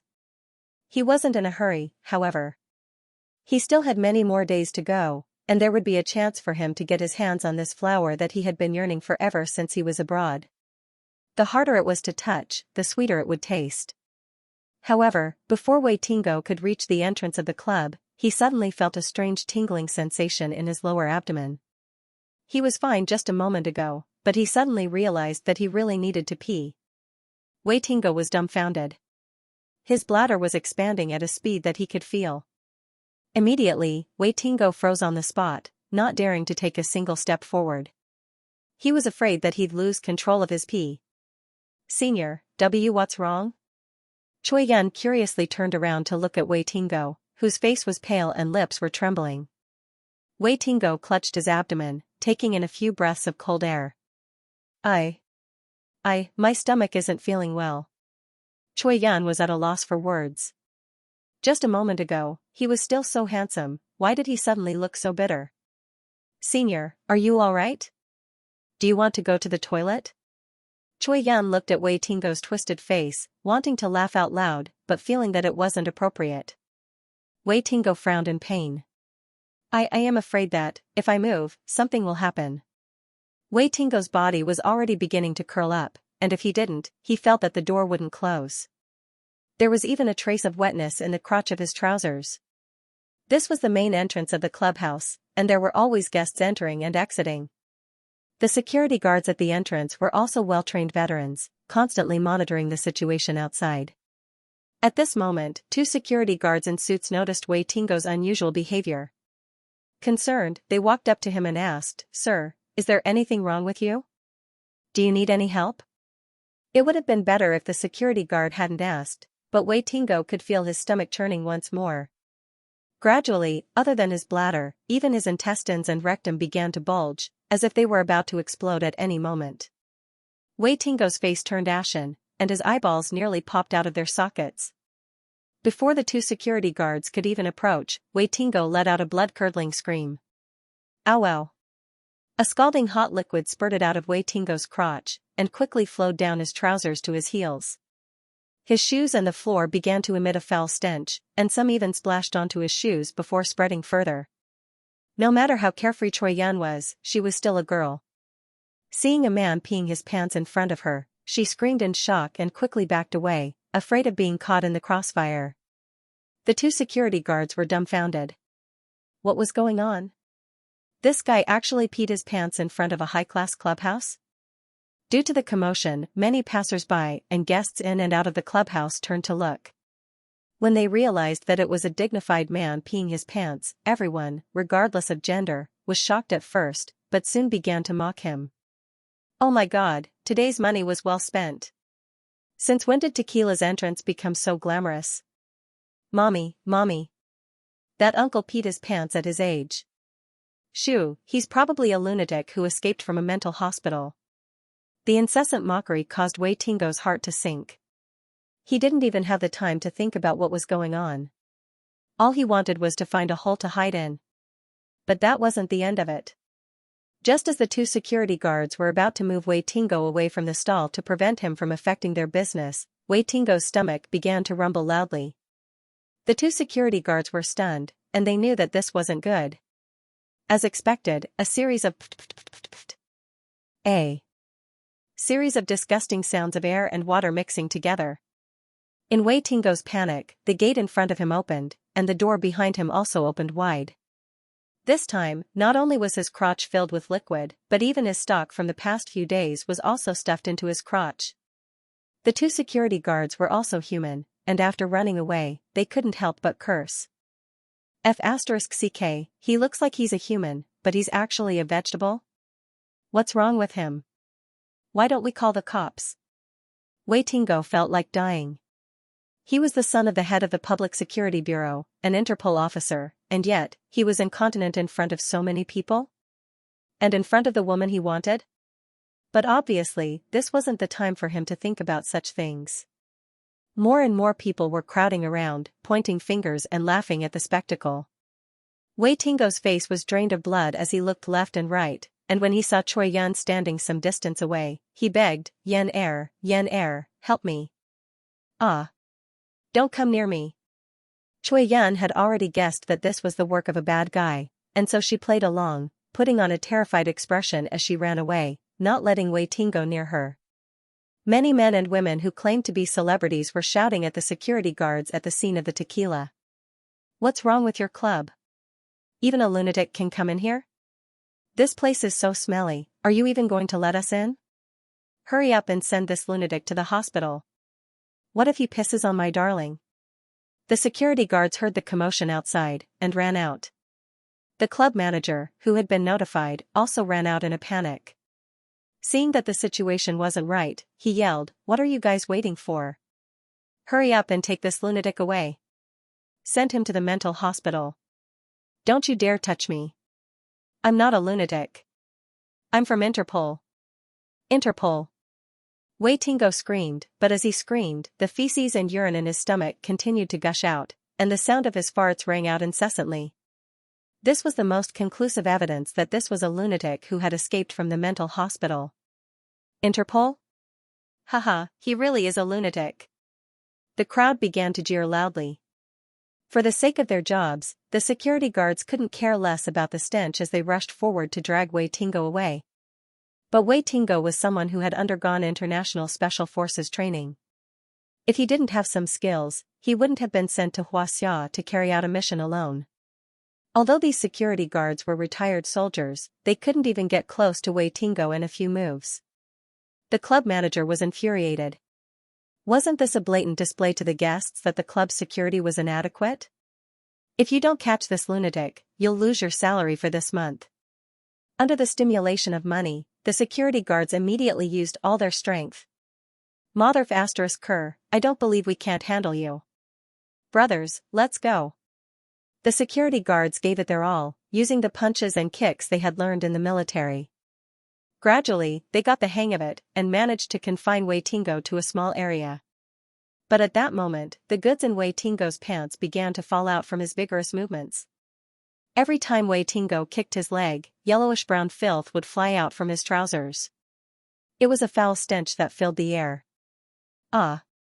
A woman's scream rang out, as a small piece of Wei Tingo's feces landed on a woman's face. This time, the scene completely boiled over. How could this person who was pissing and shitting be an ordinary lunatic? He was a monster lunatic, and he was even a dung beetle. That wasn't the end of it. After a woman was hit, the other guests also had their clothes and pants stained by the spilled loot. The security guards were completely enraged. These customers had spent a lot of money to come here. Wasn't this smashing the shop's signboard? As more and more people paid attention to it, many guests who were originally in the club also rushed out to watch the show. Wei Tingo and Kaiyan's old classmates were already waiting for them inside. When they saw that the pervert who had caused the entire clubhouse to go into a frenzy was actually their long-awaited spiritual leader, they couldn't help but be taken aback. Isn't that Senior Wei Tingo? How did he? Let's pretend we don't know each other. I think Senior Wei is under a lot of pressure at work and has some mental problems. Why don't we run away first? A few men and women who had intended to curry favor with Wei Tingo silently retreated to the back. Wei Tingo gritted his teeth in anger, but he was no longer in the mood to explain himself. The only thing on his mind was to escape. With a powerful flying kick, Wei Tingo fended off the security guards. Without bothering with Choi Yun, he dashed back to the parking lot, intending to drive off first. Behind him was a large crowd of people shouting and cursing, women and children crying. The security guards chased after him with all their might, not caring about the feces and urine on their faces and bodies. They wanted nothing more than to skin this lunatic. But when Wei Tingo reached the parking lot, he was left dumbfounded. The car was gone? The black Infiniti SUV was still parked there, but it suddenly disappeared. Obviously, it had been driven away. But the car keys were clearly on him. Subconsciously, Wei Tingo reached into his pocket and was dumbfounded. The pocket of the jeans was still there, but the car key was gone. Wei Tingo found it hard to believe. Even though the fight was intense, the key shouldn't have fallen out, right? Besides, he should have noticed it himself. Before he could think further, the security guards had already pounced on him. This time, Wei Tingo had nowhere to hide, and was pinned to the ground by a group of retired soldiers. Let me go. Let me go. I'm Interpol. Oh.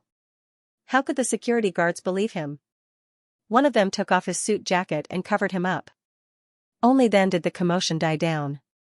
No matter how much Wei Tingo screamed, the security guards knocked him out with a palm strike and sent him to the mental hospital. After cleaning up in front of the clubhouse, the crowd dispersed. After Choi Yun negotiated with a few panicked alumni, no one wanted to stay any longer and drove home. After everyone left, the black infinity that had disappeared suddenly drove out from a parking space in the distance, and then slowly stopped in front of Choi Yun. The car door was opened from the inside. Sitting in the driver's seat was Yangqing, who had finished directing a scene and was beaming with pride. Choi Yun rolled her eyes flirtatiously at the man as she slid into the car and closed the door. "I knew it was you, you scoundrel. Why didn't you show up when you were already here? Hiding behind my back and messing with me. That way Tingo is really going to lose face this time. I bet he won't even dare to tell his parents about this. If Interpol were to find out about this, they'd probably dump him." Choi Yun might be criticizing Yangqing, but her tone was filled with joy. Wei Tingo may have been her senior, but after meeting him for the past few days, she felt that he was a hypocrite and arrogant. There was nothing likable about him at all. He was always trying to take advantage of her. If not for his job and identity, she wouldn't have liked him so much. Of course, this also had to do with the fact that the man she chose was too different from him. Yangchen started the car and drove towards the main road. He said, "There's something fishy about this. He'll just suffer a little and be released soon. The Interpol will only think that he was framed. It's not as if they'll abandon him." Choi Yun nodded and asked curiously, "Darling, can you tell me how you did it?" Yangqing raised an eyebrow as he pointed to his right cheek. Choi Yun understood and leaned forward to plant a kiss on the man's cheek. "Hee," Yangchen said happily, "it's actually nothing much. I just mobilized the qi and blood in his body and continuously stimulated his zhongji, guanyuan, and kidney acupoints. Then, I stimulated his dashang, higu, yanxiang, and suqi acupoints. These acupoints are all used for excretion. As long as I continuously stimulate them at the same time, it would be strange if he didn't lose control." Choi Yun blinked her eyes in anticipation. "Is that also internal energy? Is it the kind that big sister knows?" Yangqing shook his head. "It can't be considered internal energy. I'm not sure what kind of ability I'm using. In short, I just know how to do it, and I can't tell why." Ning Air. She can't do it with her current cultivation. What about the key? When did you take the key? Choi Yun asked again. Yangqing stretched out his right hand, waved it in front of the woman's eyes, and grabbed at the air. Suddenly, a key with a small red Swiss Army knife pendant appeared in his hand out of thin air, as if it was a close-range magic trick. Choi Yun looked at it in shock for a while, then touched her hot pants pocket. Isn't this my key? How did you do it?" Yangqing shrugged. "Didn't I say that I don't know myself? In short, I somehow learned it." Choi Yun pouted enviously. "If only I could be as good as you. When I catch criminals, I don't have to be afraid of guns and bullets. It's so easy." Yangqing didn't know whether to laugh or cry. "You woman. Why don't you hang some cute little things on your key? It's fine if it's a Swiss Army knife, but why do you have to be so obsessed with the police? I'd rather you be busy doing business like Ruashi than to see you deal with criminals in public." "Humph," Choi Yun said unwillingly, "your wife is the best. Although I'm a small police officer and only get a civil servant's salary every month, this is my career dream. When I was young, I wanted to make my family proud and share my sister's burden. Now, I really like this career. Every time I catch those bad guys, I feel a sense of accomplishment." Yangqing reached out to pinch the woman's face. "I'm not looking down on you. Just don't hurt yourself. If you encounter any danger, tell me immediately. If you get hurt because of work, then I won't let you continue working even if I smash the police station." Choi Yun pursed her red lips, tilted her head and asked, "Really? What's true? If I get hurt, will you really smash the police station?" Choi Yun asked. Yangqing chuckled. "Do you think I don't dare? Don't you know, Yonyan, that your man, I, am the biggest criminal in the world? It's just that. No one can catch me." Choi Yun giggled. "Although I'll definitely be very angry if you do that, I'm very happy to hear you say that. Do all women like to listen to unrealistic sweet words?" Choi Yun took back the keys from Yangqing and smiled. "I don't know about others, but I like it." Yangqing reached out and put his arm around the woman's shoulder, letting Choi Yun get as close to him as possible. He turned his head slightly and breathed into Choi Yun's ear. "Yonyan, I've made you happy, so you should make me happy too." Choi Yan's crystal earlobes were burning hot, and she murmured, "How can I make you happy? I'll drive you to an interesting place now. It'll take at least half an hour. Just stay in the car for me." Yangqing murmured a bunch of intimate words. At the end of his words, Choi Yan suddenly shook her head hard and said with a red face, "No way. What if someone sees us? Wouldn't it be so embarrassing?" Yangqing was stunned. "I thought you would reject me directly." Choi Yan pouted, "As a mistress, how can I reject you? Besides, it's not the first time I've slept with you." "Hee hee, Yongyan baby, why don't you think about it? If someone sees us, the first person who will be unhappy is me. How can I be willing to let others see us? Are you still worried about my ability?" Yangqing smiled bewitchingly. Choi Yan hesitated and bit her thin pink lips. Her cheeks were full of shyness. At this time, the car just happened to be on the ring highway. Yangqing manually adjusted the car's speed to the automatic cruise mode before releasing the accelerator and shifting the seat back a little. The interior of the Infinity car was not small, not to mention that the QX56 was a luxury car. After the leather seat was moved back, there was a lot of space in the front. Yangqing leaned his legs to the side, revealing a large space between his legs. Choi Yan coyly revealed a trace of pleading, "It's so embarrassing. How about you drive, and I'll make you happy?" "I'm not afraid of embarrassing myself," Yangqing said with an evil smile. Choi Yan's pretty face instantly became hot. Her eyes were full of lust, and she muttered a few times, "Let me do it. That's even more embarrassing." After that, the woman nimbly crawled from the passenger seat to Yangqing. Then, she drilled her lower body down, and her entire delicate body drilled between Yangqing's legs. Yangqing was wearing a pair of shorts. At this time, there was no traffic on the highway, so he didn't need to hold on to the steering wheel. So, he quickly took off the shorts, and his lower body was completely naked. Kai Yan had a love-hate relationship with this reckless man. How could he even come up with such a trick to drive? However, she had a trace of wildness in her bones, and secretly felt that it was rather exciting. Because of that, she agreed to Yangqing's ridiculous idea with a half-hearted and half-hesitant attitude. Soon, in front of Choi Yan, only Yangqing's valiant big guy was left. It seemed that there was still a trace of heat in the dark. Yangqing opened his legs, and his butt was sitting on the leather seat. He held the steering wheel with one hand, and the other hand gently stroked his lover's face. "Yongyan, we will arrive at our destination in about 25 minutes. Before that, I believe you can complete the difficult task." Choi Yan resentfully rolled her eyes at him. "If the place you take me to isn't fun, I'll bite off your bad thing. TSK, you're so domineering even when you're acting coquettishly. I really like you more and more. But, let's hurry up, oh." Without waiting for Yangqing to finish, Choi Yan had already grabbed the hot long thing with one hand, opened her moist red lips in the dark, and swallowed it. Next to the brightly lit metropolis, a black luxury car drove along the highway towards the distant southeast. No one would have thought that the scenery inside the car would be so lively and fragrant. In the vast night sky, the stars converged to form a boundless Milky Way. Under the starry sky, there were boundless waves. The ink-like seawater endlessly poured out a rhythm that had never changed since ancient times. The beach was soft and fine. Among the light yellow sand, there were occasionally seaweed and shells pushed up by the tide, filling the entire beach with a hint of the smell of the sea. This was a beach of a fishing village by the sea outside the southeast city of Zhonghai.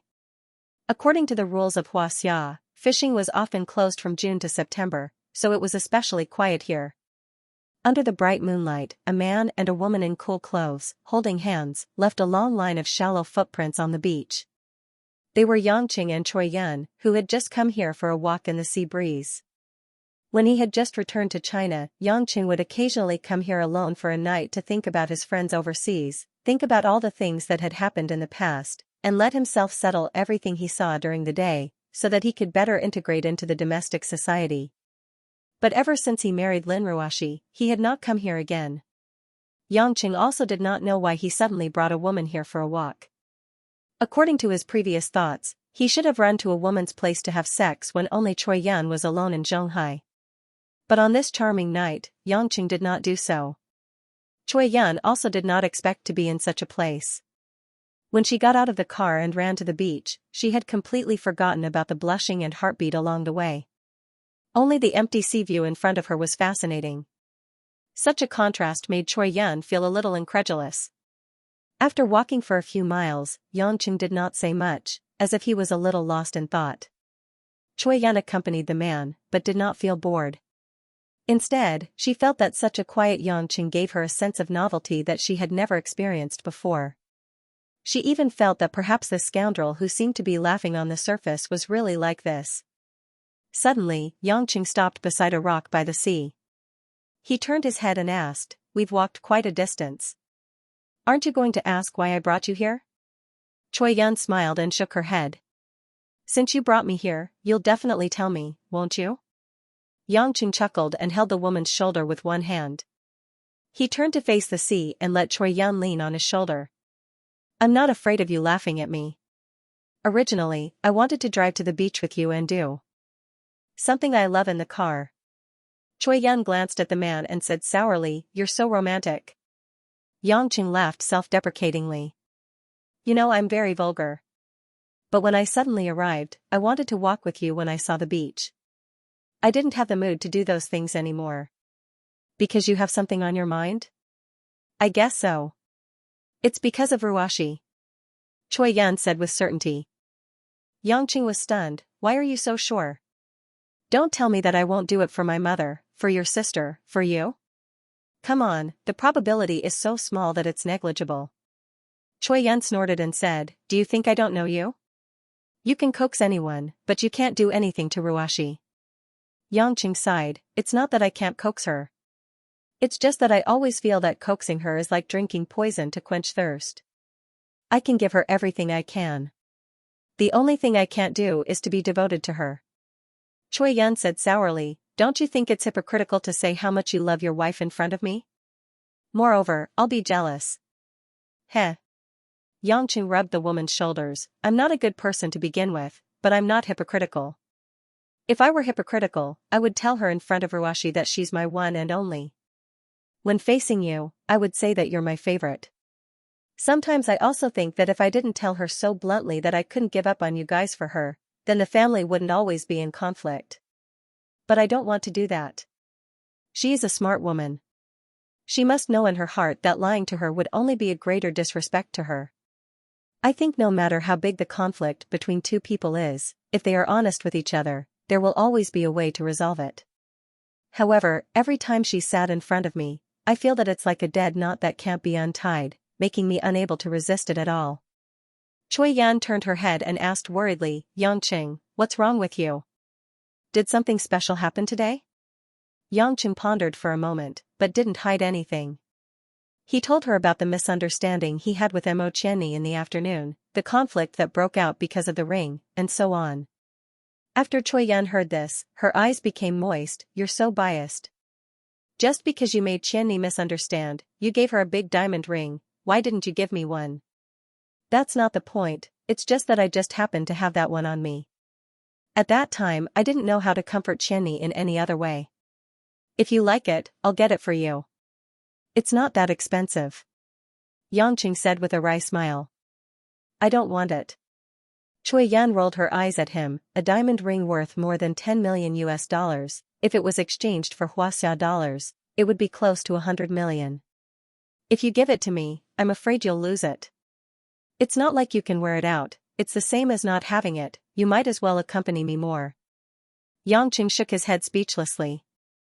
A woman's mind was really hard to understand, but it was very cute.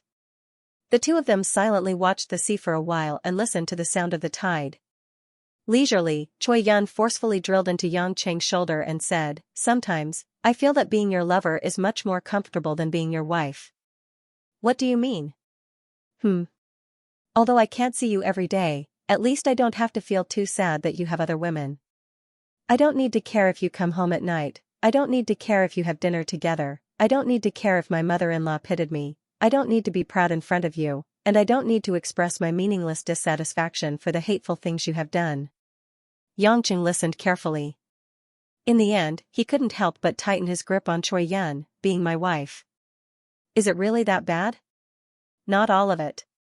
Choi Yun suddenly raised her head and walked in front of Yangqing. She stared at the man affectionately and smiled. Although being your wife will always feel the betrayal of disloyalty, feel the cruelty of your passion, and even be driven crazy by your overflowing emotions. Whether it's me, my sister, Qianni, or the other women by your side, I think everyone is envious of the fact that Ruashi is your wife. Yangqing looked at the woman in confusion. Why? Isn't it a very painful thing to be my wife? For a bastard like me, if it wasn't for the fact that no one has been able to kill me until now, I reckon that many years ago, whether it was the women by my side or the enemies, I would have long since turned my bones into ashes. Don't you understand? Kai Yen smiled miserably. Although you love us, when we are sad, you will only think of ways to dote on us and coax us. Don't you understand? However, when Ruashi is in pain, you are in pain as well. It's just that you don't dare to face it, because you are in pain at the same time. Of course, you don't know how to comfort her immediately. The deeper the love, the more pain there will be. Because you love Ruashi more than any of us, when you treat her, you are at a loss for what to do. You are afraid that if you say one more word, you will make her even more sad. However, it is the kind of love that can be carved into one's bones and engraved in one's heart that women foolishly yearn for. Do you understand? The woman's words were mixed with the sound of the tide echoing in his ears. Yangqing's eyes reddened as he looked at the woman with sparkling eyes in front of him. He felt a suffocating feeling in his heart. After a long while, Yangqing smiled in relief. Yonian, I thought you were in a hurry and wouldn't think too much about such things. These words seem to be something that only your sister would say to me. A trace of rebuke flashed across Choi Yun's eyes. I'm not as smart as my sister, but at least I'm not too stupid. Otherwise, how would I solve the case? I'm sorry, I should have made you happy, but I didn't expect to bring you to the seaside to make you cry. Yangqing reached out his hand to gently wipe away the tears at the corner of the woman's eyes and said gently. Then shouldn't you compensate me? Choi Yun suddenly asked mischievously. Yangchen was stunned. How are you going to compensate me? Make me happy. What? Do you want a ring? Choi Yun pouted coquettishly, her body tightly pressed against Yangcheng's body, the pair of plump breasts rubbing against each other. Just now, I made you happy in the car. You have to make me happy too. Yangqing suddenly came to a realization and laughed. Looks like my Yonian has tasted the marrow. I'll make you happy until dawn. With that, Yangqing lifted Choi Yun up with one hand. Ignoring the woman's screams, he let the woman's waist hang on his shoulder, while his other hand nimbly pulled down Choi Yun's hot pants to her ankles. Choi Yun's body was not light to begin with, but in Yangcheng's hands, it was as light as a feather. For a moment, Choi Yun only felt a chill on her buttocks. Even that bit of cover was pushed down to her ankles, and her entire lower body was exposed to the air. Yeah. You're not going to do it here.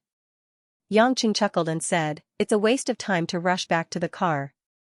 Let's start from where we are.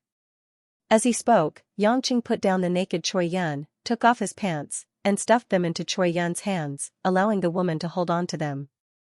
Without waiting for Choi Yun to come back to her senses, Yangqing picked her up again. However, this time, Choi Yun's pair of elastic legs were sandwiched around Yangcheng's waist. The hard muscles on Yangcheng's waist made the woman's heart beat faster. As for Choi Yun's perky buttocks, they were held by Yangcheng's two hands, aimed at the target, and firmly combined with Yangcheng's fiery hot body. Although there was only a trace of moonlight, Yangcheng's vision was not affected. Without any difficulty, he sent his clone into Choi Yun's mud that had just been wet not long ago. Ugh! Choi Yun's face was like a rosy cloud, her eyes were filled with rolling waves. She was holding on to Yangcheng's underwear, her arms wrapped around Yangcheng's neck, feeling the heat in her body, and then blowing the salty sea breeze. The impact of ice and fire almost made her soul fly out. Yangqing looked at the passionate woman, her short hair fluttering in the wind, making her look exceptionally beautiful. He aimed at her cherry lips and kissed them heavily. For a moment, the intertwining of heavenly lightning and earthly fire was playing out wildly on the beach. The two of them enjoyed the passion of only each other on the beach as they slowly returned to the direction of the car. The night was long, and fragrant flowers scattered in all directions. Even the crescent moon in the sky seemed to be hiding in the clouds in embarrassment. The morning light shone into the pink-toned bedroom and the air was filled with the faint scent of jasmine. On the large soft bed, the woman hiding under the blankets stretched out a white and flawless arm. She searched around in a daze for a while, as if she was scratching something randomly. Finally, her hand landed on the exquisite mahogany bedside cabinet. After grabbing a phone, the woman slowly removed the thin silk blanket covering her head and revealed a beautiful face with sleepy eyes. In the faint morning light, it was like a snow lotus blooming gracefully.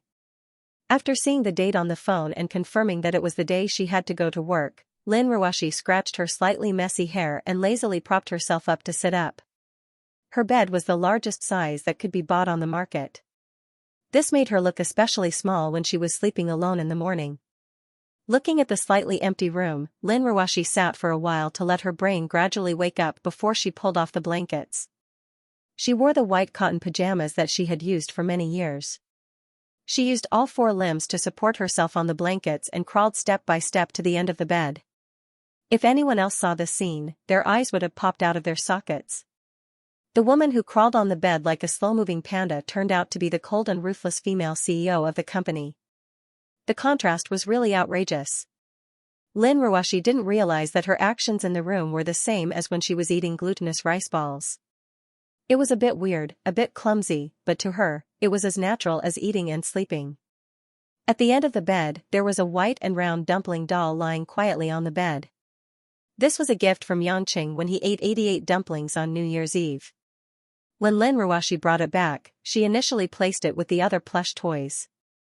But in the past month or two, with Xianxia repeatedly making women unhappy, the dumpling doll was specially placed at the end of the bed.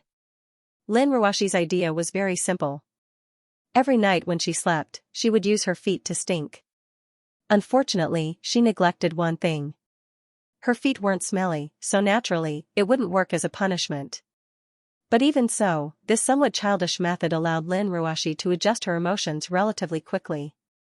It was as if as long as she saw this doll's unchanging simple and honest smile, her hatred for the bad man would lessen a lot. Life went on like this. There was pain and sadness, but at least, he had a cute side to him. Occasionally, he was quite likable, wasn't he? Lin Ruashi pouted as she looked at the silly doll up close. She reached out and patted the doll's head a few times. What are you looking at? Bad guy, who asked you to give others a diamond ring? Who asked you to lose your temper at me? Who asked you to give me? Lin Ruashi was halfway through her sentence. Her brain seemed to have short-circuited in the morning. After thinking for a while, she remembered that the bad guy had given her a pocket watch last night. Where was it? Looking around, Lin Ruashi realized that she had placed the pocket watch next to her pillow. She didn't even notice it. Last night, she seemed to have fallen asleep looking at the pocket watch. Lin Ruashi crawled back to the head of the bed. She picked up the old-fashioned pocket watch and stared blankly at it for a while. The pocket watch looked very old. There were many hands on it. It was a multifunction watch. There were some densely packed small words in the middle. But Lin Ruashi didn't study it too much. Because when she saw this watch, she thought of the pink diamond ring. The two were too different. She didn't have the mood to compare the two. For a woman, shiny things were indeed too tempting. It wasn't a matter of money. Lin Ruashi stared blankly at the pocket watch for a while before sighing faintly. She hesitated for a moment before turning around and crawling to the bedside table. She stuffed the pocket watch into the Hermes platinum bag that she usually carried with her. Although this watch didn't look good, at least this antique mechanical watch matched well with the retro Hermes bag. It had the feel of an old European aristocrat. She would occasionally take it out as a pendant for a bag. Lin Ruashi thought so. She used this to convince herself that she didn't carry it because it was a gift from that person. She was just making use of waste. After doing all this, Lin Ruashi got out of bed and went to wash up. Yesterday, she sent Xianxia for her exam and didn't go to work. Today, she couldn't not go. As for Xianxia's exam, let that bad guy send it. Why should she be busy at home? Lin Ruashi thought hatefully. On the other hand, while Lin Ruashi was cursing in her heart, Yangqing had just returned home after a night of messing around with Choi Yun. The car was driven back by Choi Yun. As for Wei Tingo, he must have been released from the mental hospital. Yangqing couldn't be bothered to care about him. After listening to Choi Yun's words last night, Yangqing felt much better. He couldn't give Lin Ruoxi a perfect love, but that didn't mean that he wouldn't work hard to love her. It was precisely because he cared for her more than any other woman that he would occasionally be so timid. He didn't dare to touch a woman's soft and prideful heart, fearing that he would hurt her too deeply. Instead of looking for trouble and not knowing what to do, he would rather treat her as he did in the past. He believed that as time went by, his wife would understand why she was his only wife. When Yangqing walked into the house, he was carrying a few bags of fresh fish and vegetables. He had bought them from the market early in the morning. Mother Wang and Guoshuihua, who were busy in the kitchen, weren't too surprised to see them. They didn't know that Yangqing didn't come home last night. "Oh, why did you go to the market so early in the morning?" "That's good, I didn't have to go to the market." Guoshuihua thought that Yangqing had left home early in the morning, so she happily took the ingredients from Yangqing's hands. Yangqing didn't explain further and asked, "Ruoxi and Xianxia aren't down yet? Isn't it early?" Guoshuihua smiled and looked upstairs. Seeing that there was no one around, she asked softly, "Son, how's Chenny? Is she all right?" Yangqing smiled faintly and said, "Mom, you really don't leave anyone behind." Guoshuihua smiled bitterly. "I'm conflicted too, but I couldn't bear to see that girl. How deep must her love be for her to say such hysterical words? I can't control you guys, I just hope that you can treat them better. As for Ruoxi, she's very strong-willed. If she doesn't take the initiative to mention it, don't say anything. Actually, she knows that as a wife, she can't really accept this kind of thing." Yangqing nodded. "Oh right, Mom, I'll pick Xianxia up for her exams today and tomorrow. I'll go home for lunch and dinner. Ruoxi's sudden interruption of work will have a big impact. Let her go to work as usual. Sigh, at least you know how to dote on your wife." Guoshuihua was obviously happy. Not long after, Lin Ruoxi, who was dressed in a more formal work attire, and Xianxia, who was full of energy, came downstairs. Yangqing was carrying a bowl of porridge out of the kitchen. When he saw Lin Ruoxi, he smiled naturally. "There aren't any dark circles under your eyes. I'm relieved. Looks like you slept well." Lin Ruoxi pretended not to see him and sat at the dining table with Xianxia. She stroked Xianxia's hair and said, "Xianxia, I'm going to work today. I won't be sending you off. Let that person send you for the exams today and tomorrow." "That person?" Yangqing smiled bitterly. Even his title had been erased. Although Xianxia had long felt that there was something wrong with Yangqing and Lin Ruoxi, she just thought that they were quarreling again. She smiled and nodded. She didn't think too much about it. After all, the couple had quarreled too many times in the family. Guoshuihua shook her head and smiled. "Yangqing already said that he'll pick Xianxia up. Ruoxi, don't worry." Lin Ruoxi looked up at Yangqing in surprise. She didn't expect Yangqing to have already thought of it for her. In fact, if Yangqing wasn't in the United States, Lin Ruoxi wouldn't want to take a day off. After all, as the CEO of such a big international company, a sudden disruption of her schedule would delay many things. Yangqing winked at her and said playfully, "That person is actually not bad." Lin Ruoxi didn't show any expression and ignored him. She only turned back to say some words of encouragement to Xianxia, but she felt a little better in her heart. In fact, this was how couples got along. Occasionally, a hint of unexpected consideration and concern could reduce a lot of unhappiness. What a woman wanted was to find her place in the man's heart. Knowing that the man placed her at the top of his heart would naturally make her feel more at ease. Moreover, the two of them had experienced a lot of ups and downs. It would be a lie to say that they didn't understand each other's feelings. It was just that there were often irreconcilable contradictions that made them not know how to get along. The family ate breakfast and watched the morning news. It wasn't much different from the past. It was as if the storm that had just passed yesterday afternoon had already passed without a trace. At this moment, Lin Ruoxi's phone vibrated. The woman put down her bowl and chopsticks leisurely, picked up her phone, looked at it, and picked it up without hesitation. "Chris, what's up?" Chris seemed to have said something that made Lin Ruashi struggle, but in the end, Lin Ruashi still replied, "I got it. I'll be on time." After hanging up the phone, Lin Ruashi heaved a sigh of relief. She raised her head to look at Xianxia, who was taking big bites out of a corn-steamed bun. Feeling a little uncomfortable, she whispered, "Are you free tonight?" When Xianxia heard Lin Ruashi's question, he was so excited that he almost spat out the rice and steamed bun in his mouth. Did this mean that she wanted to spend some time alone with him to get rid of the Cold War? Quickly covering his mouth and swallowing all the food, Xianxia grinned and said with a flattering smile, "Of course I'm free, Ruashi baby, are you going on a date with me?" "I told you, my wife is the most generous. Don't worry, I'll definitely perform well." "Where are you going?" "I'm fine with anything. Why don't we go to the Maldives for a few days? How can one night be enough to express my deep feelings for you?" Xianxia was worried that he didn't have a chance to perform well, so he was so excited that he didn't even pay attention to what he said. Not just Lin Ruashi, but Guixuehua, Mother Wang, and Xianxia, who were at the table, were all stunned. Xianxia realized that he was a little too excited, so he grabbed his chopsticks and scratched his head. Xianxia asked with a smile, "What's the matter?" Lin Ruashi's cheeks were bright red. She really wanted to laugh, but she felt that she would be letting him down if she smiled after being angered by him just now.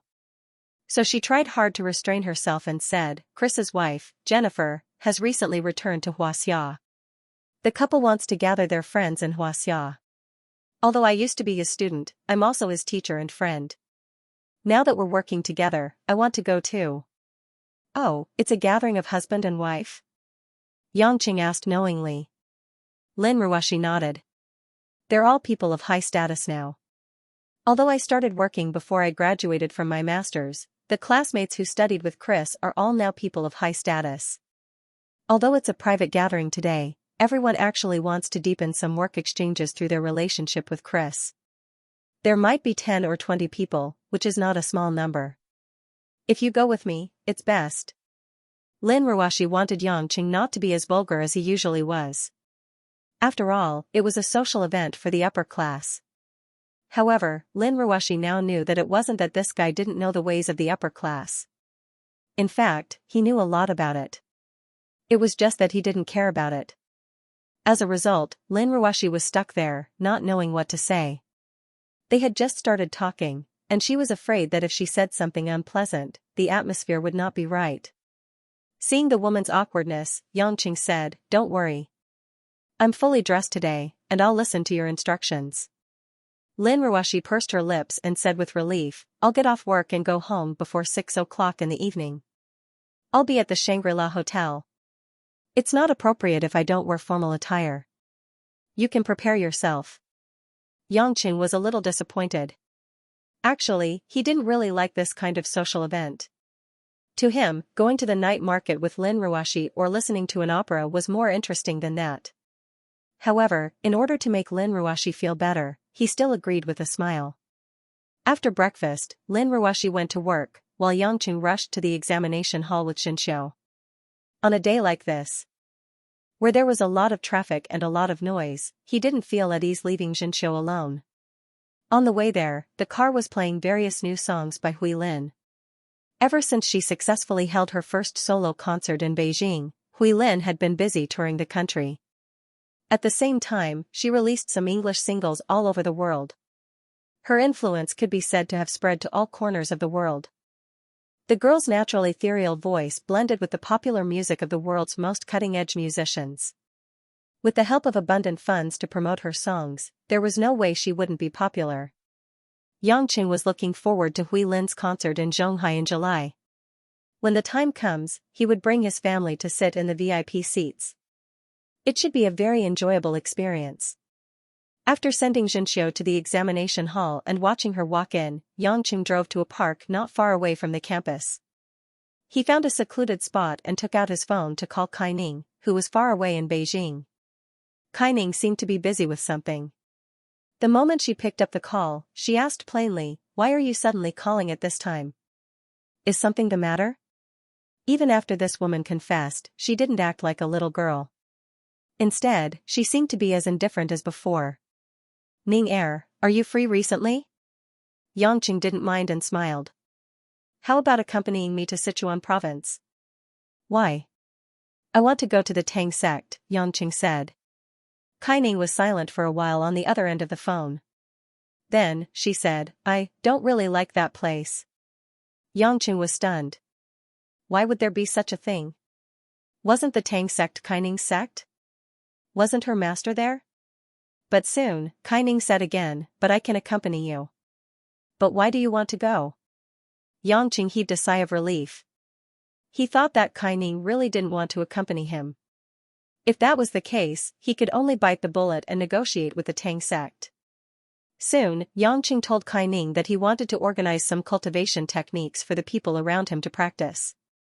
For a martial arts expert like Kaining who was close to the Xiantian realm, this news was completely different from Changwei's. Kaining didn't know that Yangqing had reached such an unimaginable realm. To her, the Xiantian realm was like an insurmountable chasm, but to this man, it was nothing. This time, Kaining was silent on the phone for a much longer time than before. It was as if it wasn't easy for a woman to digest the information she just heard. After a long time, Kaining said softly, I can accompany you, but not for the next few days. I'm still investigating the mission that the general gave me. It might take some time. Mission? Is it dangerous? Yangqing thought to himself. This Kaiyunqing was really impartial. He didn't even let Kaining stay idle. Kaining said, it's fine. It's actually about the premier's wife from the Ning family, Luo Tsuishan's death. What? Luo Tsuishan is dead? When? Yangqing asked doubtfully. Kaining seemed a little surprised. I thought you already knew. Wasn't Luo Tsuishan's disappearance in Zhonghai related to you? Yangqing frowned. He didn't pay much attention to it when he was in the US. The last time he saw Luo Tsuishan was that rainy day in the alley. He saw Luo Tsuishan and Cripple together. He thought she would be found by the Ning family sooner or later, but he didn't expect her to die so suddenly. Luo Tsuishan's death is very strange. She died suddenly due to work exhaustion. Although the TV news didn't report too much on it, according to what we know, Luo Tsuishan disappeared in Zhonghai and didn't return to Beijing to work. So there might be some secret behind her death. Unfortunately, there's no evidence. In order not to arouse the Ning family's dissatisfaction, the general only sent me to investigate in secret. Kaining continued to explain. The crippled beggar suddenly appeared in Yangqing's mind. He pondered and said, if that's the case, Ning Er, you investigate first. Pay attention to your own safety. I have a piece of information for you. Why don't you look around and see if there's a crippled young man in and out of the Ning family? If I'm not wrong, Luo Tsuishan should be with that cripple before she died. Kaining asked curiously, from what you're saying, you know the whereabouts of Luo Tsuishan? You didn't kill her, did you? Her daughter's voice was full of worry. Don't worry, I definitely didn't kill her. I'm also very curious. Who gave her the last stab? Yangqing said. Kaining didn't ask any more questions. She was clever and had more or less guessed most of it. However, there was no need to say it out loud to make the man uncomfortable. Moreover, it was better to cover up this kind of thing. Yangqing smiled and asked, Ning Er, do you feel uncomfortable when I say that I'm going to teach Xianxia cultivation first? No, Kaining said crisply, I can understand. Drawing on a blank piece of paper is always easier than drawing on a drawing. Yangqing clicked his tongue and sighed, you sisters seem to be smarter than I thought. Seems like I've been worrying too much. After chatting for a while, he teased the serious Kaining and enjoyed the woman's helpless response. Only then did Yangqing hang up the phone happily. He found a shady spot and laid down in the park for a while. Then, he ran to the examination hall to fetch Xianxia home for lunch. There was a comprehensive exam in the morning and a foreign language exam in the afternoon. Yangqing could be considered to have had a taste of being a parent. When it was almost 6 o'clock, Lin Ruashi also arrived home on time. After showering, the woman changed into a black, tight-fitting dress with a round collar and slit. Her slender neck looked especially elegant. She wore a glossy pearl necklace, revealing an unconcealable elegance in its simplicity. Yang Chen's eyeballs almost popped out of his eye sockets when he saw the pair of red crystal heels. Yang Qing himself wore a suit and trousers that he hadn't worn for a long time. He even wore a red tie. It was indeed a little hot to wear this outfit in June. Fortunately, Yang Qing could adjust his body temperature, so he didn't feel embarrassed like many men. Seeing that Lin Ruoxi had a look of approval for his outfit, Yang Qing felt a weight lifted off his heart. He didn't care about this *T social interaction, the key was to make his wife happy. After all, it was a gathering of acquaintances. Although it was formal, it wasn't grand. Therefore, it was still Yang Qing who was responsible for driving a dark red Aston Martin DB9 that was specially taken out from the garage. This was a world-class sports car with a price of nearly 4 million Huaxia dollars. If he drove it on a normal day, it would be too ostentatious. Therefore, unless there was an occasion like this where he needed to put on airs, he could only let it rot in the garage. Yang Qing wanted to drive faster, but he was afraid that Lin Ruoxi would be disgusted if he drove too fast. Therefore, he carefully controlled the speed to be around 100 kilometers per hour. This made things difficult for Yang Qing. It was much harder to drive this car slowly than fast. Lin Ruoxi also realized that this man was trying to please her everywhere. Although she felt a tinge of sweetness in her heart, she didn't show it. She muttered in her heart, "Why are you acting so obedient now? What were you doing in the past? Let's see how long you can act obedient for." The Shangri-La Hotel in Zhonghai was located by the artificial lake in the new city district. The scenery was pleasant, and the lights were bright under the night sky, reflecting in the lake, looking especially dreamy. Yang Qing drove the Aston Martin to the entrance of the hotel. After getting out of the car, he handed the car key to the waiter at the door. The waiter was also knowledgeable. When he saw this kind of car, he immediately realized that the guest was not ordinary. He took the car key and carefully drove the car to the parking lot. In Huaxia, unlike abroad, there was no need to give a tip for this kind of thing. This made Yang Qing feel that it was much simpler. Yang Qing naturally raised his arm towards Lin Ruoxi, indicating for Lin Ruoxi to hold it. Since he was going to be a gentleman of high society, he had to have a female companion. Lin Ruoxi did not hesitate much. After all, it was not the first time. She gently stuck to the man's side and whispered, "Just hold it like this, don't move." The implication was, of course, that he was not allowed to rub against some sensitive parts of her body. This was something Yang Qing often did in the past. Yang Qing said calmly, "Today, even if you want me to be a wooden man, I will listen to you."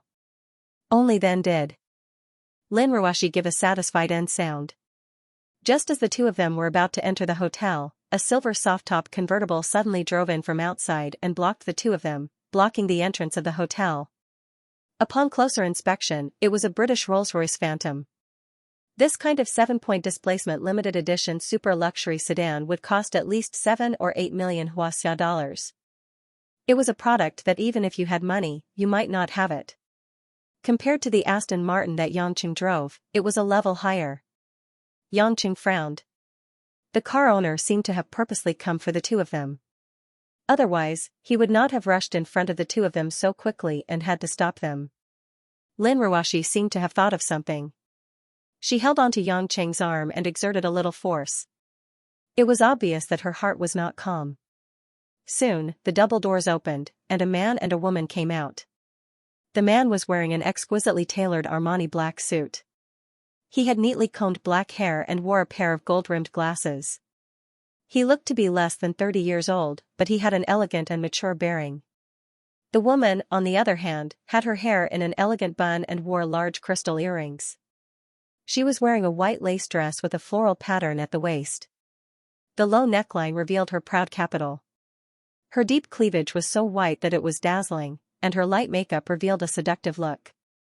After handing the car over to the attendant, the man and woman also held each other's arms, just like a couple or husband and wife. The woman was especially lovable, sticking closely to the man's side. The two of them did not enter the hotel immediately. Instead, they turned around and faced Lin Ruoxi. "Ruoxi, long time no see," the man said with a magnetic voice and a smile.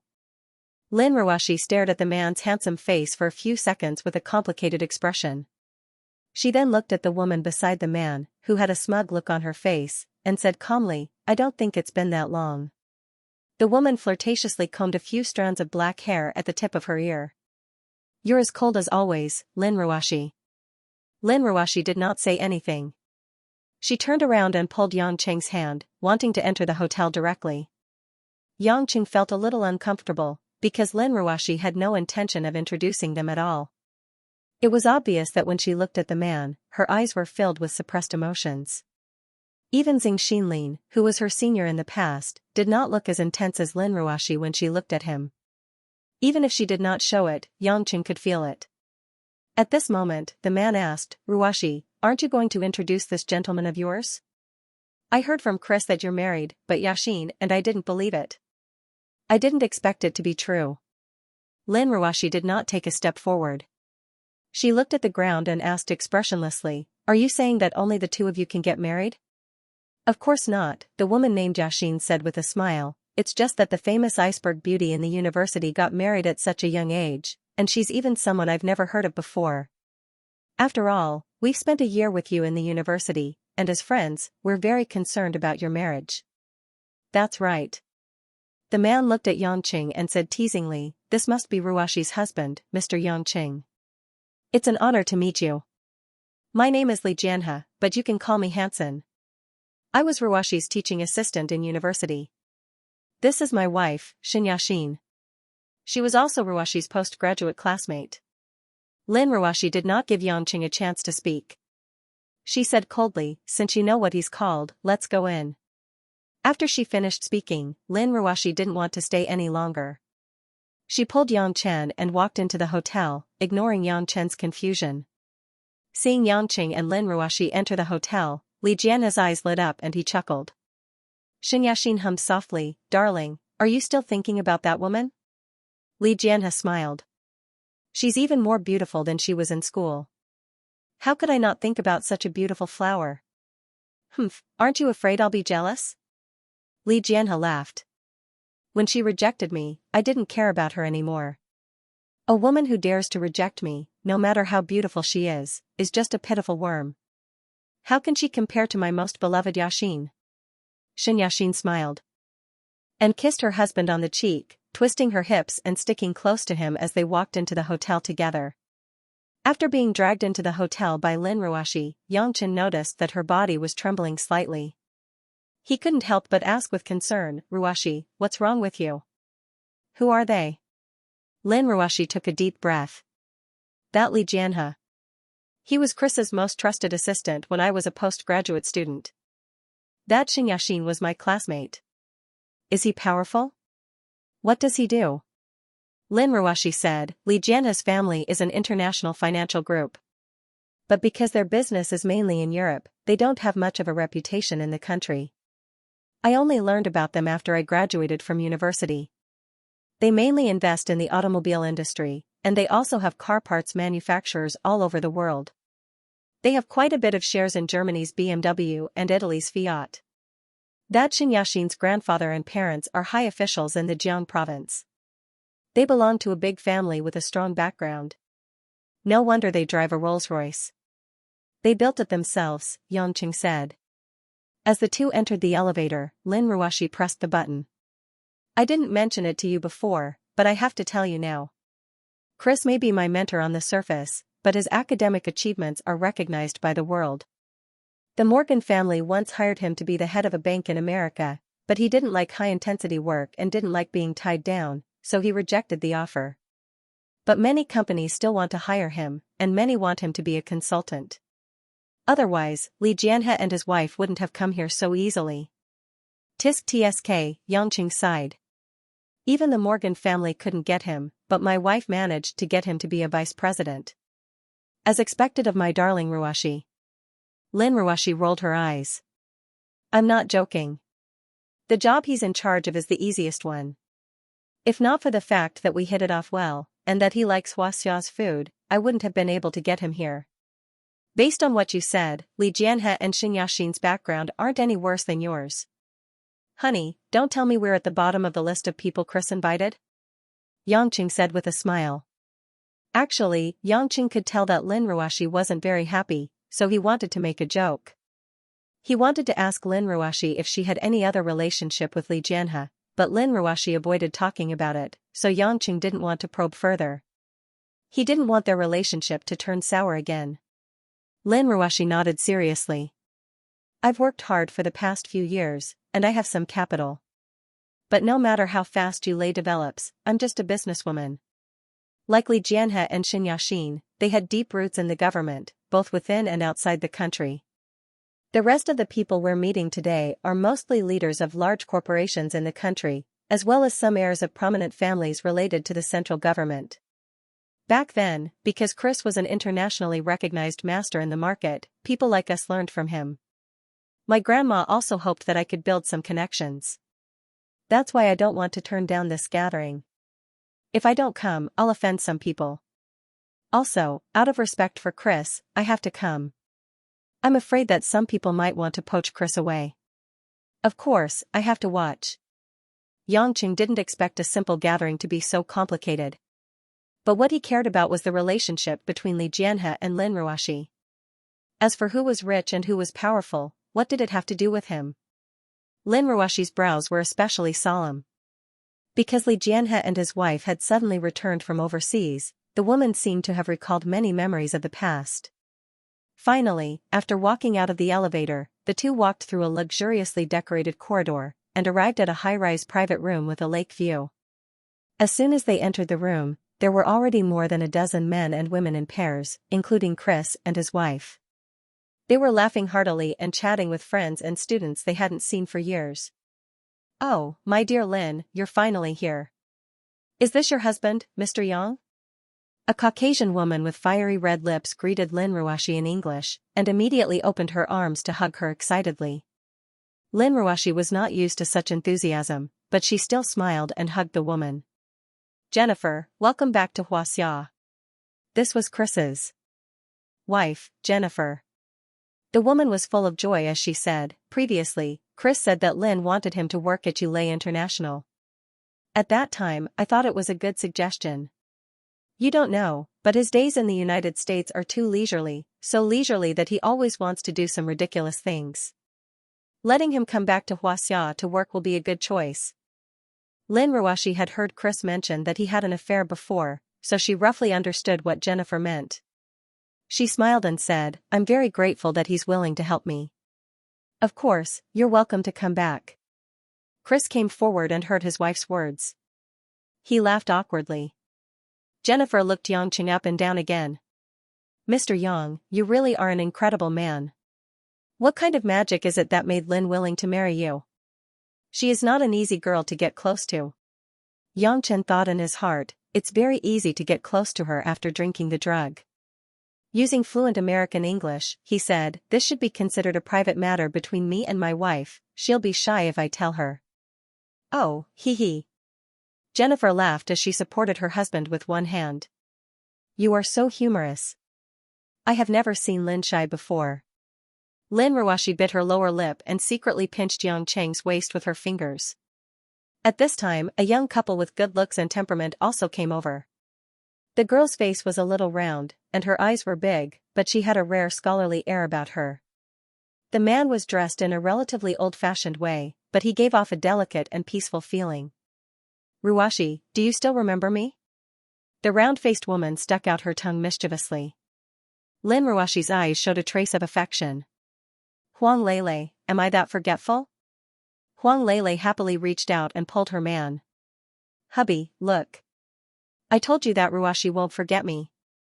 The handsome man helplessly nodded at his wife, then turned to Lin Ruoxi and said, I can't do anything about her, so I just casually mentioned it.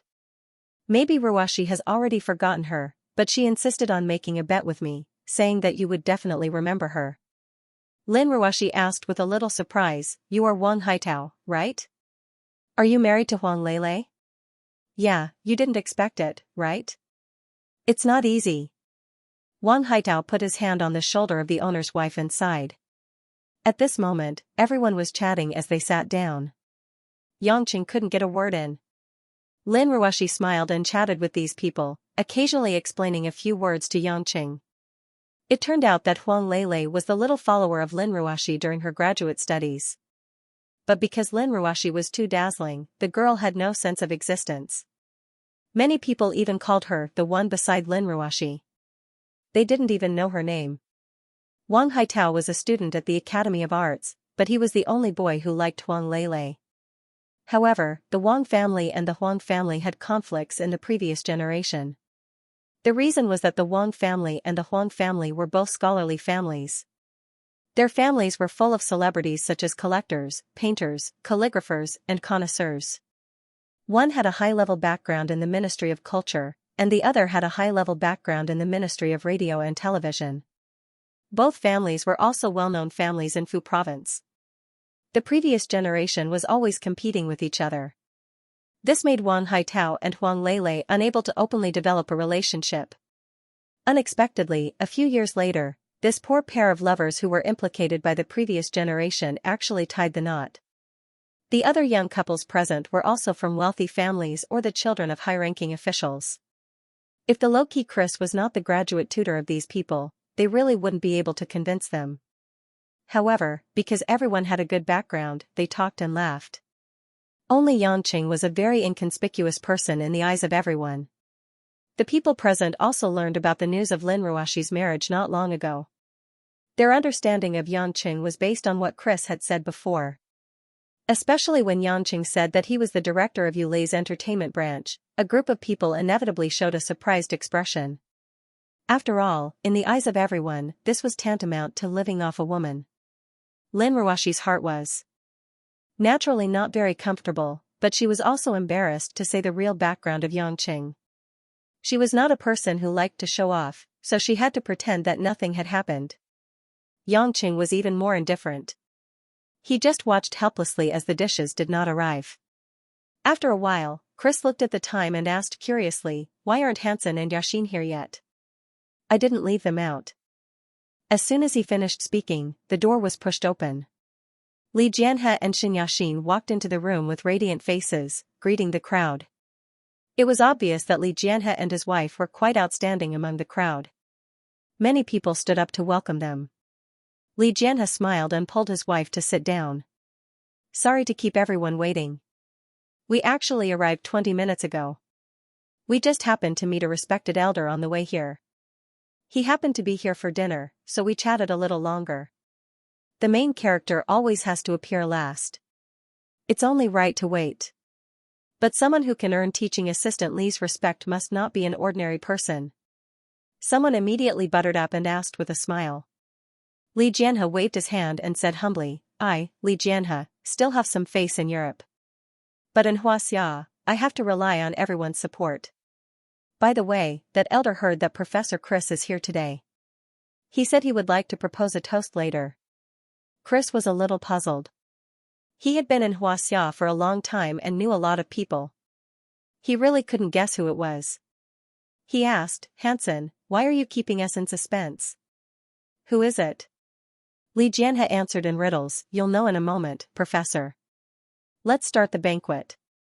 Everyone has been waiting for a long time." Chris chided him jokingly, then got the waiters to start serving the dishes. He also poured different glasses of wine for each person. The group of friends who had reunited after a few years could be considered to be chatting and laughing. The most eye-catching main characters were Li Jianhe and Xianxia. After all, be it in terms of international social relations, financial strength, or domestic political influence, the couple stood out from the crowd. In comparison, although the glamorous Lin Ruoxi outshone all the women present, she wasn't too dazzling. When they were about to drink, Xianxia suddenly stood up and raised her glass to Lin Ruoxi. "Come, Ruoxi, old classmate, a toast to you. It's all thanks to your modesty that I was able to have such a happy marriage with Hansen." Xianxia jokingly brought it up, causing everyone to turn to look at Lin Ruoxi. Many of them sighed in their eyes. Lin Ruoxi hadn't spoken much to begin with. After Xianxia's teasing, her face was as cold as ice. She reached for her glass, trembling slightly. She slowly stood up and raised it. "This has nothing to do with me." "You're welcome." Having said that, Lin Ruoshi took a sip and sat down again without saying a word. Yangqing was minding his own business, munching on half a pigeon. He even cut it with a knife. When he saw this, his eyes flashed with indignation. He seemed to have sensed something, but what made him even more uncomfortable was that Xianxia was purposely poking at Lin Ruoshi's scars. From Lin Ruoshi's efforts to suppress her emotions, it was clear that she hadn't completely let go of what happened that year. Huang Lele saw this and didn't think much of it. But to be honest, I also thought Ruoshi and teaching assistant Li would be a couple. I didn't expect it to be Yaxin and teaching assistant Li. It can only be said that Yaxin is more fortunate. To be able to become young Master Li's wife, she's the envy of others. Another woman flattered. Li Jianhe waved his hand. Everyone's flattering me. I'm not fated to be with Ruoshi, it's just a passing cloud. It's the will of the heavens to be with Yaxin.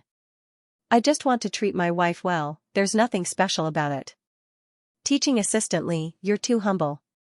Last month, Yaxin called me to say that you gave her a villa in the Aegean Sea for her to rest in. It's so beautiful. A female classmate said enviously. Li Jianhe smiled. Money is earned and must be spent. Men earn money for women, right? It's not a big deal. Everyone gasped in admiration. A villa worth millions of euros? Even if they were well off, they couldn't compare to Li Jianhe's wealth. Xianxia smiled and said, actually, I think Ruoshi and Mr. Yang are quite compatible. A husband. Working for his wife, he must dote on his wife, right? Even though the group could tell that Xianxia was purposely saying that Yangqing was useless, they still pretended to be confused and laughed. Yangqing moved closer to Lin Ruoshi's ear and whispered, Wifey, what if I throw a pigeon bone at that woman?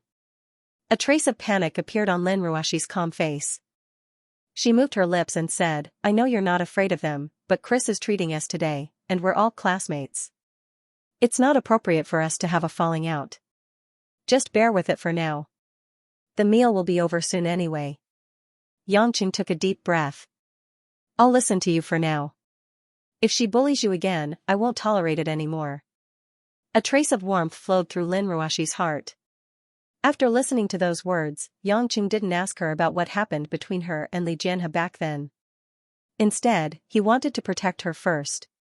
It was obvious that in this man's heart, she came first. Just as everyone was chatting heatedly, Xianxia acted as if she had suddenly thought of something. She turned to Wang Haitao, who had been silent all this while. Haitao, you're the most cultured and knowledgeable. A few days ago, Hansen gave me a gift, but we're not sure if it's real. Why don't you show it to us? Wang Haitao replied humbly, I only know a little about everything. Yaxin, you think too highly of me. It's fine, we can all look at it together. I'm just worried that Hansen might have wasted his money. After all, this thing is rare. As she spoke, Xianxia asked the waiter to bring her coffee-colored Gucci bag over. She took out an intricate, dark black box made of wood. Everyone looked at the box curiously, curious as to what was inside. Xianxia pursed her lips into a smile, and passed the black box to Wang Haitao. Wang Haitao smiled at everyone, and carefully opened the small golden buckle on the wooden box. As soon as the lid was opened, the little object inside made everyone's eyes light up. It was a watch lying quietly on a piece of pale gold silk. The reason why everyone was amazed from afar was because the entire bezel of the watch was meticulously made of gold. Although the people present were not watch experts, they were all knowledgeable people. People of the upper class knew a thing or two about watches. With one look, they knew that this was no ordinary watch. This watch is so beautiful. Haitao, don't you study all kinds of famous watches? What is this? Huang Lele asked her husband. Wang Haitao was also stunned for a moment, then carefully took out the golden watch to examine it. After a moment of contemplation, he exclaimed, Oh my God, could this be Vacheron Constantin Tourtelile? Hearing this, two people who were also interested in watches gasped in surprise. No way, didn't they say that there are only 7 of these watches in the world? Haitao, are you sure? Someone said in disbelief. Wang Haitao looked at Li Jianhe and Xianxia. It's the Vacheron Constantin Tourtelile, right? If it wasn't for this watch, Yaxin wouldn't have asked me to appraise it. Li Jianhe said calmly, I bought this at an auction in England last month. It cost me 3 million pounds. It's a gift for Yaxin's third wedding anniversary. But I heard that there are only 7 of these watches in the world, and one of them is permanently stored in a museum and not sold. So I'm a little skeptical about whether it's real or not. After all, there are a lot of counterfeits in Switzerland these days, and it's hard to tell the real from the fake. Xianxia seemed to appreciate everyone's admiration, especially the way they looked down on Lin Ruoxi and Yang Qing. Xianxia laughed maniacally in her heart, but on the surface, she maintained a reserved smile. I didn't want Hansen to spend so much money, but he insisted on buying it for me. It's such an expensive watch, and I couldn't bear to take out the box. This is the first time I'm showing it to anyone, so I wanted Haitao to help me appraise it. None of the people present were stupid. How could such an expensive item be fake? It was obvious that Xianxia was flaunting her wealth after marrying into a rich family. 3 million pounds and a limited edition watch. It wasn't as simple as being rich, it was something that could only be obtained if one had international status. So, even though everyone knew that she was flaunting, they were still impressed. Especially a few women, they were especially envious of Xianxia's marriage to Li Jianhe. At the same time, they looked at Lin Ruoxi, who had the opportunity to marry Li Jianhe, and sighed. The two women's fates couldn't be compared because of the difference in their husbands. Really? It's that expensive? Oh my god, it's enough to buy 2 Boeing airliners. Huang Lele stared at the watch blankly, and asked, Haitao, why is this watch so expensive? Is it because it's made of gold? Wang Haitao caressed the surface of the gold watch fondly, and explained in a serious tone, the Vacheron Constantin Tour de Lille is a watch specially developed for Vacheron Constantin's 250th anniversary. Not to mention the precious materials used, the key is the craftsmanship. It's also one of the most versatile watches in the world, with the most complicated movement structure. Don't be fooled by its small size, it holds a total of 834 parts. The surface has a dark blue night sky, and the artificially carved golden moon can accurately display the phases of the moon. Look, there's also a perpetual calendar at the top, from left to right, displaying the week, month, and date. The fan-shaped subdial in the center of the dial shows the astronomical time difference, which is the difference between the real solar time and the time shown on the clock. What's more amazing is that there's an extremely accurate astronomical chart, and you can clearly see the arrangement of the constellations in the northern hemisphere. Everyone was amazed. They had seen many watches, but a watch that could observe the stars and display the phases of the moon was really rare. After listening to Wang Haitao's explanation, everyone began to praise Li Jianhe and Xianxia. They were really envious of the lovebirds, not the fairies. Lin Ruoxi looked at the exquisite watch, and couldn't help but think of the old-fashioned pocket watch Yang Qing gave her. She couldn't help but turn her head to look at him. Yang Qing saw the trace of resentment in Lin Ruoxi's eyes, and his scalp went numb. How could he not know that the woman was blaming him for not giving her something good even though he had the money? That's too unfair. That's a good product from the hands of the director of the FBI. Gritting his teeth, Yang Qing didn't want to hold it in any longer. He opened his mouth and said to the crowd, seeing how lively everyone is discussing watches, my wife and I will join in as well. Everyone immediately quieted down, as if they had heard wrongly. They were talking about a super watch worth more than 3 million pounds, and you're just a gigolo working for your wife. What are you doing here?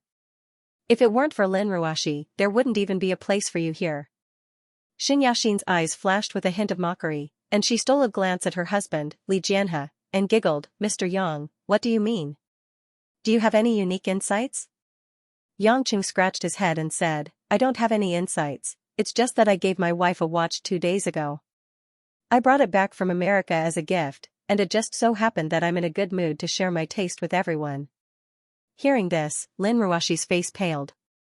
How did he know that she had a pocket watch in her bag?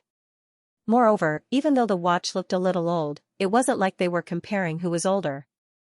Wouldn't it be embarrassing to take it out? In fact, Yang Qing had already checked Lin Ruoxi's bag, and confirmed that she had brought it with her, which was why he stood up and said this. Lin Ruoxi was 100 times unwilling, but she couldn't stop it. She couldn't argue with Yang Qing here, so she could only secretly glare at Yang Qing and give him a look. Are you crazy? I'll teach you a lesson when we get back. Yangqing smiled innocently, and didn't say anything. He took the bag from the reluctant Lin Ruoxi, and took out the pocket watch. Just this simple action was enough to make everyone laugh. It was so casually taken out, and it didn't even have a box to display it. How could it be anything good? When Yangchen passed the yellow, old-fashioned pocket watch to Wang Haitao, the few of them couldn't help but laugh. Mr. Yang's pocket watch looks a little old.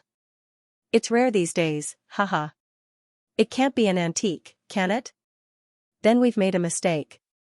Chris and Jennifer were the hosts, but they couldn't say anything.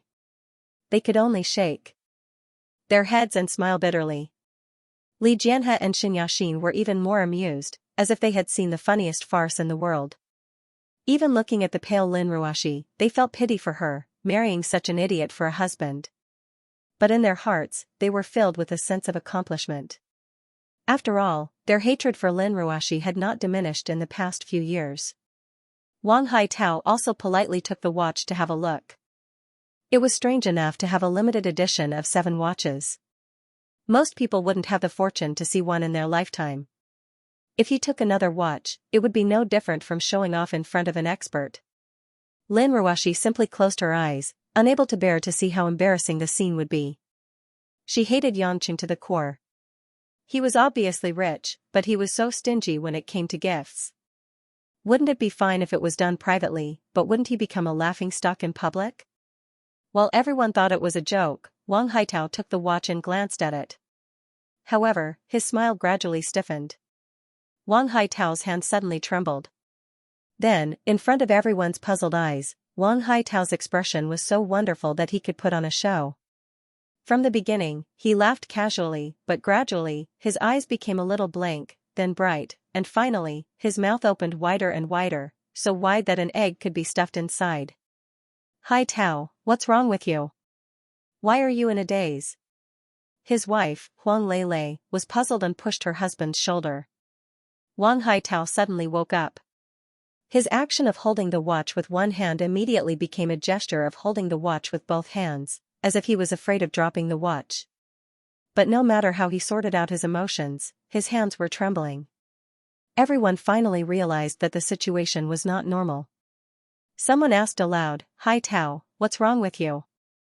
Is there a problem with this pocket watch? Henrig. Wang Haitao's eyes widened. He couldn't take his eyes off the watch, and he even stuttered when he spoke. What? Everyone couldn't hear clearly. Wang Haitao swallowed his saliva and barely managed to speak clearly. This is Henry Graves. Henry Graves. Wang Haitao was so excited that he almost shouted it out. The group was dumbfounded. Why was this guy so surprised? Also, what was Henry Graves? Li Jianhe, on the other hand, was deep in thought, as if remembering something. Lin Ruoxi saw the change in the situation, a thought popped into her mind, and she turned to look at Yangqing with a strange expression. Yangqing, on the other hand, had already sat down with a grin on his face, continuing to chew on the pigeon meat. He had almost finished the entire plate. Xianxia furrowed her brows, asking uneasily, Haitao, Henry Graves, is that the name of this watch? Wang Haitao took a few deep breaths, his eyes filled with confusion as he looked at the nonchalant Yangqing. He nodded, I'm not afraid to laugh at you, but if I hadn't seen the real Henry Graves today, I would have thought that this watch was no longer in this world. Everyone was puzzled. From their point of view, this pocket watch that looked like it was made of brass didn't look like anything special from afar. Wang Haitao looked at the pocket watch in awe, explaining, I've seen this watch in the files. Henry Graves is a pocket watch with extremely complex functions.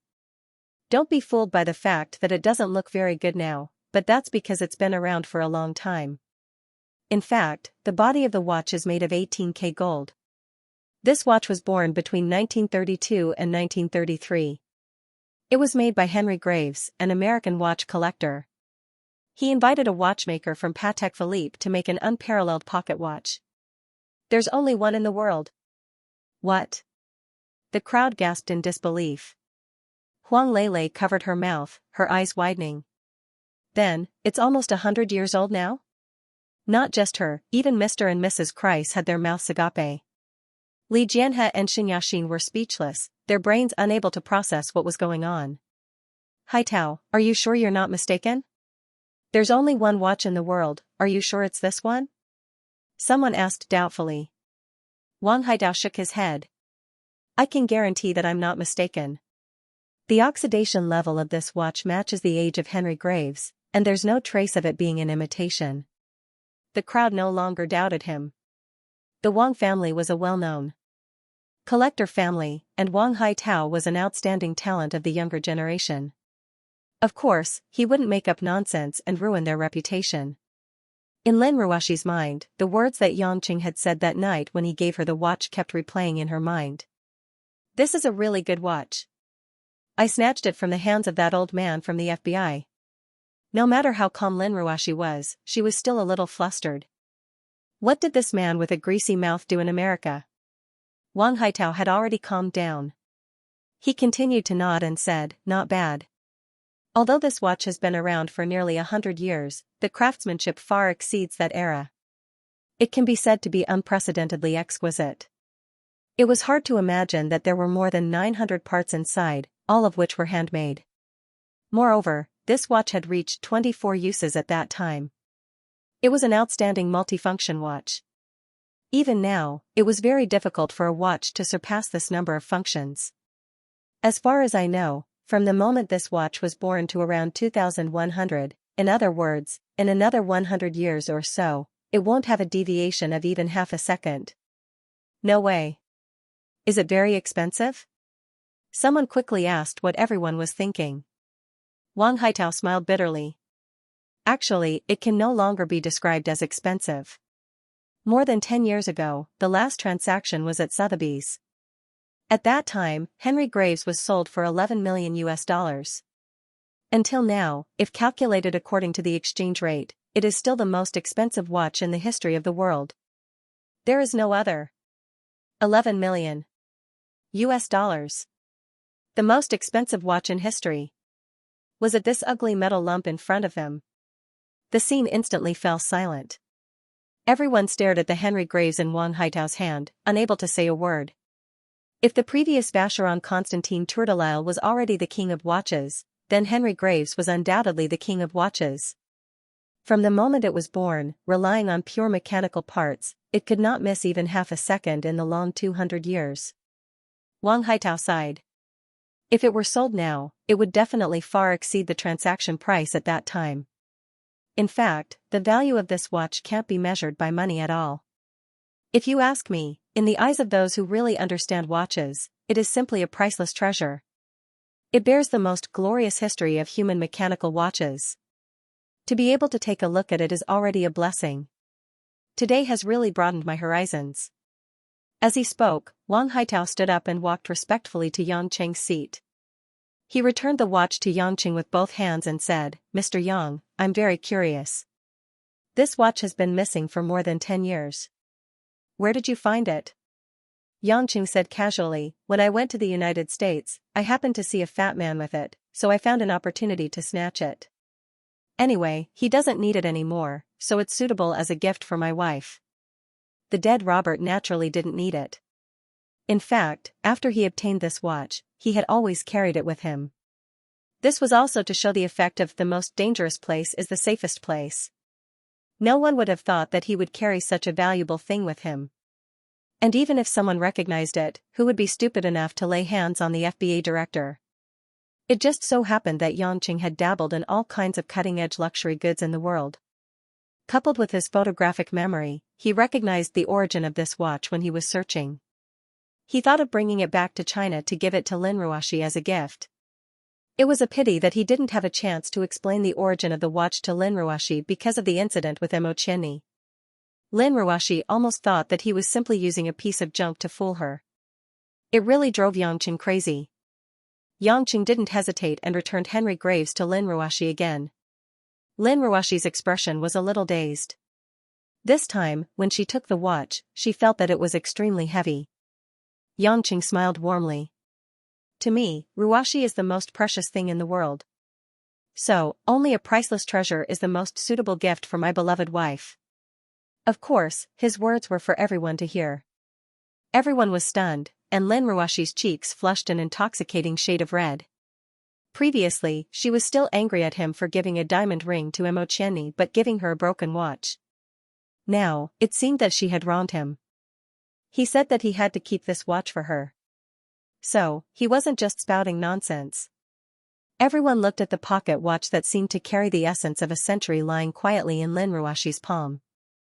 All sorts of feelings welled up in their hearts. Li Jianhe and Xianxia's faces darkened. They never expected that the show that was supposed to embarrass Lin Ruashi would turn into a show of affection and wealth between Yangqing and Lin Ruashi. Vacheron Constantine worth £3 million, although it was shocking, compared to Henry Graves, the legendary king of watches, it paled in comparison. No one dared to underestimate Yangqing anymore. They couldn't help but speculate in their hearts. Did this guy have another identity? Was he working as Lin Ruashi's subordinate at Yulei International just for fun? There were also a few who asked Lin Ruashi longingly if they could borrow it to take a look. Lin Ruashi gave Yangqing a questioning look. Yangqing didn't mind. It was a gift to a woman. Even if it was thrown into the gutter, it didn't matter. Lin Ruashi generously passed the Henry Graves to a few of her classmates. They passed it around and admired it. After taking a closer look, everyone realized that the legendary watch with 24 functions was indeed worthy of its reputation. When they thought about how it was made nearly 100 years ago, it wasn't an exaggeration to say that it was incredible. In an instant, everyone was praising Lin Ruashi for marrying a good husband. A priceless treasure like this would be a family heirloom even in a wealthy family.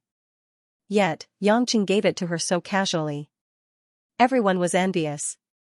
The people present weren't stupid. If a man could get his hands on something like this and give it to his wife so casually, they wouldn't believe that he didn't have another identity. Hence, all sorts of flattery were heard. Hence, the wind vane at the banquet changed from fawning on Li Jianhe and his wife to fawning on Yangqing and Lin Ruashi. Lin Ruashi hadn't expected such a turn of events.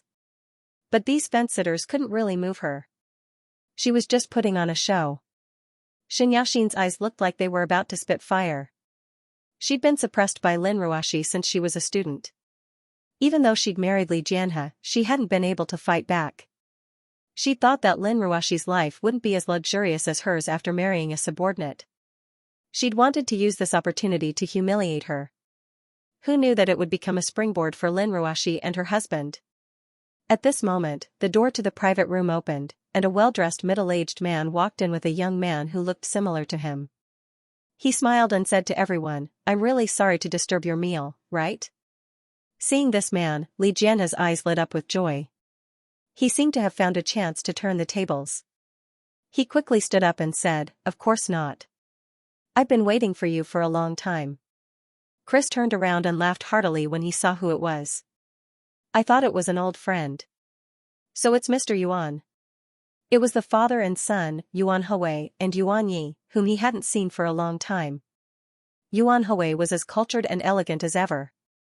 He raised his goblet of red wine and toasted Chris enthusiastically from afar. At the same time, he scanned the table imperceptibly. His gaze landed on Yangqing and Lin Ruashi, who were looking up at him. He smiled warmly. Obviously, he'd guessed that the two of them would be here. Everyone was knowledgeable and immediately recognized him as the head of Zhonghai's largest family, the Yuan family. More importantly, he was the son-in-law of one of the top 4 families in Huaxia, the Yang family of Yanjing. It could be said that the Yuan family was a direct line of descent to the Yang family. The children of officials and businessmen all knew that the Jiangnan military was practically the private army of the Yang family, and the Yuan family was in charge of many heavy industries that were vital to the people's livelihood. This was also a major source of income for the Yang family. With a strong foundation in the military and business, as well as an old man like Yang Gongming, who had students all over the world, the Yang clan had been able to maintain their position as one of the 4 major clans. No matter how strong Li Jianhe's family was, their foundation was still in Huaxia. Without the protection of Huaxia's government, how could they be valued by Europe? Of the entire financial group, only his wife, Xianxia's family, had a more stable network in the government. Compared to the Yang family, which had a national background and was an established family in Huaxia, the difference was like the clouds and mud. Therefore, when Li Jianhe saw Yuan Hui, even though he knew that his family's financial resources were not inferior to the Yuan family's, he still had to smile and call him uncle. Yang Qing and Lin Ruoxi exchanged a look and more or less understood what was going on. It turned out that the person Li Jianhe had been delayed in entering the private room was Yuan Hui, and Yuan Hui had probably found out from Li Jianhe that Chris was hosting a banquet today, so he thought that he and his wife would be attending as well. After all, Chris was an internationally renowned marketing and HR guru. Being poached by Lin Ruoxi to Yulei International, there was no way he wouldn't be known by these celebrities. Since they were from the same family, Yuan Hui and Yuan Yi naturally had to come and see. As for catching up with Chris, that was secondary. Yuan Hui and Chris had known each other for many years, so they exchanged pleasantries and were quite intimate. Yuan Yi, who came with his father, was also dressed in a formal suit.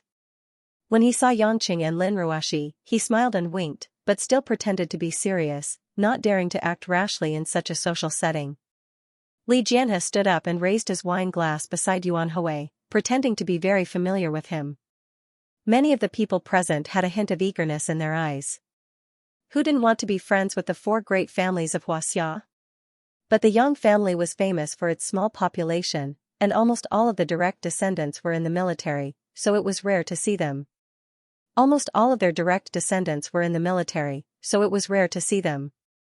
Uncle, since you're already here, why don't you allow me to introduce everyone here to you? Just take it as a little selfishness. I hope that Uncle Yuan will take good care of me in the future, Li Jianhe said with a smile. When everyone heard this, they immediately looked at Li Jianhe with grateful eyes. They had been waiting for this opportunity, but they didn't expect Li Jianhe to be so generous and even recommend them. In Zhonghai, or even in the Jiangnan area, having a good relationship with the Yuan family would make things much easier. Seeing that everyone's attention was on her husband, Xianxia smiled charmingly. She picked up her wine glass and walked to Yuan Hui's side politely. Uncle, please don't think that my Jianhe is selfish. He's the kind of person who takes care of his friends. Yuan Hui smiled warmly. It's nothing. I've been friends with your father's generation for many years, and I've also done business with your father-in-law. We're all family. Today, I feel like I'm a few years younger. Yaxin, you're worrying too much. When everyone saw that Yuan Hui even knew Xianxia's name, they couldn't help but sigh. After all, they were the husband and wife of a big family. Even the head of the Yuan family had to talk to them and give them enough face. Xianxia was getting more and more proud of herself. She turned around and glanced at Lin Ruoxi, who was standing there quietly, as if her gaze was telling her, "Do you see, this is the difference in status." Unhurriedly, Li Jianhe made an inviting gesture and introduced the young couple closest to him. Uncle, these two are Xinyuo from the Qin family of the Industrial and Commercial Bureau, and Feng Zhener, the daughter of the Huamao group of Su province. They were my university classmates. Yuan Hui put on an expression as if he had heard of a famous person for a long time. He smiled and clinked glasses with the two of them. He even asked his son, Yuan Yi, that he had brought along, to do the same. They exchanged a few pleasantries, but the young couple was so happy that they blushed. Just like that, Li Jianhe introduced another 3 couples. The group of people tried their best to suppress their excitement so that they wouldn't lose their composure. When Yuan Hui introduced Yuan Yi as his only son, the young couple started to have ideas about Yuan Yi. After all, the Yuan family would belong to this young man in the future. It was easy to get close to someone of the same age. That was why Yuan Yi received more favors than his father. Yangqing saw this and couldn't help whispering to Lin Ruoxi, "Honey, it looks like Yuan Yi's dream of playing video games is over. His father brought him out to take over." Lin Ruoxi didn't care about Xianxia's provocative gaze at all. She just ate some vegetables and listened to Yang Chen's words. Her lips curled into a smile. Men will mature when they have a strong background. Yuan Yi is preparing to marry Tang Tang in the future. Since Tang Tang is the daughter of the Tang clan, she can't marry a gamer. Do you think everyone is like you? Even if they're married, it's like they're not. Yangqing swallowed back his words. Xianxia smiled. Aren't you talking about Yuan Yi? Why did you drag me into it? I'm just curious. You're related by blood, but why is Yuan Yi more mature than you? Lin Ruoxi said with a half-smile. Yangqing rubbed his neck and coughed a few times, pretending nothing had happened. Lin Ruoxi reprimanded him naturally. She was in a much better mood than before. She was relieved that Yangqing had given Mo Qianni a diamond ring. She was pleased with herself for making Yangqing sound like a child. Li Jianhe brought the Yuan father and son to their side. Lin Ruoxi asked thoughtfully, "Isn't it a bad idea to expose our relationship here?" Yang Chen was cutting the French-style goose feet with a knife. If it wasn't for the gravy on it, he wouldn't have bothered to use a knife. When he heard the woman's question, he asked, "Why not? Aren't you not willing to have anything to do with them?" Lin Ruoxi stammered. Yangqing smiled. "I've said that I'll bring you back to the Yang family. Of course, I don't mind. Besides, almost everyone in Beijing knows of my existence. Since it's the reality, just accept it. I'm not going there to suck up to you anyway. There's nothing to hide." Lin Ruoxi smiled. She hoped that Yangqing could get along well with his relatives from the Yang family and the Yuan family. Perhaps it was because they were in the same boat. Growing up in an environment devoid of family love, only she knew the pain and loneliness. To her, her relatives were no longer by her side. It would be a pity if she couldn't reunite with her in-laws. Moreover, no matter if it was Guishuahua, Yang Gongming, or the Yuan couple, their attitude towards her was extremely good. It was also a genuine sense of intimacy. At the end of the day, Lin Ruoxi wanted to see a happy family instead of living apart. It was a pity that Yang Gongming's side was fine. Yang Pejuan and Yang Lai were also on good terms. The possibility of that happening was close to zero. Lin Ruoxi didn't dare to touch Yangqing's reverse scale. At that moment, Li Jianhe and Xianxia accompanied Yuan Hui and his son to Yangqing and Lin Ruoxi's side. Xianxia spoke first. "Ruoxi, aren't you going to get your husband to toast with us? This is a rare opportunity to build a good relationship with Uncle Yuan." Yangqing and Lin Ruoxi looked at each other and smiled. They didn't reply, but stood up quietly. Li Jianhe spoke with a hint of arrogance. "Uncle Yuan, these two are..." Before Li Jianhe could finish, Yuan Hui gestured for him to stop. Ignoring Li Jianhe's confusion, Yuan Hui pretended to be angry and said to Yang Chen, "You little rascal, are you really going to ignore your uncle?" His tone was filled with dissatisfaction, but it was filled with affection and affection. At this moment, almost everyone present suspected that there was something wrong with their ears. Yuan Hui just said, "Uncle?" The air in the room seemed to freeze. Everyone, including Chris and his wife, and even Li Jianhe and Xianxia, who were still smiling gleefully, looked at Yangqing and Lin Ruoxi in a daze. It was as if they were waiting for an answer that made it hard for them to breathe. In just a few seconds, everyone experienced countless psychological shocks. Yangqing was still holding the goose web knife in his hand. He didn't think too much of it. He smiled and said, "Anyway, there are people who are so enthusiastic about introducing you two to each other. Ruoxi and I see that you two are busy, so we won't get involved." Yuan Hui laughed heartily and said, "Your aunt mentioned it a few days ago. She said that when Yulei was in crisis, you and your wife were busy. But now that you're free, why don't you give her a call or have a meal together? She's worried about you too. Didn't you say that you're going back to Beijing to visit your father-in-law? Why hasn't there been any news? Your aunt and I are looking forward to a family reunion." Aunt? Beijing to visit her father-in-law? A family reunion? Everyone's heart was once again stimulated to the point of numbness. Li Jianhe and Xianxia's jaws dropped as they stared at the lazy Yangqing. There were still food stains on the corner of his mouth, and he didn't look like a proper person. If they still couldn't figure out who he was, they'd be stupid. As if deliberately provoking this group of people who were in a fragile state, Yuanya also took the initiative to smile this time and said, "Brother, you really don't give us face. We are blood relatives after all, and you didn't even greet us." Yangqing pointed at the goose feet on his plate with the knife. "Didn't you see me eat? You didn't even pay for greeting me. You, on the other hand, aren't you going to accompany Tang Tang during her college entrance exams?" Yuan Yi smiled shyly. "I wanted to, but my mom said that I'll play with Tang Tang after she's done with her exams. Otherwise, she'll be distracted." Humph, good for nothing. You're not even married yet and you're already thinking about your wife. Yuan Hui laughed. Yuan Yi shrunk his head in embarrassment at his father's words in front of everyone. Lin Ruoshi couldn't help but smile sweetly at this heartwarming and funny scene. Her smile was like the blooming of spring flowers, causing those who were still in shock over Yang Cheng's true identity to stare in a daze. Yuan Hui then turned to Lin Ruoshi and said kindly, Ruoshi, I know you're an introvert. You should contact your aunt when you're free. She likes you a lot.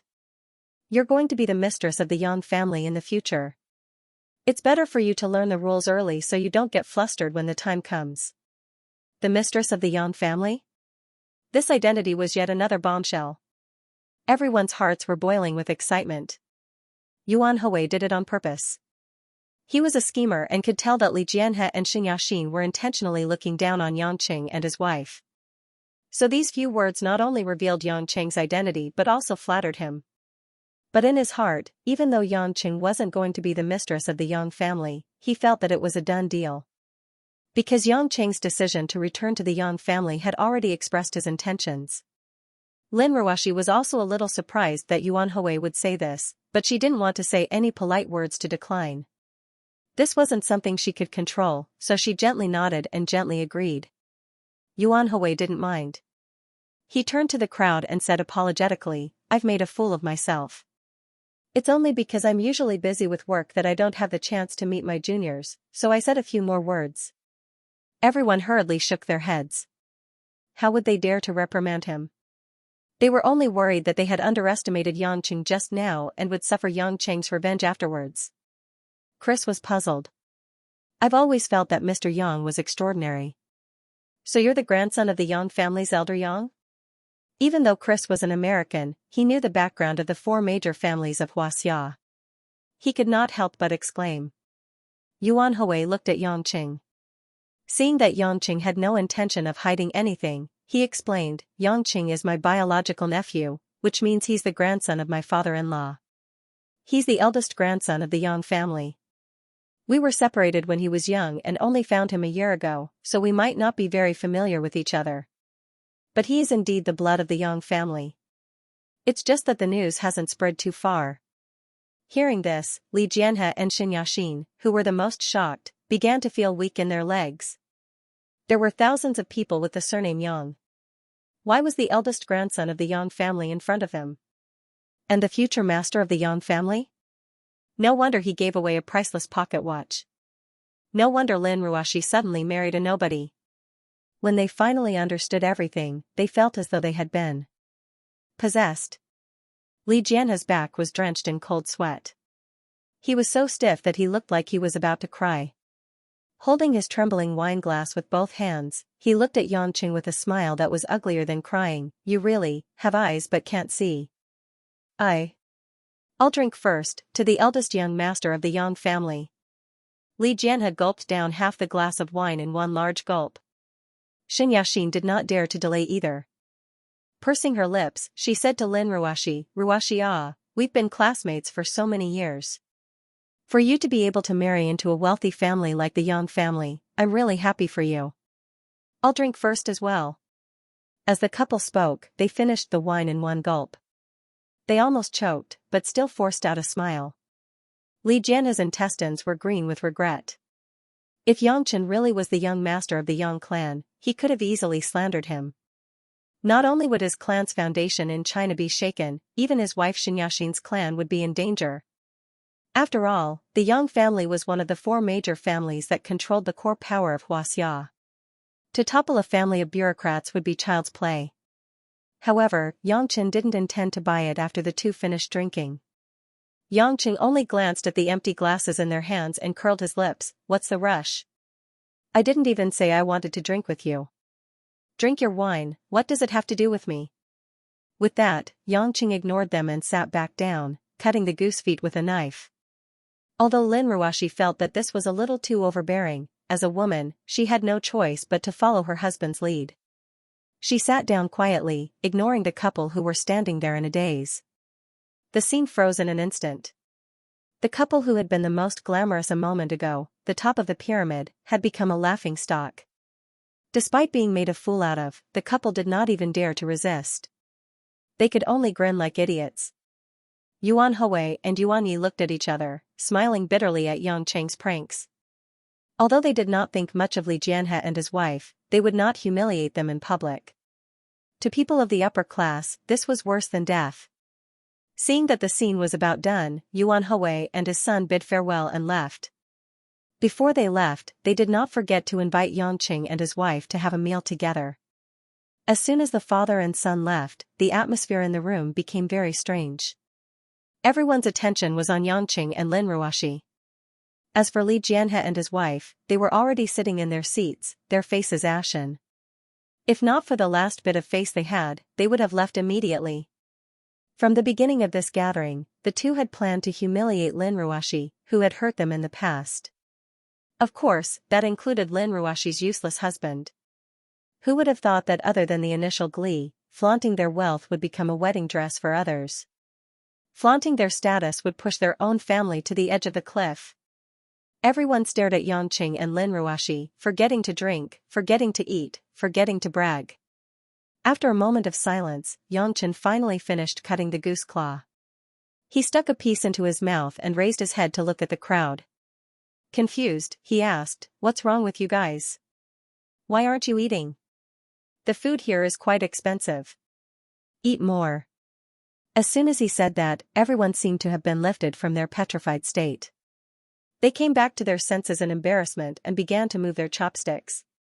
It was as if the host of this meal was not Chris, but Yangqing. Huang Leilei's thoughts were the purest. After a moment of shock, she carefully said to Lin Ruoxi, "Ruoxi, it turns out that you are the one who is truly married into a wealthy family. It is the most wealthy family in the country. Is there a lot of rules to be a daughter-in-law of the Yang family? Does he have any special power?" Wang Haitao immediately pulled his wife nervously. How could she ask such a question so casually? Lin Ruoxi was still not used to being looked at like this. She smiled shyly, "There is nothing special.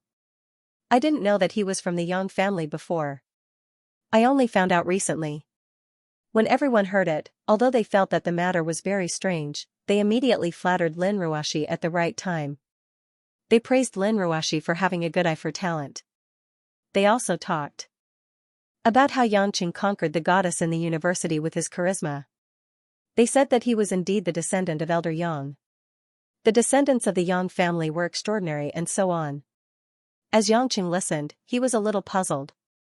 He secretly patted Lin Ruoxi's leg and whispered into the woman's ear, "Wife, when I used to sell mutton skewers, did you really see that I had the deep and restrained noble temperament that they said?" Lin Ruoxi almost stabbed the chopsticks into the man's nostrils on the spot. Her lips moved slightly, but her expression did not change. Lin Ruoxi whispered in a low voice, "Eat your food. Don't mention your mutton skewers to me again." Yangqing mumbled a few times and could only continue to bury his head in his food. The rest of the gathering was mostly people looking for opportunities to flatter the two of them. Unfortunately, Yangqing was there from beginning to end, devouring the food. He did not give them many opportunities to interact at all. Lin Ruoxi came to the gathering mostly to give Chris face. She casually responded with a few words and did not pay much attention to them. Perhaps in the past, she would have built a good relationship with these people for the convenience of business. Even if she hated these people who went with the flow, she did not care about what these people thought. But now that she did not lack an official background, she did not care about what these people thought. When the meal ended, everyone stood up and escorted the two of them out of the private room, almost as if they were sending the bureau chief off. It was a pity that no one dared to ask for Yangqing's contact information. But with Lin Ruoxi as his classmate, everyone's hope was ignited.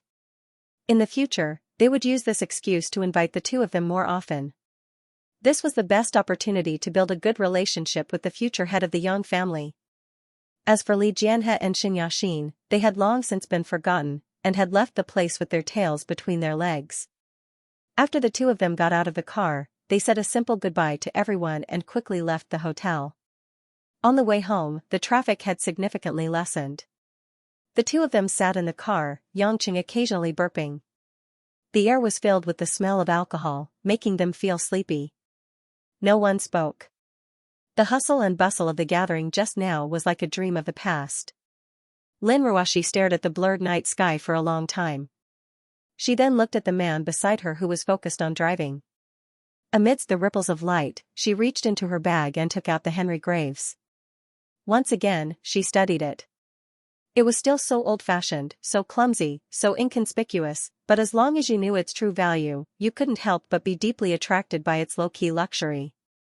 Xianxia noticed that Lin Ruashi was staring at the pocket watch in a daze, so he asked with a smile, "Now, do you still want the diamond ring?" Lin Ruashi turned around and looked at him resentfully. "Why are you so jealous of me? I don't study clocks and watches. How would I know that this old watch is so valuable? Patek Philippe's handwriting is so small that you can't even notice it if you don't look carefully. If I knew that this watch was priceless, I wouldn't have casually put it in my bag. You didn't explain it to me, so of course I thought you were just giving me something to fool me." Xianxia felt wronged and said helplessly, "Didn't I tell you that I robbed it from the FBI director that day? You didn't listen to my explanation at all and went into the study room to close the door. You wouldn't believe me no matter what I said. What could I do?" Lin Ruashi thought it was true. She bit her lip and said stubbornly, "I don't care. It's all your fault anyway. If you had given it to me first, why wouldn't I listen to your explanation? I was so angry with you that day." Xianxia couldn't do anything to her, so he said okay repeatedly, which made Lin Ruashi smile happily. Seeing that Lin Ruashi carefully took out 2 soft tissues and wrapped the watch, as if she wanted to take good care of it, Xianxia smiled and said, "Don't bother. This watch is for you. Just treat it as a toy. You can put it in your bag and look at the time and date. You don't have to store it." "How can I do that?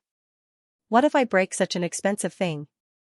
Wouldn't those watch collectors hate me to death?" Lin Ruashi frowned.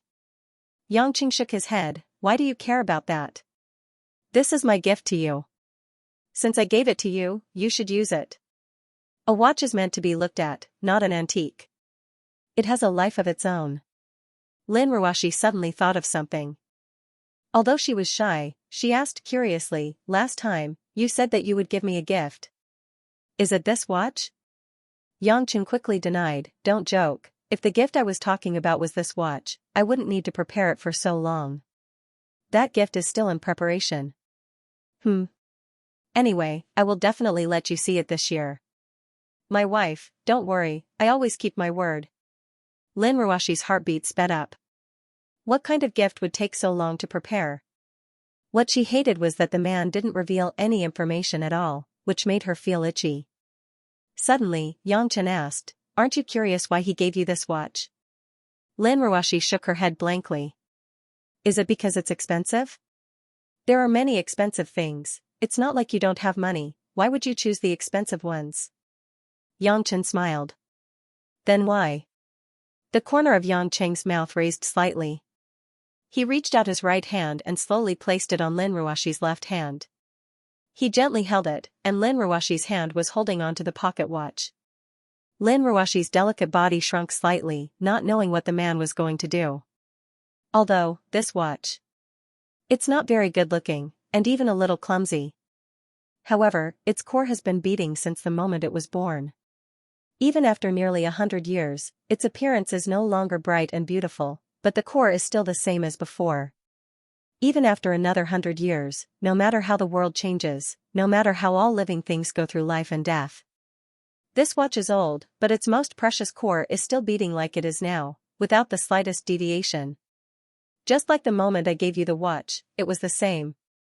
The man's soft voice was like a quiet river flowing through the car, deep and carrying traces of ripples. In Lin Ruashi's ears, it was as if the pocket watch's regular and somewhat boring ticking sound was still echoing in her ears. Unknowingly, Lin Ruashi felt that her eyes were a little cold. It was the wind from the air conditioner that was blowing on her tears, but she didn't notice it. "Are you moved by my words? Aren't you afraid that I'm just trying to fool you with nice words?" Xianxia teased. Lin Ruashi pouted, "You clearly know that I'm very simple about this kind of thing, so don't always say these things that make me cry. What if I can't sleep at night?"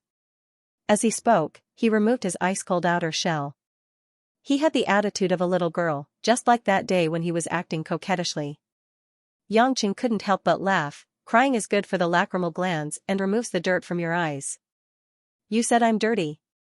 Lin Ruoshi glared at the man and questioned. Yangqing coughed twice. What I mean is, crying is good for other women to become clean. For Ruoshi baby, it's just that her eyes are exceptionally clean. Really, wife, if you don't believe me, look in the mirror.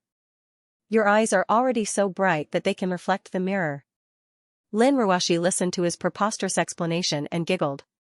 Her smile was like a blooming flower. Do you want to hear the story between me and that person? Lin Ruoshi's eyes were meaningful as she suddenly asked with a smile. Yangqing was puzzled. Who? Li Jianhe. Yangqing hesitated for a moment, then asked, will you be sad if I tell you that story? No, it's just that you have the right to know. Lin Ruoshi's gaze was exceptionally gentle. Yangqing nodded. It's good that you won't be sad. Tell me then. Lin Ruoshi thought for a moment. Actually, you might not be able to tell, but when I was in university, Xianxia was a very close friend of mine. Although we didn't grow up together like Qianni and Yonian, she was still a close classmate of mine. We went to class together, ate together, and even studied under Chris when we were in graduate school. At that time, Li Jianhe was already a very famous person in the university.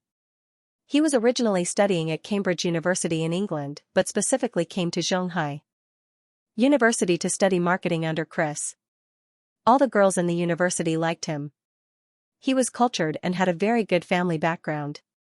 More importantly, he was very talented and was valued by Chris. He was appointed as a teaching assistant to help us graduate students. It was at that time that he would often come into contact with me and Yashin. At first, he would only talk about research, but later on, we would go shopping together, have afternoon tea together. Yangqing chuckled. It looks like your university life was actually very relaxing. At least, it was much more comfortable than your working life now. Lin Ruoshi nodded with some reminiscence, then continued, at that time, there were rumors in the university that Li Jianhe liked me, or else he wouldn't be with me all the time. Actually, I could tell that Li Jianhe wanted me to be his girlfriend. Occasionally, we would talk about sensitive topics, but I pretended not to understand. But at that time, he was really outstanding. In my heart, there was actually a secret crush on him. Other than Xianxia, who was closest to me in the university, no one else knew. At this point, Yangqing was already very upset. He muttered, crush? Yeah. Lin Ruoshi didn't deny it.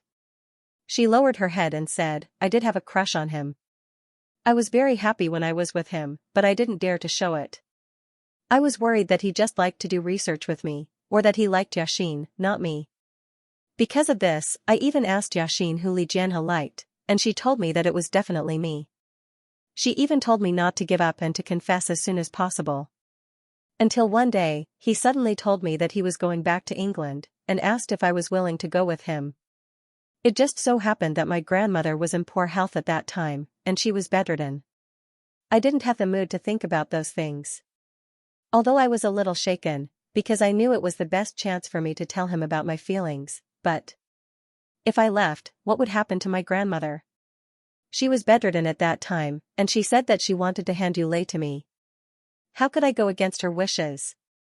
So, you rejected him? Yes. Lin Ruoshi smiled faintly. I even secretly cried at that time, because if it wasn't for my grandmother's illness, I might have gone with him to England. At least Yulei International wouldn't need me so soon. But I still had hope, because even if I couldn't be with him for the time being, at least when he went to England, if we could keep in touch, there would still be a chance. But I didn't expect that before he went to England, I wasn't the only girl he asked. The atmosphere in the car was very peaceful. Other than Lin Ruoshi's soft voice, there was only the mechanical sound of the engine. At this point, Yangqing didn't need to listen anymore. Needless to say, back then, Li Jianhe had offered Lin Ruoshi and Xianxia at the same time, but in the end, Lin Ruoshi had rejected the offer due to the old CEO's illness, while Xianxia had agreed without hesitation. To Lin Ruoshi, Li Jianhe's actions were equivalent to treating her precious teenage crush as a joke. He had completely trampled on her dignity. Xianxia, on the other hand, had silently abandoned their sisterhood.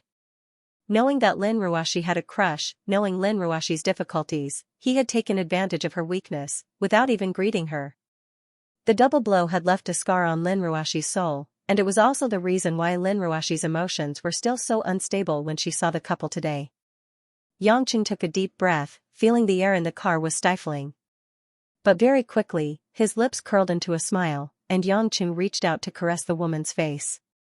So that's all there is to it, nothing new at all. I thought my wife had cheated on me, looks like I was overthinking. Lin Ruashi asked cautiously, you're not angry with me, are you? That's all in the past. Xianxia laughed awkwardly, I don't have the right to be angry with you.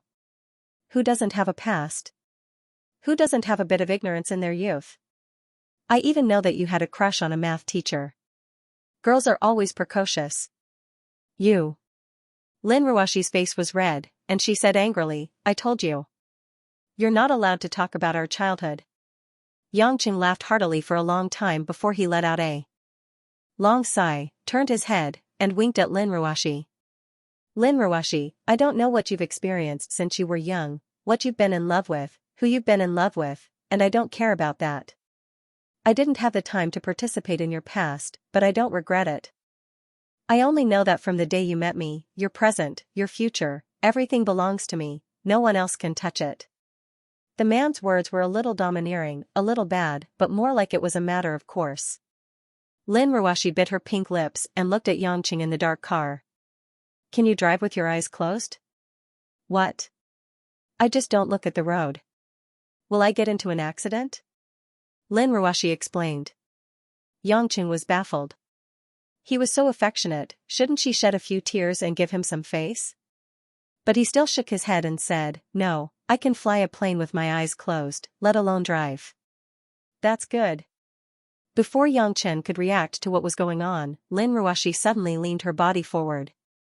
Her entire soft upper body squeezed over, and a pair of arms wrapped around Xianxia's neck. A fragrant wind blew, and Xianxia felt his mouth being sealed by two cold, delicate, and soft lips. A fragrant and sweet taste flowed into his mouth. Their cheeks were pressed together, and he could feel the woman's shyness and heat.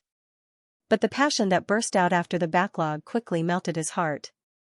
Xianxia finally understood why he asked if he could drive with his eyes closed. It was because his eyes were blocked by Lin Ruashi, and he couldn't even look forward.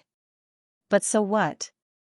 Xianxia held the steering wheel with one hand and held his wife's waist with the other. He seemed a little rough and began to respond to the woman's active sucking. Their lips and tongues intertwined as they sucked on each other's saliva. Lin Ruashi felt as if she had lost all her strength. Like a soft doll, she was intoxicated by Xianxia's kiss. The panting and moaning sounds of kissing echoed in the car. Lin Ruashi never knew that a kiss could last for so long. Xianxia deliberately slowed down the car. After half an hour, they kissed all the way home. When they arrived at the door of the house, Lin Ruashi's watery eyes were filled with confusion. She had long forgotten where she was and stared blankly at the man. She just opened her lips and panted. Hey, wife, we're home. Xianxia looked at the dumbfounded woman and felt that it was quite funny. He had provoked a fire, but he was a little exhausted from being kissed. Only then did Lin Ruashi return to her senses.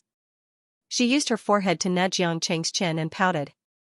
I'm just giving you a little reward. How could you kiss me for so long? Didn't I hold it in for a long time?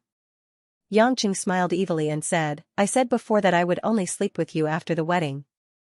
Before the wedding, I can only receive this little benefit. Lin Ruashi patted Xianxia's chest with her soft palm. When will the wedding be held? Anxious? Xianxia smiled faintly. A little. Xianxia was stunned. Why are you so direct? You're not reserved at all, unlike you. Lin Ruashi rolled her eyes at him. We've already been married for more than a year, and our relationship has already been made public. It's not like I'm a virgin anymore. Do you think I like to be reserved? I'm just worried. If the wedding is slow, I'll have to start a cold war with you again. I wish I could eat you, so how could I even think about the wedding? God knows when you, a bad person, will cause me another pile of infuriating trouble. Xianxia blushed with shame, so be it. Isn't it just a fight between husband and wife? If it's stable, it might not be so boring. As for the wedding, I've been having people prepare for it. I think it'll be fine when the weather turns cold. As he spoke, Xianxia picked up one of her small hands and pinched it. It was soft like tofu. He brought it to his lips and kissed it. Don't worry, I want the wedding to be perfect. I don't want you to have any regrets. It's not easy being my wife. You've worked hard for the past year. Who asked a toad like me to not spit out the swan's meat? Lin Ruoshi pursed her lips into a smile and retracted her hand. Your mouth smells of pigeon and wine, and your tongue is still sticking out of my mouth. I'm so tired of kissing you. Let's go back, we can still watch TV with Mom and Mother Wang. After the two of them parked the car, they walked back home and cleared up the previous misunderstanding. Their love for each other was even stronger than before. Xianxia heaved a sigh of relief. His bitter days finally didn't last for long. As long as Lin Ruoshi was stable at home, he wouldn't have to worry about other things when he went out to handle other things. In the hall, Guo and Mother Wang were watching TV. Xianxia should have gone to bed early for the last day of the exam.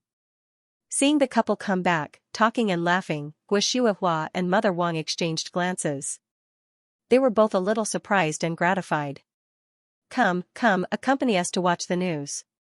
It's rare for you guys to be so intimate, Guo said with a smile. Lin Ruoshi obediently snuggled up to her mother-in-law and sat on the sofa. Xianxia didn't want to get involved with the three women, so he found a chair and sat down. Mother Wang was very considerate and even brewed a new cup of green tea for the two of them. It was rare for the family to watch TV together. The content of the TV was secondary, but the atmosphere was heartwarming. Xianxia watched as Guo and Mother Wang teased the silly Lin Ruoshi, causing Lin Ruoshi to blush. He couldn't help but smile. In his heart, he thought, didn't I wish for such a life in the dark days of my life? It was such a wonderful thing for the people around him to be able to live happily. Thinking about this, Xianxia made a decision.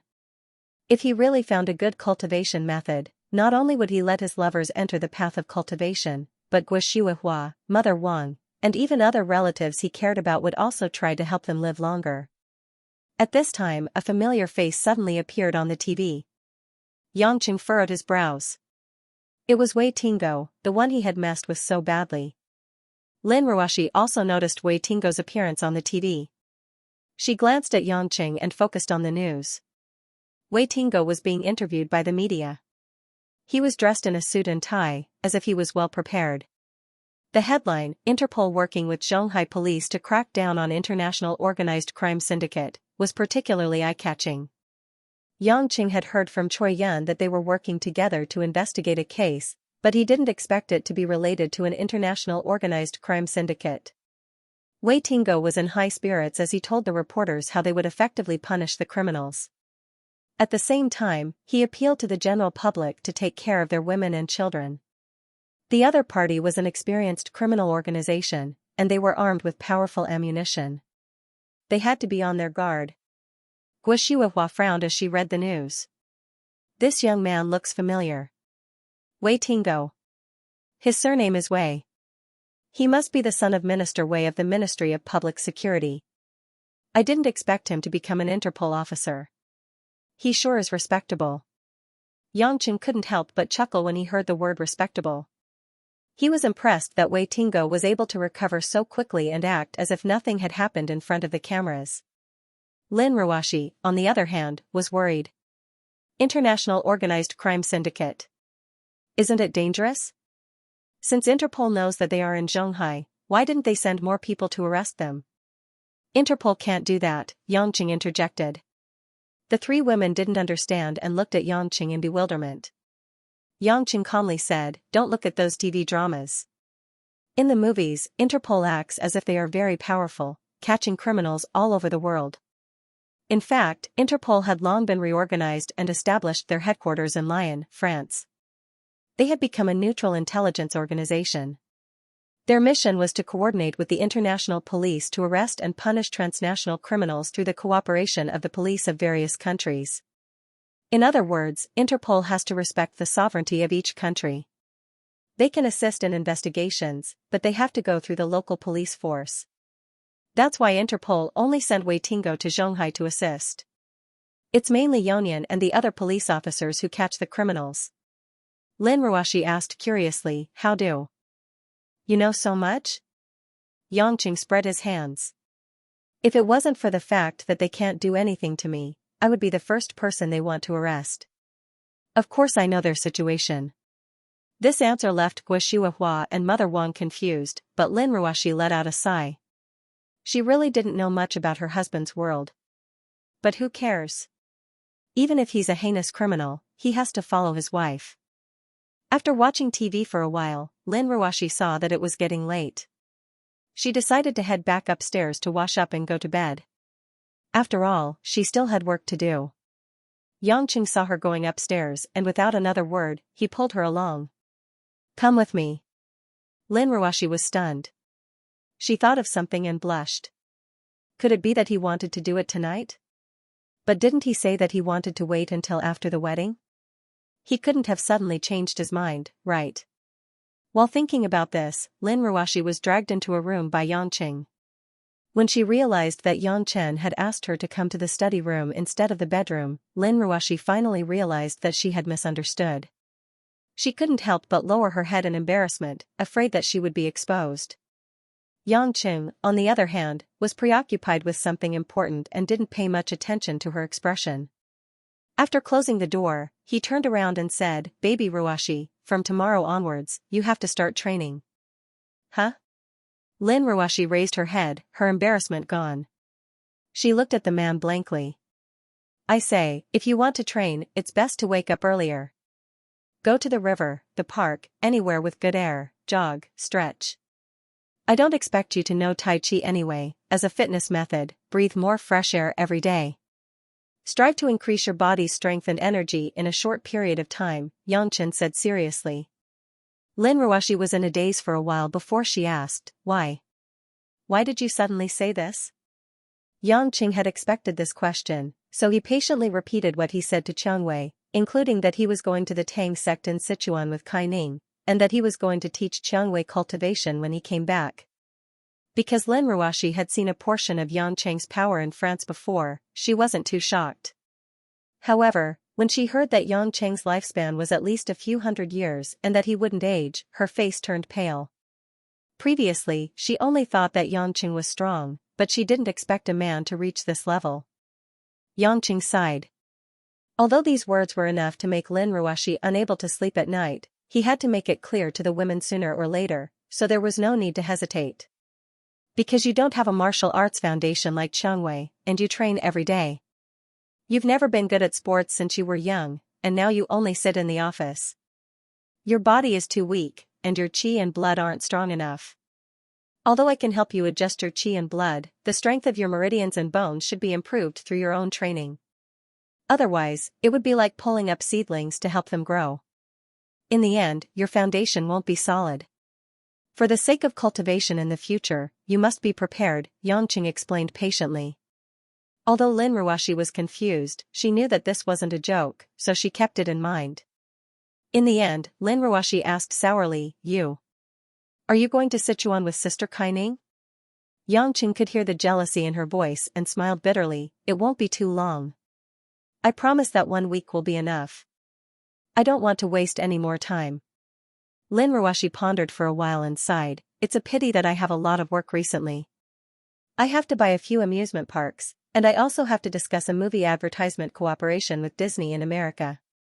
Otherwise, I would like to go too.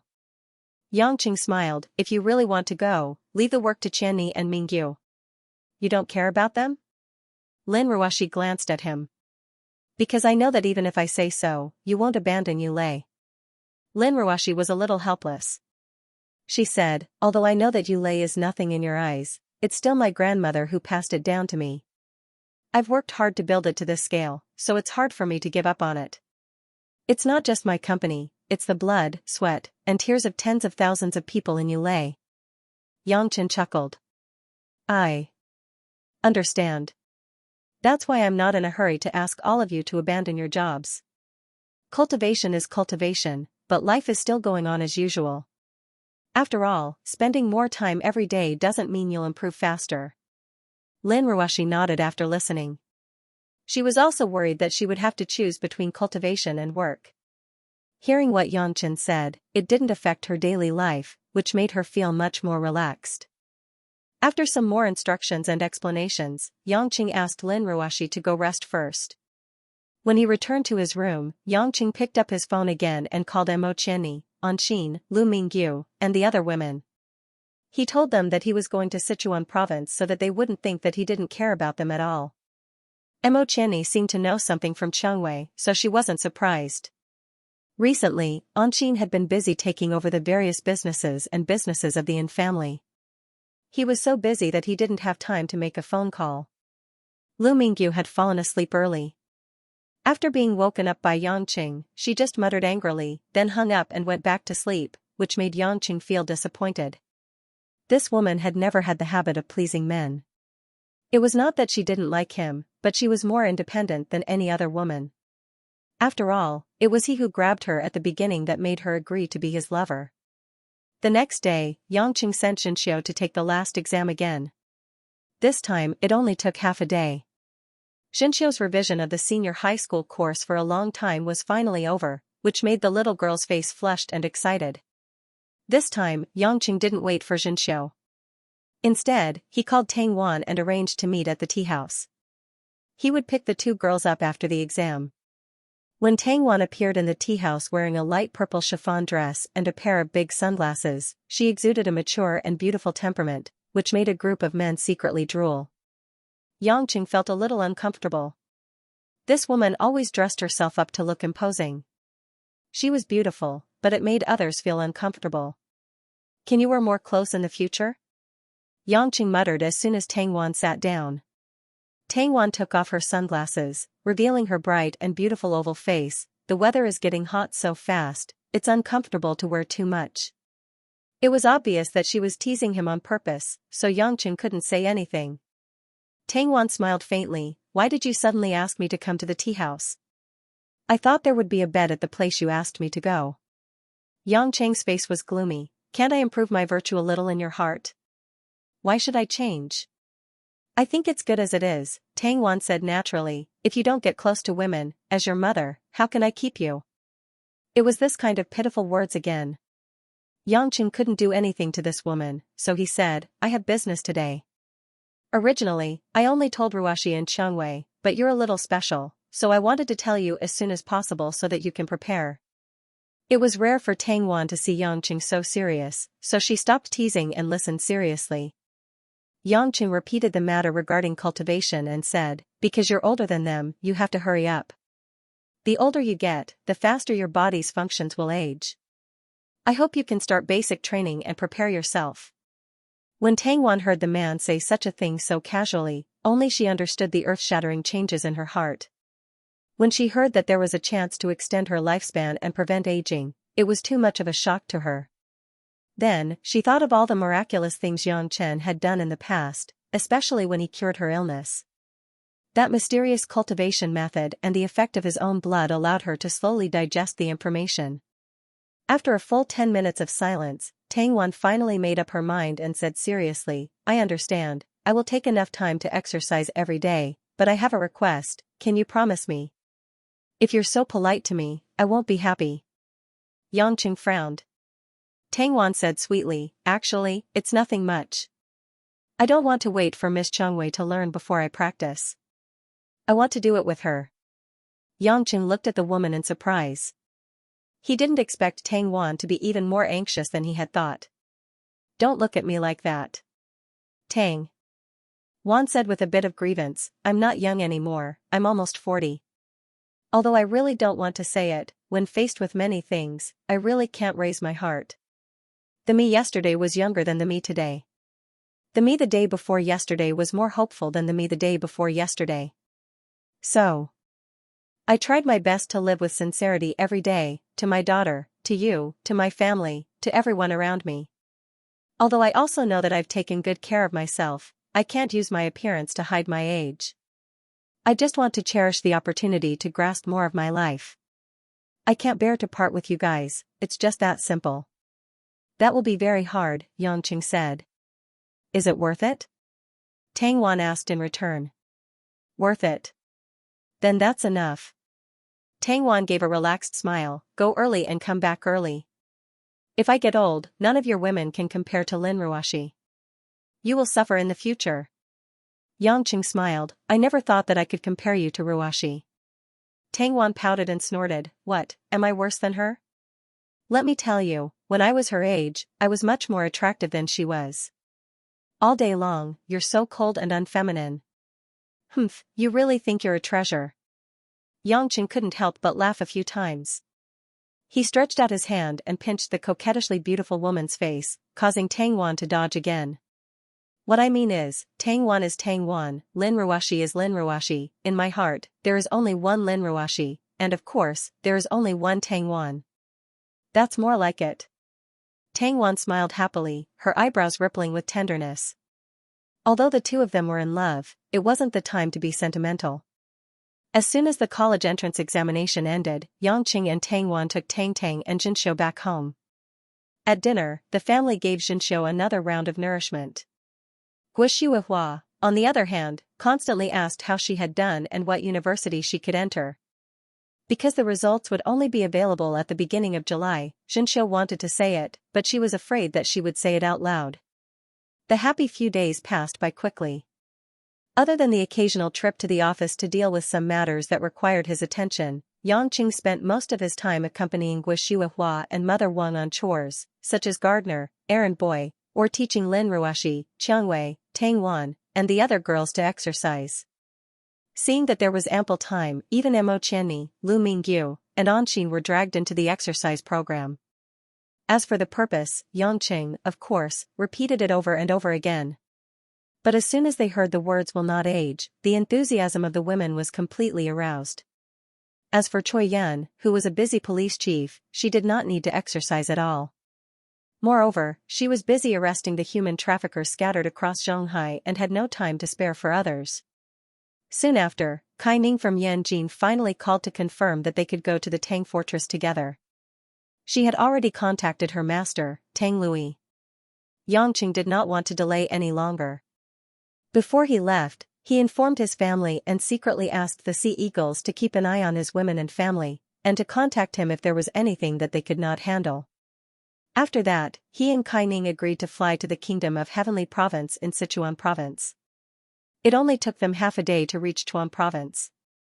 Yang Qing got off the plane and arrived at the exit area of the country. He didn't need to use his eyes to clearly sense Kai Ning's location from the crowd. Kai Ning, who had arrived a long time ago, was wearing a clean white lady's shirt with her black hair draped over her shoulders. She was wearing a pair of casual light-colored jeans, outlining her two slender legs. Kai Ning, who was dressed simply, didn't have the habit of putting on makeup, but her outstanding temperament still attracted the gazes of a large number of men. However, no one would have thought that such a beautiful woman who looked like an ordinary white-collar worker would actually be a martial arts expert and a special member of the country. Have you waited long? Yang Qing walked forward and held the woman's hand as he asked with a smile. Kai Ning shook her head and smiled, it's fine. She didn't say long or not, she just said that it was fine to wait. This woman always made people feel pity for her. How do we get to the Tang sect? Yang Qing asked curiously. He still didn't know where the Tang sect was. Logically speaking, this ancient martial arts sect should be hidden in a relatively hidden location, but now was not the ancient times. The primeval forest had been excavated, so where could it not be discovered? Kai Ning said, come with me. After saying that, she ignored Yang Qing's doubts and pulled the man towards the bus stop outside the airport. Yang Qing was confused, but he didn't know where to go. He could only follow Kai Ning onto the bus, sit in the empty back seat, and start the road. After waiting for the slow bus for more than 20 minutes, Yang Qing couldn't help but ask, Ninger, why are we taking the bus? Can we go to the Tang sect on this bus? Kai Ning was looking at the traffic outside with interest. When she heard the question, she shook her head and said, no, we'll get off at the next stop. A few minutes later, the two of them jumped off the bus. Before Yang Qing could understand what was going on, Kai Ning took his hand and sat on an even smaller bus. Yang Qing was startled. This was actually a bus to a small county outside the city, to a county called Pujiang. There were only a few aunties and uncles in the car, and the empty seats were all empty. An old man was the driver, and he drove very slowly. On the bumpy road, the car creaked. Yangqing and Kai Ning sat by the window and smelled the engine oil in the car. He smiled bitterly and said, "Ning is the Tang sect in Pujiang County?" "Yeah," Kai Ning replied. "Then why not take a taxi?" "A taxi would cost at least 200 yuan, but the bus only needs 2 people, so it's less than 20 yuan, Kai Ning said matter-of-factly. Yangqing was speechless. He didn't know if it was because he had never cared about money, or because he had been with Lin Ruoshi that he had become indifferent about money. He had never thought of the concept of frugality. But the key was that Kai Ning did not lack money, right? "It'll take a long time to get there." Yangqing scratched his head gloomily. "Why didn't you say so earlier?" "I'll pay for it." Kai Ning's face showed a hint of disappointment. "You don't like being with me?" Upon hearing this, Yang Chen was so stunned that he forgot to breathe. Seeing the loneliness in the woman's eyes, he suddenly realized many things. Although the two of them had expressed their feelings, they had never been on a date alone, and they had never even been intimate. To Kai Ning, this trip to the Tang sect this time, although Yang Chen had some matters to attend to, it was a rare opportunity for them to travel together and improve their relationship. Therefore, the woman's heart was extremely eager to start this journey. Even if it was only for a few days, it was worth cherishing. But Kai Ning was Kai Ning. Even if they wanted to spend more time together to improve their relationship and understand each other better, she couldn't bring herself to say it. In the end, she could only awkwardly choose to take the bus to drag out their time. Thinking of this, Yangqing wanted to laugh, but he couldn't. He sighed softly and reached out to caress Kai Ning's hair. "Don't misunderstand, I didn't think that much. It's my fault, just treat me as stupid." Kai Ning blushed. "Do you think I'm stupid to think of such a stupid idea?" Yangqing scratched his face. "Can I tell you the truth?" "You're really quite stupid," Yangqing said. Kai Ning became more and more embarrassed, her chin almost touching her chest. Yangqing laughed out loud, ignoring the surprised gazes of the other people in the bus, and whispered into Kai Ning's ear, "Darling Ning, why don't we get off at the next stop?" Kai Ning was stunned. "Why?" "We're not there yet, we have to sit for 2 hours.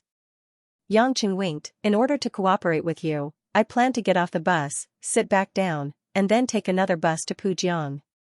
This way, the two of us can spend more time together."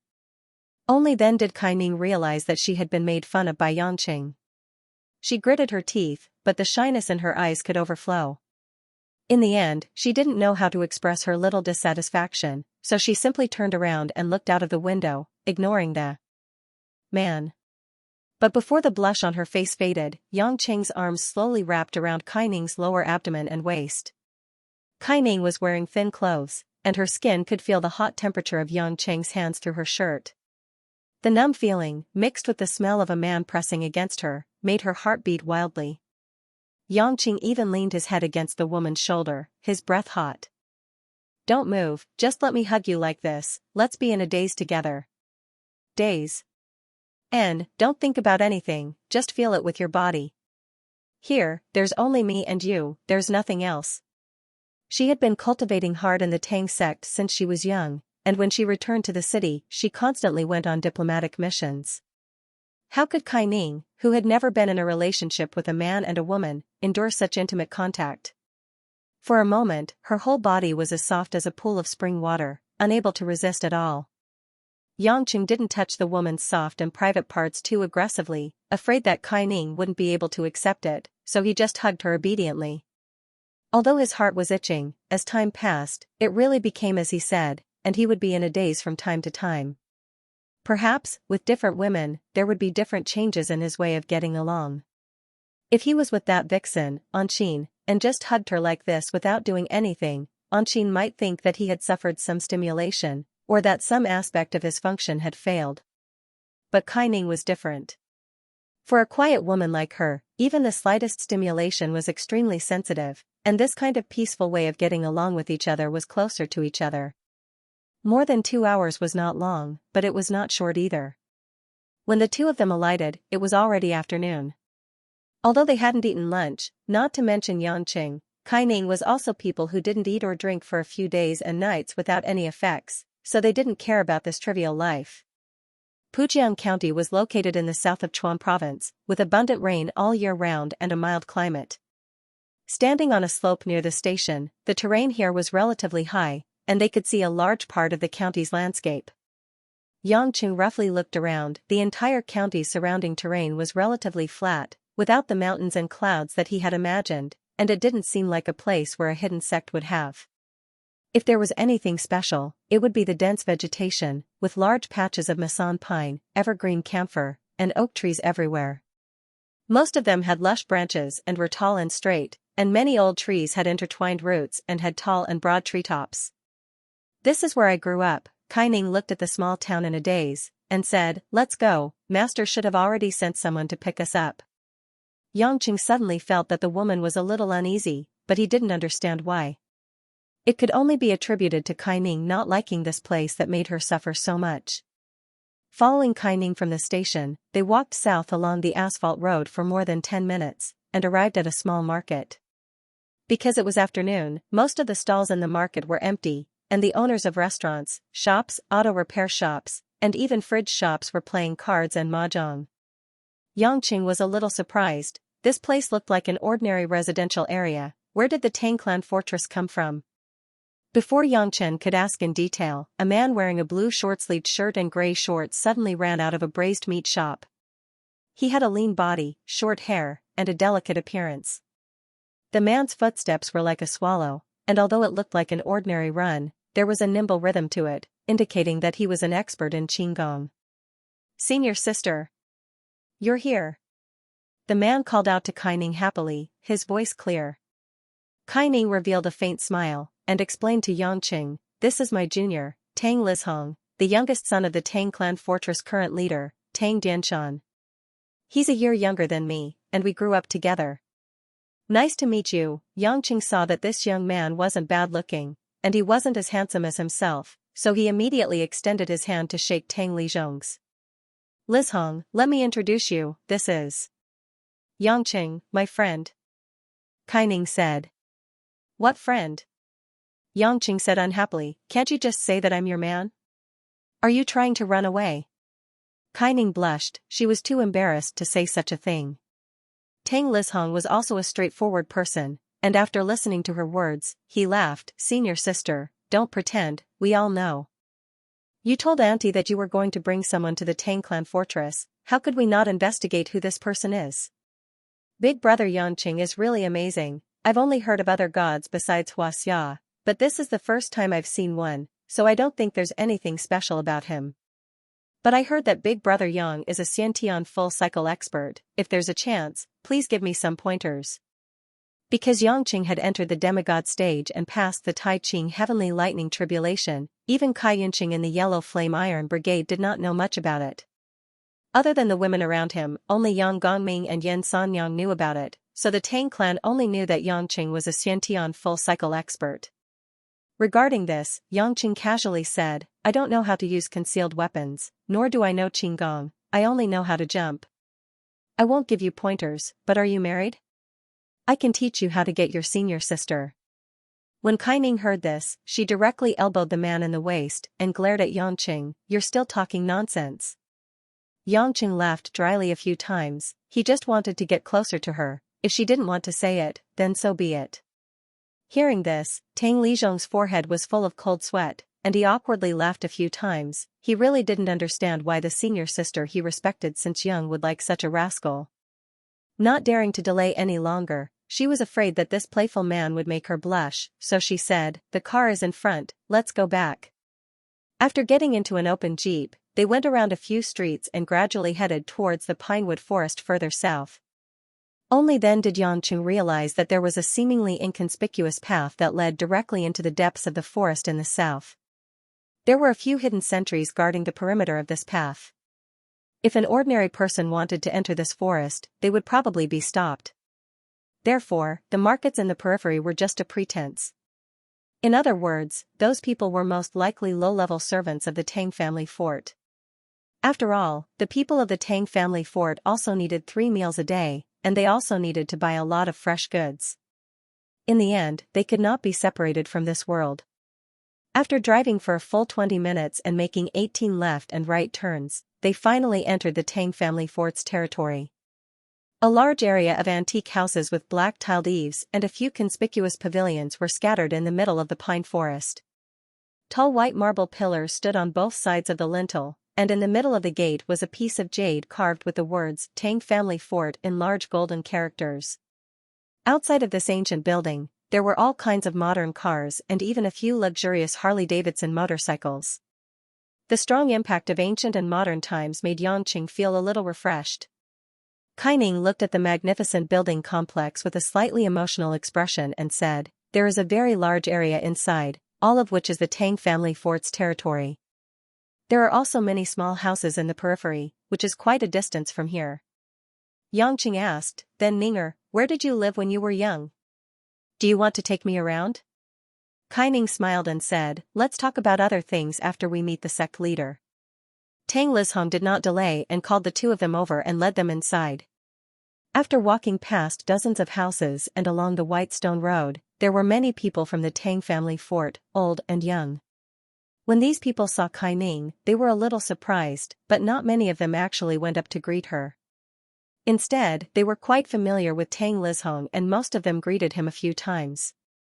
As for Xianxia, a stranger, no one came up to ask. Obviously, seeing that he was brought along by Tang Lizhong, they were all relieved. Kaining had no intention of conversing with these people. She only explained the functions of the different halls to Xianxia from time to time. At the same time, she told him about the rules of the Tang sect. Xianxia, on the other hand, sighed inwardly. Looking at Kaining's lack of social connections, he could tell that she had grown up alone in this place. Perhaps only Tang Lizhong and a few other disciples who were close to the sovereign's family would be able to befriend Kaining. After all, Kaining's master, Tang Lui, was the sovereign's biological sister. No wonder Kaining had become so taciturn and unsociable. They arrived at a relatively grand main hall. The furnishings inside were elegant and grand. A cauldron with smoke curling up from it was placed in the center, and a scroll of 100 birds looking up to a phoenix was hung on the opposite wall. Tang Lizhong made an inviting gesture. "Senior apprentice sister, child Yang, please wait a moment. My father, aunt, and the elders will arrive shortly." Xianxia sat down with Kaining and asked in bewilderment, "There's an elder? Is there going to be a meeting?" Kaining explained, "The Tang sect rarely entertains guests because there are many important treasures here. Furthermore, many of the Tang sect's secret arts and recipes must be kept a secret. If it weren't for the fact that you're an overgod and the fact that you're the eldest grandson of the Yan family, the Tang sect wouldn't have even considered your request to enter the Tower of Scrolls. Therefore, the sovereign and the others must want to make a decision as soon as possible so that you can leave." Xianxia was taken aback. He had thought that he would have to stay for a few days, but he did not expect the Tang sect to be so impatient. Not long after the two maids served tea and pastries, a series of footsteps could be heard coming from the back of the hall. A middle-aged man with a mustache and dressed in a green robe walked out. Upon seeing Kaining and Xianxia, he smiled at Kaining and said, "Ning after all these years away, you're finally willing to come back to the Tang fortress. I miss you so much." "Thank you for your concern, uncle." Kaining stood up and nodded. A cold snort could be heard from behind. What an unfilial girl. If not for that stinky man, I'm afraid I would never return to the Tang fortress. As she spoke, a woman dressed in a pink chiffon dress walked out from behind. The woman's brows were as beautiful as a peach. She did not wear any makeup, but her skin was as smooth as a 16-year-old's. Her features were exquisite, and her eyes were like the ripples of autumn water. She exuded the charm of a mature woman. "Master." Kaining's body trembled at the sight of this woman. She bowed respectfully and called out weakly. Xianxia had long known that Tang Lui was a Xiantian master, and it was only natural for her to be young. However, he did not expect her to dress up in such a glamorous manner. If not for the fact that she had called him a stinky man, he would have taken a few more glances at her. Tang Lui scrutinized Kaining's figure for a while, and when she sensed something, her eyes were filled with relief. But when she turned to look at Xianxia, her eyes were filled with disgust. She sneered and sat down. Soon after, a group of 7 elders, ranging from 50 to 90 years old, walked out and sat on the mahogany armchairs in the hall. Their eyes were fixed on Xianxia. The green-robed man did not pay much attention to Xianxia from the very beginning. Only when the elders were seated did he formally greet Xianxia. "You are Xianxia? The eldest grandson of the Yang family?" From his tone, it seemed like the Yang family was nothing special. Xianxia did not intend to stir up too much trouble this time, so he did not pay much attention to him. He nodded and said, "You must be the leader of Tang Dianshan. Thank you for your hospitality. I've heard that you've already reached the Xiantian full cycle. Even though you've made a name for yourself, it won't be easy for you to enter the Tower of Scrolls, which is guarded by the Tang sect," Tang Dianshan said arrogantly. Xianxia laughed coldly in his heart. These guys sure are good at hiding their strength. As far as Xianxia could see, the elders of Tang sect, including Tang Dianshan and Tang Lui, were all Xiantian masters. Tang Dianshan and Tang Lui were Xiantian full cycle. Since they could not see through his cultivation, nor would they believe that he had reached the Xiantian full cycle, they assumed that he was still in the Xiantian full cycle. After all, they were all in the Xiantian full cycle, so it was normal that they could not see through his cultivation. It was no wonder that the Tang sect was still as strong as ever. Abbess Xin Miao and the rest had underestimated the Tang sect. If they could train the young Kai Ning to have half a foot into the Xiantian full cycle, it was no surprise that they had a bunch of Xiantian masters in hiding. It seemed like the Tang sect had left all the hard work to the Yellow Flame Iron Brigade in order to preserve their strength. While they fought to the death on the outside, the Tang sect had been accumulating their strength behind the scenes, not showing themselves until the very last moment. He did not know if the Kunlun and Shaolin sects were the same, but Xianxia was not here to unmask them. He was only interested in the Tower of Scrolls. He asked, "Then what do I have to do to enter and read those manuals?" Tang Dianshan sat there with an elegant smile on his face. He picked up the cup of flower tea and took a sip. According to the rules, the sects of the Sichuan region must pass a test before they can impart their skills to their new disciples. Only those who are of good character will have the opportunity to obtain the skills they wish to learn from the Tower of Scrolls. The disciples are not allowed to freely enter and read. Firstly, it is to prevent the disciples from going astray. Secondly, it is to prevent the disciples from learning too much and not being able to understand the intricacies of the sect. Therefore, if you wish to borrow 1 or 2 of the manuals, that would be easy. But if you wish to enter the Tower of Scrolls, you do not have the right to do so. Xianxia was a little annoyed. Didn't that mean he did not say anything? He did not even know which manuals were suitable for him. What was the point of not reading them all? Then how do I qualify? Xianxia asked, trying his best to smile. Tang Lui interrupted, "Brat, don't you understand what my brother is saying? What he means is that you have no chance of entering the Tower of Scrolls. You better give up now." Xianxia frowned, his smile fading. "I paid for a plane ticket. It's not appropriate for me to go back empty-handed." As soon as he said this, the elder's eyes turned cold. A wave of Xiantian stage aura surged towards Tang Dianshan. Tang Dianshan smirked. Xianxia sat there calmly. To him, this level of pressure was like a drop in the ocean. On the other hand, Kai Ning could feel the pressure in the air, and her face paled. Tang Lui laughed. "Why? You don't look happy? Do you really think that just because you're the eldest grandson of one of the 4 great clans, you can do whatever you want? You're just a mundane family. The Tang sect has thousands of years of history. Even the head of the Ning family has to bow and pay his respects to my brother. You, on the other hand, look at yourself. Let me tell you, even the elders of the Tang sect are not allowed to enter the Tower of Scrolls. You've been overseas since you were young, and your background isn't clean at all. How dare you call yourself a god? Humph, it's fine if you lie to that damned girl Kai Ning, but no matter how big the commotion is, you're still no match for our innate chi of Huaxia. How dare you call yourself a god? Who are you trying to fool?" Hiss. Xianxia sucked in a breath of cold air. He turned to the nervous Kai Ning and asked, "Ning, has your teacher always had such a foul mouth?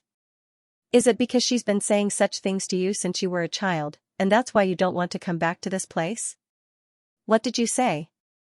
Tang Lui's anger flared up.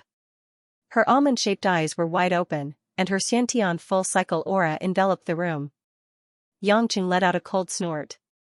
In the past, he might have been a little fearful of this innate chi pressure of a cultivator at the peak of the innate realm, but ever since he had reached the deity transformation stage and survived a thunder tribulation, he had entered this mysterious realm that even he himself was not very clear about. With a wave of his hand, the Jinchi pressure that filled the entire hall dissipated into thin air, as if nothing had happened.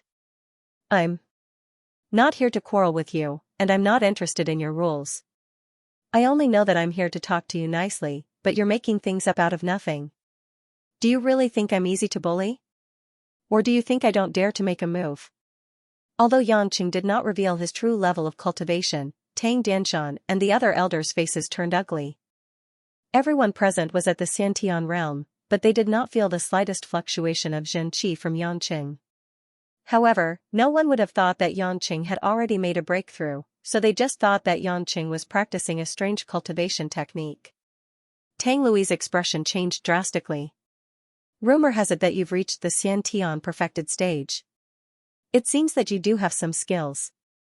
Obviously, even if Yangqing revealed his skills, the people present were unable to see through Yangqing's true realm.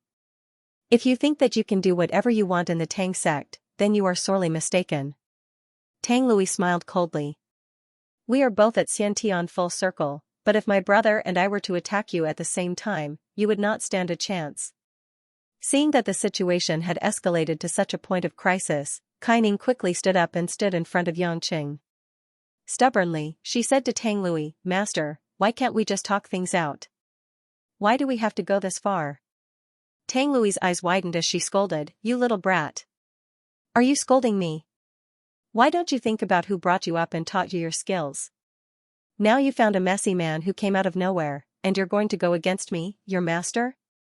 Kaining's pretty face turned red, and a few tears flowed in her eyes. Disciple doesn't dare to blame master, but disciple doesn't understand. Disciple clearly said that disciple would bring Yangqing to the sect, and everyone would discuss the matter of entering the Tower of Scrolls. Why did it suddenly become like this? Standing up from the back, Yangqing grabbed Kaining's wrist and pulled her to his side. You're so disobedient again. Do I need you to stand in front of me? If you stand up for me again, I'll take off your pants and spank you. Shameless pervert. How dare you utter such vulgar words in public? Tang Lui reprimanded. Tang Dianshan, who had been watching with narrowed eyes for a while, stood up and strode forward. Little Ning, let Uncle Master explain it to you. Tang Dianshan stroked his mustache and smiled. In fact, before I allowed you to bring Yangqing here, I had already decided that he would not be allowed to enter the Tower of Scrolls. It is not a place that just anyone can enter. If there were to be any important martial arts leaked out, wouldn't it cause great harm to me, Xianxia? He has only returned to the country 2 years ago, and his reputation is tarnished overseas. How could he possibly enter the Tower of Scrolls? Kaining's face paled. She suddenly realized that things were not as simple as she had initially thought. Yangqing asked curiously, if that's the case, there's something else you wanted me to discuss? Not a discussion. Tang Dianshan's eyes flashed coldly. I want you to hand over a treasure that belongs to me, Xianxia. Me? What treasure could I possibly have? Yangqing was confused. Humph, still playing dumb? Tang Lui's eyes were as sharp as a hawk's as she laughed sinisterly. Yun Miao has already informed me that what you are practicing is the endless resolve restoration scripture that was lost after Song Tianqing's disappearance. All of Shu Mountain's martial arts have been collected by the Tower of Scrolls. Only your endless resolve restoration scripture, the strongest martial art of Shu Mountain. Now that it has appeared, it should naturally be returned to Shu Mountain. In other words, it is appropriate for the Tang sect to safeguard it as well. Yangqing was taken aback at first, but then he laughed heartily. I was wondering what it was. It's actually my martial arts. Good, good, good. With 3 goods, Yangqing finally understood the situation. You guys are really calculating. Not only did you not give me any martial arts, you even want to take away my only martial arts. What, you guys didn't even ask me for Abbess Yun Miao, a Shu Mountain disciple, and now you guys want to enforce justice? That Taoist priestess Yun Miao is now burdened with worldly affairs, and has long stopped contributing to the Shu Mountain lineage. We, the Tang sect, have the responsibility to pass on the martial arts of Shu Mountain lineage. There is nothing wrong with taking back the endless resolve restoration scripture from you. After all, no one has ever seen Song Tianqing officially accept you as a Shu Mountain disciple. You are also the Hades of the outer seas, not a pure member of Xianxia, and we have never seen your loyalty. If you don't want to be crippled by us, hand over the martial arts, or else. Tang Dianshan's tone grew cold. Kaining couldn't bear to listen anymore. She couldn't believe that these people would do such a thing. She stood beside Yang Chen and trembled. Yang Qing reached out and patted Kaining's back, indicating that she was fine. Or else, are you going to use force? That's what you said. We're just trying to persuade you. If you don't listen. Tang Dianshan's tone became more serious. Then don't blame me for being blunt. Even if you're the eldest grandson of the Yang family, the reputation of the four great families of Xianxia may not be enough in the Tang sect. There are many families in Beijing that can replace the Yang family. Our Tang family fort doesn't mind stirring up the water in Beijing that has been quiet for decades. The atmosphere in the room suddenly became tense. Yang Qing thought for a while, then asked, I'm curious. What motivates you to send nearly 10 Xiantian masters to snatch my endless resolve restoration scripture? Even if this martial art is powerful, it doesn't mean that there are no other martial arts that can compare.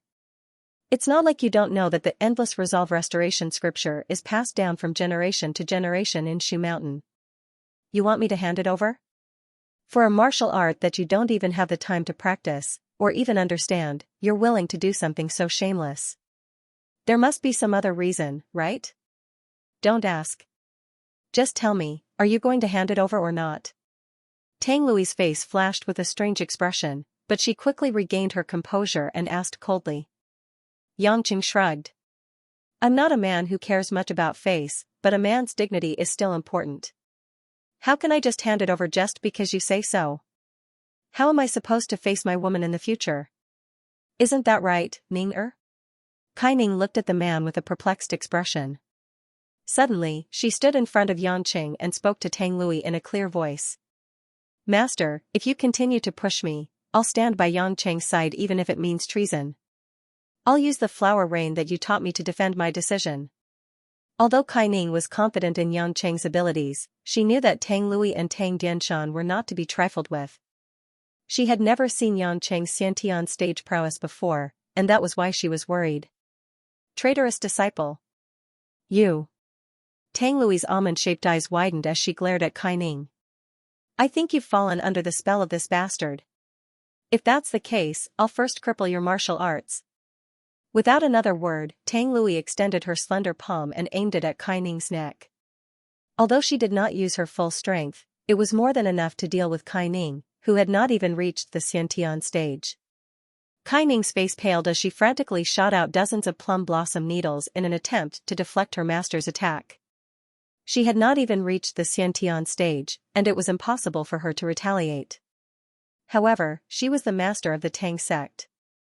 With a flick of her long hair, Tang Lui spun her body and deflected all of the plum blossom needles. At the same time, Tang Lui's hand was about to reach Kaining. Kaining could not believe that her master would be so ruthless as to kill her. In the blink of an eye, Yang Qing's hand reached out towards Kaining's face. It was as if he was reaching out to grab something, and it was as if he was grabbing something.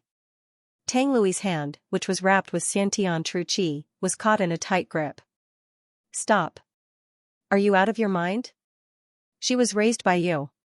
Yang Qing's eyes were filled with rage. It seemed that there was no room for reconciliation. Humph. That is why I have the authority to cripple her. Tang Lui did not hesitate in the slightest. Witnessing Yang Chen's unparalleled strength, she once again whipped out her long hair. This time, it was dozens of needle-like hidden weapons that were as thin as thumbtacks. Infused with poison, they were shot towards Yang Chen's upper body. Yang Qing did not even bother to dodge. When the projectiles were only an inch away from him, they all seemed to lose their momentum and fell to the ground. Tang Lui and Tang Dianshan, as well as the other elders, were taken aback by what they saw. They could not fathom how Yangqing did it. Yangqing pulled Tang Lui's arm to the side, and with an irresistible force, he flung Tang Lui out of the room. However, Tang Lui's qigong was exceptional. She somersaulted in midair and landed on her feet. Even so, Yangqing had easily nullified her attack. Tang Lui was still in a state of shock, and her eyes were spitting fire. Yangqing reached out and hugged the sobbing Kaining. "Are you all right?" Kaining shook her head. She looked at Tang Lui in despair, and then at Tang Dianshan and the rest of the elders. "I've never expected you to treat me well. But I've never thought that after more than 10 years here, you would be able to cripple me just like that. You only have yourself to blame. We've given you a chance, but you chose to side with that bastard. We, the Tang family, have no need for an unworthy disciple like you." One of the elders said disdainfully. "Shut up!" Yangqing bellowed, like a ferocious lion.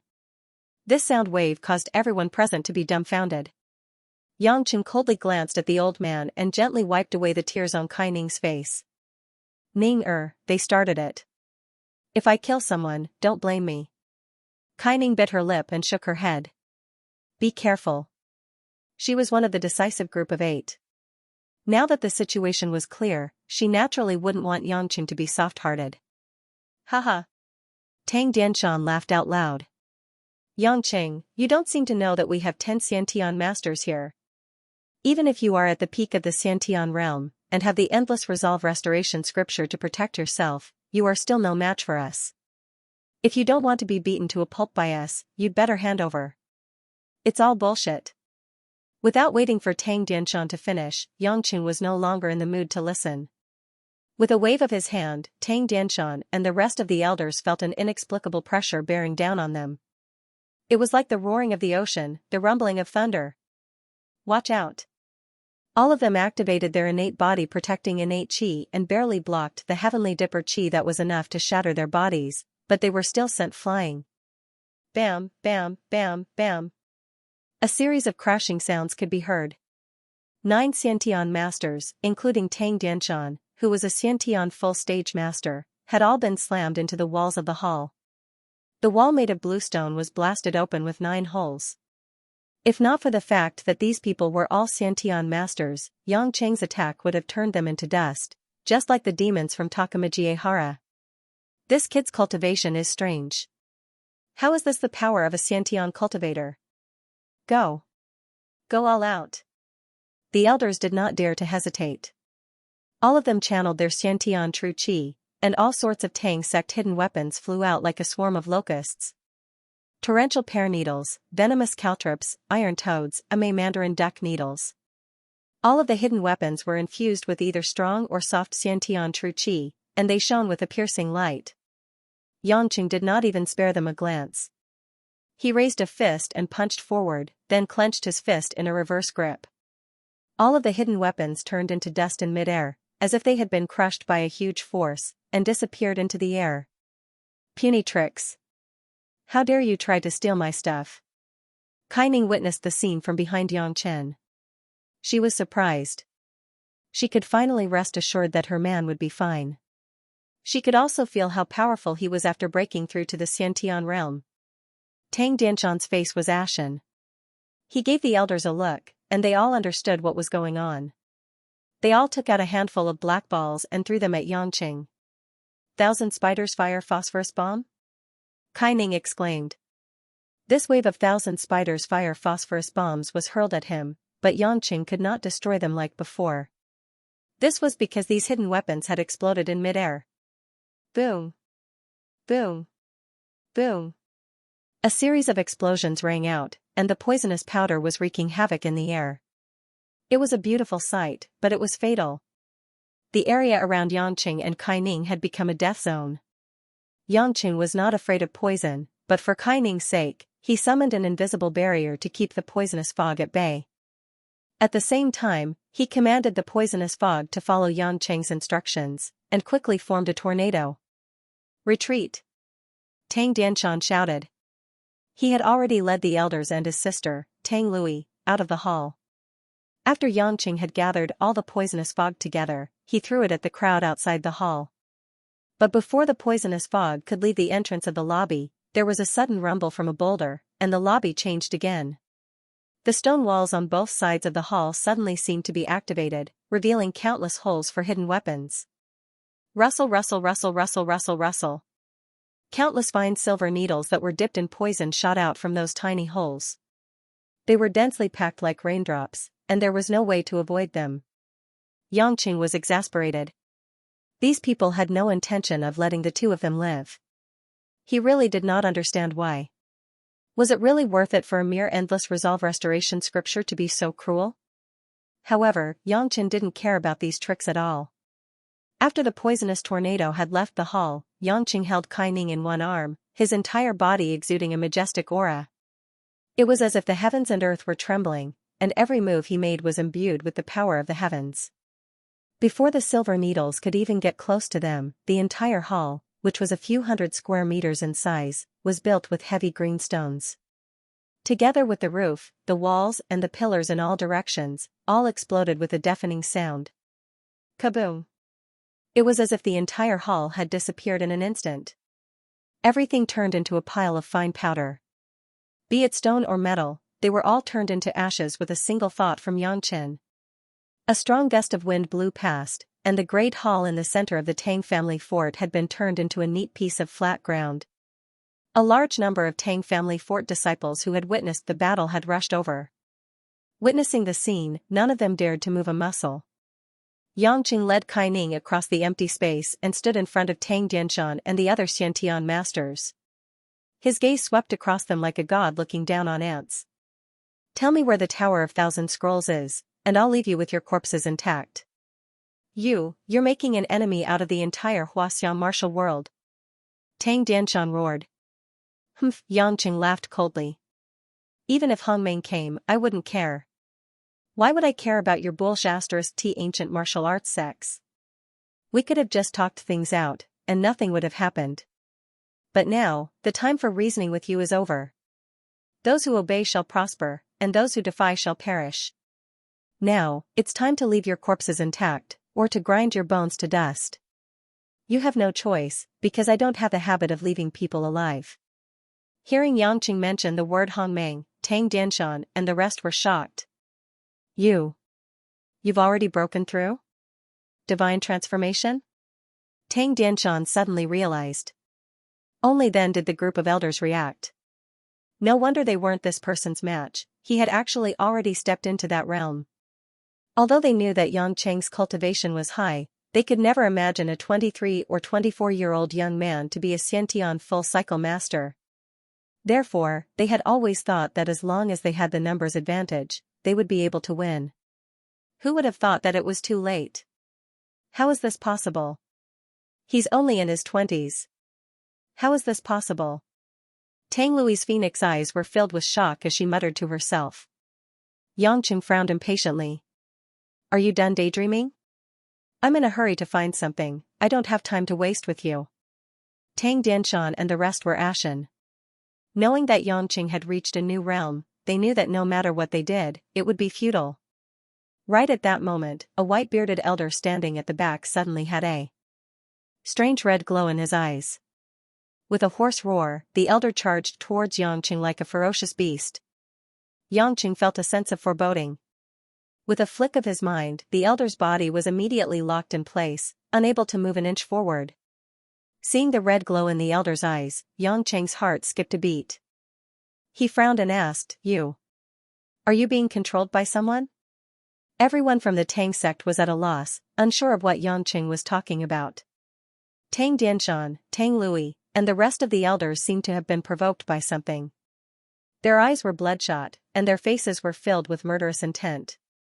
They glared at Xianxia, ready to pounce on him. Kai-Ning, who was the closest to Xianxia, could also sense that something was amiss. Mind control? Xianxia, you're saying that master and the rest are being controlled? Xianxia did not doubt her words. These people were clearly not under their own control, which was why they had committed such atrocious acts. Kai-Ning was one of the few talented disciples in the Tang sect, yet they had not hesitated to kill her. Furthermore, it was Tang Lui who had done it. It would be a lie to say that it was not strange. Just as Yangqing was contemplating how to deal with this thorny issue, something strange happened. The white-bearded elder who was confined to the ground was grimacing in pain. Yangqing's heart skipped a beat. Not good. The true qi in his dantian is expanding, he's going to self-destruct his dantian. Before he could finish his sentence, the white-bearded elder's abdomen had already become round and round. Yangqing was well aware of the power of a Xiantian master's dantian self-destructing. This was not as simple as a one-off explosion. It was a violent rebound after being suppressed several times over. If he allowed this old man to self-destruct, he would be fine. But the innocent disciples of the Tang sect would definitely perish. At the very least, half of the Tang fortress would be razed to the ground. Seeing the majestic true qi emanating from the old man's body, Yangqing no longer hesitated. He stretched out his hand and flung the white-bearded elder into the air. In order to not implicate too many innocent lives, he had no choice but to toss this human nuke into the air. Yangqing's current strength was beyond the imagination of the average person. This seemingly effortless move had thrown the white-bearded elder a few hundred meters into the air like a cannonball. In the midst of everyone's shock, a muffled sound could be heard in the air. The elder's dantian had exploded, and his body had been torn into countless pieces of flesh and blood. The shockwave from the true qi had caused the blood to disperse over a radius of a few hundred square meters. Even though they were standing on the ground, many Tang sect disciples with low cultivations felt a sense of oppression coming from the air. Tears welled up in Kai Ning's eyes. Earlier, when Tang Lui had tried to kill her, Kai Ning had assumed that she did not take her seriously. Now that she knew that her master and the others were being manipulated by evil, she could not bear to watch these elders, whom she had known since she was a child, die. Yangqing. Please save my master. I don't want to see her die. Kai Ning couldn't help but tighten her grip on Yangqing's arm. She could only rely on Yangqing. A battle of this level wasn't something she could touch with her current cultivation. Ning don't panic. Things haven't reached the point of no return yet. Yangqing patted her hand. After a moment's thought, Yangqing appeared in front of Tang Lui in a flash. Looking around, Yangqing snorted coldly. Although I don't know who you are, trying to steal my endless resolve restoration scripture through the hands of others? Don't you think you're looking down on me? Since you don't have the guts to come out and fight me, you can continue to be a coward. Sooner or later, I'll find you. As he finished, Yangqing reached out and grabbed Tang Lui's face.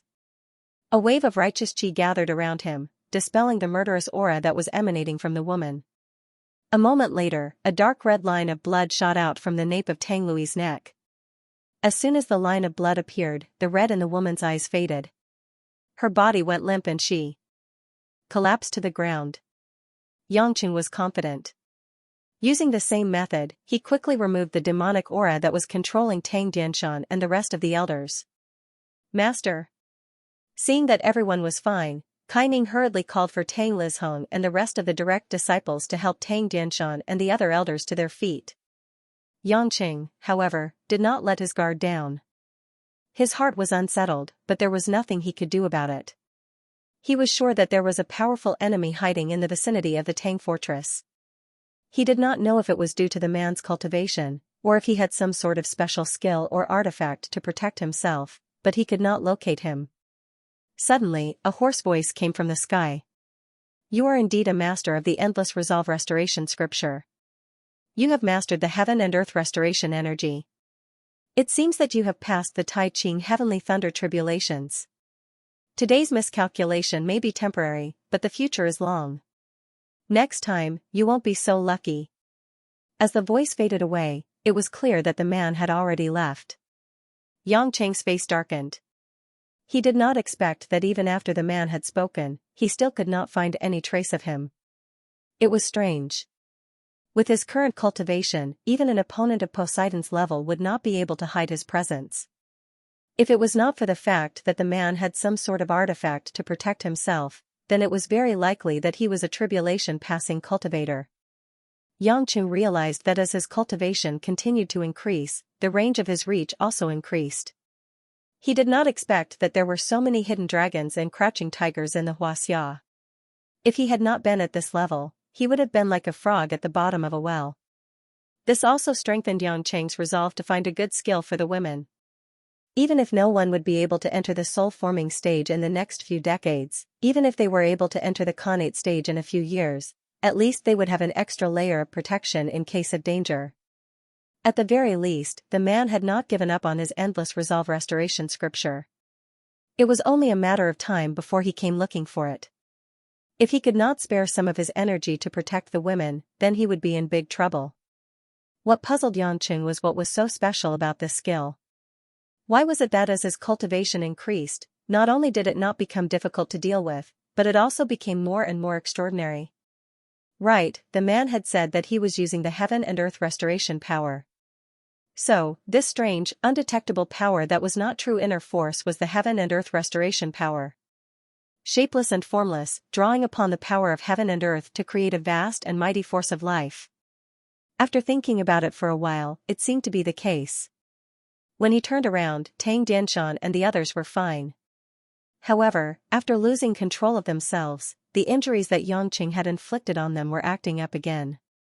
Most of them were bleeding from the corners of their mouths, and they had all fainted. Take them to their rooms to rest. They will be fine after a little recuperation, Xianxia said. Everyone in the Tang sect had long regarded Xianxia as their savior. Although they did not know what had happened, they dared not voice any objections. The Tang sect leader and the elders were escorted to their respective residences. Kaining couldn't care less about her womanly demeanor. She carried her master Tang Lui in her arms and gave Xianxia a look. With light footsteps, she stepped on the rooftops and leaped towards the southern end of the Tang fortress. Xianxia bade farewell to Tang Lizhong and told Tang Dianshan and the others to explain the situation to him when they woke up. Then, he followed behind Chuyan. When they arrived at the forest behind the Tang fortress, they discovered that there were many bamboo huts that resembled the tall buildings of the Dai tribe. Kaining carried Tang Lui into one of the huts. Inside the hut, there was only a bamboo bed and a few simple women's daily necessities. Aside from a dressing table, there was nothing else. It appeared that this was Tang Lui's resting place. After settling Tang Lui down, Kaining asked worriedly, Xianxia, is she all right? Your teacher has only suffered some internal injuries. Most of them are internal injuries. She will be fine after a few days of recuperation. She will wake up soon, Xianxia replied. Kaining nodded. Her eyebrows furrowed as she asked, the person who controlled teacher and uncle master, was he the one who spread the news? What is his background? How would I know? Xianxia smiled helplessly. We'll have to wait for your teacher to wake up and ask her about it. But I don't think they will know the answer. We'll just have to deal with it as it comes. Don't worry, I'm here. I won't let any harm come to you. Kaining looked at the man worriedly. But soon, she smiled and said, forget it, let's not think about it. Knowing that teacher was being controlled by someone else is enough to make me happy. But I'm not happy. I was going to kill them all, but now I have to wait for them to wake up and continue talking about the Tower of Scrolls. Xianxia lamented. Kaining glared at him and said, that's how you are. If you can avoid killing people, you will naturally kill as little as possible. Think about it, the elders also have children and grandchildren. If you really make a move, won't you have to face the revenge of a group of people? You can't possibly kill everyone in the Tang family fort. Xianxia smiled nonchalantly. He walked around the area and looked at the bamboo hut. There were quite a few other bamboo huts outside. He asked in confusion, did you live here when you were young? Is your master purposely looking for trouble? He didn't want to stay in the Tang family fort and instead chose to live here. Kaining walked to Xianxia's side and sighed softly. Master hasn't been married for half of her life. I've heard from the elders in the Tang clan fort that when she was young, Master went out to train alone. She was betrayed by a heartless man. After she came back, there were a few years when teacher's temperament changed. She didn't even want to see her own brother, the sect master and martial uncle. Later on, although things gradually improved, Master still hated men very much. After all, most of the people in the Tang fortress are men, so teacher doesn't want to stay in the fortress. Even the previous sect master chose to recruit his own female disciple to teach. No wonder. Yangqing suddenly understood. So your teacher accepted a female disciple like you. He even brought you to live in seclusion. You grew up in a place like this. No wonder you don't speak much. Fortunately, you met me. Otherwise, no one would be able to save such a beautiful girl. Kaining blushed and scratched Yangqing's face with her slender fingers. Your skin is really thick. Yangqing laughed without a care. Suddenly, a matter appeared in his mind. He hesitated for a moment but still asked, how many female disciples did your teacher accept? Do you have a senior or junior sister with the surname Xiao? Your surname is Xiao? Kaining thought for a while and shook her head. No, I have a senior sister and 2 junior sisters. None of them have the surname Xiao. Why would you suddenly ask? Yangqing heaved a sigh of relief. He didn't know why, but he suddenly thought of Xiao Qiqing who loved to poison people in America. Fortunately, she wasn't from the Tang sect. If he met her again, he wouldn't know how to face her. He was a little reluctant to part with her water snake body, but he also felt that she was too difficult to deal with. If she really appeared, it would cause a lot of trouble. It's nothing. I just thought of an old friend. Since she's not from the Tang sect, it's fine. Yangqing casually covered it up and smiled. My darling Ning, since it's not night yet, bring me to where you used to live. I want to know more about you. Kaining was a little happy when she heard this. She shyly lowered her head and asked, Where do you want to go? Your bed. Oh no. It's where you live. Yangqing changed his words quickly with a serious look on his face. However, Kaining still understood the hidden meaning in his words. She rolled her eyes at Yangqing. Follow me. I'll bring you to where I used to train. Yangqing's face turned bitter. How could he have let it slip? The sea of trees was lush and green. Around the Tang clan fort, especially in the southern bamboo forest, one could feel the lush summer scenery. Yangqing and Kaining held hands and walked through the places where Kaining trained when she was young. The scenery here was beautiful, but Kaining didn't look relaxed. It was as if she was reminiscing and telling Yangqing some old stories. Kaining's tone was a little erratic and sad. As they walked past a cold pond formed by a mountain spring, Kaining pointed to the center of the pond and said, In the past, when I was only 12 or 13 years old, I didn't want to practice too early in the winter because the temperature here was very low. Since it was a bamboo house with no charcoal or other heating facilities, I was still shivering from the cold. But Master wouldn't let me. Several times, he dragged me out of my bed, braved the cold air of the forest, and threw me into the pond. Because there was a hidden spring flowing under this pool, it was not warm in winter like other pools. On the contrary, it was much colder than the surface. I remember at that time, I even thought of stealing some poison to poison Master to death. At night, I would dream of how to kill Master. Although Yangqing's own experience was much more painful than this, he was still a little surprised at how Kaining spent her budding years. Do you still hate her in your heart? Yangqing asked, If I hate her, I'll go back and kill your master. Kaining knew that the man was joking and shook her head. Master just doesn't want me to be easily hurt by others after I leave the sect. Actually, if you think about it carefully, she has never gained anything from me. She asked me to wake up early, but wasn't she the one who woke up first? She still sacrificed more for me. No wonder you still wanted me to save her with her bad temper. Yangqing said. The two of them laughed and chatted as they walked past a slope. In front of them was a large piece of dark brown bamboo that seemed to have been burned by fire. These sharp bamboo pieces were like blades that were inserted into the depths of the soil. It was like a sea of blades. These bamboo blades were soaked in the Tang sect's special poison and baked. They are not much worse than ordinary steel blades, and they won't rot for more than 10 years. Kaining introduced, I used to practice the Tang sect's Qigong here with other disciples. Yangqing frowned, with the sharpness of these bamboo pieces, wouldn't it be easy to get hurt? In the beginning, there was gauze wrapped around the feet, but after 2 years of training, they started to walk barefoot on it for an hour. If they fall halfway, they have to go back up again. Kaining smiled faintly, the Tang sect is good at using poison, and their healing skills are also first class, so even if their feet are injured, they will be quickly healed and continue to practice.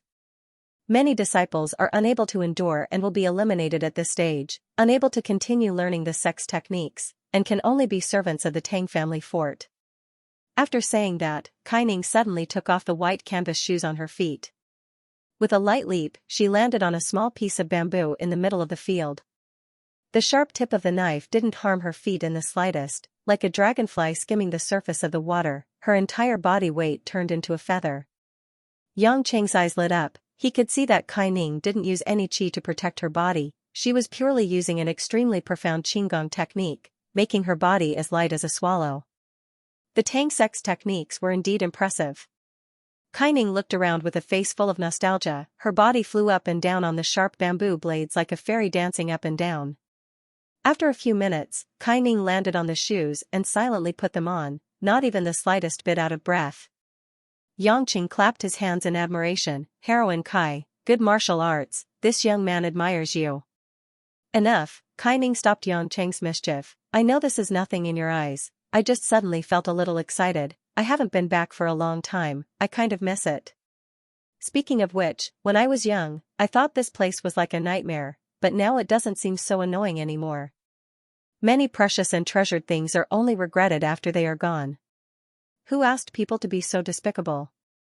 A beautiful figure in a blue dress appeared in Yangcheng's mind. It seemed like such a distant fantasy, but then he smiled and said, at least now, we can borrow the past to have a better life, this is more important than anything else. Kaining looked at the man emotionally. You're always so confident, right?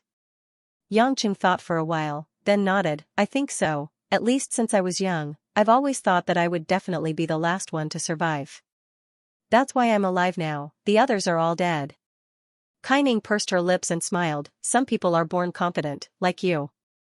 And some people rely on their own hard work to gain confidence. I heard people say since young, it's a pity that General Kai gave birth to a daughter, it's difficult for her to inherit the family's military commander. Although father didn't blame mother, mother was always depressed. Later, she gave birth to Yonyan. Although father was still very happy, I could see the regret in his eyes. There were always people who said that the Kai family could only rely on others in the future, that they didn't even have a son, and that the daughter was unreliable. There were also people who said that the Kai family was not blessed, that the Kai family just had a chance to rise, was about to fall. I thought that if I was strong enough, stronger than the boys of the other families, maybe I could make up for the regret of my parents not being able to give birth to a son. So, I especially cherished the opportunity to learn martial arts in the Tang sect. Later, I gritted my teeth and spent 10 years here, from which I found the confidence to exist, but I don't know why I didn't feel the happiness I expected. Although father was very happy that I could become one of the group of 8 and have a high enough position in the security bureau, I'm no longer the Kaining who learned martial arts purely for my parents' and sisters' happiness. I also want to have my own life, my own happiness. Unfortunately, I still don't know how to find it. The woman narrated, as if she was talking to herself. In Yang Cheng's eyes, everything seemed to have returned to 10 years ago. In the bamboo forest, the girl in a thin shirt, trying hard to maintain her balance on the bamboo knife, constantly using her qi to jump. She was sweating profusely, on the verge of falling, but she held back her strength, her eyes determined. Once again, the scene returned to that night, under the stars and the moon, on the bridge, the woman blowing against the cold wind, letting the cold penetrate her heart. Her efforts made her exceptionally confused, and she didn't know what was left in the distance. Look at me, Kaining. Yangqing sighed, reached out to grab Kaining's hand, and said seriously. Kaining was stunned, a little confused, but she still raised her head to look at the man. I announce that Kaining's happiness, from now on, is tied to Yangqing. Today, she will be happier than yesterday, tomorrow will be happier than today, the day after tomorrow, and the day after that, she will always be happy. This agreement, from now on, if it is violated, Kaining will be bullied by Yangqing for the rest of her life. The jade-like hand that was being held, trembled slightly. Kaining stared blankly at the man for a long time, then burst into laughter. You're so childish, your words are like a fairy tale, just to scare a little girl, Kaining chuckled.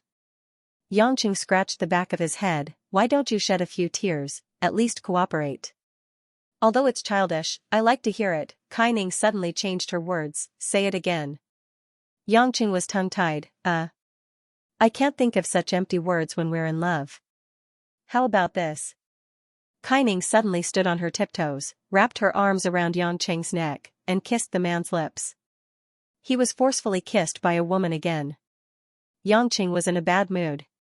Why was he forcefully kissed by Lin Ruoshi previously, and now Kaining is playing the same trick?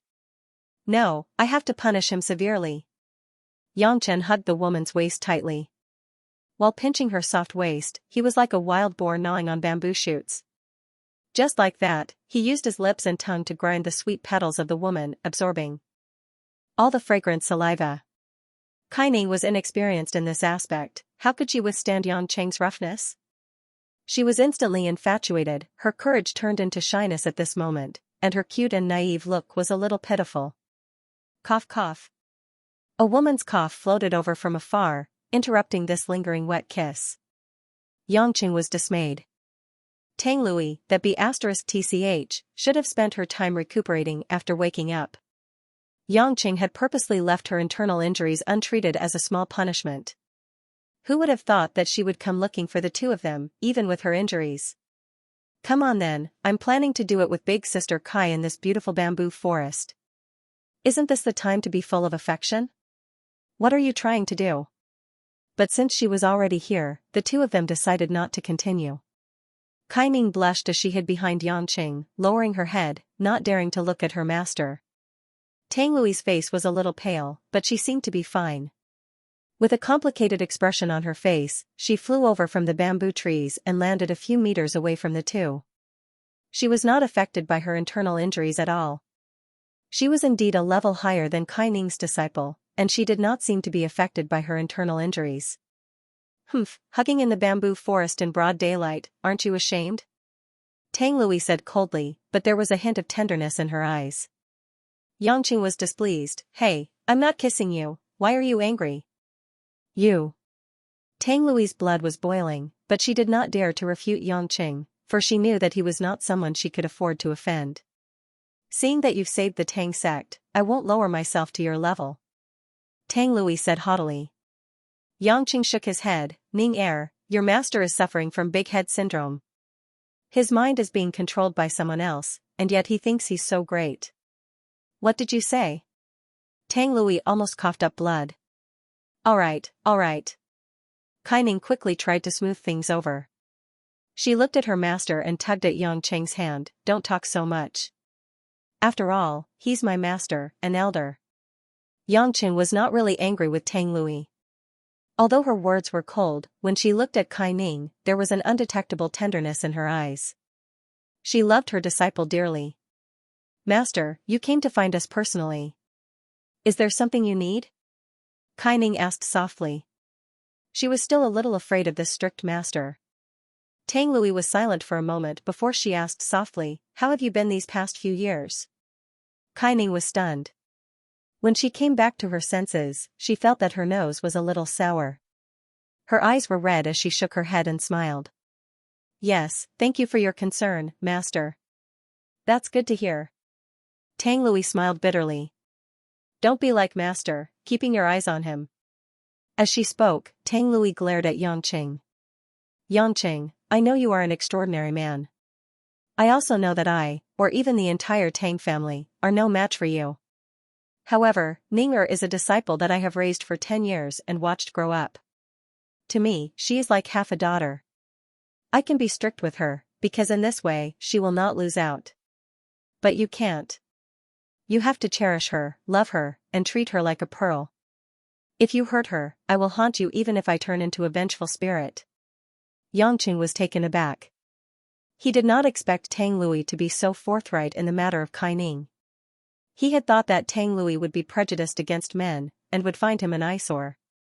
Humph, do you think that I would be against you and Ninger being together? Tang Lui seemed to have read Yangqing's mind. I am after all, her master, not her mother. I have no say in her life. I, Tang Lui, may not be fond of filthy men, but I am not an unreasonable shrew. I am well aware of your vicious reputation. If not for Ninger's place in your heart, you would not have let us off the hook, nor would you have saved us from our inner demons. You have been a great benefactor to the Tang family, and I will not bite the hand that feeds me. Xianxia chuckled. When you are under someone's control, you are not as pleasant to the eye as you are now. Not bad, this is how a Xiantian perfected master should behave. There's no need for such empty flattery. I know you're not interested in mere Xiantian cultivators like us. Tang Lui looked at Yan Chen with a strange expression, as if she was puzzled by the fact that a young man like him could possess such a terrifying cultivation. Kai Ning's eyes were brimming with tears. The years had passed, and the master whom she hated and loved at the same time, was still as beautiful and graceful as when she first met her. She had watched her grow up and taught her everything she knew. Although she was not her birth mother, she had poured her heart and soul into Kai Ning, far more than her birth mother. Master. Kai Ning called out softly. Tang Lui's body trembled slightly as she looked at her disciple. Kai Ning gritted her teeth and threw herself at her master. She hugged Tang Lui tightly and leaned on her shoulder. Master, Ning has missed you. Tang Lui's frosty face softened as she patted her disciple's back. Silly girl, why didn't you come back? Why did you have to wait for so many years? Ning has missed Master, but I'm afraid Master will scold me. I've always said that you're a silly girl. You've grown up, and you're no longer a child. Why would Master scold you for no reason? Tang Lui gently stroked Kai Ning's hair as she sighed softly. Xianxia stood a few steps away from the two women as he watched silently. He could not help but think of the unkempt man who had taught him the endless resolve restoration scripture when he was still a child. His heart was filled with bitterness as he sighed. After the two women had calmed down, Tang Lui finally got down to business. Tang Dianshan and the rest of the elders had woken up. Recalling the events that had transpired, they felt as if they were sitting on pins and needles. Without further ado, they invited Xianxia over, hoping to express their gratitude and discuss their next course of action. Of course, when they saw the ruins of the palace that Xianxia had razed to the ground, their hearts trembled in fear. As it was nearing nightfall, Xianxia and Kai Ning followed Tang Lui to a banquet hall, where a sumptuous banquet had already been prepared. Tang Dianshan led a group of Xiantian realm elders who had been rescued. When they saw Xianxia, they rushed out to greet him. Everyone bowed respectfully. Many thanks to Child Yang for saving our Tang family fort. On behalf of the thousands of Tang family fort members, I, Tang Dianshan, offer my deepest gratitude. In the future, if Child Yang has any requests, we of the Tang family fort will not hesitate to lend a helping hand. Tang Dianshan broke out in cold sweat as he recalled what had happened. If they had been carelessly manipulated by Yan Chen, then the Tang clan would no longer exist. Without the support of a Xiantian master, there was no way they could compete with the likes of Kunlun and Shaolin. Without a Xiantian master, the Tang clan would no longer be able to compete with the other major sections. Xianxia was not in the mood to listen to their words of gratitude. These empty words were not as eye-catching as the sumptuous banquet that had been laid out on the table. He had not eaten for a whole day, and although he was not hungry, he was craving for food. Hence, he smiled and said that, Headmaster Tang, let's skip the formalities. Let's eat, let's eat. The Tang family fort members were dumbfounded. This young master of the Yang family was not only a powerful cultivator, but he was also a friendly person. He did not put on an act, nor did he possess any superior skills. Instead, he invited them to eat. If Xianxia knew that he could not be bothered to entertain them, he would probably be rolling on the floor in laughter. Normally, Kai Ning, as a disciple, would not have had the right to sit at such a banquet. But now that she had become the benefactor of the Tang family fort's elders, things were different. Tang Dianshan and the rest of the Tang family fort members showered Kai Ning with compliments. Kai Ning's cheeks were burning hot. She had not done anything special, and yet she had become the most outstanding disciple of the Tang family fort. During the banquet, many toasts were exchanged. Xianxia did not reject any of them. After all, these people were not the type to get drunk. The wine was made from the Tang family fort's own wine, which had a 60% alcohol content. It was mixed with the Tang family fort's secret recipe, and had the effect of strengthening one's body. The fiery heat of the wine penetrated his throat, and made Xianxia feel very satisfied. Xianxia's appetite was very good, and he ate as he drank. Half a suckling pig went down his stomach, and the Tang family fort members saw that he did not seem to have any intention of stopping. Although they did not know what the soul formation stage was, they knew that experts at that level did not need to eat or drink. But the way Yangqing ate, it was clear that he was a glutton. He did not look like an expert at all. Not only was his mouth full of grease, but he was also licking his fingers from time to time. The Tang family fort members were still hoping to discuss what had happened in the afternoon.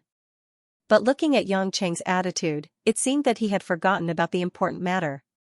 Finally, Tang Dianshan could not help but laugh. "Child Yang, we are here today to borrow a skill from the Tower of Scrolls, right? I wonder if we can discuss it together now." Yangchen licked the minced pork on his lips with a look of sudden realization. "Oh right, I forgot about it. Hee, your chef is pretty good. Did you use any special spices? Why does this roasted suckling pig have the taste of yam? It's so fragrant." "Haha, you flatter me." Tang Dianshan broke out in a cold sweat as he chuckled. This is a medicinal cuisine unique to the Tang sect. The chefs are actually the elders and disciples of the Tang sect who specialize in the development of medicinal herbs. "Right, about the Tower of Scrolls. Where is it?" Yangqing asked. "Ah?" I said, "Where is the Tower of Scrolls?" Yangqing asked again. Tang Dianshan and the rest were stunned, unable to keep up with Yangqing's pace. "What, you won't let me in?" Yangqing frowned, and asked in displeasure. Tang Dianshan quickly waved his hands, smiling. "Of course not. The Tang fortress is only safe thanks to Child Yang. Although the Tower of Scrolls has never been open to outsiders, this is a special case. Besides, Child Yang has the Endless Resolve Restoration scripture, he won't be greedy. We can rest assured." "So much nonsense. Isn't it just letting me in? Just say let me in and be done with it." Yangqing shook his head. "You people are so inefficient. This isn't like the ancient times, where you have to be so scholarly. Just speak plainly." Tang Dianshan and the rest were embarrassed, but they were not angry. They all knew that Yangqing's willingness to share a table with them was already a sign of respect, so they had nothing to complain about. Thinking about it, geniuses in certain aspects always had strange personalities. This young man was slovenly and seemed to be unrestrained. Perhaps it was because of this temperament that he was able to achieve so much at such a young age on the path of cultivation. Tang Lui took over her brother's words. "The Tower of Scrolls is located in the mountains behind the Tang fortress. If you were to barge in, there would be hundreds of hidden traps, guarded by several Xianxia stage elders. If you want to go in, my brother and I can personally take you there tomorrow morning and dispel those traps.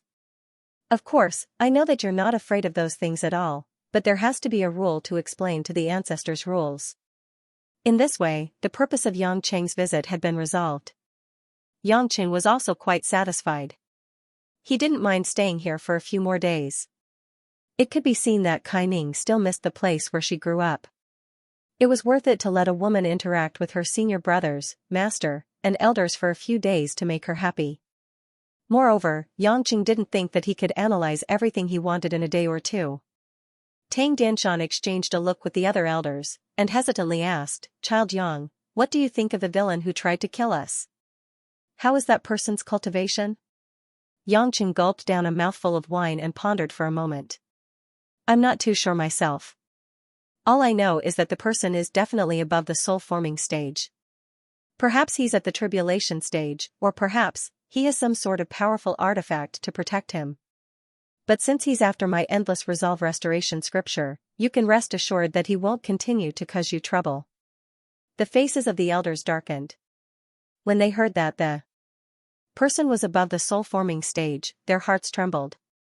One of the elders analyzed, logically speaking, the people of Hongmeng would never lay their hands on the ancient martial sects of the secular world. That would be inconsistent with their principles. To have a cultivation above the soul-forming stage, yet to disregard the principles of the cultivation world, could it be? Impossible. Tang Lui suddenly denied. They would never do such a thing. Everyone's expressions were mixed. It was obvious that the elders were thinking of something, but they were hesitant. Yang Chen, on the other hand, looked at Tang Lui in surprise. Puzzled, he asked, "What is it? Do you guys know who the culprit is?" Tang Dianshan sighed. "Truth be told, we elders are not sure either, that's why we didn't dare to say it. But since Child Yang's cultivation is far beyond our own, and we might meet him in the future, there's nothing we can't say. Our guess is that there's another ancient force outside of Hongmeng, or rather, a few clans. According to the rumors, they're known as the Great Ancient Clans." Great Ancient Clans? What's that? Yangqing finally stopped eating. Kai Ning, who was beside him, pricked up her ears. Tang Dianshan said, "I believe Child Yang has some understanding of the origins of Hongmeng. Hongmeng is an organization formed by soul-forming stage martial artists to protect Huaxia's foundation. It could be said that the members come from all corners of China.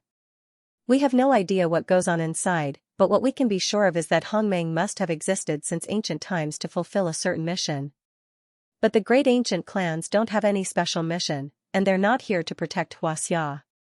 The ones who truly inherited their power from the great ancient era are not Hongmeng, but these great ancient clans. It's said that they are the descendants of the most powerful immortals of the great ancient era. The people of Hongmeng actually practice techniques that were passed down from our ancient sections. Once cultivated to the extreme, one can break through to the soul-forming stage. The great ancient clans, on the other hand, have inherited the techniques of the great ancient era. To them, the soul-forming stage is nothing special. Only those who can enter the tribulation stage can be considered experts. They don't care about Huaxia's life or death. They only have one goal, and that is to break through the void like the immortals of the great ancient era. Yangqing would be lying if he said he wasn't shocked. Only the Tang sect, the largest ancient sect, would know about this. Even Yan Sanyang and the others probably didn't know about it. One of the elders continued, "This information was passed down by some of the seniors in our sect. Moreover, because the great ancient clans would occasionally send outstanding disciples to train in the mortal world, to eliminate the demons in their hearts on the path of cultivation, and to sever their ties. That's why there are some rumors, but most of them aren't very clear." Yangqing suddenly thought of another person, Xia Qiqing. That woman wasn't from the Tang sect, but she knew about Hongmeng. She said something about the Shao clan and the Luo clan, could it be her? But looking at her pitiful, poison-covered appearance, it didn't seem like it. No one noticed anything strange about Yangqing. Tang Dianshan continued, "What we don't understand is, if it really is the great ancient clans, why would they go through so much trouble to make use of us to attack Child Yang and steal the endless resolve restoration scripture? Could it be that this technique isn't just a simple Shushan technique, but one that even the great ancient clans covet?"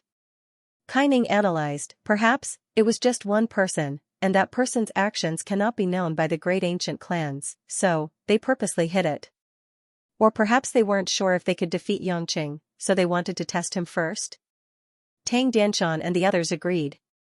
Ning Er's analysis is correct. That's a possibility. After all, the great ancient clans have their own rules and customs. Compared to Hongmeng, they're even more mysterious. Both sides mind their own business. If they were to act rashly, it would affect the balance of power in the world. Perhaps Hongmeng would be displeased. If that's the case, it's possible.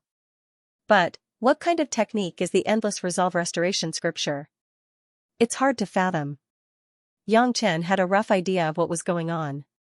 There were many things that people wouldn't be able to understand if they hadn't cultivated the endless resolve restoration scripture and reached his level. However, Yangqing did not bother to explain his thoughts to them. What are the surnames of the great ancient clans? Do any of you know? Tang Dianshan and the others shook their heads with a bitter smile. That we don't know.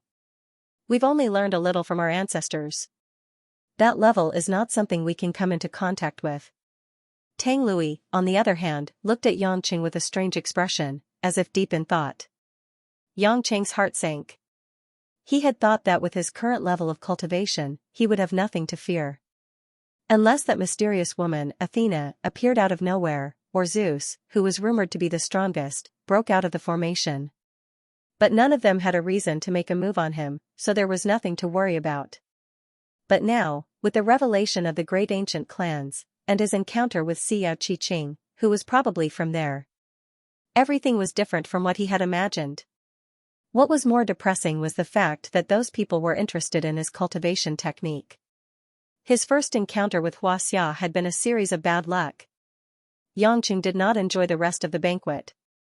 After some discussion, they concluded that there was nothing to worry about in the Tang fortress, and that the person's target should be Xianxia.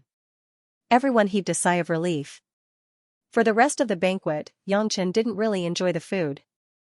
After some discussion, they felt that there shouldn't be anything to worry about in the Tang clan fort.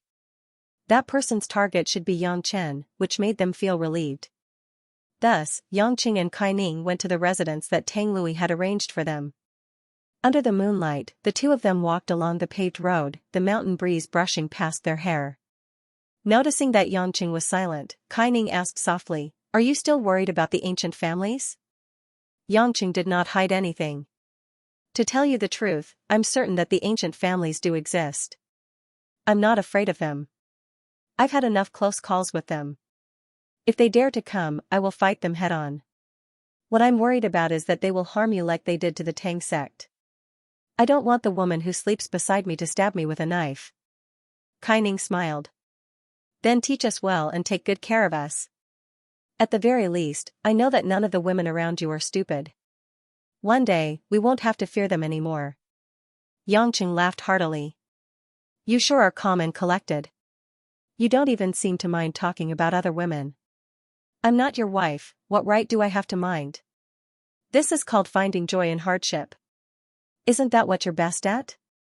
Why are you so worried now?" Kai Ning rolled her eyes. "Besides, it's not like we're in a dire situation right now. That person doesn't even dare to come out to see you. Perhaps he knows that he's no match for you." Xianxia thought about it and agreed. He had never been a timid person. If he had to be afraid, he would only be afraid of women. Who cares if it's an ancient clan? I'll kill as many as they come. If they show up, I'll kill them all. As they were about to reach the guest room, Xianxia grabbed Kai Ning's hand. "Ning-er, let's go together." Because Tang Lui had arranged for 2 rooms, Xianxia was a little reluctant. Kai Ning, of course, knew what he meant. "We have to go to the back mountain early tomorrow. Can't you wait a few more days?" "You're not against it?" Xianxia was delighted. Kai Ning didn't know what to say. In her heart, she yearned to be like her sister, Kai Yan. She wanted to reach that step with the person she liked. Otherwise, she would feel uneasy. But how could she say it? Unexpectedly, before Kai Ning could speak again, that gorgeous figure once again walked over from afar. "Of course not," Tang Lui suddenly said. Xianxia looked depressed. "I say, Ning-er is her master. No matter how much you like her disciple, you don't have to follow her everywhere." Tang Lui snorted coldly. "You think I want to? I'm just worried that you'll ruin Ning-er of your little sister's cultivation." Xianxia was confused. "What do you mean? You really don't know anything. I really don't know how you managed to cultivate to such a level." Tang Lui sighed. To a woman, the Yin body is much more precious than a man's Yang body. Ning-er was still a virgin, so she had a layer of Yin essence protecting her body. The true qi produced by her inner force was exceptionally pure. If you lose your virginity, then breaking through to the Xiantian realm will be delayed for at least 3 years. If nothing goes wrong, with Ning-er's talent, she should be able to step into the Xiantian realm in 1 or 2 years. Are you really that anxious? Do you really want Ning-er to cultivate for 3 more years just for a moment of greed? Xianxia was stunned. He looked at the blushing Kai Ning and asked, "Really? Ning-er, why didn't you say anything?" Kai Ning stuttered, obviously admitting it, but she didn't know how to answer. "Humph, this silly girl. She can't open her mouth, but she doesn't want to refuse you. She would rather spend more time cultivating. Don't you understand her intentions?" Tang Lui bristled with anger. "A grown girl can't be kept at home. Master has taught you for 10 years, but it's nothing compared to the few months you've spent with this brat." "It's not like that, Master." Kai Ning tried to explain. "There's no need to say more." Tang Lui glanced at Xianxia. "Since you're aware of it, you shouldn't touch Ning-er." Tomorrow, you'll enter the Tower of Scrolls and study it thoroughly. With your understanding of cultivation, combined with the most orthodox techniques, I'm sure you'll learn a lot. If one day, I can help Ning break through to the Xiantian realm, then I, as her master, will be satisfied. Yangcheng's heart was filled with warmth as he looked at the shy woman beside him. Although she was not as passionate as his sister, Choi Yun, the tenderness in her eyes was more seductive. That night, Yangcheng did not touch Kai Ning again. This woman was so considerate of him, if he were to let her down, he would not be a man. The next morning, as the sun was rising, Yangcheng, accompanied by Tang Dianshan and Tang Lui, made his way to the Tower of Scrolls. Before he left, he bid farewell to Kai Ning. Although Kai Ning was a core disciple, she was not qualified enough to enter the Tower of Scrolls. She could only wait for Yangcheng at the Tang Fort. From the Tang Fort to the forest at the back of the mountain, the vegetation gradually changed from bamboo to cypress. Soon, a building made up of 4 ancient stone huts came into view. Yangcheng examined the huts and asked curiously, "There's no door here?" Tang Dianshan explained, "These 4 huts are guarded by the 4 esteemed elders of the Tang Fort, Heaven, Earth, Black, and Yellow. These 4 elders are all over 100 years old, and are the most likely to enter the divine transformation realm in the Tang sect. Other than when they are about to enter the Tower of Scrolls, they are not to be disturbed. Naturally, they do not have the habit of opening their doors." "Then I have to fly in?" Yangcheng asked. "Indeed." Tang Dianshan cupped his hands in greeting. "This Tang and my sister can only escort young Master Yang up to this point. Last night, we've already discussed this with our senior uncles. Young Master Yang can enter on his own, but the 2 of us cannot follow him in for no reason." Tang Lui said, "You can enter without a problem, but you must not harm the 4 elders. They are just doing their job." Yangcheng smiled. "Are they going to test me before they let me in? Because you are not an official disciple of Shu Mountain, and you are not a member of the Tang sect. According to the rules, outsiders who wish to enter the Tower of Scrolls must at least withstand 3 blows from the 4 elders. Otherwise, they would not be worthy of the Tang sect's respect." Tang Dianshan explained. Yangcheng smiled. This rule meant that if you didn't have a cultivation base above the soul-forming stage, you wouldn't be able to enter. But those who were above the divine transformation realm would not be able to gain much from entering, so they had no interest in entering. At the end of the day, the Tower of Scrolls was not open to outsiders. Yangcheng said no more, and did not bother to use his cultivation. He leaped into the air, and, like a lone swan, he flew to the center of the 4 stone huts. In the center of the huts was a gray space, and the words Tower of Scrolls were written in gold on the ground. Yangcheng finally understood. This tower was actually a basement. "My young friend, your cultivation is impressive, but I would still like to meet you." An ancient voice rang out from within the Tian stone hut.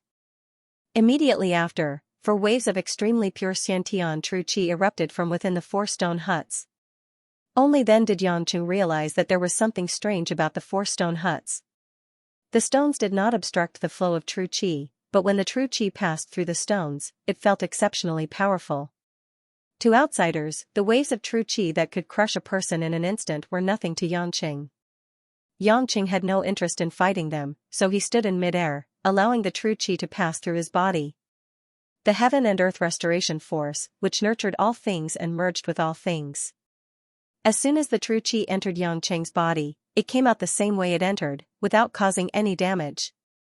Outside the Tower of Scrolls, Tang Dianshan and Tang Lui, who were watching from afar, found it hard to calm down. They could not understand how Yangcheng, who did not even put up any defensive measures, could completely ignore the true qi of the Xiantian perfected stage. The Tian, Xian, and Huang stone huts tried to increase their true qi, but to no avail.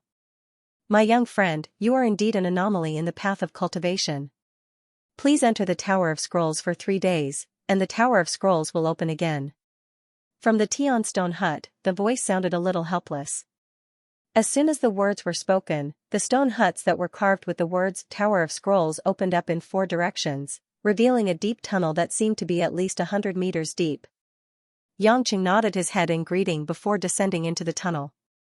Even though Yang Cheng's cultivation had improved by leaps and bounds, he could not help but feel tempted at the thought of the hidden scriptures below. He, the wild monk, had finally found an authentic temple. He wanted to see how the monks recited their scriptures.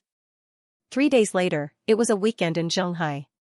The New Hope orphanage was covered by vines in the afternoon, and the buildings looked cool and comfortable. The children were playing in groups in the courtyard. The girls were playing house, and the boys were chasing each other. Although they wore plain clothes and ate simple food, the children here enjoyed the brotherly bond that was rarely seen in the city. A few boys and girls who had grown up and left the orphanage just in time for the weekend were helping the elderly director Cha carry some heavy objects, wipe the glass, and clean the tables and chairs. From Lin Ruoshi's point of view, everything seemed to be harmonious. It was in such a heartwarming scene that she could unload the burden on her shoulders. She couldn't help but reveal a trace of a smile. Under a relatively secluded banyan tree, Lin Ruoshi was sitting among a group of 7 or 8 years old children. She was holding a large, colorful Grimm's fairy tales. This classic was collected by the 19th century German linguists, the Brothers Grimm. After hundreds of years, it was still full of vitality. Lin Ruoshi, who was used to attending meetings with the executives, didn't speak very vividly, but at least her words were gentle and precise. Coupled with her strong affinity with the children, all the children opened their eyes wide and focused. Today, she was telling the children the brave little tailor, which she had told countless times. The main character in this story was smart and cunning. Relying on some luck and courage, he finally became the king. It was very exciting for the children, and they were always full of fantasies. At the very least, the stories that she told were about parents, like Thumb and Candy House. For the children, telling the good or bad parents would evoke many unpleasant thoughts, so Lin Ruoshi always avoided these stories. After finishing the story, the children clamored to continue listening to Sleeping Beauty. Lin Ruoshi sat on the bench and reached out to wipe the sweat on her forehead. She lovingly patted the head of the 5-year-old girl closest to her and said to the children, "Let me rest for a while and drink some water. I'll tell you later, okay?" After all, it was summer. If it weren't for her deep concern for the children here, Lin Ruoshi wouldn't have the time to come here to tell stories. Moreover, Guo was very supportive of this matter. As the founder of these orphanages, she was in charge of the overall planning work. If she really had to go to the orphanages one by one, she wouldn't be able to leave. Storytelling was not an easy job, and it was inevitable that her mouth would be dry. Therefore, Director Cha was kind enough to make her a cup of tea. After Lin Ruoshi walked away, the children gathered around the fairy tale book and discussed who looked more like the little tailor. They were very energetic. Just as Lin Ruoshi was about to head to Principal Cha's office for a drink of water, she inadvertently saw a small figure standing at the entrance of the orphanage from the corner of her eye. It was a girl about 4 years old, wearing a blue-patterned frilly dress. Her head was round, her bangs were neat, and her hair was cut into a mushroom hairstyle. Her big black eyes seemed to be able to speak, and her delicate facial features were like those of an elf in a fairy tale. Lin Ruoshi couldn't help but think narcissistically that she wasn't as cute as this little girl when she was a child.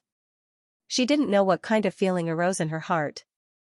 It was as if she had seen this little girl somewhere before, but it was clear that she hadn't. Inexplicably, she felt a strange sense of familiarity with this little girl. The little girl still had some baby fat, and her face was chubby. Her white wrists and calves were exposed, as if they were carved out of white jade. At this moment, while Lin Ruoshi was looking at the little girl was also leaning against the door in the distance. Her eyes were wide open, and she was staring at Lin Ruoshi. The two of them, one big and one small, looked at each other from afar, as if there was no one else around. This scene only lasted for half a minute. A yellow-haired woman wearing a black hollowed-out lace dress suddenly walked to the little girl's side, squatted down, and revealed an affectionate smile. "Little girl, what are you looking at?" The little girl turned her head and looked at the unfamiliar woman. She blinked and didn't speak. The yellow-haired woman's eyes flickered with a strange light. She took out a lollipop from behind her and said, "Tell Auntie, what's your name, and Auntie will give you the candy. It's very delicious, strawberry-flavored." The little girl stuck out her cute pink tongue and licked her thin lips. She looked at the lollipop with covetous eyes and said in a clear voice, "My name is Lan Lan." The yellow-haired woman smiled and said, "What a nice name." Then, "Lan Lan, who are you looking for?" Lan Lan took the lollipop, and while unwrapping the candy, she pouted and said, "That big sister looks like my mother." The yellow-haired woman thought for a moment and glanced at Lin Ruashi, who was standing in the yard. Her eyes wandered, and she said with a smile, "Lan Lan, Auntie knows where your mother is. Do you want to go with Auntie to find your mother?" Lan Lan immediately looked up, her big eyes filled with excitement. "Really? Auntie knows where Mommy is?" Of course, Auntie is Lan Lan's mother's best friend, but Lan Lan has never seen Auntie before. Auntie actually already knows Lan Lan's name. Auntie also knows that Lan Lan's mother likes blue clothes, right? The yellow-haired woman said affectionately. Lan Lan nodded vigorously, "Yes, yes, Mommy likes blue dresses." "Then Lan Lan will go with Auntie," the yellow-haired woman said. Lan Lan was a little hesitant, and she said softly, "But..." Lan Lan snuck out. "If Auntie Nanny can't find Lan Lan and tells Grandpa, Grandpa will spank Lan Lan's butt." The yellow-haired woman hurriedly said, "It's okay, Lan Lan is going to see Mommy, so Grandpa and Auntie Nanny won't blame Lan Lan." "Really?" "Of course." The little girl didn't think too much about it, and she didn't care about eating the candy anymore. She reached out and grabbed the yellow-haired woman's hand, and said, "Then Auntie, quickly take me to Mommy." The yellow-haired woman agreed, and she held Lan Lan's hand as they walked towards a white van that was parked in the distance. Lin Ruashi, who saw this scene from the yard, felt that it was a little strange. Just then, President Cha walked out of the office, and she immediately went forward and asked, "President, is there a little girl wearing a blue dress in the yard? She's about 4 or 5 years old." When President Cha heard that, she smiled and said, "Oh, that child isn't from our yard. She lives near here, and I've talked to her a few times. She said that her mother has left, and she wants to find her mother. I asked her to come in and play with the children, but she didn't want to. She just likes to come here from time to time to look around, and I don't know why." "What's wrong? Did you see that child?" The more Lin Ruashi thought about it, the more she felt that something was wrong. Since that child didn't have a mother, then who was the yellow-haired woman? She then thought about the strange expression on the girl's face when she first saw the woman, and the lollipop that the woman gave her. Lin Ruashi suddenly remembered that the TV had mentioned that there was an international human trafficking organization that came to Zhonghai. Oh no! It was kidnapping. Lin Ruashi was burning with anxiety, and she didn't have time to explain anything. She immediately ran out. However, as soon as she went out, she saw that the girl in the blue dress had already gotten into a white van, and the door had just closed. Lin Ruashi didn't know what to do. She couldn't think calmly when she thought that the adorable little girl was going to be sold to a horrible place. She took out her car keys and ran to get into her Bentley. As soon as the white van left, Lin Ruashi followed closely behind. Lin Ruashi used her other hand to turn on the Bluetooth phone in the car, and it was Choi Yun's number. "Hello, is this Ruashi? Why are you calling me at this time?" Choi Yun was obviously a little surprised. After all, their relationship was at an awkward stage. "Yonyan, bad news. I saw human traffickers." "What? Speak clearly." Choi Yun was busy investigating this international case, and it was especially sensitive. Lin Ruashi followed the van closely, and briefly explained what happened just now. "You're saying that the woman dyed her hair yellow, right?" "Yes, is that a human trafficker?" Choi Yun hurriedly lowered her voice and said, "Ruashi, don't act rashly. Tell me the number and color of the van, and tell me your route. I'll send people to intercept you immediately." That yellow-haired woman is probably one of the core members of the human trafficking organization, and she's in charge of child trafficking. She's killed quite a few people. Lin Ruashi's heart skipped a beat when she heard Choi Yun's words. It would take a lot of courage for a weak woman like her to follow a human trafficker alone. God knows if they have guns and ammunition in the car. But when she thought of the girl in the blue dress, Lin Ruashi didn't know where she got her courage from. She gritted her teeth, stepped on the accelerator and followed the van to the highway. Inside the van, the driver was a muscular man with dark skin and a silver necklace. He was wearing a tight white singlet and had a beard. He looked at the rearview mirror and said in English, "Spider, someone is following us." The yellow-haired lady with the codename Spider smirked at Lon Lon, who was eating a lollipop. She looked at the rearview mirror and whistled, "Tisk, a Bentley Elegance, what a fat fish. Red model, it should be a woman. Should we bring her along?" The man grinned, revealing a few yellow teeth. "Maybe we can earn more." Spider chuckled, "I didn't expect to bring back a pretty lamb and a rich lady on the way back to the stronghold. What a wonderful way back. Isn't that right, Black Panther? It's a pity that we have to leave Xianxia tomorrow. Interpol has already tracked our whereabouts," Black Panther said regretfully. "That's because our boss is too cautious. With the strength of Xiaxia's police, they might as well let us shoot them if they want to catch us. If Interpol is really capable, they would have intercepted us at the Strait of Hormuz," Spider said disdainfully. "Since Viper can be our boss, we should trust him. He must have found a reason not to stay." Black Panther chuckled. "But we still have to finish this job beautifully." As soon as he finished, Black Panther suddenly turned the steering wheel and turned into the nearest intersection. Lon Lon didn't understand the English they were speaking. She blinked her big watery eyes and asked, "Auntie, what are you talking about?" Spider coaxed, "It's the language of my hometown. Lon Lon doesn't understand." "Oh." Lon Lon asked curiously, "Will Mom say it?" Spider smiled and said, "Of course, your mother will tell you everything." Lin Ruashi, who was following closely behind the van, was a little anxious when she saw the van suddenly turn off the highway. Choi Yun and the others wanted to block the highway. Naturally, they wouldn't think of setting up an ambush at the small crossroads. However, they didn't expect the other party to get off the highway so early. Lin Ruashi couldn't care too much and immediately followed. At the same time, she continued to contact Choi Yun through the Bluetooth phone and told Choi Yun's specific location. When Choi Yun heard that the trafficker had gone straight to the alley, she immediately said anxiously, "Ruashi, don't be rash. Don't let them find out that you're following them." I don't know how to tell you. I'm worried about you, and I don't want to lose this clue. I'm really anxious." Lin Ruashi calmed down at this moment and said, "Yonyan, you just need to dispatch. I'll tell you their whereabouts at any time. I vaguely see that there are only 2 adults in their car. Even if they find me, I can drive away in time." Choi Yun didn't know what to do for a moment. Without further ado, she once again mobilized the available police to track Lin Ruashi's mobile phone signal and headed to the area that Lin Ruashi had mentioned. However, after all, time was tight and they couldn't reach it in a short period of time. After driving for another 10 minutes or so, the van gradually arrived at the eastern suburbs of Xianxia. This area was mostly filled with factories in the old city, as well as some polluted vacant land. When they entered a cement road with factories on both sides, Lin Ruashi suddenly felt that something was wrong. He had overlooked a problem, and that was that there were fewer and fewer cars passing by. This area was obviously quite deserted. Thinking about it, Lin Ruashi's heart immediately jumped to her throat and she broke out in a cold sweat. Before she could think about it, the van in front of her suddenly stopped outside a factory. The first thing that Lin Ruashi thought of was how to save the little girl. However, it was obviously useless for her to go up alone.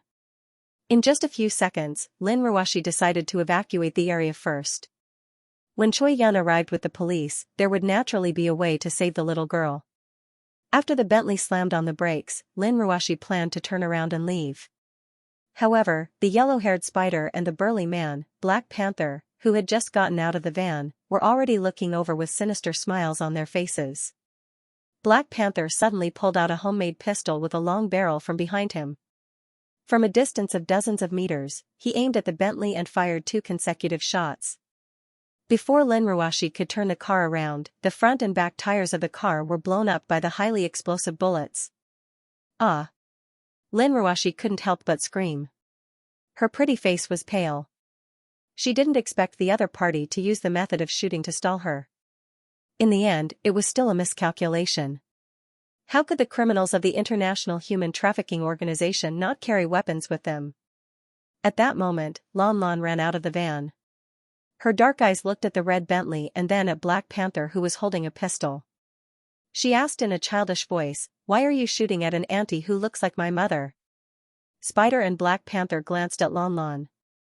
They were a little surprised that the little girl was actually not afraid of shooting. However, neither of them paid attention to the little girl's question. For them, once the prey was in their hands, there was no need to care about how the prey made a sound. It was just a commodity. "You go and drag that woman out," Black Panther said. Spider sneered and nodded. She walked toward the Bentley. Lin Ruashi looked at the car's dashboard with the warning light on. She didn't know what to do. What made her even more desperate was that there was no signal in this area. Even if she wanted to contact Shuoyuan, there was no way. "Come out, I don't want to hurt you." "That will affect the price, brave lady." Spider opened the car door and laughed sinisterly. Lin Ruashi bit her lower lip. Her eyes showed some determination.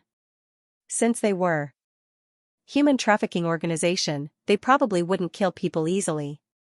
As long as they didn't die, there would be a way to save them.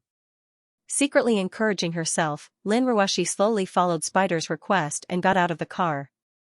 The factory door in the distance was opened, and a few men and women dressed in rough clothes lazily walked out of the factory. The leader was a strong man with curly hair and sallow skin. He looked outside and said, "Black Panther, I asked you to buy something. Why did you bring back 2 girls?" Black Panther spread his hands. "Python, don't you think this little girl can be sold for a good price? Not to mention the beautiful woman in the Bentley." "Humph, the people we arranged to meet are already waiting on the high seas." "Luckily you didn't waste time," Python said to the 2 subordinates behind him. "Shove this little one and that big one into the cage. Squeeze some space out." After the 2 strong men agreed, one of them walked toward Lon Lon while the other went to grab Lin Ruashi, who was behind Spider. At this moment, a man's voice suddenly came from the factory's roof. "I advise you to stop while you're ahead. That's a noble identity that you can't touch." "Who is it?" Python, Black Panther, and the other human traffickers looked up.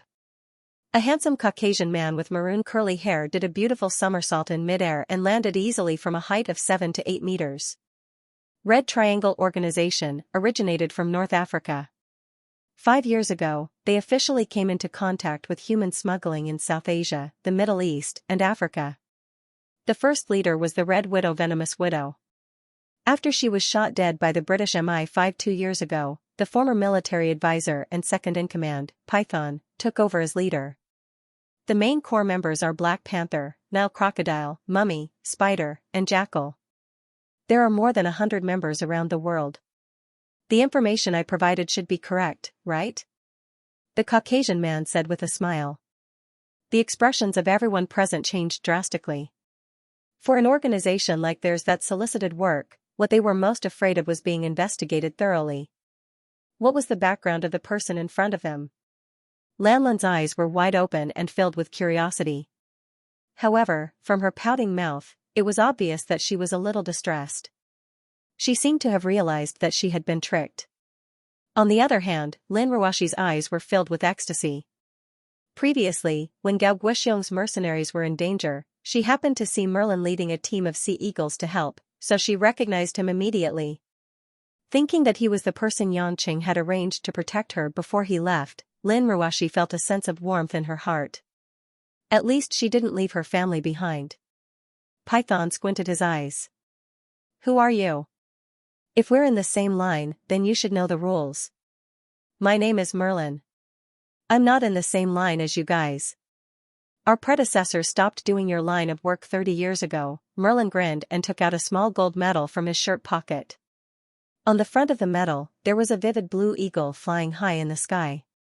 Upon seeing the medal, Python, Black Panther, and the rest immediately turned pale. Sea eagles? If anyone in the Grey world didn't know about the 2 strongest mercenary organizations in the world, then their heads were really in their butts. Other than the rising sandstorm in the Middle East in recent years, no other mercenaries could get any benefits from sea eagles. This was the trump card that the Grey world had recognized for the past 10 years. Now, they were only loyal to one person. They didn't want to be hired by any other forces. So what if it's sea eagles? You're alone. We have more than 20 people here. We can still kill you without anyone knowing. The yellow-haired spider lady was the first to come back to her senses. Her words were filled with murderous intent. After hearing Spider's words, the other members of the Red Triangle were fired up as well. They were all people who lived on the edge of a knife. Desperados were not easy to get along with. Although the sea eagles were strong, they were not strong enough to make them tremble in fear.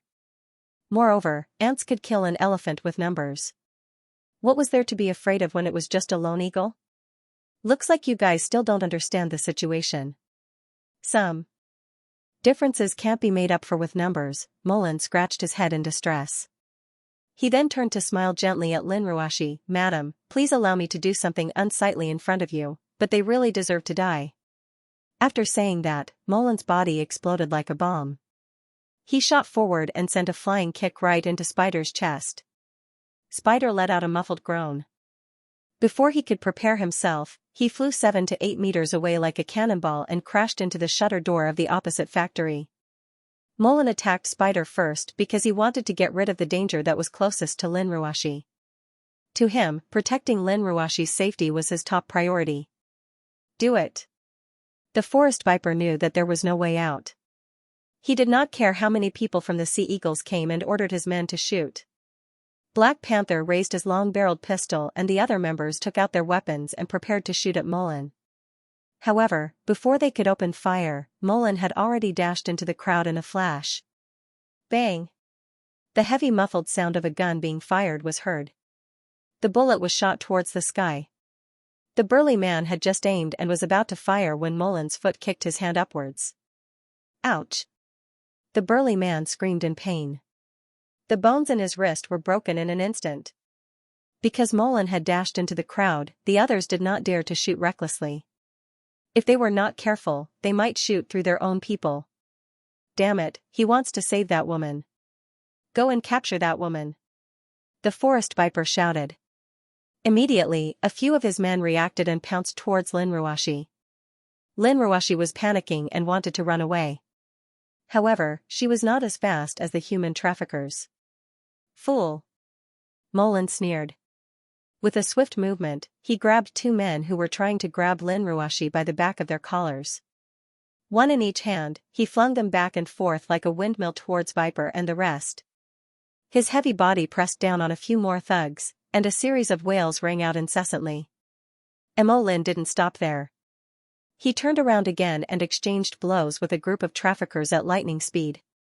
His tyrannical strength immediately suppressed them and gained the upper hand. Almost no one could withstand more than 2 strikes from him.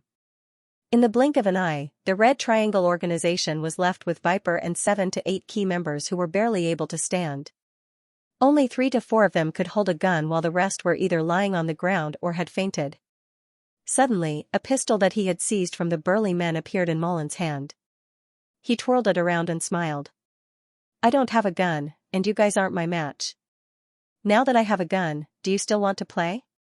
Black Panther's eyes were red with anger. He cursed and suddenly raised his gun.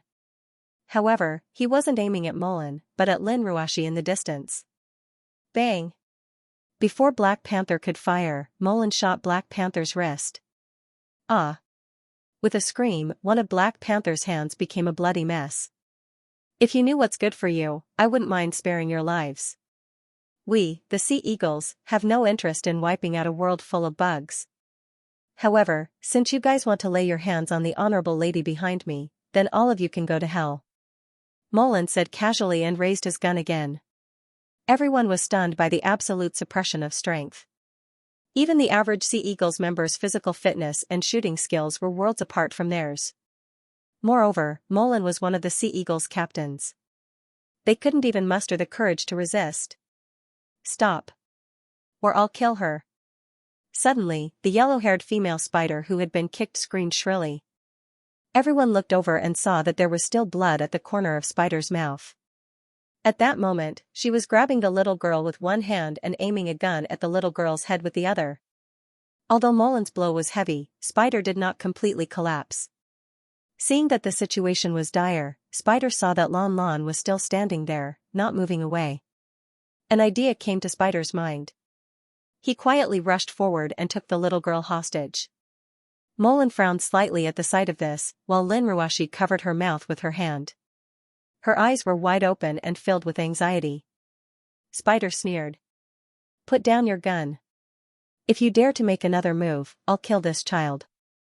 Immediately if you kill any of our members." This undoubtedly forced Molan to make a choice. He could kill Spider immediately and perhaps save the child. However, he could be ambushed by Forest Viper and the others during this gap. Moreover, Lin Ruashi might be shot at that moment. "Do you think that little girl can save you?" Molan sneered. "My hands have been stained with at least hundreds of lives. Death is nothing out of the ordinary. My mission is to protect the lady behind me. As for who else dies, I don't care at all. Do you think you can use a little girl that you don't even know to influence me? What a joke." Having said that, Molan raised his gun and aimed directly at the leader of the enemy, Forest Viper. "No!" Lin Ruashi cried out in alarm. She rushed forward and grabbed one of Molan's arms. "Don't shoot. That child will die." Molan asked doubtfully, "Madam, what does that child have to do with you? Why do you care so much about her?" He was in a difficult position. In theory, he was only responsible for protecting Lin Ruashi. However, Lin Ruashi had ordered him to protect the little girl. If he did not comply, Lin Ruashi would resent him, which was equivalent to being disloyal to Xianxia. Molan's head was about to explode. If he had known this would happen, he would have asked his subordinates to come along. He was confident that he could handle it alone, so he did not ask for help. But now, there was an unexpected situation. Lin Ruashi did not know how to speak either. She did not even know the girl's name. She turned to look at the girl, her eyes filled with tears. She mumbled, unable to speak. At the same time, Lon Lon looked at everything that was happening innocently. The little girl did not seem to be afraid of the intense situation at all. Instead, her eyes revealed a tinge of interest and boredom. Seeing that Lin Ruashi wanted to save her, Lanlan's eyes lit up, but she was also a little curious. Seeing Molan's hesitation, Spider's face lit up. "How about it? I advise you to put down your weapon. We can promise you to let the woman you want to protect leave. Do you think I'll fall for it?" "As soon as I put down my gun, you'll take the opportunity to shoot," Molan said disdainfully. "But you don't have a choice. If this child dies, your master will not forgive you." Spider could only try to raise Lanlan's value as much as possible as she threatened. Lon Lon, who was being held hostage, suddenly tilted her head. She blinked her eyes and asked Spider, "Auntie, my mother isn't here." "You lied to Lon Lon, didn't you?" Spider said angrily, "Shut up. Only ghosts know where your mother is." Hearing this, Lin Ruashi finally understood. So it was that woman who lied to the girl to bring her to find her mother, and the girl's name was Lon Lon. Thinking that the girl was purely trying to find her lost mother, but was now embroiled in a life-and-death crisis, she could not help but burst into tears. She did not know why, but the bitterness in her heart made her feel inconsolable. Molan saw Lin Ruashi's violent reaction and felt that something was wrong. He made up his mind and thought that no matter what, protecting Lin Ruashi was his top priority. He could only put aside everything else for now. Thus, he gritted his teeth and raised his gun again, planning to kill Python and the others first. However, at this moment, Lon Lon, who heard that she was lied to, said in a dissatisfied voice, "I hate it when people lie to Lon Lon. Grandpa said that liars are all bad children." Everyone present was stunned by the girl's rude reprimand. It was strange enough that this child did not cry or make a fuss after seeing such a scene, but now she actually had the mood to scold Spider. "Little brat, if you shout again, I'll kill." Spider was about to threaten her, but before she could finish, her chest was hit by a huge force. Bang! A heavy muffled sound rang out and the spider's body was sent flying backwards. Once again, it slammed into the metal shutter door. However, this time, the force was even more terrifying than the time Molan kicked him. Previously, Spider had only crashed into the door, but this time, his entire body was bent and sunk into the large shutter door. The shutter door had a certain degree of elasticity and flexibility. To twist and deform it with a heavy blow, the explosive force and strength needed were beyond imagination. Spider did not even know how she died. Her chest had been completely turned into a pile of bones and flesh. Her 2 eyes were staring angrily, and thick blood flowed continuously from her mouth. Everyone looked at this brutal and bloody scene in horror. When they turned their attention back to Lan Lan, their minds had already gone blank. Lan Lan had just retracted her meaty little hand that was used to hit Spider, and there were still a few drops of blood on her fingertips. Regarding the fact that she had turned a person's chest into a meat paste in the blink of an eye, and even stuffed the human flesh into the metal shutter, Lan Lan did not show any signs of abnormality. She only pouted her cute little mouth, looking unhappy. You brought Lan Lan to such a faraway place to find Mom. Not only did you lie to Lan Lan, at least you gave her a lollipop. But now Mom doesn't have one, and we don't even know the way home. What should we do? Grandpa is definitely going to spank us later. You're all bad people. Python, Black Panther, and the rest of the Red Triangle were dumbfounded. They could not react at all. They could not understand how that small hand, which was as soft as tofu, could have the impact of a howitzer. Mullen was astonished as well. He often trained and tested the physical fitness of his team members, so he knew how much strength was needed to send a person through the door. Even if he used all his strength, he might not be able to achieve such an effect. This girl, no matter how he looked at it, she was not even 5 years old. Was she a monster? Lin Ruashi was also a little afraid, but when she saw that Lan Lan was fine, she was more happy. Perhaps it was because she had seen too many bloody and violent scenes with Yangqing. This scene was strange but not too scary. However, the little girl had no intention of giving up. Her little blue dress fluttered as she ran lightly to Lin Ruashi. She looked up and down at Lin Ruashi, nodded, and said like an adult, "It's good that the sister who resembles mommy is fine." After that, Lan Lan ran to Viper and the others, put her hands on her waist, and said in a childish voice, "Grandpa said, you can't hit people randomly. If you want to hit someone, hit the bad guys. You are all bad guys, Lan Lan wants to hit you." When Viper and the others heard this, they completely forgot that the person in front of them was a little girl of about 4 years old, and immediately staggered back. Lan Lan pouted, "Tell Lan Lan how to get home first, then Lan Lan won't kill you, just break your arms and legs." Everyone in the Red Triangle had a bitter look on their faces. What was this? They thought that 1 sea eagles was enough to torment them, but now there was this little devil. This little girl still killed people when she said she wanted to. Moreover, how would they know where this little monster's home was? Behind them, Lin Ruashi was in a stupefied state, and only one sentence kept echoing in her mind, "Sister who resembles mommy." So, she kept staring at her because she looked like her mother. Lin Ruashi did not know what was wrong with her, but when she saw this little girl, she felt especially close to her, as if they had met before. Lan Lan saw that no one said anything and only trembled there. She was very distressed. "You guys are the bad guys. Why are you still so timid? Forget it, if you don't want to say anything, then don't say anything. I'll just kill all of you. Lan Lan can go find the police myself." Hee, Lan Lan is very smart. Having said that, the little girl's figure turned into a blue afterimage, like a gust of wind, sweeping towards Viper and the others. "Lan Lan, stop." A vigorous and powerful voice came from afar, and in the blink of an eye, a figure appeared in front of everyone. Lan Lan's little body froze, and her little fist was just about to hit Viper's lower abdomen. Hearing the voice, Lan Lan stuck out her pink tongue, turned around and pounced, jumping right into the arms of the person who came. Viper, who was almost hit, fell to the ground. The sound of the little fist breaking through the air only reached his ears after 2 seconds. It was hard to imagine that if he was hit, he would at least be pierced through. The unfamiliar middle-aged man was wearing a white short-sleeved shirt, gray shorts, and a pair of leather slippers. Other than a string of Buddhist beads on his wrist, he did not have any other accessories.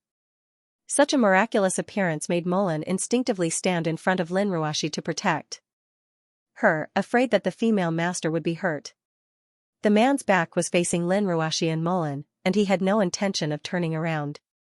After gently hugging Lan Lan, he held her legs with one hand and slapped Lan Lan's butt with the other. "You're so naughty. How many times have I told you not to kill people directly? It's fine as long as you're not in danger." Lan Lan hugged the middle-aged man's neck and said in a coquettish voice, "Grandpa, don't be angry. Lon Lon is a good girl. It was those people who lied to Lon Lon, and they even wanted to hurt sister who was like mother. The man sighed, Grandpa, I was only going to the market to buy some vegetables, and you fooled around and left Auntie behind. Looks like I'll have to lock the door in the future. Lon Lon buried her little head in the man's shoulder and squirmed, no, Lon Lon won't run around next time. The man seemed to be helpless, this is a special situation. Don't fool around like this next time. Auntie Nanny was worried sick when she couldn't find you. Alright, go home with Grandpa. As soon as he finished speaking, the man carried Lon Lon in his arms and vanished in a flash. The dreamlike scene made everyone unable to regain their senses for a long time. When the sharp sound of a police siren came from afar, everyone woke up from the dream. Oh no, the police. Run. Only a few of Python and the others could still move. They quickly got up and ran back to the factory. Their transportation was all inside. Naturally, Mullen would not let them do as they wished. He raised his pistol and fired several shots, each bullet piercing through the heads of the human traffickers. Rather than handing them over to the police for interrogation, it was better to kill them all. After Mullen was done, he confirmed that Lin Ruashi was safe, then turned around and bowed, Madam, you're safe now. To avoid trouble, I'll leave first. Just say that a stranger saved you. As soon as he finished speaking, Mo Lin leaped into the air and left the way he had come. After a while, the police rushed over and blocked all the exits. A few policemen jumped out of the police car at the front. Choi Yun was the first to run over. Seeing the mess of corpses on the ground, she was slightly stunned. She ran to Lin Ruashi's side, grabbed Lin Ruashi's shoulder, and looked her up and down for a while. After confirming that there was no problem, she said, Ruashi, what happened? Why are they all dead? Lin Ruashi was staring at Lanlin's sky in a daze. When she realized that Choi Yun had arrived, she forced a smile. It's a long story. Let's leave this place first. Choi Yun felt that something was amiss. She took a closer look and noticed the mangled corpse of a woman on the shutter door of the opposite factory. Her brows knitted together. Wei Tingo, who was running over from the other side, looked grim. Damn it, I can't believe I couldn't kill these bastards with my own hands. Yan Er, take Miss Lin and leave first. I'll go rescue the victims they've imprisoned. Choi Yun could not be bothered with him. This guy was obviously trying to steal the credit, which was why he was in such a hurry to find the hostages. He even specifically asked her to take Lin Ruashi away. However, she did not want to say anything more. She nodded and helped Lin Ruashi back to the police car. As for Lin Ruashi's Bentley, it had a flat tire and could only be sent to be repaired. The originally quiet factory area was now in an uproar due to the case being solved. No one knew that in a residential area not far away, in a cold drink shop by the street, one of the victims, Lon Lon, had long forgotten about the tragedy that seemed to be surrounded by danger in the eyes of others. Lanlin's hands had already been washed clean. The girl did not feel anything special about killing a person. At this moment, Lon Lon was standing on a chair, leaning on a huge fridge. She looked at the myriad of ice creams under the glass, licking her lips with her pink tongue, her eyes filled with stars. What do you want to eat? Grandpa will buy it for you. The middle-aged man asked lovingly. Lon Lon raised her head, her eyes filled with yearning. I want all of it. The man was speechless. He smiled bitterly. You can only have one ice cream a day, no more. Didn't Grandpa tell you that you'll turn into a fat girl if you eat too much? Daddy won't like you when you see him in the future. Lon Lon pouted, feeling wronged. All right then.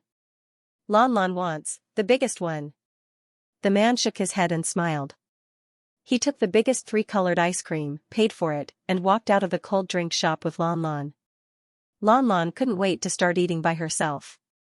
Many residents outside the cold drink shop were happy to see this jade-carved little girl. Big brother, your child's appetite looks so good. She's eating ice cream so happily. A young woman laughed. Lon Lon giggled at the woman, her lips still had white ice cream. The man did not reply. He just nodded in a friendly manner, picked up Lon Lon, and walked towards the bus stop. An hour later, in the chief's office of the West District Police Station of Zhonghai. Lin Ruashi took a sip of the green tea that Choi Yun had brewed. Her eyes drooped as she said, "That's about it. To be honest, I also feel that the situation is very outrageous." After listening to Lin Ruashi's description, Choi Yun looked a little sluggish. After a while, she said, "A 4-year-old child beat that person into meat paste? Yonyan, I have no reason to lie to you, right?" Lin Ruashi smiled bitterly. Choi Yun hurriedly shook her head. "Ruashi, you misunderstand. I'm not doubting you. Of course I believe you. There's nothing to hide. Yongqing, he went to the Tang family fort with his sister. It's normal for him to send people to protect you. Since they're in charge of protecting you, of course they won't be weak. After all, the Red Triangle organization specializes in human smuggling. It's not a powerful mercenary group, so it's understandable that they were killed. The key is, who is that child?" Lin Ruashi had also been thinking about this question. She had a different feeling towards that little girl compared to other children. Perhaps she would have the chance to meet her the next time she went to the orphanage, but what should she ask her? Choi Yun only thought that Lin Ruashi was tired and didn't want to say more, so she didn't ask any more. She smiled and said, "All right, this matter is over. No matter what, this organization has been destroyed, and my recent burden can be considered to have been lifted. It's a pity that I couldn't kill a few with my own hands." Lin Ruashi smiled and nodded, "Then I'll go back. It's almost evening, I still have to go back and help cook." Choi Yun said in surprise, "Ruashi, you. When did you learn to cook?" Lin Ruashi's body stiffened, and she blushed awkwardly. "Is it that strange?" Choi Yun's eyes showed a hint of ambiguity. "Oh. I see. So you learned to cook for someone. I really admire you. I can't be bothered to go into the kitchen for him. I don't lack money anyway. At most, I can go out to eat. Cooking is so boring." As soon as she finished speaking, Choi Yun felt that something was wrong. The person she was talking about seemed to be her husband. Sure enough, Lin Ruashi's expression became very complicated. She looked at Choi Yun as if she couldn't wait to strangle her. Choi Yun felt a chill down her spine. She shrunk back to the chair and sat down, and whispered, "Ruashi. I was just talking nonsense. I need to sort out what you said, and I won't see you out. Goodbye." Lin Ruashi couldn't really go up to Choi Yun and teach her a lesson. Her best friend from the past had become like this, and it was really quite a twist. The two women were not at ease in the police station, but the man they were talking about was thousands of miles away and seemed to be quite free and unfettered. Tang Family Fort, Nanshan Forest, in the center of the 4 stone houses of the Tower of Scrolls. Before the agreed time of 3 days was up, a figure slowly walked up from the deep underground stairs. The man stretched lazily as he walked up to the ground. He looked up at the setting sun and yawned, feeling very happy to see the light of day again. Yongqing cupped his hands toward the 4 stone houses and said with a smile, "It's not easy for the old men to look after the janitor's office. I've finished looking after it, so you can close up now. As a thank you gift, how about I give you some Tang sect specialty roast suckling pig and medicinal wine?" Taking someone else's things and pretending to be a good person, if those who knew about Yongqing's wealth were to see this stingy look, their jaws would definitely drop to the ground. The elders in the heaven, earth, profound, and yellow rooms didn't know how to reply, so the atmosphere was awkward for a long time before the heaven-class elder said, "Child Yang, since you're out of seclusion, you should go out and meet that girl. She's been waiting for you for the past 3 days."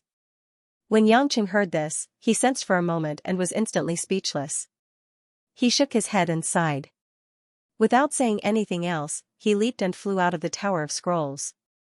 After Yongqing left, 4 streams of vigorous Xiantian true qi passed through the center of the Tower of Scrolls, and the stone slab closed up once again. In the forest a few hundred meters away from the Tower of Scrolls, Kai Ning stood there, looking in the direction of the quiet stone house, her eyes filled with anticipation. Although she knew that it wouldn't be dangerous for a man to enter, for some reason, she couldn't help but want to wait here. Suddenly, a figure flew out from the Tower of Scrolls and landed not far away from her. "If I keep stretching my neck like this, I'll become a husband-gazing rock," Yongqing smiled and walked towards the woman. Kai Ning's pretty face lit up. "Why did you come out so early?" I thought you'd have to wait until tomorrow morning. Yangqing went forward and hugged the woman's shoulder. Why are you waiting here like an idiot? I'll be fine.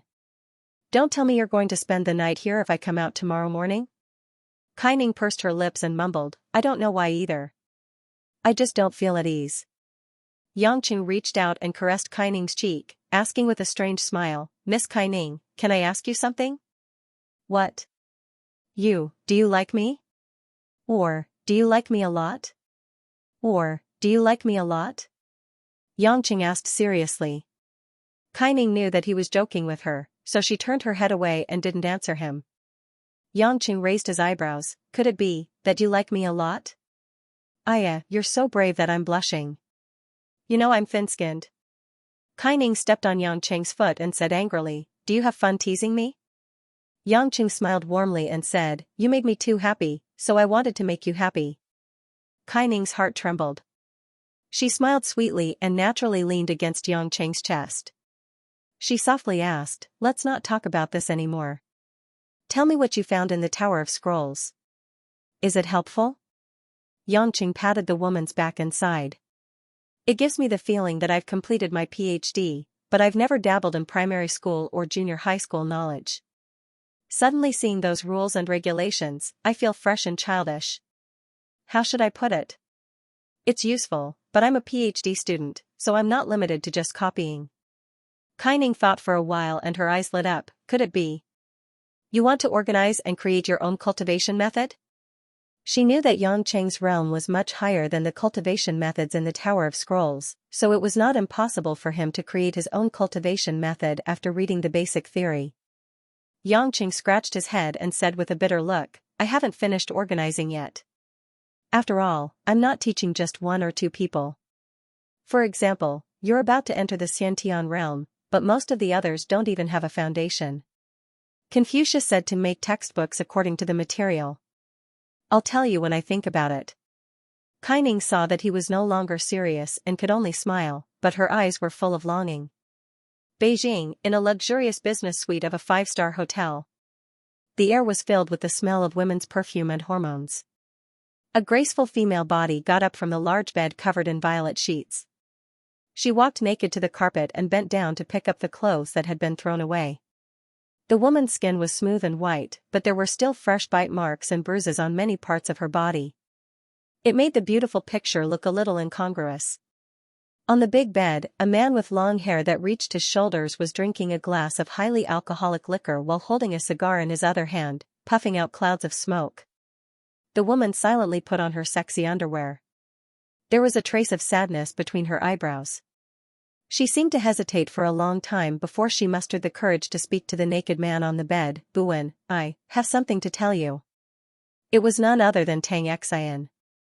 Yan Buwen had finished enjoying his youthful body and was relaxing his muscles. He said slowly, what is it? Tang Xian gritted her teeth and said softly, I haven't had my period since last month. Suddenly, Yan Buwen's eyes widened, but it wasn't joy. Instead, there was a fierce glint in his eyes. Woman. What did you say? I think I'm pregnant, Tang Xian said hurriedly, I'm sorry. I didn't mean to tell you so late. Yan Buwen's body swept in front of Tang Xian like a gust of wind. He pinched the woman's chin and said fiercely, let me tell you, don't think that you're so noble in my eyes just because you have a life form derived from my cells in your stomach.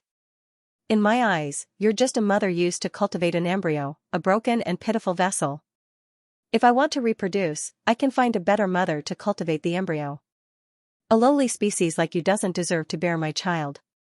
Do you understand? Tang Xian's eyes dimmed.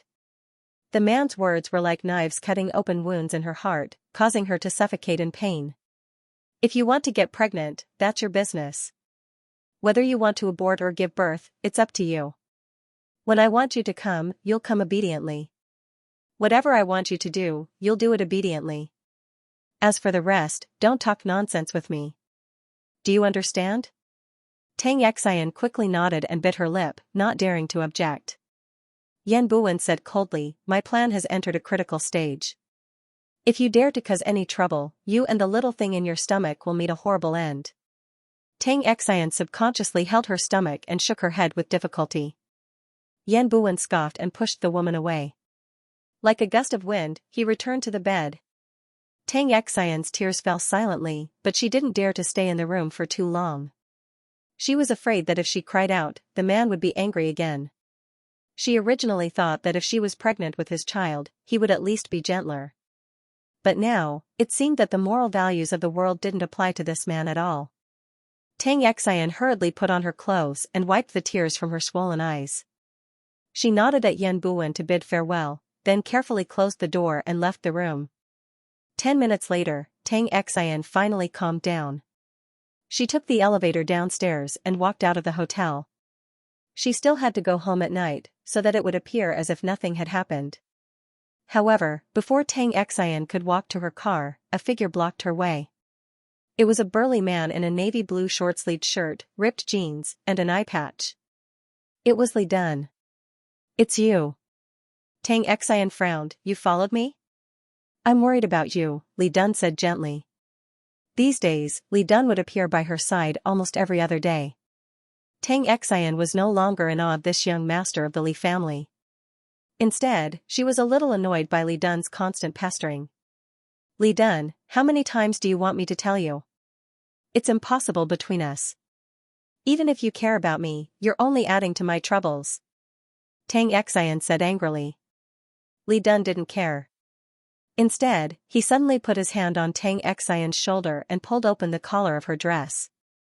"What are you doing?" Tang Xian exclaimed and quickly covered it. Li Dun said worriedly, "Xian, why is there a bruise on your shoulder? Who hurt you?" Tang Xian was panicking. "No one hurt me." "Are you blind?" But as she spoke, she felt wronged again. Her eyes couldn't help but tear up. Li Dun smiled and shook his head. "It's fine if you don't want to tell me. I won't force you. I just want you to know that if you can't take it anymore, my shoulder is always there for you to lean on." "Are you crazy?" Tang Xian couldn't help but curse. "Did a car hit your head?" "Li Dun, how many times have I told you? It's impossible between us. No matter how long you stay by my side, I will never choose you. We're not even in the same world. Did you take the wrong medicine or do you not understand human language?" Li Dun said bluntly, "I didn't think too much. I only know that I fell in love with you at first sight. The more I see you, the more I fall in love with you. You can choose to hate me, or even hate me, but you can't deny me the right to love you." "Love?" Tang Xian sneered and walked to the pool outside the hotel. She looked at the water that kept splashing and said sluggishly, "Why does everyone seem to understand? Love? Everyone talks about love and love, but what is love? In this world, there's only the exchange of benefits. Loyalty and betrayal, it's just a matter of how much benefits there are. Love? Don't joke with me. If you want something from a stupid woman like me, then I'm sorry, I have nothing to give you." Li Dun was silent for a while, then walked to Tang Xian's side and said, "I'm a soldier. To put it bluntly, I'm just an uncouth man. If you want me to tell you the model of a gun, I can even tell you the year it was made. But if you want me to tell you which finger to wear the wedding ring on, I'll have to ask someone first. I don't know what people think of the word love in this world, but I know that I love you." Tang Xian suddenly turned her head and asked teasingly, "All right then, uncouth man, tell me, how do you love me?" Li Dun suddenly put his arm around the woman's soft shoulders and said loudly, "Miss Tang Xian, my love for you is that I want to give you everything I have, but because I can't give you more, I feel sorry." Beside the pool, the man's rough actions and sonorous words left the woman speechless.